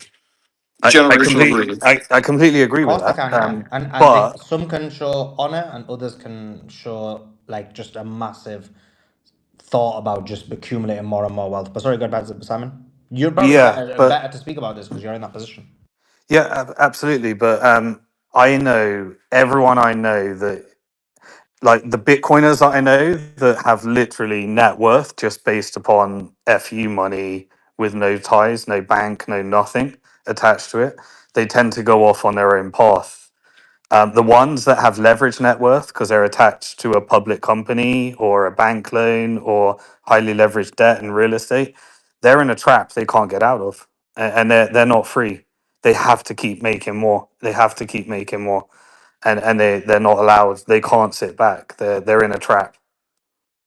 I think Kushner might be in that position, but I don't think Trump is. Too big.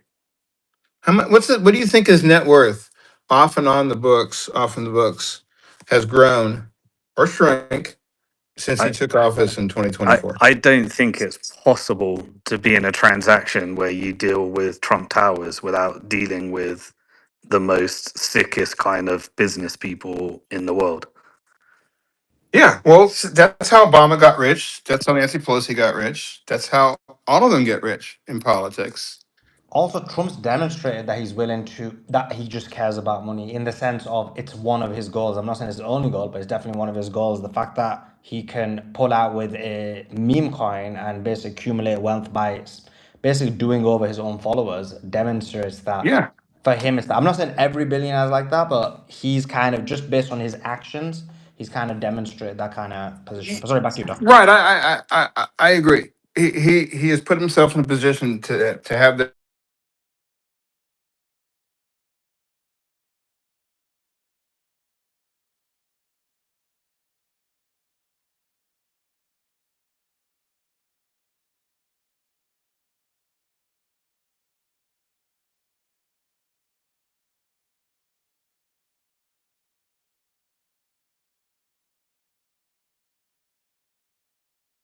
It's not an absolute, and that's sort of why I kicked back to begin with. Yeah, yeah. I Apologize. mean, Simon's a good example of that, right? Someone who does well, and it's not his only. He's kind of repositioned himself. But um, when talking about Trump, I mean, I think again we'll never know what's in his heart or his mind, so we can only ever kind of hypothesize. And based on his actions over the last few years, it seems like money is very important to him.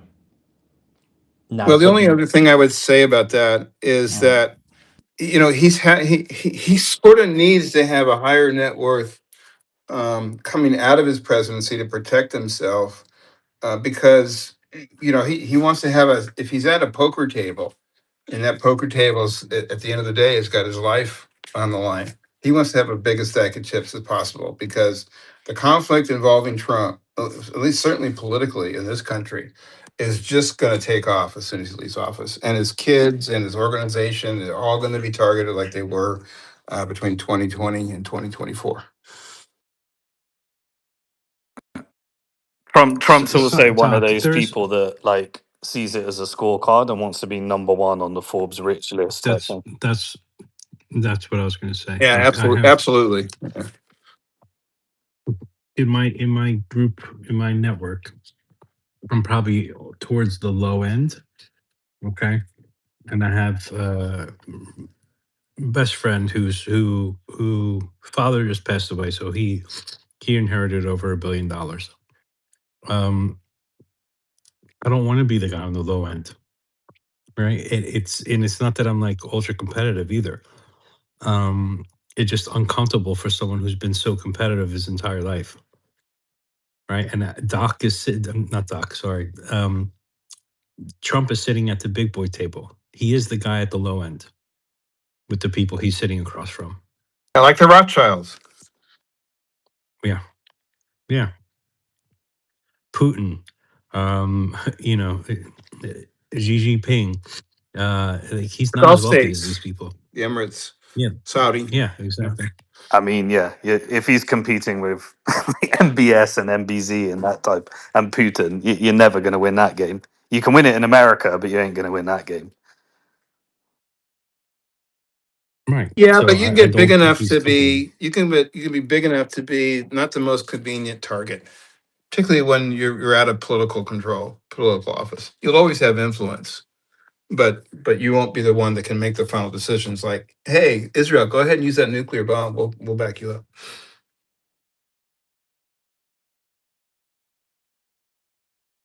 As well, like these, it's different wealth. When you're resource-based wealth, is completely different to debt-based wealth.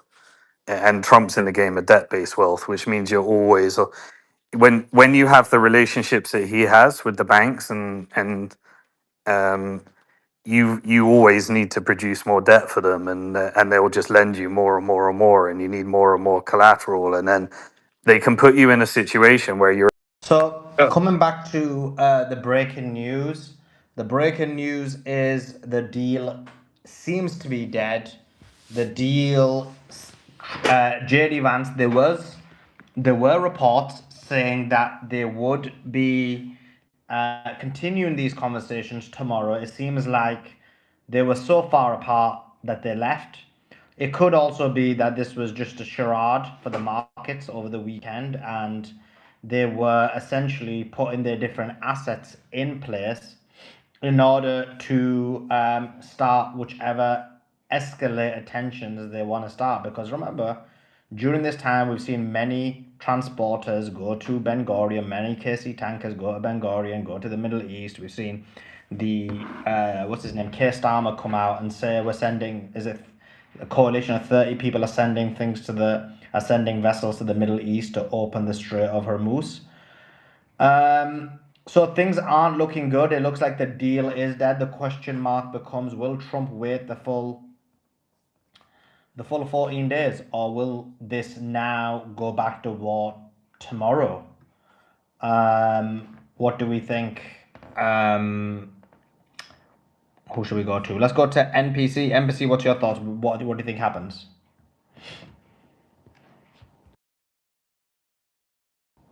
Okay, let's go to Matrix Resists. What do you think is going to happen?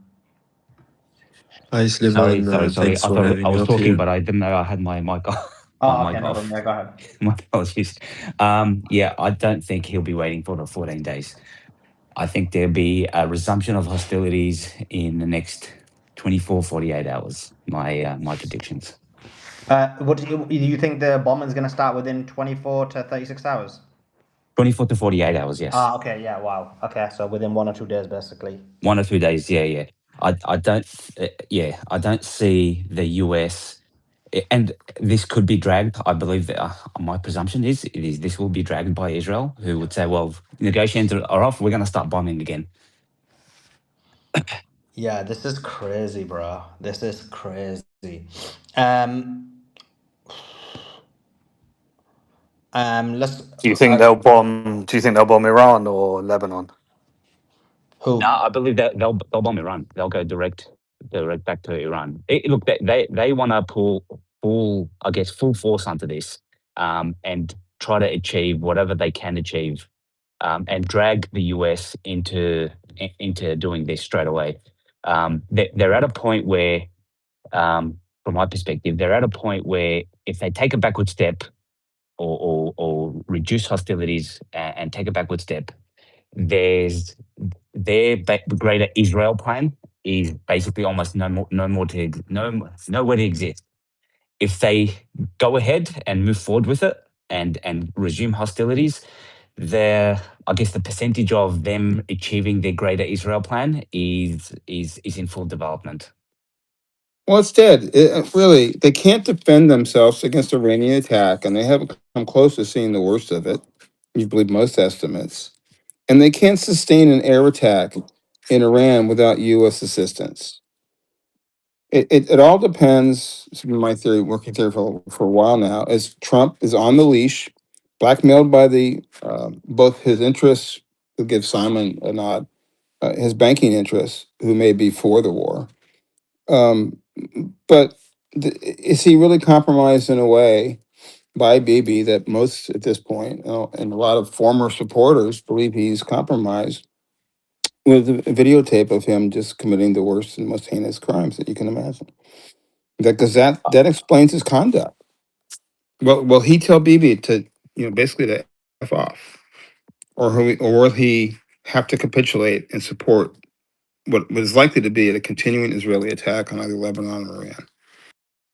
These whole discussions, they remind me of the day when they were trying to reach a ceasefire in Aleppo, and it was, I think, John Kerry and Lavrov that were doing the negotiations. And I think they went on for longer, I think. I think they went longer than 21 hours. And Lavrov came out at the end and said, we were in direct negotiations with the Syrian government, so we had to make one phone call to get things done. Our American counterparts had to call the Israelis, had to call the Turks, had to call the Jordanians, had to call all these other factions that are fighting on the ground to be able to come up with a decision. And this is exactly the same thing. It's exactly the same thing. You had JD Vance, who probably was in contact with Trump and all corporate America, and then you had Witkoff and Krishna there, who are in contact with all the Israeli lobbies and the likes of Netanyahu and the Mossad. So it wasn't. They say that the negotiations was in good faith. It never was in good faith. There was no such thing as good faith when you have the Mossad and corporate America there trying to negotiate with you. There's This also is the Gulf and the others and China, because you can't just give the Strait of Hormuz away and not expect every single country that's dependent upon the strait not to use all their political leverage to yeah, get a but piece of the action. they're not going to have seats at the table, as we see that these three parties do have I think separate I seats think at they the have table. to. I think they have to. You No, I can't. You think their can't. interests. I think their interests will be considered, and they'll influence those at the table. But the actors are the ones that are going to have to pull back or move forward. Status quo is unacceptable to everybody. So But what could you agree to on the Strait of Hormuz without having China at the table? Because I well, think I think Pakistan is a proxy for China at this stage. I think they have an You you agreement. you, you beat Trump you beat me to it, Simon. Having Pakistan there means you've got China there. Definitely, China ain't just gonna sit back and say, "Hey, you guys figure it out," and we'll just sit back. No, their I mean, interests have to be I addressed. think Certainly. Pakistan represents America, but I can see why you sent China as well because it kind of interests on both sides. But there's no doubt, Simon. Simon reports quite clear that, and I don't think I've even asked you this, but it was actually China who forced Iran to go to the negotiation table. So, what would be China's more like? I know your overarching theory, but it's not like China wasn't involved. Apparently, this entire negotiation happened because China wanted it. Yeah, I Simon. think China's the driving force behind everything that's happening here. and China set up the the Pakistani like interest is China seat at the table, I think. See, I think it's Israel that's running this, not China. Israel is gonna, because they have control of America, their interests have to be addressed. Well, yeah, but China's on the Iran side, so you've got two sides there, which is really Right, which is why we have an impasse. and China. I mean, I think Israel's got zero leverage over China. China's got all the power over Israel, I think. Yeah, yeah. Israel only has power with China and can be at the table as a semi-equal because they're sitting on America's lap and they control. The And dummy that's is why Israel controlling the pushed puppeteer. and that's why Israel pushed into India, because India's the only one that's got any pushback on China. Yeah, and Turkey's around here somewhere. Turkey's kind of sitting back, and if they get to regional stability, I mean, Turkey's like That's what they always really do. ideally positioned in this. Yeah. I mean, they got the currency issue, so their Yeah. currency's fucked at the moment. Right. Well, But they've always played the middle ground between Europe and Asia. I mean, that's the geographical nature of who they are and how those people developed culturally and plus they socially. got, with the weakness in the GCC, they got that to factor in as well. So Yeah. they'll be looking Yeah. at they're just sitting there being Switzerland on the front side, because they're in a Right. very comfortable situation here. Sure. Sure. NATO needs them. The EU needs them, and and so does the Gulf. What is it? They're the third largest standing army in the world. Yeah. And No one's better than Turkey. whenever America wants to kind of show some force over Israel, they always use the Erdogan and Turkey relationship. It's probably about 6 or 7 years ago, just ballparking it. But there were some protesters for some reason at the Turkish embassy in Washington, D.C. And some of the personnel, the Turkish personnel, came out of the embassy and started beating the crap out of members of the crowd. Of course, they had diplomatic immunity and they were asked to leave the country, but nothing was done about it.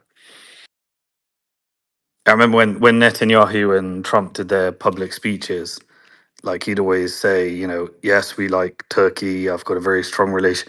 It would be kind of like the only thing he'd ever do in the public speeches with Netanyahu to try and like show some authority. Like he's got a pair of balls. Netanyahu's got them in his pocket.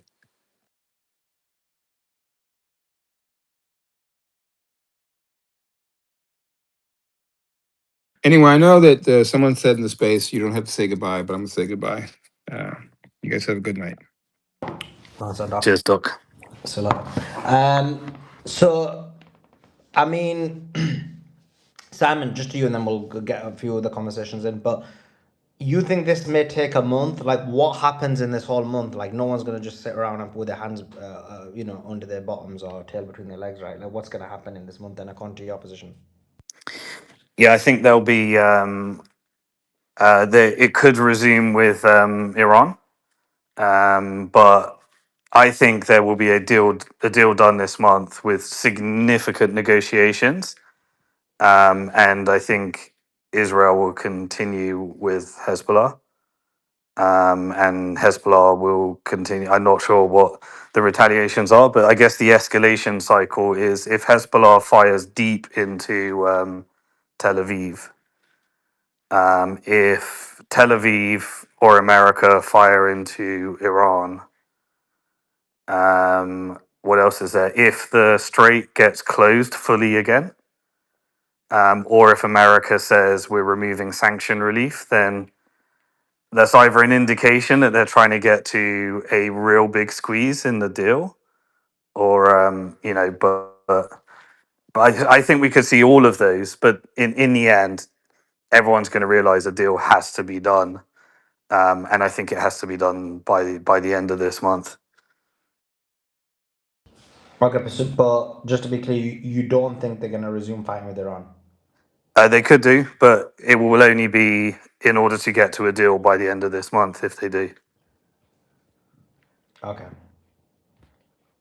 Cool. Resist, Matrix Resist, jump in. Hi, Suleiman. Thanks for having me up here.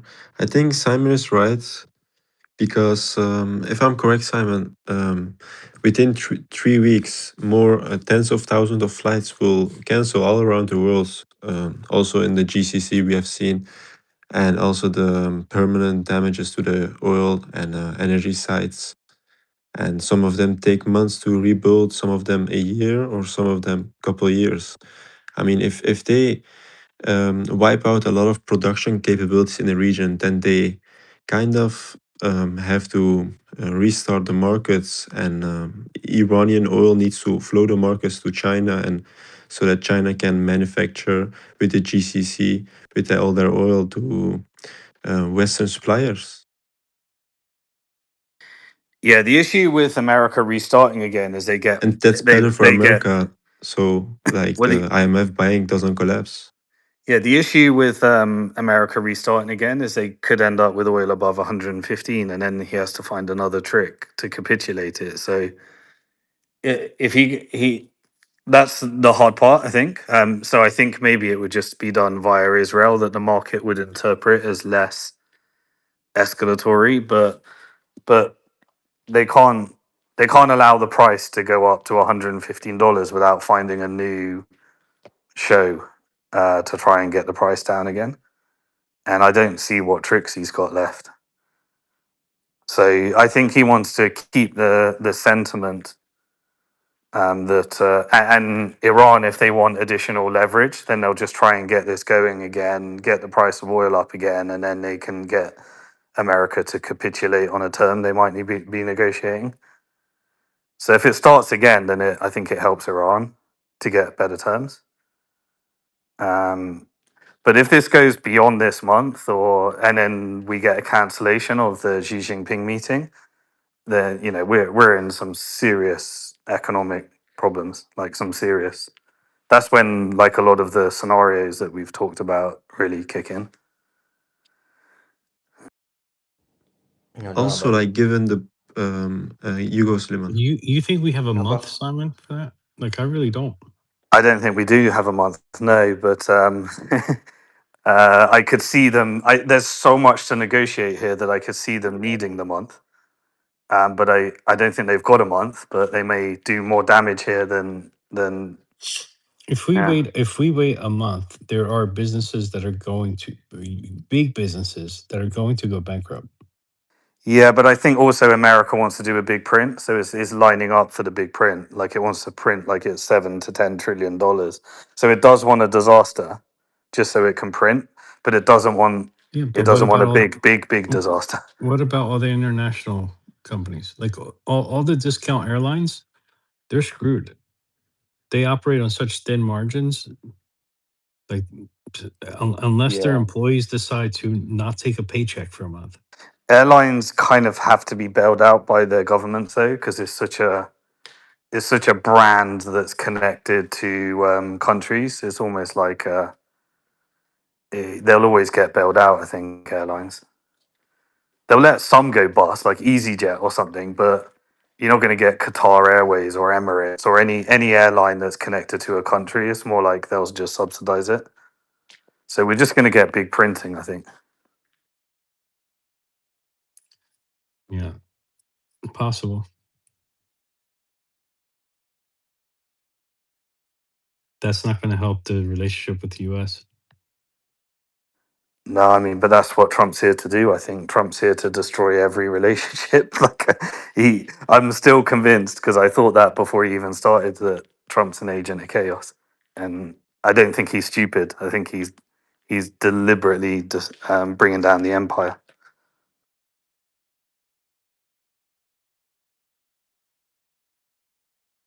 Like you'd have to believe he's insane, right? By the tweets he's doing now, he's either insane or he's trying to take down the empire. Is there any other option? No, I don't think he's insane. I think he's. I think he's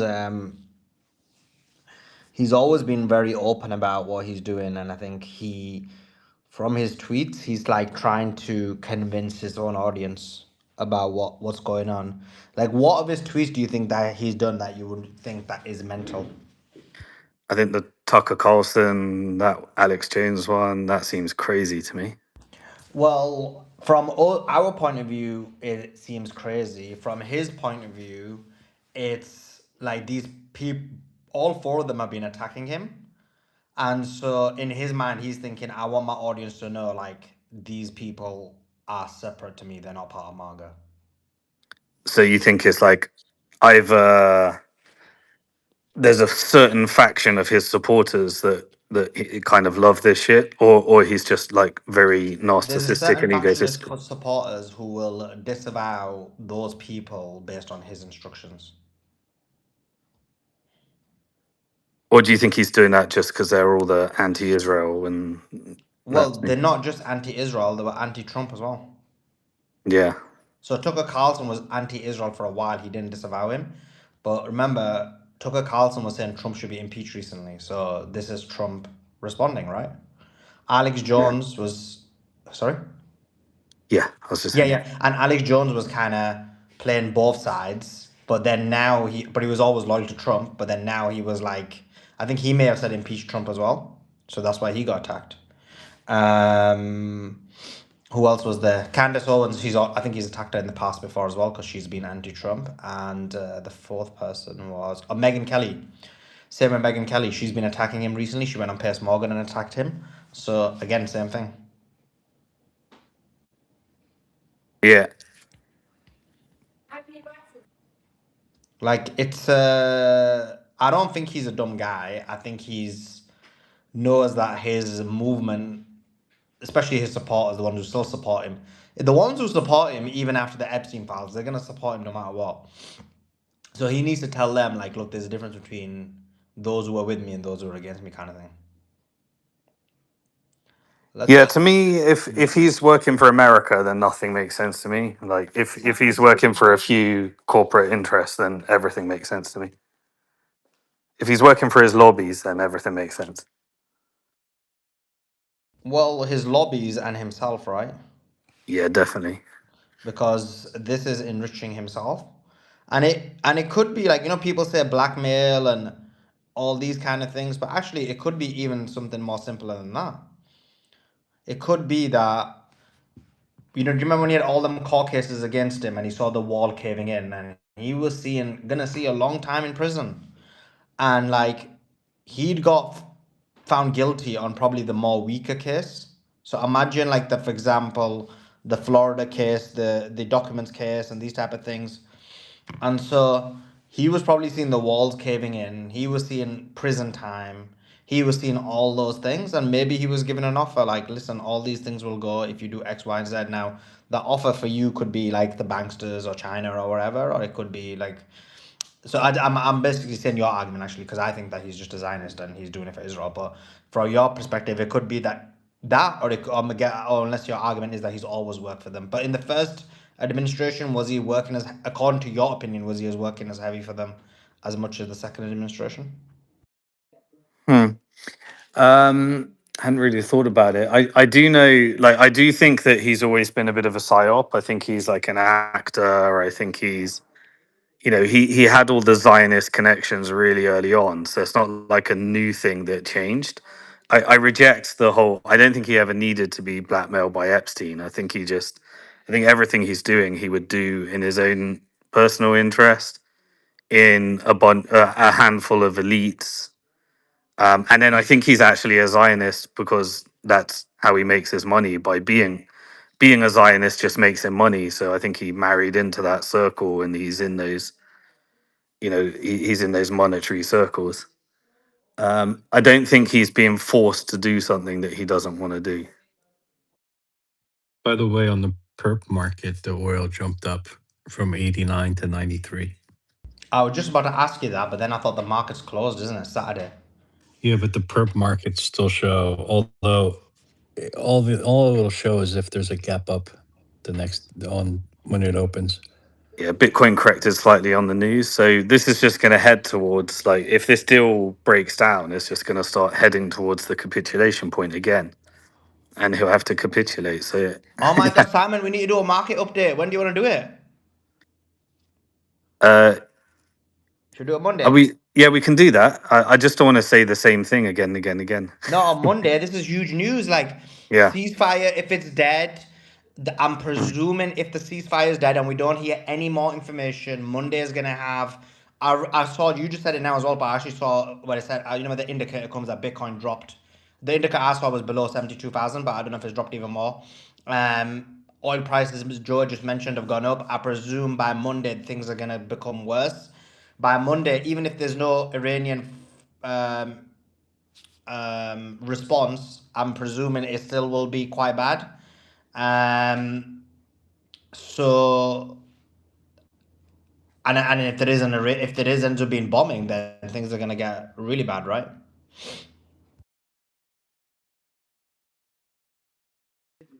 Yeah, at this stage, I think the market's kind of it's just going to sit in this in between phase, and then at the moment, at the moment, it really thinks that a deal's going to be done.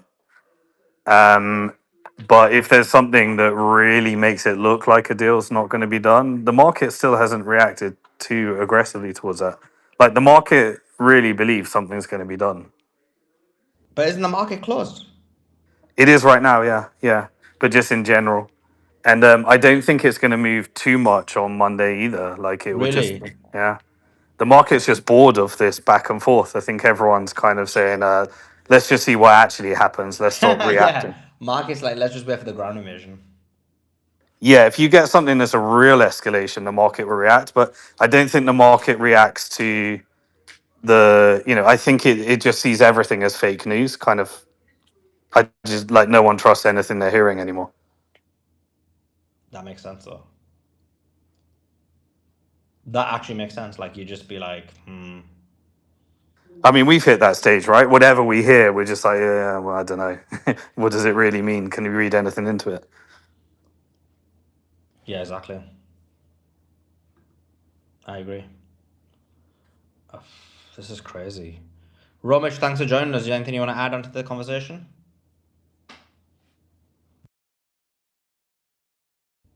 Romish? Okay, well, bro, these guys, bro, they request. This guy says he got legal practice as well, bro. Like, what's He his had his car? big shot and he lost it. Exactly, he's been dropped now. Guys, by the way, we're live on X, we're live on YouTube. There's a tweet in the nest. It's the new YouTube channel, and I just realized I got the timings wrong. Today's Saturday, right? So tomorrow's Sunday, which means that interview with Larry Johnson isn't the 12th, because 12th is a Sunday. It's the Monday. Let me change that. Okay, phew. I always get the timings and dates wrong all the time on this. Because I'm always like American time, UK time, and I'm always like setting things on American time, but I'm in the UK. I'm back in the UK, so. Anyway, Andy, do you want to jump in? Any thoughts?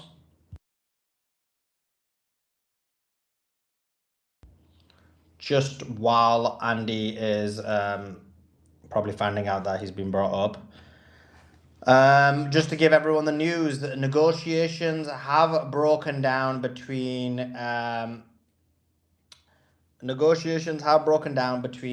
the United States of America and Iran. JD Vance claims the reason for the breaking of the negotiations is because they just simply could not get a deal based on they simply could not get a deal based on nuclear enrichment. This is what he's kind of indicated. He didn't say it. He said the tools, which is like, what are you on about, bruv? But this is what he said. He said, the simple fact is that we need to see an affirmative commitment that they will not seek a nuclear weapon and they will not seek the tools that would enable them to quickly achieve a nuclear weapon. Now, the question is, what does he mean by that? What does he mean by to have a tool to achieve nuclear weapon? Does he mean nuclear enrichment? What does he mean? Let's go to Greg Moser. Greg Moser, jump in. Hey guys, hey. So yeah, obviously this war is a quagmire for the United States, but I want to also say I think it's a quagmire for Iran as well. It's really strange. Which one should I start with? I guess I'll do the United States first. So obviously, Iran is much bigger than Iraq. You know, it's got 90 million people. It had years to prepare for this. They have escalation dominance. You know, if they hit any of the desalination plants of their neighbors, that's really bad. That's like 100 million Arabs, potentially up to 100 million, who are without water. So unfortunately, there's a lot of escalation dominance on one side, but also on the other side, um, if they don't get to a deal, all Iran can really do is hit its neighbors, including Israel and including the Gulf states. And, you know, while they have been targeting essentially military related infrastructure, the more this goes on, the more people are going to get pissed off. But the Strait of Hormuz has to be open at some point. So if you just extrapolate, if there is no deal, Iran's going to piss everybody off and they're going to have to do something about the Strait of Hormuz. And the biggest thing here is that Iran can still launch, you know, drones and ballistic missiles. And the thing about that is, if that capability is degraded, then it seems like Iran is more or less done. That is the capability.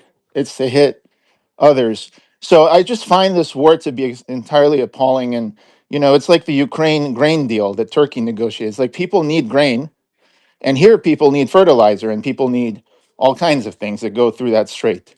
So it's like the entire world is being held hostage by this stuff that's going on. But I'm just saying that, in my opinion, Iran's only sort of capability is launching these missiles and drones. So as long as that's in play, I say they have escalation dominance. But if that's taken out, then they'll have to come to the table. You know, what do you guys Yeah. think? Do you think the Strait being closed is another one, or do you think no, that's not one? I mean, it's being closed by the fact that they can target ships. So if they, Well, it's uh, how I mean, I'm not asking about the mechanism by which it's closed. Um, I'm asking that the fact that they have, like, for example, on this panel, we've got many financial experts, and they keep telling us how things are going to get exponentially worse the longer the strait is closed. Are you saying that's not an issue? You saying this is a non-issue? no, of course it's an issue. I mean, I'm happy if the world gets off of fossil fuels earlier, you know, stop subsidizing them. But obviously, this is too fast. This is a shock, and no one can simply get off that quickly. So yes, this is a huge problem. And then there's also fertilizer and helium, right? There's not just fossil fuels. So absolutely. Yeah, But yeah. I'm So my saying, only thing was I yeah. wasn't disagreeing with you because I think you kind of stated the obvious, but I meant in addition to the missiles, which is a threat, and the drones, which are a threat, the strait being the control of the strait is another leverage point, correct? Well, how would they control it if they didn't have operational missiles to target the True, ships? true. This is true. They have control over it because of that. Yeah, yeah. But they have control over it. So those are the two main points of control. I guess yeah. Overarchingly, you're right. It's the missiles and the drones, although the missiles and the drones, because you mentioned that the missiles and drones can hit the Gulf states and Israel, which is quite accurate. But also it can hit any ship that tries to move through the strait. But I think we're just. I think we're in agreement. I don't think there's anything. Anyway, continue with your point. Yeah, yeah. So that's my point, is the one way that I see this ending is when Iran runs out of missiles and drone capability. But also, I don't know, I'm not an expert on the ground of what's happening, but I imagine they have some sort of deployment capability that's underground. It's like maybe some kind of subway system that delivers the, you know, the launch payload to a certain point and then opens and then closes. So it's really hard in the mountains, right? It's really hard to disable.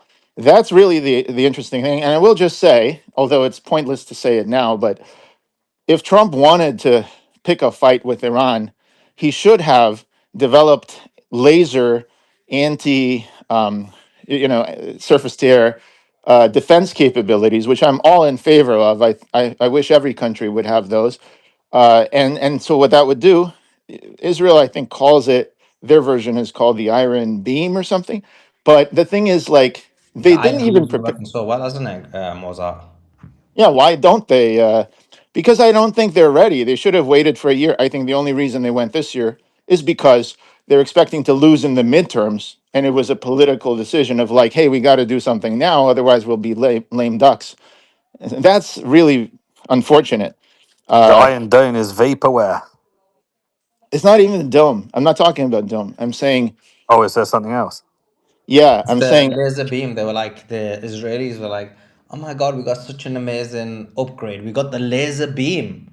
It's like Star Wars, but in real life. And then they got absolutely bombarded and we saw no laser beam working.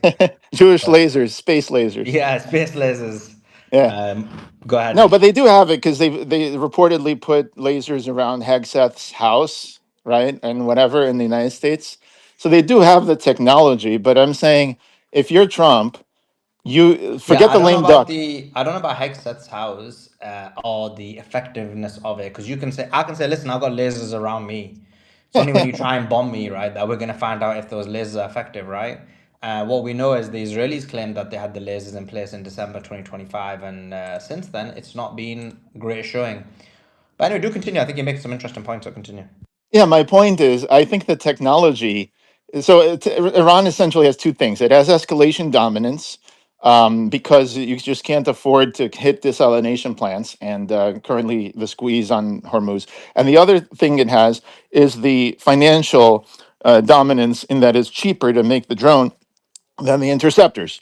So the lasers, I'm saying Trump should have waited 1 year or whatever. If I was Trump and I really wanted to do this, I would surround all the Gulf countries. It's like the French Maginot Line I against. mean, waiting a year, I agree, would have been ideal, but you had the Israeli elections as well, you see. So they were rushing for a multitude of reasons. The biggest one, in my view, is the Israeli elections, but this is why they rushed into it. This is why they moved into this so quickly, because um, for that reason.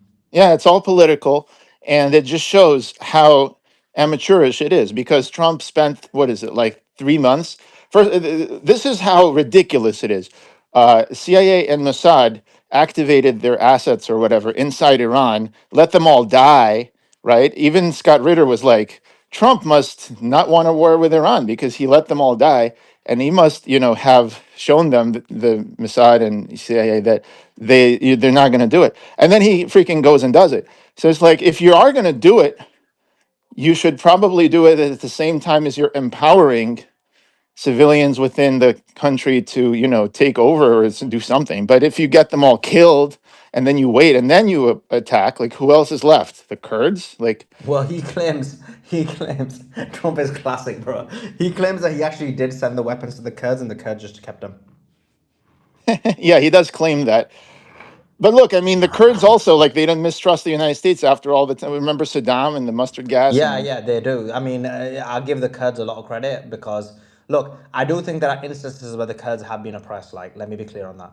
But that being said, unfortunately, what happens is when one's oppressed, you could end up making the wrong decision. And unfortunately, based on that, they made a deal with the devil, and the devil used them, abused them, and threw them away many, many a times. But yeah, sorry, go ahead. this is what normally happens if an empire wants to destroy the other empire. Like, look at British Empire versus Ottomans. They recruited, like Lawrence of Arabia, recruited a bunch of Hashemites, right? And they helped them, and then they got Syria, they got Jordan. So like they did. It always happens. They go recruit people who are like under the other empire, right? And they go, hey, help us, and then you'll get your own thing. But the Kurds never got it. Like the British never gave it to them, and nobody gave it to them. So I'm just saying, like, I'm just saying that I think the whole thing is stupid. They should not have wasted all their assets. Let's say it was 30,000 people that were killed. First of all, that's appalling, But I but mean, listen, you're doing so well, and I was like, this. I bought this Jewish Zionist up, and I don't know if I, it's 30,000. I have no idea, I bro. was like, I mean, I'm a bit tired. Do I really want the drama? And then I was like, okay, cool. The space is kind of quiet. Let's bring him up. Let's see where he's going. They So mostly agreed with me. Did I trigger you with the 30,000? I mean, I don't know how no, no, you many. haven't triggered me. I'm chill. Yeah. Listen, chill, bro. We're having I'm really chill, blood. Like I'm actually at the moment I'm editing and uploading videos at the same time while I'm conversing with you, so I'm really chill. But all I'm saying is, you had some really good. I think you articulate yourself as well as you could. But Thank you. I mean, you're not gonna spew propaganda though, like 30,000 just fake news. But do Well, continue. I don't know how many. I don't listen. I don't think that I'm against arming rebels inside a country. You know, whether it's Iran or whether it's Syria or whether it's Israel or whatever. I don't care. You should not be arming rebels because the next thing you know, people are getting killed. And Yemen, same thing. The Houthi rebels, Ansar Allah, like it's just not worth it. So I'm not a fan of that. You know, I try to be across the board. You know me. I'm against the Sudan war, like you. I'm against arming the RSF, which the UAE does. Like, we mostly agree on a lot of the sort Bro, of. can you not call them UAE? Can you call them East Israel? And do continue. Are you really banned from there? Like, why do they care about you so much? Bro, because I flipping attacked their daddies, Israel, bro. They banned your boy. All I am is a sweet, innocent guy who wanted to go and see the Burj Khalifa, and they just banned me. It's like, what is going on, bloods? I just want to see the Burj Khalifa. That joke, Burj Khalifa's lame. I don't want to see that. It's so gay. But the point being, yeah, they banned me on. It is what it is, bro. Like, I don't mind. I know I'm banned from most of the Middle East, but you gotta fight against the power. Do you know what I'm saying? You gotta speak the truth. You gotta do what you gotta do. You can't let them put their boo on your neck. Oh, sorry, Scott. Scott, you're on. Listen, Scott. Like, anyway, go and continue. No, no, that's all I wanted to say.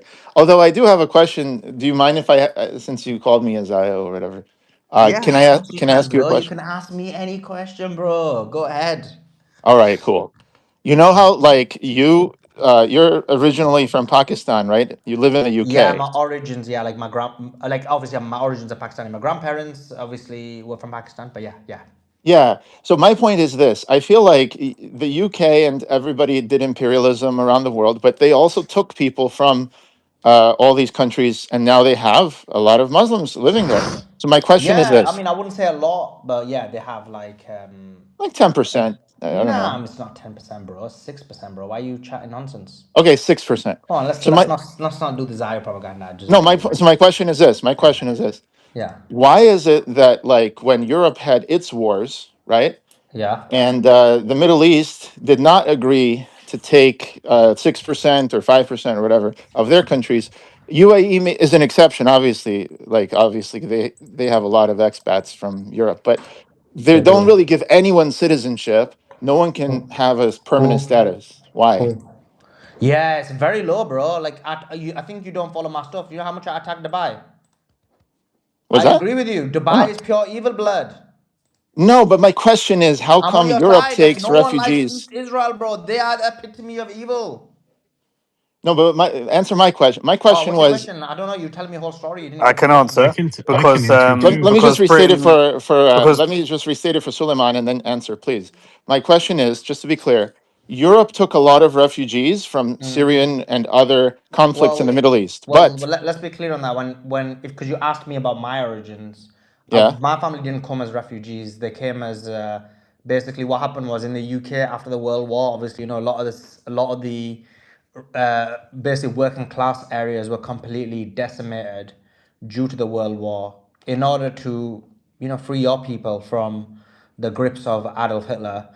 And so, because of that, what happened was they brought a lot of migrants into the country to do a lot of the labor jobs because there just wasn't enough workers within the country. So, like, they would work in like steel mines and coal mines and Oh, that's awesome. It's like yeah, Henry like Ford brought a lot of Muslims to Michigan and they worked in the factories. That's how yeah. Dearborn is. Yeah, but But anyway, do continue. Ask your question because you so said refugees. I my was just trying question to is the clarify. other It's not way, right? refugees. My question Yeah. is the one time that refugees from a European conflict went to the Middle East, it was, I guess, the Zionists, right? It was the Jews.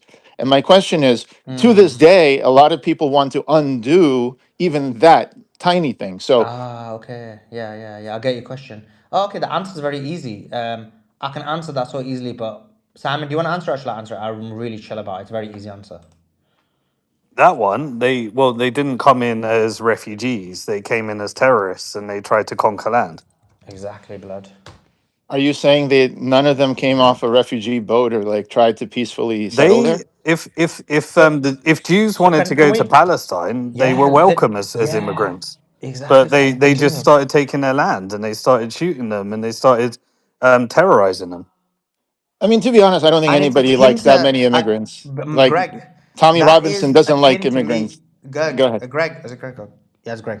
Greg, that is akin. I think that analogy. I will use your analogy and I will apply it to the United Kingdom.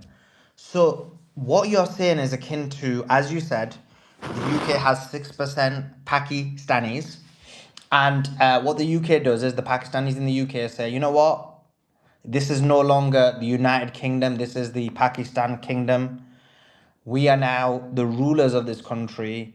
The Anglo Saxons of these countries will now be put into what's the most worst place in the UK? London. Okay, let's say Brighton.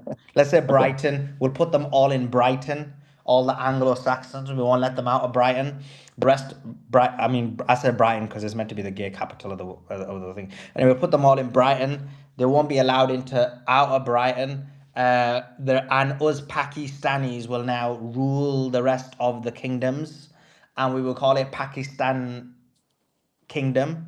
And then these Anglo-Saxons will won't allow any water, food, or they won't even let them have their own land. So Brighton will be but a concentration camp.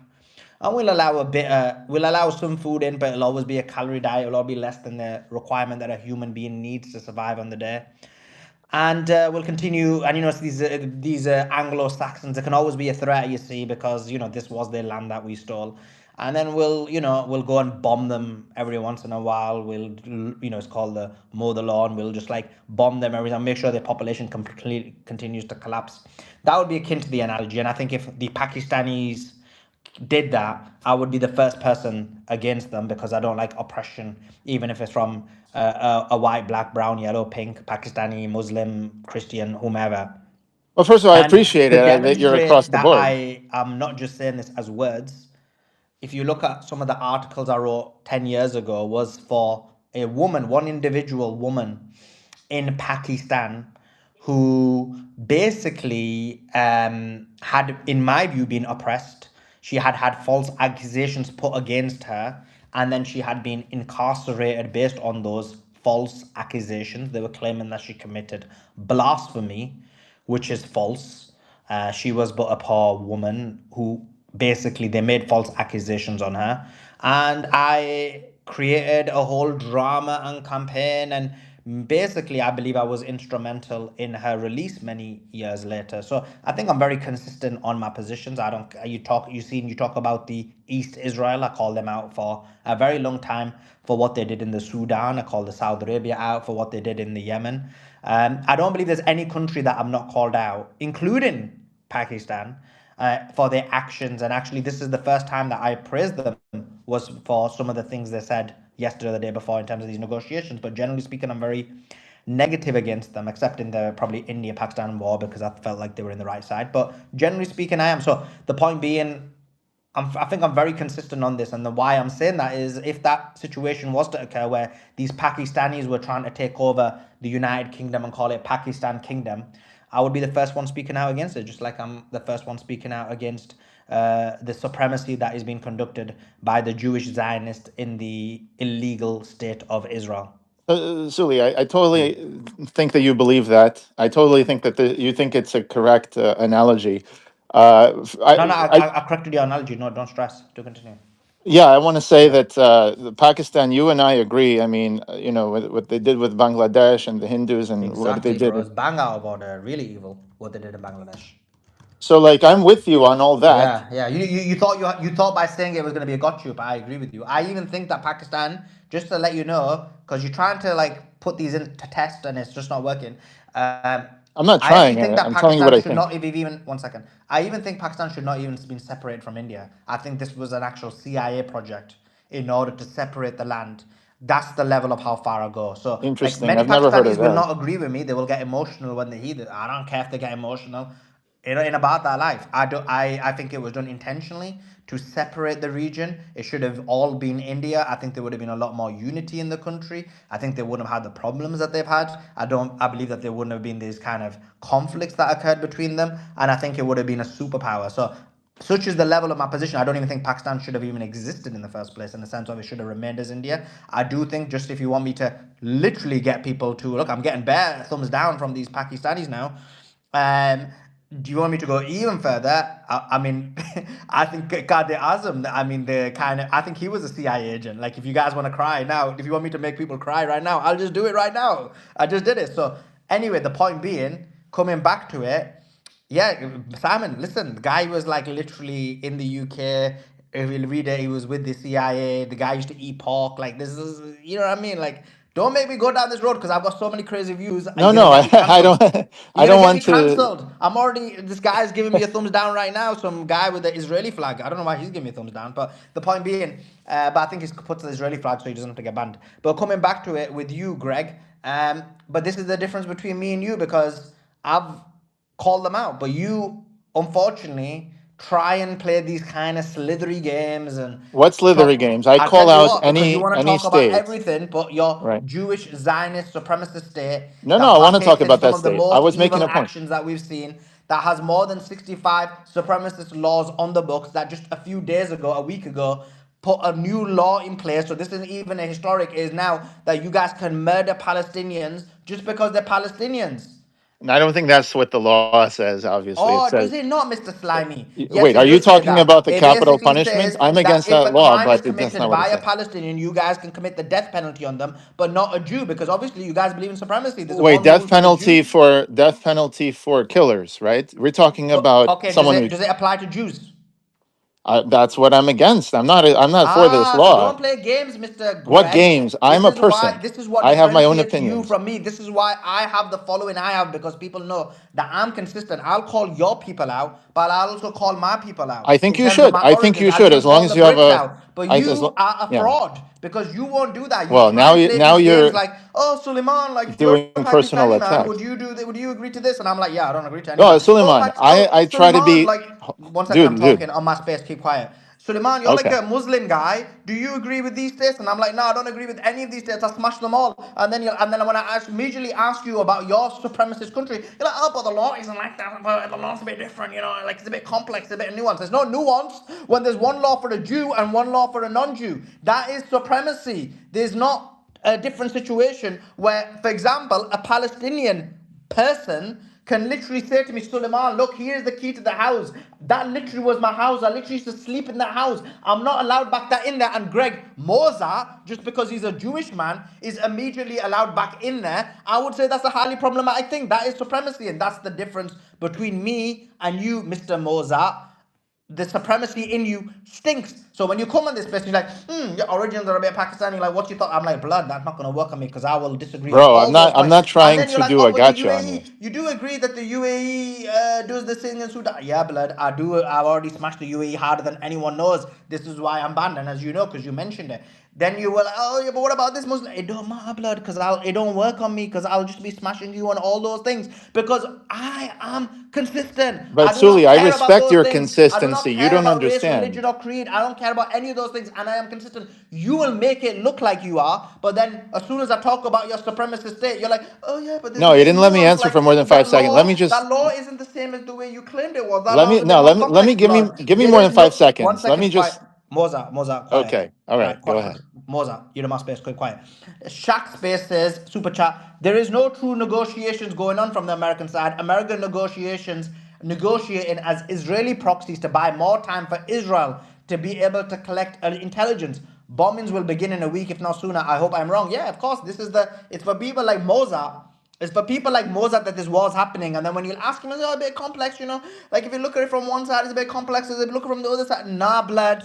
You guys control the United States of America. Another war has occurred because of you and your people, and it needs to stop, Mozart. And you need to stop doing this slimy behavior, and you need to call it out. And you just say, I disagree with it, and I don't agree with this supremacy, and I'm not going to be like, oh, there's a bit of nuance with this law. There is no nuance. Palestinians are going to I be never said the murdered word nuance, bro. when Palestinians are going to be murdered for, you say, killing.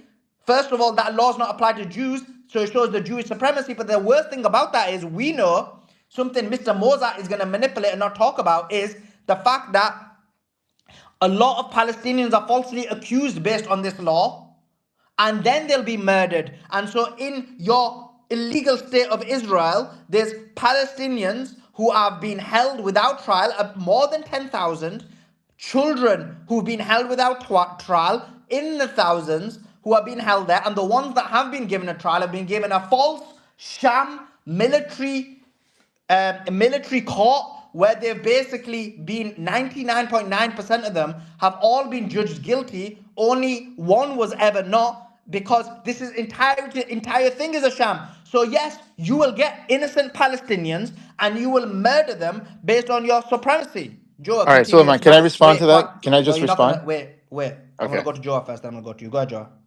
Yeah, if he could go, because then I'm just going to add on another point, and I'd rather him answer yours, if you don't mind. Yeah, So go ahead, but then I'm gonna respond then, Joe. Don't complain you're waiting then. No problem. I yeah, didn't No want you to I'll problem. feel wait. I I'll didn't want you wait to feel as long left out as because I think about your emotions a lot, Joe. Greg stays. I'll wait. All right, I'll go ahead, Joe. stay. I have a little bit of time, but give me like more than 5 seconds to reply. All right. So in a couple of days, I'm actually debating a guy who's like a Zionist guy, because I also, you don't know, but I'm actually pushing back a lot on people who are extremists the other way. Okay. And this is a well-known guy. I'm going to be debating him. And I already told, like, I push back on all these things because for me, I want consistency. So, Suli, the thing is, like, all these countries have been fakely set up, like in the last 80 years, and all of these countries have supremacy. Whether it's Armenia, that's 98% an ethno state, or whether it's any of the countries that you mentioned, like, hey, Saudi Arabia, they have areas where non-Muslims can't even go. And Pakistan, I mean, some of my friends are Ahmadiyas, right? They don't have a lot of good things, how they treated a lot of these minorities. And don't get me started, like Iran and Christians and a lot of different things. So there's not just Israel, but many of these countries, it's par for the course. So to the extent that you are consistent, I try to be consistent too. Number two is when you say that I am for Wait, I'm gonna supremacy. answer that point. I'm gonna answer that point. Okay, So, sure. because you know what it is, it's like it's 4 a.m. here, and I was actually about to wrap up, but then you brought a bit of entertainment into the space. Okay. So, listen. First things first, you said extremists on the other side. Bro, we aren't extremists. Our position is consistent. We are the people of humanity. We are the moral resistance. So first of all, we and our positions are consistent. Second thing is, you mentioned about the treatment of Saudis against the underclass. You didn't even mention that because you don't even you're not educated, so let me help you. It's the treatment of the underclass was the problem. In terms of in Mecca and Medina, this is just a normal position because, for example, in the Vatican, non-religious people don't go there. So when they have a specific religious historical site and they have certain religious conditions, you have very minutiae places where they're not allowed to go. But Saudi Arabia, for example, yes, Jews and Christians and non-Muslims are allowed to go throughout the Saudi Arabia, just not in Mecca and Medina, just like in the Vatican. By the way, So one non-religious second, people go to the I'm not Vatican. I'm gonna debunk all your claims. So the second thing is, but if you said, guess what, Suleiman, Saudi Arabia has a problem with the way they treat the underclass, I'll be like, you're right. This is what I've been speaking about a very long time. I agree with you. In terms of the or the fact that they're financing extremism and killing people in Yemen, I would say yes, I agree with you. If you said that they're funding hatred against Muslims in the West, I would say I agree with you. But again, you don't let me educate you so you can use No, we proper mostly points. agree. You can I'm use proper against all points those later things. rather than manipulative points. Bombing You talked hospitals about and Christians. markets in Yemen One is wrong second, too. I'm quiet. I'm going to through each one of your points. Sure. Christians in Iran, again, false news. Iran treats its actual Christians and Jews really well to the extent that the Jews in Iran are anti-Zionist. And actually, it was your country of Israel who bombed a synagogue just 1 or 2 days ago in Iran, murdering Jews and destroying a synagogue that Iran kept there. The third thing is, you mentioned Pakistan, and you mentioned the Pakistan's treatment of Ahmadis. Ahmadis is a religious group, and actually, the thing with Ahmadis is, you're right. On the one hand, some Ahmadis are treated negatively. On the other hand, there's a lot of Ahmadis in extreme positions of power in Pakistan as well. So there is a kind of difference there. There is a differentiation. But yeah, there is certain situations where if they want to take out an Ahmadi, they'll make some false accusations of blasphemy on them. That being said, there is a large number of Ahmadis in extreme positions of power in Pakistan because they do well and they're in positions of power or whatever it may be. So that was which other country did you mention? Have I covered them all? No, I said that all these countries, including Okay, continue Armenia, then. Continue. including But Armenia. once again, just to remind you what you did. You deflected onto many other countries, but I'm did across not the talk board. about your Jewish Zionist You cut me state, off a for my. state You that said you wanted to answer oppresses my first people point. in Let me make its my second numbers. point. Continue. Okay, so my second point was I'm entirely consistent. So for my people, Jewish people, if they have a house in Poland and they have a key to the house and they were kicked out during because like 2 million Jews live there or more, and if they want to go back, guess what? Some of them tried to go back, and the Polish people said, "Nope, you can't get back to your house." And I don't support Jewish people getting a house in Poland because their great grandfather or grandfather used to live there. I don't support that even for Jews. I don't. I'm consistent. They should. What happened with Jews is they got citizenship, as did you, Suleiman. You didn't go as a refugee. That's great. But those that did got citizenship in all Western countries that have birthright citizenship. That guy Magic, who does singing in Canada, he's a Palestinian. There's a lot of people, Justin Amash, a lot of the Christian Palestinians who were called Turcos, they came to Chile during a different war. They got citizenship. What happened to Justin Amash? Justin Amash is a Christian Palestinian. Yeah, what happened to him?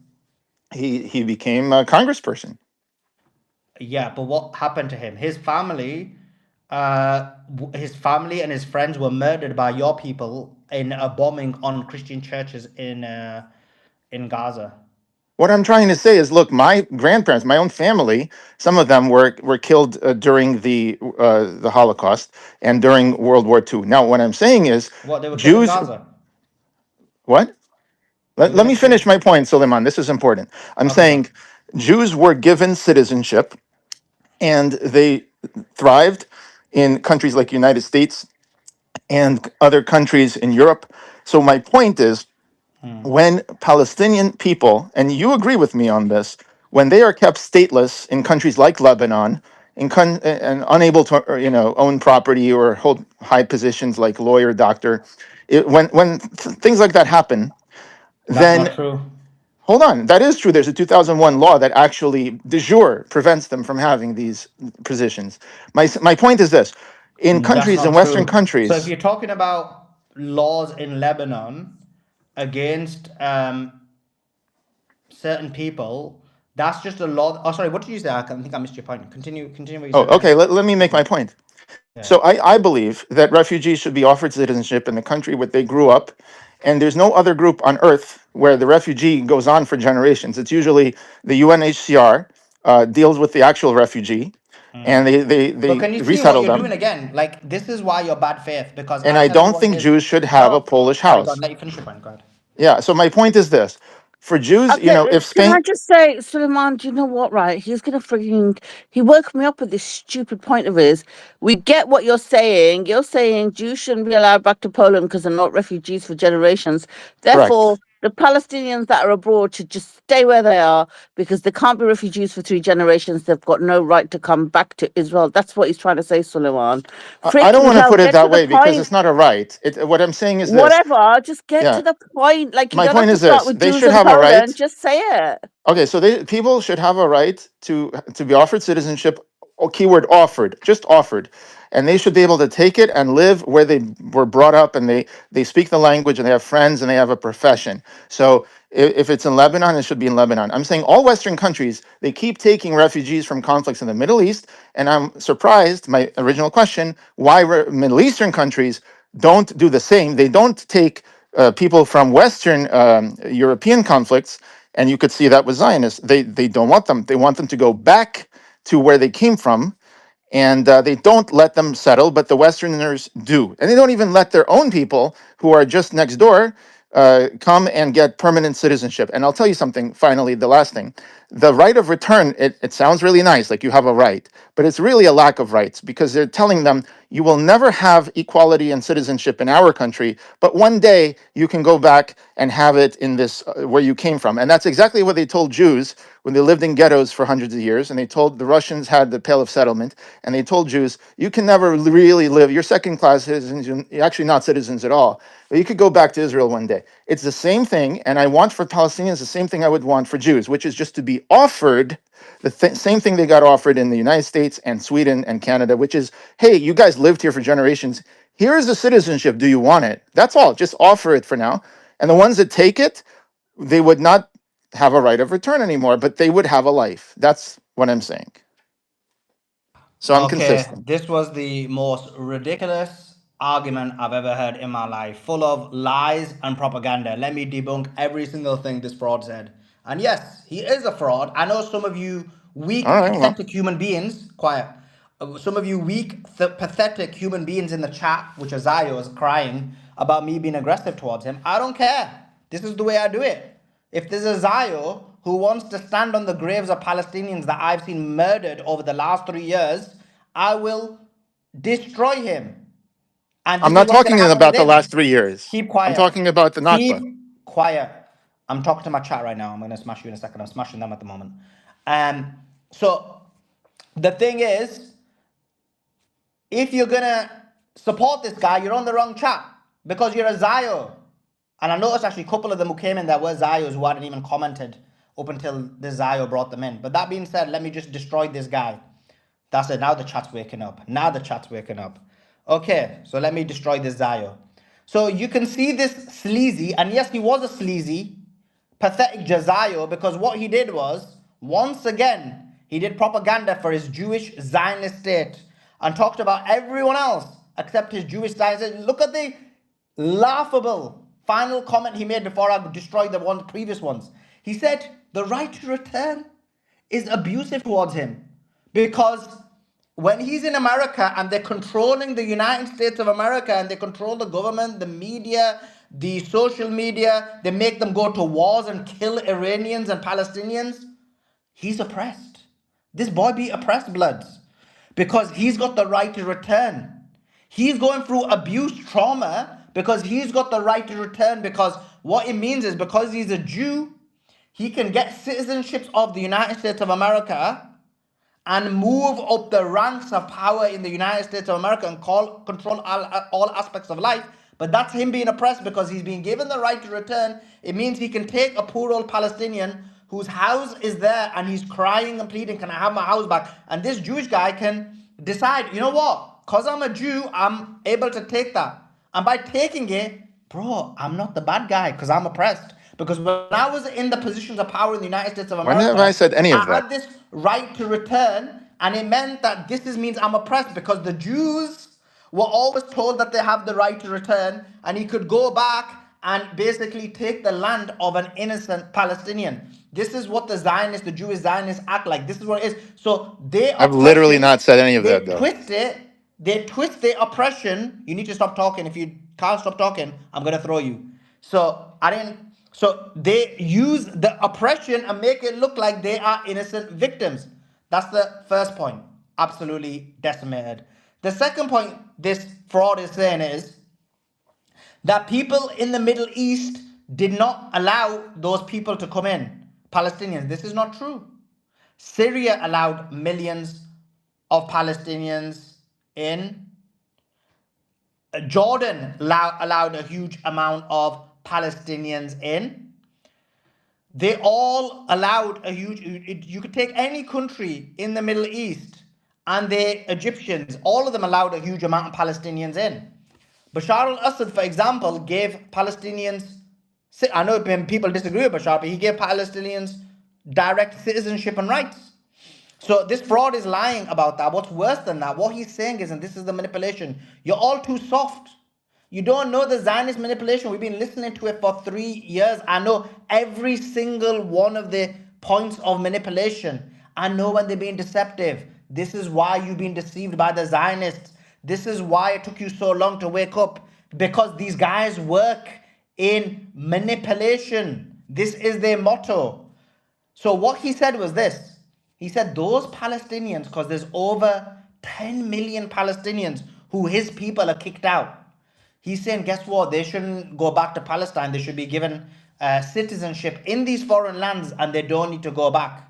This is what this fraud's saying. And he's saying that him, as a Jewish guy, he can be given citizenship in Israel. And then he's saying because he's there in Israel, they should not be sent back to Poland. For example, he's saying Bibi Netanyahu should not be sent back to Poland because, now Israel's their land. This is the argument that these guys are making. I'm not making that argument at all. I'm not making I got This is the argument that this guy is making.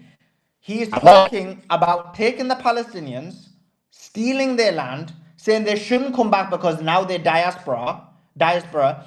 And then he's saying that because he's a Jew in Israel, they're able to steal their land I'm and not in take it. They should Israel. be I'm in New York. given the land because they're the refugees. The Palestinians who've been removed from the land, they should never go back because they should be given citizenship in a different country. This is the manipulation of these people. This is their supremacy. They act in Suleiman, an do you hear me? extreme supremacist manner. This is how they deal with things. So his points were ridiculous. And what you noticed once again is manipulation, defense of the Jewish Zionist state, no accountability about their actions. This guy is a fraud, an extremist. I don't know All who right, he's Suleiman, debating can you hear because me? they're going to be singing the same tune. Okay, Beatrix, jump in. I don't know if you can hear him who's trying to talk, Suleiman. Suleiman, can you hear me? Can you hear Have I Mozart? been thrown out the space? Can anyone hear me? Can you hear me, Yeah, Suleiman? we can hear you, Guys? bro. Okay, I'm going to reset. Okay, just wait, Mozart, until he resets All right. and comes back. All right, sure. Can you guys hear me while he's resetting? I can Yeah, sort yeah, of. we can hear you, but I just want him to, because your conversation was with Tom. It's better if he resets and comes back, because I Okay, Guys, was can going you sure. to hear talk on me? something completely different. Hello? Um, Can you hear me, Hello? Suleiman? so yeah, we can hear you. We can hear you. Oh my god, the Mossad took me out. See what I We mean? This guy took me out. we can hear you, bro. Yeah, but I couldn't hear none of you guys, innit? Oh my god, the Mossad took me out. I had to come back. Don't trust the Mossad. This guy flipping brings the Mossad on us, bro. It's not I my asked you fault if you I could hear decimated Mozart him. because What? he, he was trying to speak to you, and I could tell, and I suspected you couldn't hear him because right at the end he was like, "Suleiman, can you hear me?" And you were like, "Right, Beatrix, jump in." And I want to say something completely unrelated and probably even irrelevant to the space. Just a little remark, nothing to do with this conversation. So Why have you got your anyway, hand up then? oh no, What because you know is what? wrong Okay, with I'll just say it. you? I'll just say it now quickly. I think Simon and Joe met up today. So I wanted to ask them how their little meeting went, but I'll ask them later. But anyway, back to you and Mozart. What do you mean Thank Simon you. and Joe met up? In Davos? What are you talking about? They met up today. They both came on the space at the same time, I think, and the meeting after both came on the panel at the same time. Candace, come on, Bro, Candace. Candace, With bro. the This is Fake what I mean, news, bro. fake conspiracy news. theories. Beatrix Owens, bro. Like, we're having a serious debate. We're destroying and decimating this Zio with this propaganda. And then Beatrix Owens has to come in with a literal B story. Like, what's that all about? Joe, jump in. Joe? Yeah. Look, you said something, Greg, that kind of caught my attention. That you said you were going to go debate the people that were radical because you look at radicals on both sides. Okay, and I have a theory, which I think is very true, which will upset some people here, but it would definitely upset people in Israel, right? Which is when the Rothschild bought a small piece of land in Israel, he was in favor of the labor movement of Zionism, right? Which was to remain quiet, to integrate, to be part of the land, not to take it over, everything else, right? And then Jabotinsky's Zionism, which was the revisionist Zionism or expansionist Zionism, took over. And it really took over with Menachem Begin when he dressed up like an Arab, bombed the King David Hotel, killed Jews, and killed British citizens and British soldiers, and was wanted for terrorism. Then Yitzhak Shamir, who was also another co-founder of the Likud and the extension of revisionist Zionism, um, he went and killed a diplomat who was sent to Israel to negotiate a peace deal between the Palestinians and the Israelis or the Jews at that time. That person saved 30,000 Jews from Germany. By the way, during the Holocaust, he was assassinated for writing the UN that the Zionists have gone crazy and they need to be I can't say the word tonight. It's late. Demilitarized. Yes, demilitarized. And he was assassinated the very next day. That person was Yitzhak Shamir, who also, while he was the founder of Leahy Gang, wrote the Nazis and fascist Italy, saying that he wanted to join the Axis because they had a common goal, which was to take the Jews out of Europe. I just want to say Stern, Avraham Stern founded Leahy. It was called the Stern Y- Gang, not Yeah, Shamir. yeah, no, it was Stern and it was Leahy as well. It was the same. Some people called it Stern because the other No, but co-founder I of mean, it it was wasn't Stern. Shamir. You mentioned that. No, yeah, Chuck Shamir was the co-founder of it. Okay. And then he took over it by himself. And the other founder was Stern, and Stern was the initial guy who took was like the spokesman, let's say. But then Yitzhak Shamir took over it completely.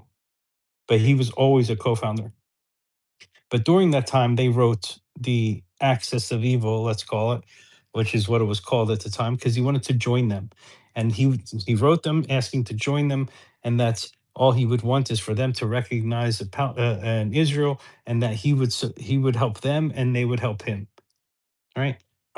These two people, who, in my point of view, are terrorists, and not just my point of view, in Britain, started a government called the Likud, who, ever since they've been started, has taken up, I don't know, 75, 80% of all time in office in Israel.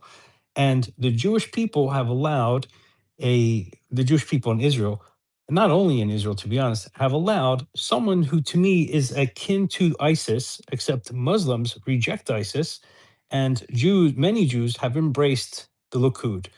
And the Likud wants to expand. They don't believe in borders. They want to go bigger. They were terrorists. They have committed atrocities, and they have completely radicalized Jewish people to a point that today you have 63% of Israelis saying that even if it was genocide, we would support it. Right? That So came out yeah, in a Joel, you poll make that some good points. Can I reply, by the way, to Yeah, that? yeah, Yeah. almost done, almost landing. Sorry. Go ahead. That the Haaretz showed that 63% of the population does that. That is a radicalized population. And what needs to happen to Israel is the same thing that happened in South Africa. Because when you have a population that radicalized and people are defending it, because I believe they're brainwashed into defending it, is because you allow terrorists to take over your nation and manipulate the Jewish people that they're an existential threat in order to support a terrorist organization. That's honestly what I believe. So when you go and argue, hopefully some of the points, it seems like you knew them. That's good. Hopefully you use them. Good. Well, first of all, I'm a libertarian. I don't know. Suleiman likes to call everyone a Zio. Honestly, I'm on the side of civilians. So, first of all, you make a good point. Where, Zayo? I don't call everyone Zayo. I call Zayos Zayo. Don't pretend you're not a Zayo. You are a Zayo. But do continue. Don't mention my name. Zayo. Sorry. Yeah, I'm consistent and you're consistent, but we're on opposite sides of one particular issue. You're definitely not consistent. You make excuses for your Why? Jewish I'm Zionist saying Jews supremacist shouldn't be state. able to go back to their Polish Yeah, house. yeah. You make excuses for your Jewish Zionist supremacist state. But do No, no. continue. Okay, so I just want to be clear. We are on different sides of one But issue. why should they be able to go back to their Israeli house? That's the same thing though. I'm not saying they should be. When did I Oh. say he's putting words in my mouth? What I said, yes, countries they may have immigration policies. So like Spain decides, oh, Jews can come back now after 1492, and if they can prove, it's called citizenship by descent. But I guarantee you, if 1 million Jews decide to take them up on it, Spain will quickly shut that thing down. Because the thing is, like, any country does not want that many people coming back. And by the way, Suleiman, you're speaking of calories in the past. Take a look on Wikipedia of how many calories Jews had. I'm not even talking about Palestinian Arabs. I'm saying just Jews who came from Iraq and came from all Tunisia and all these countries, crammed into Israel.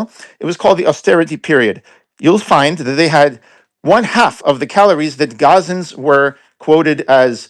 Yeah, I know people like to use that quote, put them on a diet from that one guy who said it, but that was supposed to be the Yeah, minimum Moza, this is calories, the propaganda minimum. as well. You're just a I liar, right? You're a fraud. You are a Zionist. Let me You finish my are point. so evil. Like this never happened. You're just lying. You Palestinians What am I allowed lying your about? people. Palestinians allowed your people into their country when you were being allegedly oppressed in Europe. They didn't. Someone saying he's a soft Zio. He's not a soft Zio, he's a hard Zio. Palestinians allowed these frauds into their country when they were being oppressed. They gave them an opportunity, they gave them a place to stay, they gave them a place to be.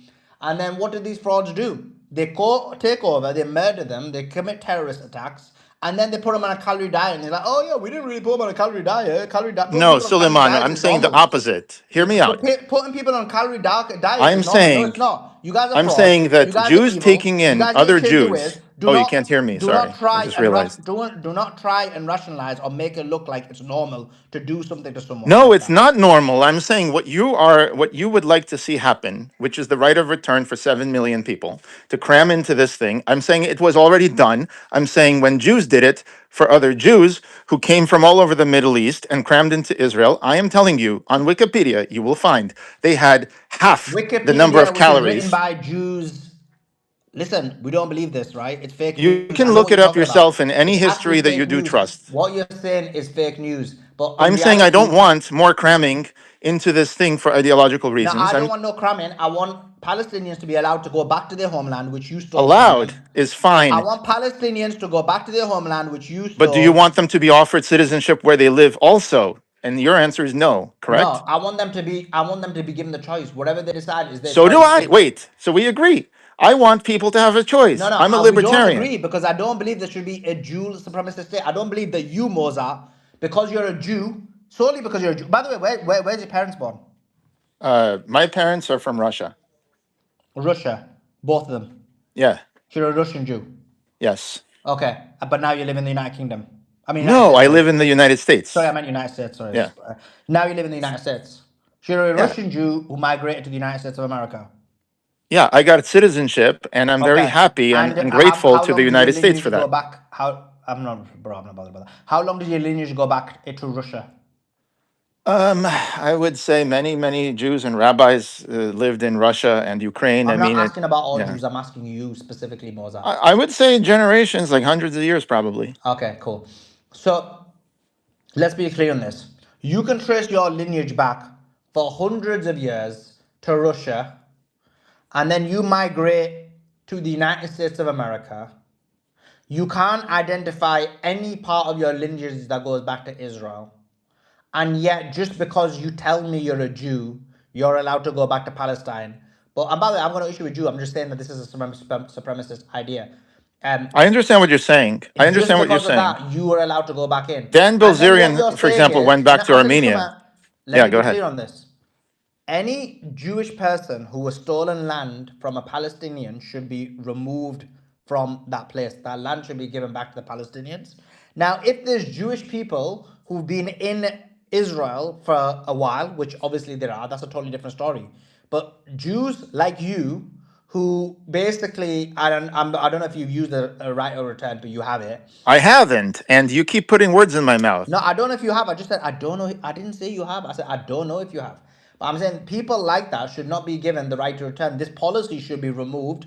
The 65 laws that are supremacist for your people should be removed. This death penalty that's solely going to be applied on Palestinians should be removed. The 65 laws should be removed. There should be equality. It shouldn't be that if you're a Christian, you get spat on by your people. This is just bang out of order. Like, why is it whenever we talk about these things, you try and deflect and be like, oh, but look, this corner No, of the the world difference is I also did understand that where you're in coming from. 1920. You're being Stop talking. consistent. Stop talking.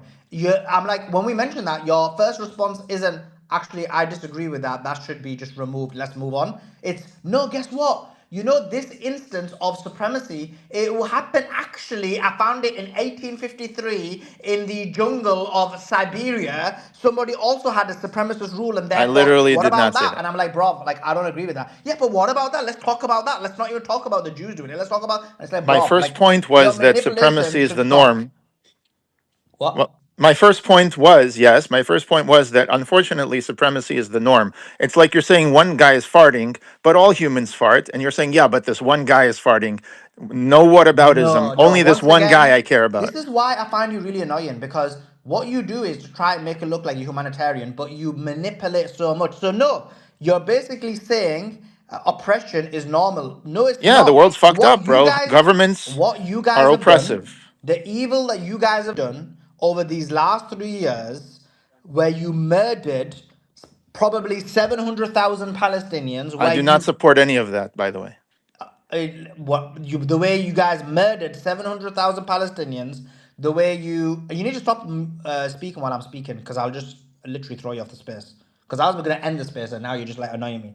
Okay. The way you guys murdered 700,000 Palestinians, the way you guys injured millions of Palestinians, the way you guys displaced all of the Palestinians in Gaza is one of the most horrific, horrendous crimes I've seen in my lifetimes. So that isn't something that happens everywhere. That specifically happened by your people.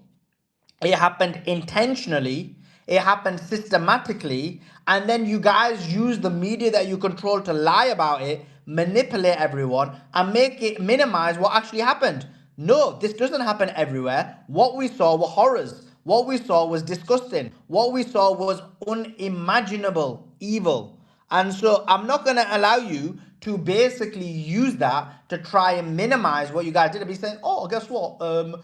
Yeah, the Jews fought, but everybody else in the world fought as well. So actually, what we did isn't that bad. It's the norm. Me be normal. No, it's not. What you did was horrific. Okay, I don't know why he's gone, but Joe, jump in. I was going to ask him if he was really Jewish, just because I grew up in a Russian Jewish neighborhood, and almost half of them weren't actually Jewish, although they became Jewish, but never really officially, because they wanted to escape Russia. So they went to Israel saying they were Jewish, and then they would apply for American citizenship from Israel into America. And that's how they escaped Russia. And that was half of the neighborhood that I lived in of the Russian Jews.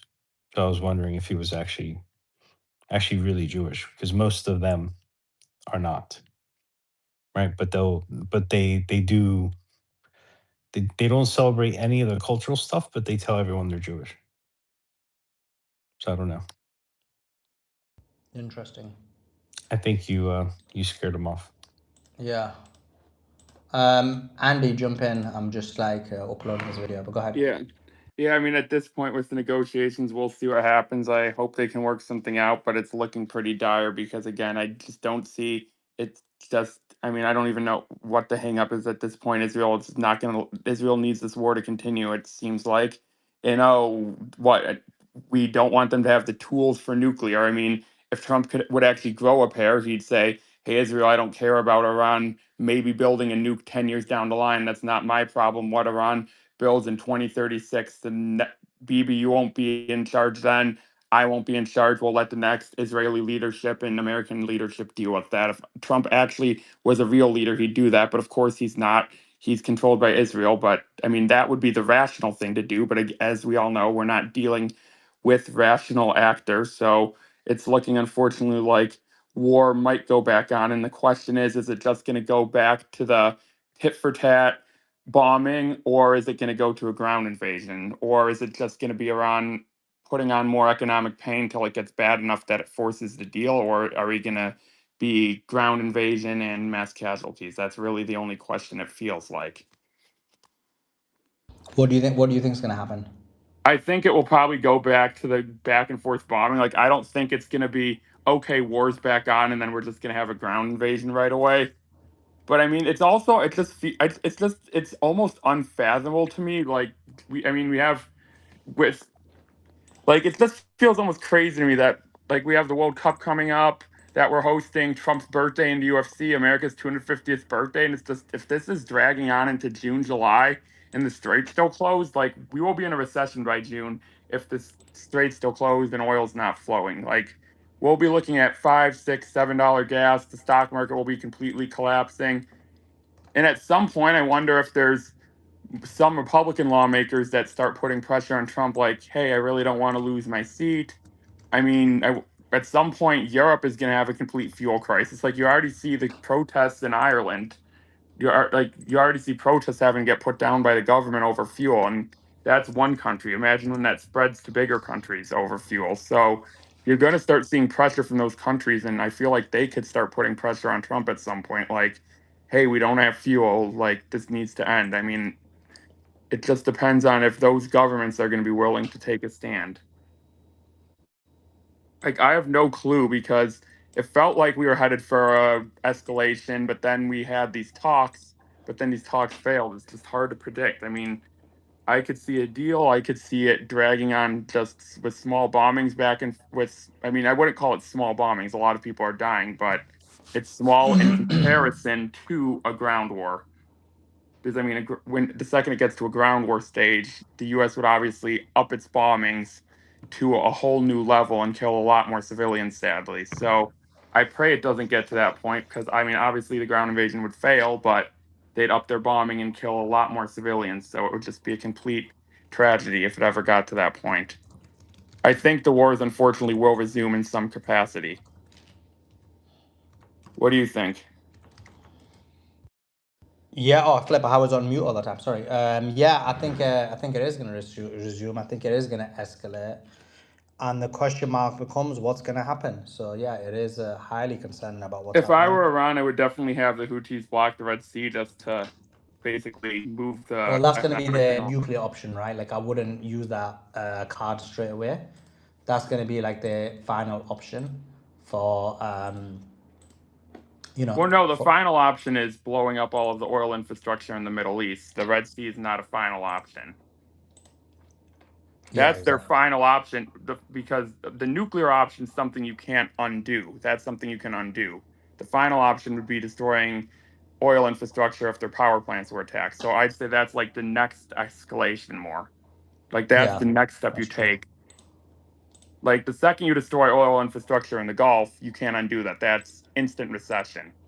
Versus if you block the Red Sea, oil's at 150 and Trump's going to immediately panic because every time it hits 115, he panics. If we're talking 150, that's full blown crisis at that point. Yeah, true, true. I agree with that. Um, Joe, what do you expect to see in the next few days? I expect there to be a deal. I really do. I expect there to be a deal. What in the next few days, blood? Yeah, I do. Nah, bruv. I know everyone thinks I'm crazy, but I do. I think they wanted to stop the oil to a certain point to create pressure, but now it's at a point where they're going to lose allies, and they can't afford to lose allies, so they're going to wind up making a deal. And that's why I think we saw the rhetoric being spun up by some of the influencers, the MAGA influencers, allowing for this like separation a bit from Israel. Um, Are you and they talking want that about because Nick's they're going to order? make Are a you deal. talking about Nick's order, let Iran and Israel fight? It's not our concern. Are you talking about like the Nick's orders and stuff?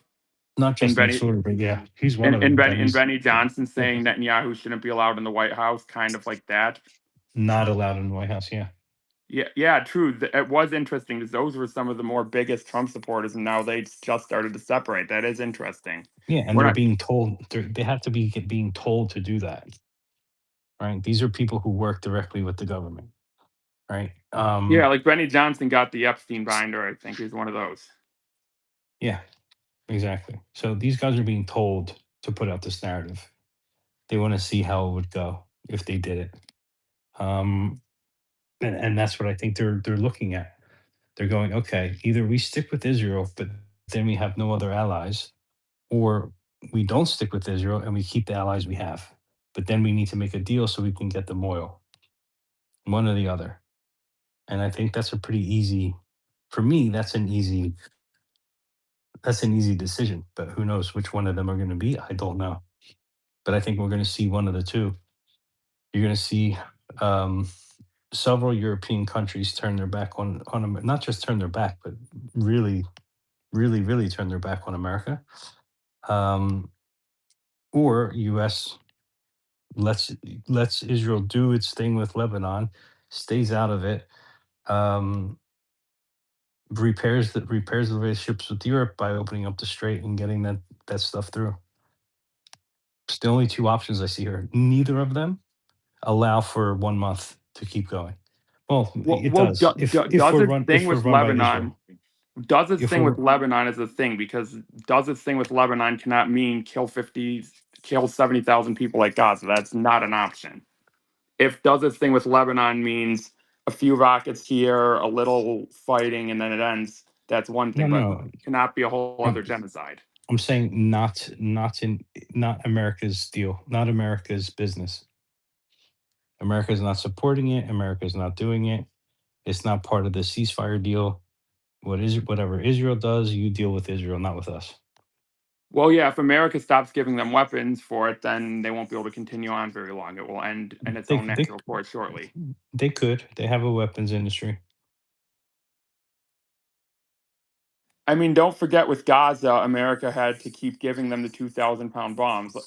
Biden pretended to stand up. If you go into Rafah, I won't give you 2,000-pound bombs. That's my line in the sand. And then they went into Rafah and he gave them that anyway. So Israel did need our weapons to carry that out. So if we stopped giving them weapons, they'd be a lot more limited in what they could do. Because Europe isn't really giving them weapons. Germany's giving them some interceptors, but Europe's not going to give them bombs to kill civilians. Europe right now is in a vote. I put it in my timeline and on the comments here. There's 900,000 signatures right now to end the agreement with Israel, the EU and Israel. So it reaches a million, another 100,000 votes, which will definitely reach, because typically these things almost take a year to get signed. This is taking a few days. Um, so this is probably going to definitely go for a vote, and all it needs is nine of the member states, and that's done. And I know 5 of them for sure that would already agree. Yeah, Spain is a no-brainer. Obviously, that's not even a discussion. Spain, Ireland. Who was the other one?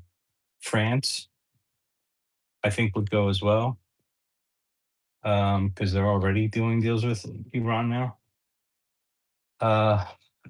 Portugal would go. 1, 2, 4.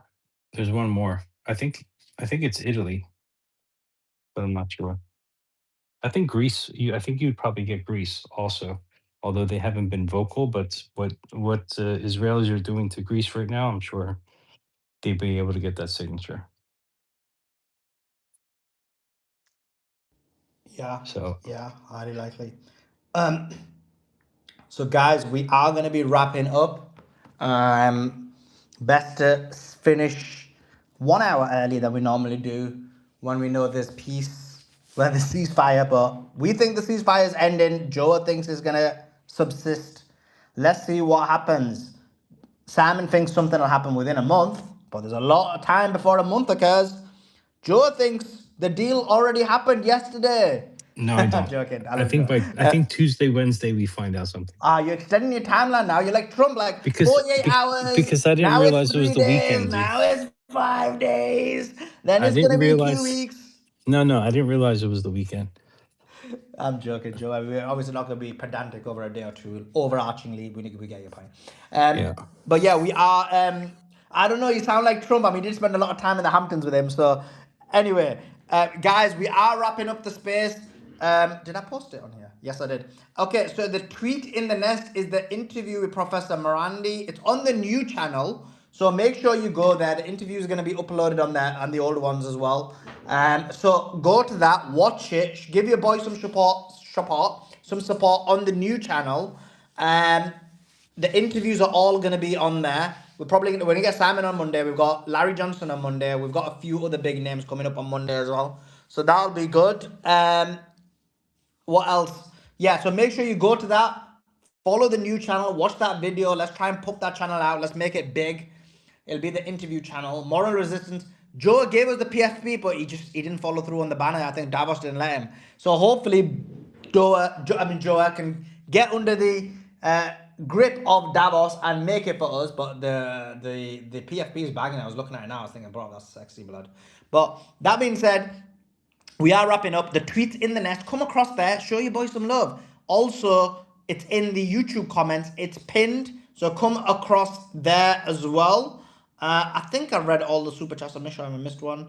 Sully, get the Greg guy. He absolutely misused the Lebanese 2001 law to to sustain his argument. Yeah, I said he's chatting nonsense about that. I think that was the only one. Okay, guys, we are wrapping up. So appreciate, guys, come across to the other YouTube, the YouTube channel with the Morandi interview. Appreciate you guys joining in. Appreciate you guys listening. And it's pinned on the YouTube and it's pinned on the